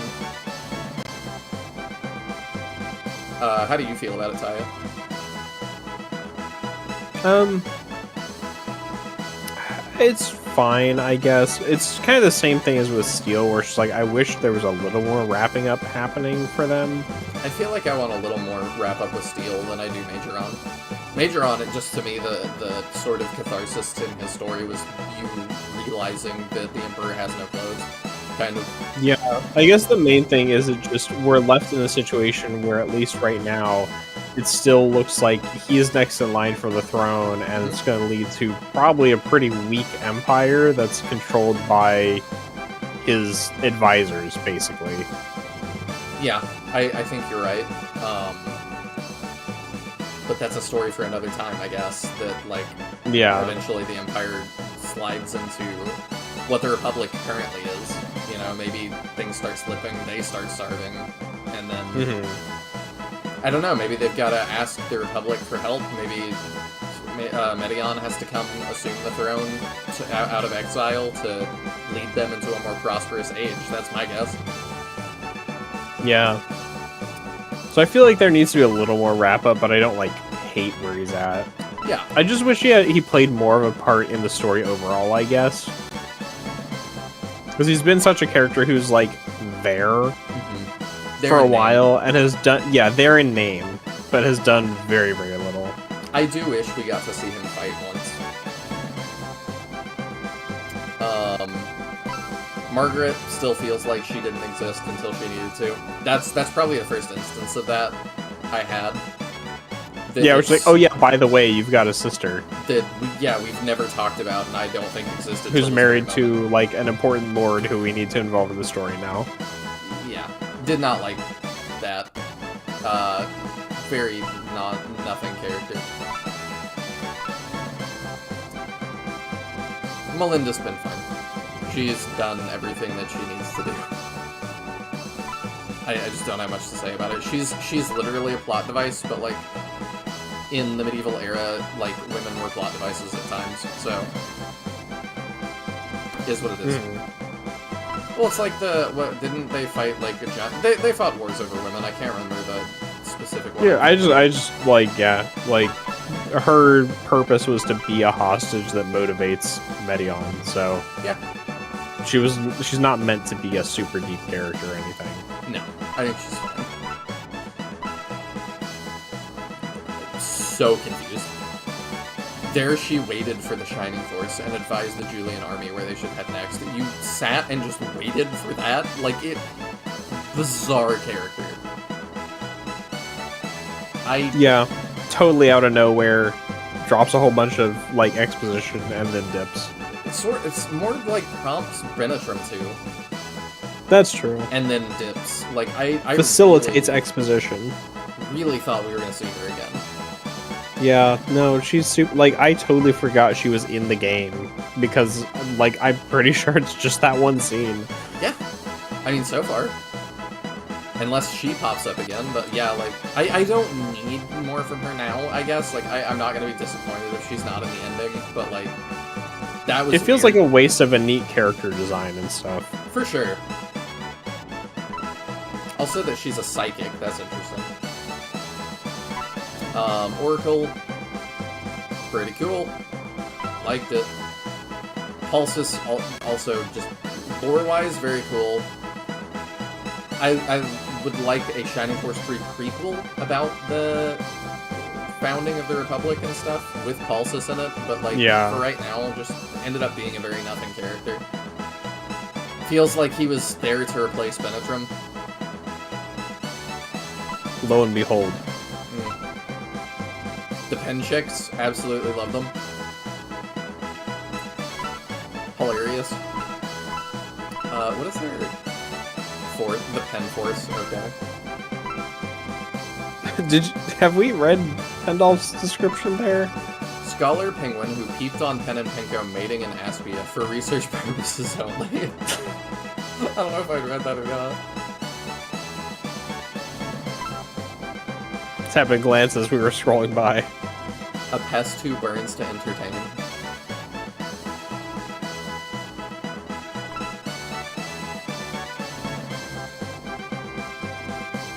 For better or worse, yeah, I remember that.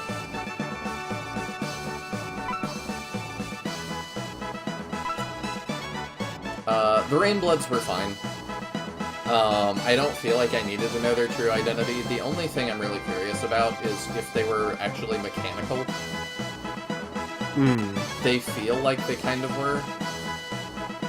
And the way you said makes me wonder if they're gonna pop up at the end as like mechanical automatons and just be like, "Argh." I mean, we did kill the 6 of them. We did, but like if they are mechanical, there could be 20 more.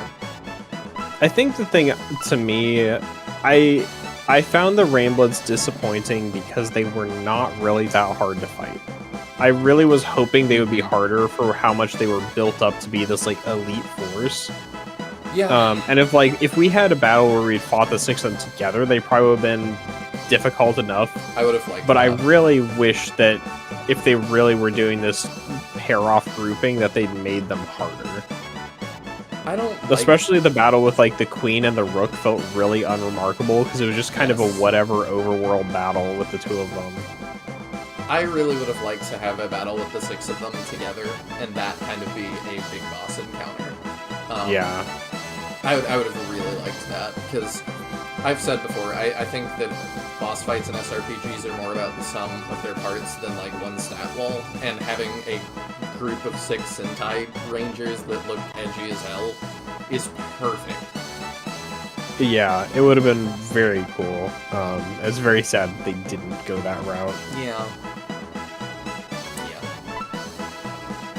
And like, I get that you want to like spread out and have more mini bosses and stuff, but also I fought Fiale so many times and Desherin, like, I don't know, I could have done them again. Well, or even if they could have done like you fight the 6, like the pairs of 2 and they escape, and then you have a battle with all 6 of them. Don't tell me seriously. When they like recollect. I see you got that reconnect or nodding. Don't tell me. Hold on to it for one more week. Rogan, I think we both agree, was pretty clearly supposed to be playable, and then yeah, they changed something. It felt like there was supposed to be more to him for sure, and like the fact where his data falls in the game, data just seems to imply he was supposed to be an alternate recruit for Edmund. And I think they probably just scrapped it when they realized that you could just lose both of them based on choices you made. yeah, it's very So But he's an okay character. It does kind of feel like we saved him, and then he also dropped... It's part of the problem with SRPGs in general, that like if somebody may or may not be there, they kind of become less relevant. And I feel like that's kind of what happened to him, that like he does stop being relevant, kind of like... Fitterit is more of who Domeric talks to. Rogan is just kind of there, and he kind of feels like he just doesn't want to be there. Yeah. Romatera, we love. Romatera. It's true. Scholar also, like, I like that he's an ape man. I think his design is really cool. I just wish he was around a little bit more. I guess I don't need more of Scholar. He's okay where he was left, but like, neat character, would have liked more. Yeah. Shroff was good. Yep. He was With another his big faction. poster of Basanda. Yeah. I just appreciate him, like, being another faction. Yeah, Steel, like... We already kind of talked about Steel. I agree with everything you said. It feels like there was a lot of character there to then just be like... Now. Like... I don't know what's about Steel. I don't recall if there's more resolution for him, but I really hope there is. Or her. I'm not sure what gender Steel is. I don't know. I assume a man, but I don't That was know. my assumption with kind of the beardy look at the bottom, but I'm not actually sure. Stella feels like a way to recruit Pradun. That's kind of all she ends up, like, being, I feel like. Well, and then she's the plot device for Produn to be willing to fight you on the beach later. Yeah, I don't, like, hate Stella, but she's just alright. She feels like a means to an end, I guess. Yeah, I think there's potential to make her a little bit better. Yeah. I think that she could have had a couple more lines, a little bit more agency. Can I see synthesis's? Yeah. Oh, I was just curious what it said. I saw it blank speaking, and I was really curious what it was, free speaking. Very much so. I like Yeah. synthesis. The Titan was cool. Don't know much else. It was cool to flip the sort of big bad and the little bad. I appreciated the inverting of that. Oh, I didn't even think about that was a two-phase fight as well. And then so was Medion's. We did the tank. And It's Shining Force. You always have a two-phase final fight. And you always have to repeat the first phase if you aggress from the second phase, except in Shining Force 2, and that's why you know Shining Force 2 isn't a real Shining Force. I am now realizing we have more than one battle to go. No, we're gonna fight a battle on 3 separate sides. Maybe we can fit a bunch of the stuff I want. I don't know. I'm not telling you what's happening next time, but it is quite something. Triscuit's... I appreciate... He also feels like a means to an end. He feels like he was there to, like, have a Republican that was a traitor for a actual good reason. And, like, I don't know. He's just there to be a plot device, too. He was a traitor? No, his advisor. Oh, okay, gotcha. But he was, like, a traitor because they had Triscuit's son and stuff, and, like, he was doing all that stuff to keep Triscuit's name pure. Yeah. And I'm like, that was more interesting. Tybalt very much feels like we totally didn't know what to do with him. And, like, they sort of, I almost feel like retconned him in a way that, like, makes sense.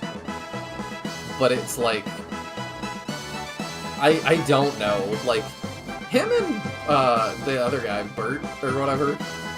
It's not Bert. Brutus? Brutus. Him and Brutus, I'm very confused at that it's weird to me that they have them in the opening cutscene and they feel like they're gonna be major players. And then we do not see them for, like, the next, what, like, 80 hours? or something. It's like really far. No, we see Brutus first, I guess. No, he's part 3. No, we see Tybalt first. Yeah, Tybalt was in Scenario 2 as the final boss. Yeah, it really is like, if I'm doing 40 per scenario, yeah, it does feel like Tybalt is like 80 hours into the game after being in the prologue. So it just like, I kind of feel like they forgot. And they constantly But it feels were like, really... do we put in Tybalt now? No, let's make, the guys in the cave. Okay. Do we put in Tybalt now? No. We're at the end of Scenario 2. I guess we put in Tybalt now. Yeah, and it's like, I can see why, narratively, having read the world book information on Tybalt, he makes sense to be the final boss of Scenario 2, like, reasonably enough. But I do not feel like the game impressed upon me enough why he matters as a character. Yes. And even, like, the fact that he is the reason this entire, like, conflict and peace conference is happening. Whereas, like, there's definitely pieces of it, but I would be curious to, like, ignoring the world book information, look back at how much the game actually told us about him and the setup of the situation, and whether I fully would have understood what's going on, paying like 100% attention and taking notes, because my goodness, 80 hours is a lot of time to have between, like, his big appearances. Yeah, Sirius Lil says he was also in Aspia Castle in Scenario 1 talking to Fafard. I don't remember that even in the slightest. I believe it, but I don't recall it. He just was such a non-character for so much of the story. I kind of feel like if I, like, not streaming this and stuff, if I had Sirius Lil as an IRL friend, I might get this, because I got it from Sirius Lil telling me, like, no, like, it's set up and stuff, and, like, you could definitely paint a picture to me of, like, everything that actually happens with Tybalt, and I would be like, I believe you, I have no clue how you got all of that, but, like, I believe it, it makes sense, but just, like,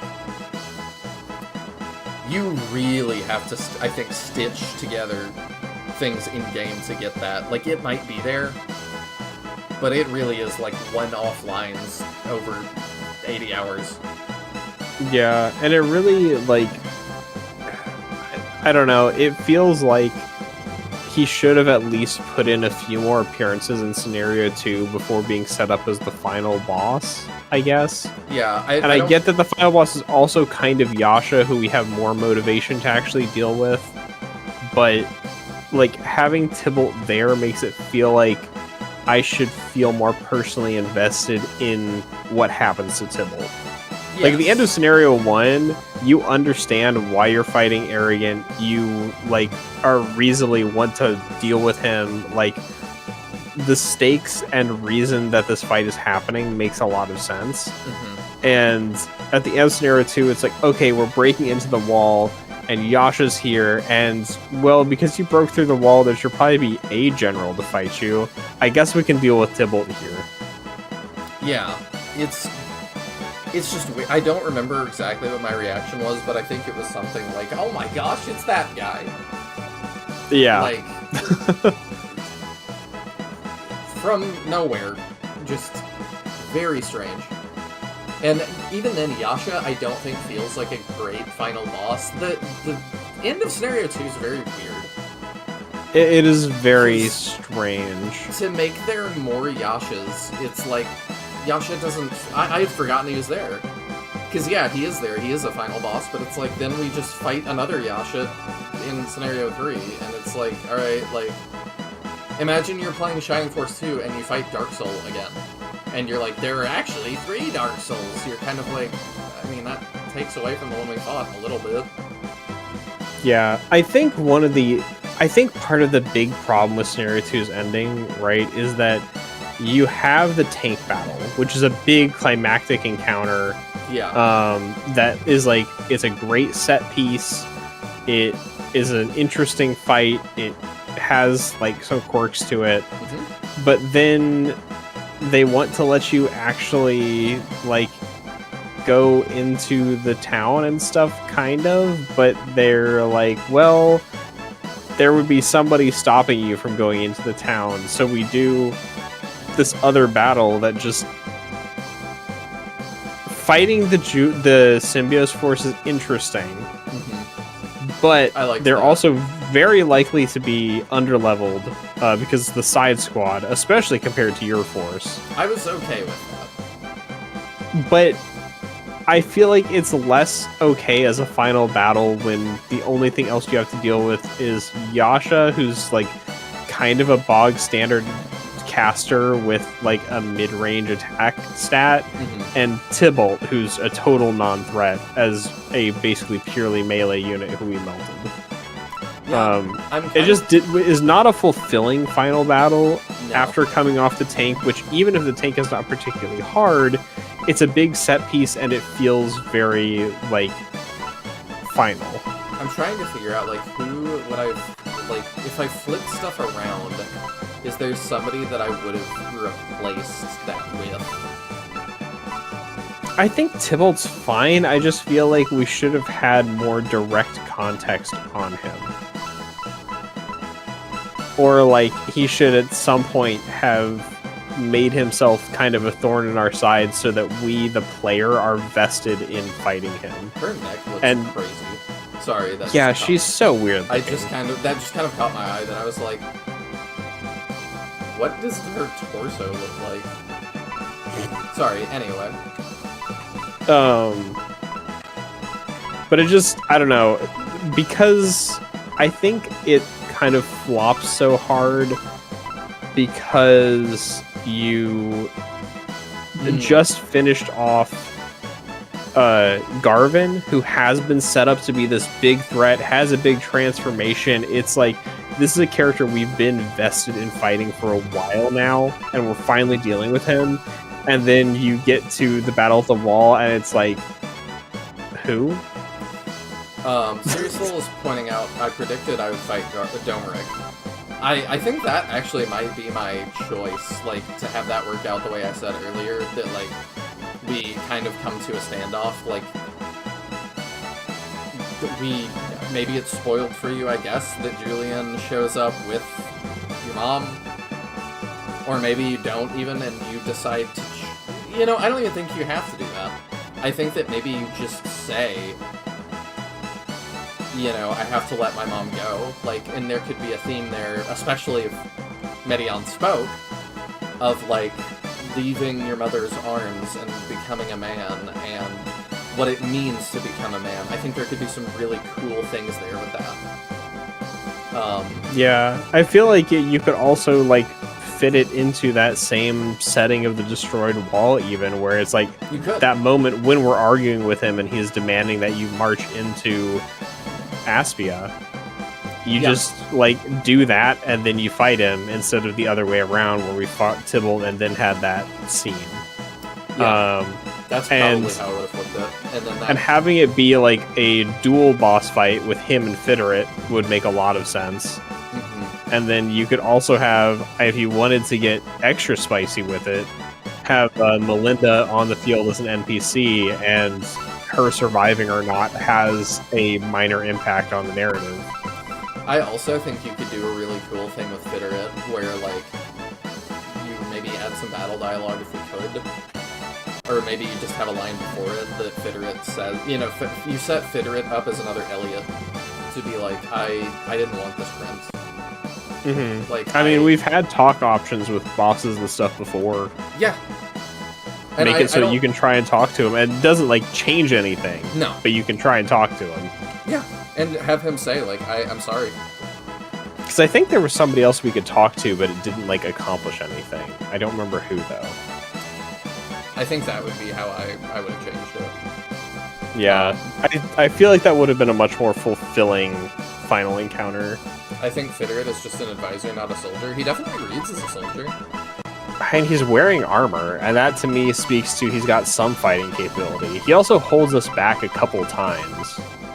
And he was ready to die for, He's a trusted general.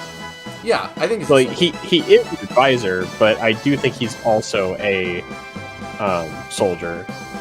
He's a military strategist, so he's not a nobody. And Domeric's personal guard, it says, so I'm like, yeah, he'd fight. So yeah, he does serve in an advisory role, but I do think he is like a capable and experienced soldier. That's the vibe I get. And I feel like it just really would have made sense because so quickly in Scenario 3, we are like, what do we do with Domeric? It's kind of the ending of... We just ship him home. It's kind of the English ending of Scenario 1. He is like, I'll get you next time, and then he goes home. Mm-hmm. And we thought that was really... Looks like Team Domeric's blasting off again. Yeah, pretty much. So, he's probably my least favorite resolution to a villain, but let's keep it moving. Yeah. We could complain about the Scenario 2 for days. I forget what that is. Oh yeah, it was Tibble. Oh, I want to see Turk's description. I don't remember whether we'd read it. Ogre Rider looking for a lost ogre in the city of Dormant. After Julian helped him find his partner, he and Orga felt indebted and joined the Julian army. It's very just, this is what happened. Yeah, very boilerplate flaw. Unoma is really interesting. Irene's master from the Far East Temple, who once said, I may be old, but I'm still potent. Wait, where are you going, Bridget? He's great. He's funny. It's weird to, like, have him join so late, but, like, eh. He's got even, like, worse usability than Fending. He does. I do think he might be better than Fending, though. I don't know. Oh, a Hobbit pops up in Uryudo's text. Interesting, because they didn't use Hobbit during Shining Force 2, I believe. I think they changed it to Halfling. Interesting if they went back to Hobbit. I believe it went back in Wisdom. Did it? But okay. I also played the really butchered version of Wisdom. So I don't know if that's in the Japanese.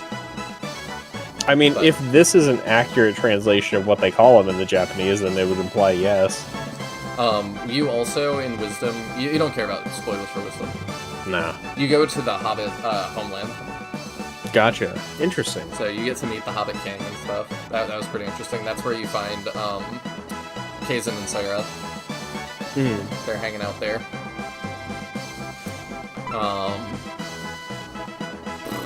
We did eventually, wrap up Varlin. So that was fine. He got killed pretty fast. I'm surprised we're still dealing with the Valkyrie. I don't know that we're gonna fight it again. I kind of am feeling like we're going to, but I'll address that in a minute. Yeah, Wilmer's the guy I couldn't remember. That was like the advisor for Algernon that was a traitor, but like he's not like necessarily a bad guy. In truth, they were three identical brothers. The first was defeated by the Medion army, the second and third fell against the Julian army. Yeah, like... Although yeah. Not a great, I think, final boss, but he was a fun adversary to tangle with every so often. Yeah, it is, like, a little annoying to have, like, two of our force members, their entire, like, narrative being tied around, well, I didn't get to defeat him. Yeah. Shucks. That sucks. But it happens, like... And that's it! Alright, so that we're not here all night, I'm gonna say my predictions for next time, and I'll probably reiterate these at the beginning of the next stream. Unoma's just a gag. Yeah, and I like it. I think it's funny. And I like gag characters, obviously. So, the thing... Many allies rallied to become the Synbios. Dang, that's crazy. He's like Voltron. He's just made up of little penguins.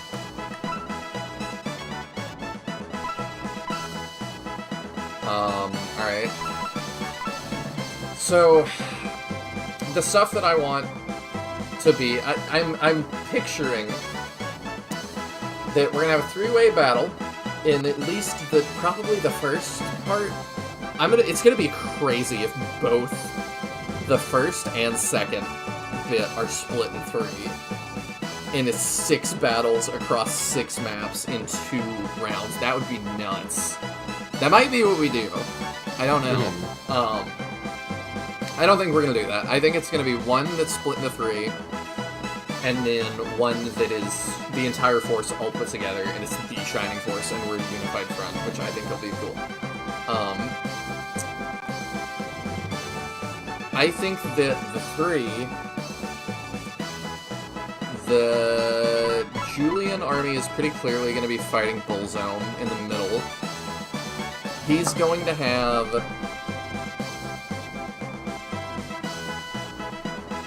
I don't know. I don't know what he's going to have. The Synbios army and the Meteion army are going to be on the left and right, and they're each going to be dealing with the other 2, like, High Priests, because there's 2 of them, and there's 2 here, so I'm kind of slotting those in where I think they can go. The 4... When you say High Priest, you mean the Dark Priest? The Dark Priest, yes. Because the High Priests are the 4 hounds. Okay. The 4 hounds are going to be spread across... I don't know how they're going to be divvied up. There's 3 routes and 4 of them, so I'm not really Fiale is going to be with Synbios. Gariete is going to be with Julian, I guess? Maybe Desherin too? And then Basanda with Meteion? I'm not entirely sure. Didn't Meteion fight Desherin twice? Wouldn't it make more sense for him to be more associated with Desherin? But the last time we defeated her was with David and Hedva. Which is the Meteion army. Oh, right. I'm tired. Thank you. Yep. Okay. Because I was like, we fought Desherin when we were rescuing Domeric from Arrogant with Meteion. Yes, okay. And then we saw her with the Rainblood fight, where like it was that 3-front battle with the Rainbloods and Desherin, and then our army. Yes. So and then Meteion with Desherin. And then Julian, I guess, gets Basanda. Yeah, and then what's his face? Gariete, right? Because he's the only one who's fought Gariete. Yes. That's what I think. So that's gonna all be resolved. I don't know. Garvin, I'm hoping, like I said, I hope Garvin shows up, because they implied he was alive, so it's weird to leave that dangling. If not, I kind of suspect he's not going to show up again, because they forgot. But I guess I would throw him in the Julian way? Or Meteion. I don't know. Meteion has more of a bone to pick with him, but I'm just not sure why he would show up in the Meteion thing. Mm-hmm. If he's cursed by Bullzome, I think he would show up next to Bullzome, but I don't know. It would be nice to get more resolution if I could slay him as Meteion. That's like, you brought ruin to my family and my house, like, prepare to die. You tried to kill my father, prepare to die. So Garvin's gotta get resolved.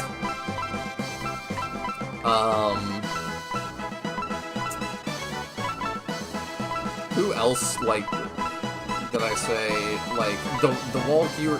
Yeah, it was the Dark Priest. We gotta deal with the Walkure and Jane. That's clearly gonna happen in the Julian route.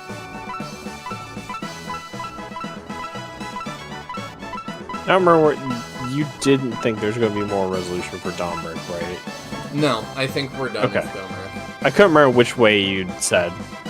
I really think... I wish we had more to Domeric. I do not think there is. Yeah. I think he's pouting at home. He sent the Rainbloods as one last, like, thing to try and stop us. And also, like, I could think through that slightly more, like you were before. That's like, well, it would make sense for him to want us to cripple our forces and stop Bullzome, because Domeric is not actually aligned with Bullzome. Mm-hmm. And if Bullzome wins, that is the next thing for Domeric to deal with. So I would definitely, if I was Domeric, be like, alright, these 2 armies that oppose me, yeah, let them wear themselves out and fight each other, and I'll make my move as soon as they're done. Mm-hmm. But no, I think he's out of the plot now. I will be shocked if it's like the writers that show up in Lord of the Rings Two Towers, and it's Domeric on the hill to come take us down with Fitterit and his army of steel or something. Like, that would be bonkers. I think Phase 2 with the collected of everybody is going to be Golem, and I really hope Elise something with that. It's such a dangling plot thread. They clearly had something in mind. I'm just hoping that they, like, bring it home. I don't know how much I trust them to do that, because they have never left something dangling like that in any of the games I've played. And they have in, obviously, Scenario 1 and 2, but, like, I did not expect them to not leave things dangling. That was the whole point. So this, like, stuff from Holy Ark is the longest dangling stuff we've had. Yeah. Well, and I think it's pretty notable because, I mean, none of the other games we've played so far are as directly connected as Holy Ark is to 3. No. Where, like, so much of the lore and other just events have come back. Because, like, 1 and 2 can be taken as pretty much wholly separate if you want them to be. Yeah. The only thing that really connects them is the lore at the storyteller statues, which is even butchered in the English version. Yeah, but to be fair, it does connect it more, because it's butchered. Kind of. Because it makes yeah. Dark Dragon, like, it name drops Dark Dragon, whereas the actual translation does not. I think Domeric just wants to see the world burn after being denied. I think so. Welcome back, Dinosaur. We're just kind of giving final thoughts here. But yeah, I really hope that gets resolved in some way. I talked about Garden. Is there anybody else that I'm like, I really need that resolved? I need to know if Ilya gets executed or not. It is funny to me that we're never going to address that again. Like, it was such a contentious plot point for us to just... Yeah. But I kind of expected that. I mean, Jane, I said with the Walker Ray, Jane's gotta get resolved. I don't know if I like Jane. They're really gonna have to... They've still really gotta convince me to like Jane. And feel like she's a little bit like... I don't super duper dislike her, but she feels very like Mary Jane-ish. Mary Sue-ish? Mary Sue, that's the word I'm looking for. Yeah, she does. And it just... She just like drops in and resolves the plot, and she's the super special light and darkness girl, and she's the love interest because of course she is, not because time's been spent developing it, she just is. Yeah, I think Mangs calls them Shadow Lords, and I think that's more accurate of an archetype, because Mary Sue or Gary Stu is almost always the main character. It has to be the main character. No, but Shadow Lord is usually pretty edgy, and she's not really, like... They don't have to be, they often are, but I kind of see it more as, like, a side character that otherwise sort of doesn't fit with the narrative, that is given a lot of narrative importance because they are somebody's kind of OC. Is this the last game? Define last game. Yeah. This is the last game in the line that Camelot made. So, it's the last Force game in, like, the original continuity, which, on Shining Force Central is referred to as the Vandal Saga. I don't know if that's actually from anything official. Serious Lowell might know that, but, it's just Shining Force 1, In the Darkness, Holy Ark, CD/Gaiden, Final Conflict, Wisdom, Holy Ark 3. That's like the main section of Shining Force stuff. I've heard like Neo, Soul, Shining Force Neo, Shining Soul, EXA. These are all like, maybe not EXA, But Soul and Neo are at least retellings of Shining Force 1 again, as far as I understand, like Resurrection is. But I've also been told Soul has barely any story, so, like, it's hard to even say that. But at some point, I've been told that it eventually loops back around, and they are still canon to, like, this line.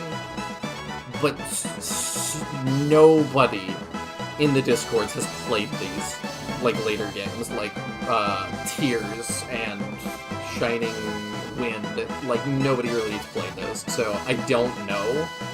I'm, like, hearing that, like, third hand. I'm hearing that from a friend who one of his friends told him that it all counts. And is all canon. So, to be 100% clear, the original canon that we discuss is not just the games that Camelot made, because Climax did In the Darkness and 1. yes, thank you. So it's the Climax and Camelot games. So, I don't know. Landstalker was originally Shining Rogue, and I'm like, I've not played that yet either. I'm gonna have to. Does that still have things where it's that... been like de-canonized before it released. Yeah, but I will probably take it as canon if there's stuff in there that... Yeah, I'm not sure like how related it ended up being. I mean, I'm gonna have to play it, because I just don't know. And I own it, so, like, we can do that, but, like, it's a weird one. Like, I don't know if they got to the end of development and were like, we made this as a Shining game, it makes sense to market it now as something else, or if it, pretty early on, they were like, alright, we thought this would be a Shining game, let's not. It just totally depends on when they decide. I think they just lost the licensing for it sometime during development, and not like it was a marketing decision or anything, but more that Sega pivoted to be like, we're gonna have Camelot do Shining. I have no idea. So that's in there. There's also Climax Landers, and that, like, I really like to loop in weird stuff into my headcanon and what I consider canon. Climax Landers is like a bunch of Climax games coming together for like a weird crossover thing, and Yogurt's in it, and so is Pyra from Shining in the Darkness. So I believe Pyra's like a playable main character. So I'm like, is that canon through like some weird time travel-y, dimension-y stuff like Moloch? I don't know. I'm gonna have to get there and play that. So there's other stuff that I'm like, of questionable canonicity. So is this the last game? This is the last Shining Force SRPG that was made in this main continuity that we're talking about. Yeah, because technically the last Shining Force SRPG that was made was Shining Force Feather. Yes, which is that... But it's not part of this continuity, really. It's not considered that, but is like, it? nobody English-speaking knows anything about Feather, because it's not released or, like, fully translated with a script anyone can get to. No. So, I don't know. When I get there, I'm hoping AI has gotten good enough that I can have some sort of on-screen translator that is, like, quick. But if not, I will sit there with my phone and just, like, dude, it says this, and, like, that will suck, but I will do it. Even a step worse than what we had for FDK. It would be. It would be several steps worse, but, like, I am determined to play every Shining game. I will do it if that's what it comes to, and I will just yield. And if y'all, like, I'll probably make, like, a video at the end that's like, this is the lore from this if people can't handle watching that, in which case I would not necessarily blame them. To bring it all back, they gotta get me to like Jane.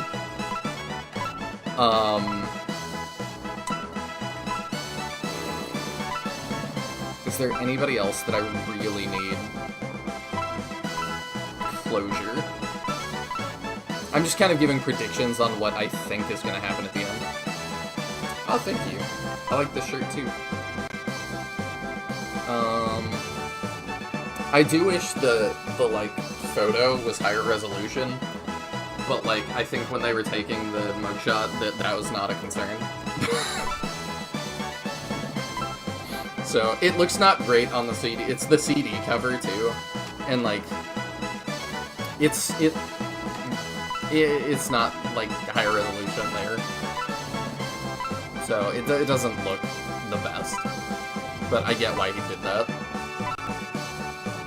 I definitely need more lore on the penguins. Right. I'm kind of wondering if the kids are going to be relevant in any way. I kind of feel like they're gonna be able to do something. I don't know. I feel like they're here for a reason. I don't know what it is. Probably a stupid reason, like it's a gag, which I like, but... Shining Force, I feel like, is one of the SRPGs that, like, kind of... I can't say the only mainstream one that doesn't take itself seriously, because man, does this Gaia seem like they just do whatever comes to their mind. But I've not played those, so I don't know.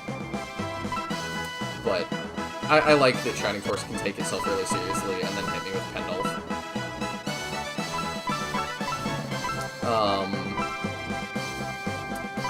I don't know, y'all. The way y'all are reacting to the Rainbloods makes me feel like they're not. I haven't seen the last of them for some reason. There's something else to them. I don't know what it is. Maybe they're Vandals. Maybe it's like all of the things. Their actual true secret identity is all the things that Taya hates most. It's like Slade, Peter, Bowie, Randolph, Eric. They're the two that were really underwhelming. And then I don't know, Moloch. But I'm thinking that there's gonna be like a factory maybe that like we see the Rainblood, like the assembly line of Rainbloods or something. They were built by the Ancients, clearly. Like I do think that they are not. Domeric didn't build the Rainbloods, like, that would be stupid. I don't know why they serve him.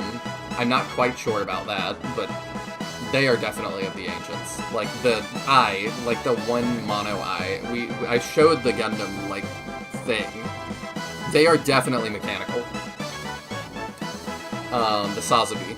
They look like the Sazabi, and several of the Mobile Suit Char pilots. Do you like the turtle guy? Are you talking about, why can I not think of his name right now? Grantak? Yes. If you mean Grantak, yeah. I think he's really cool. I wish he was playable. He is not. Okay.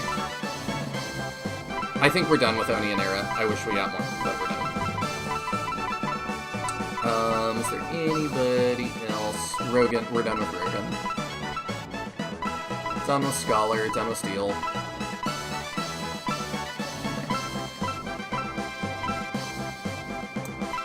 Yeah, I think that's everything.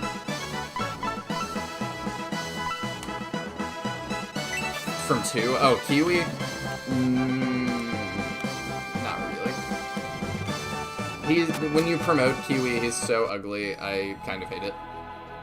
It's very unfortunate.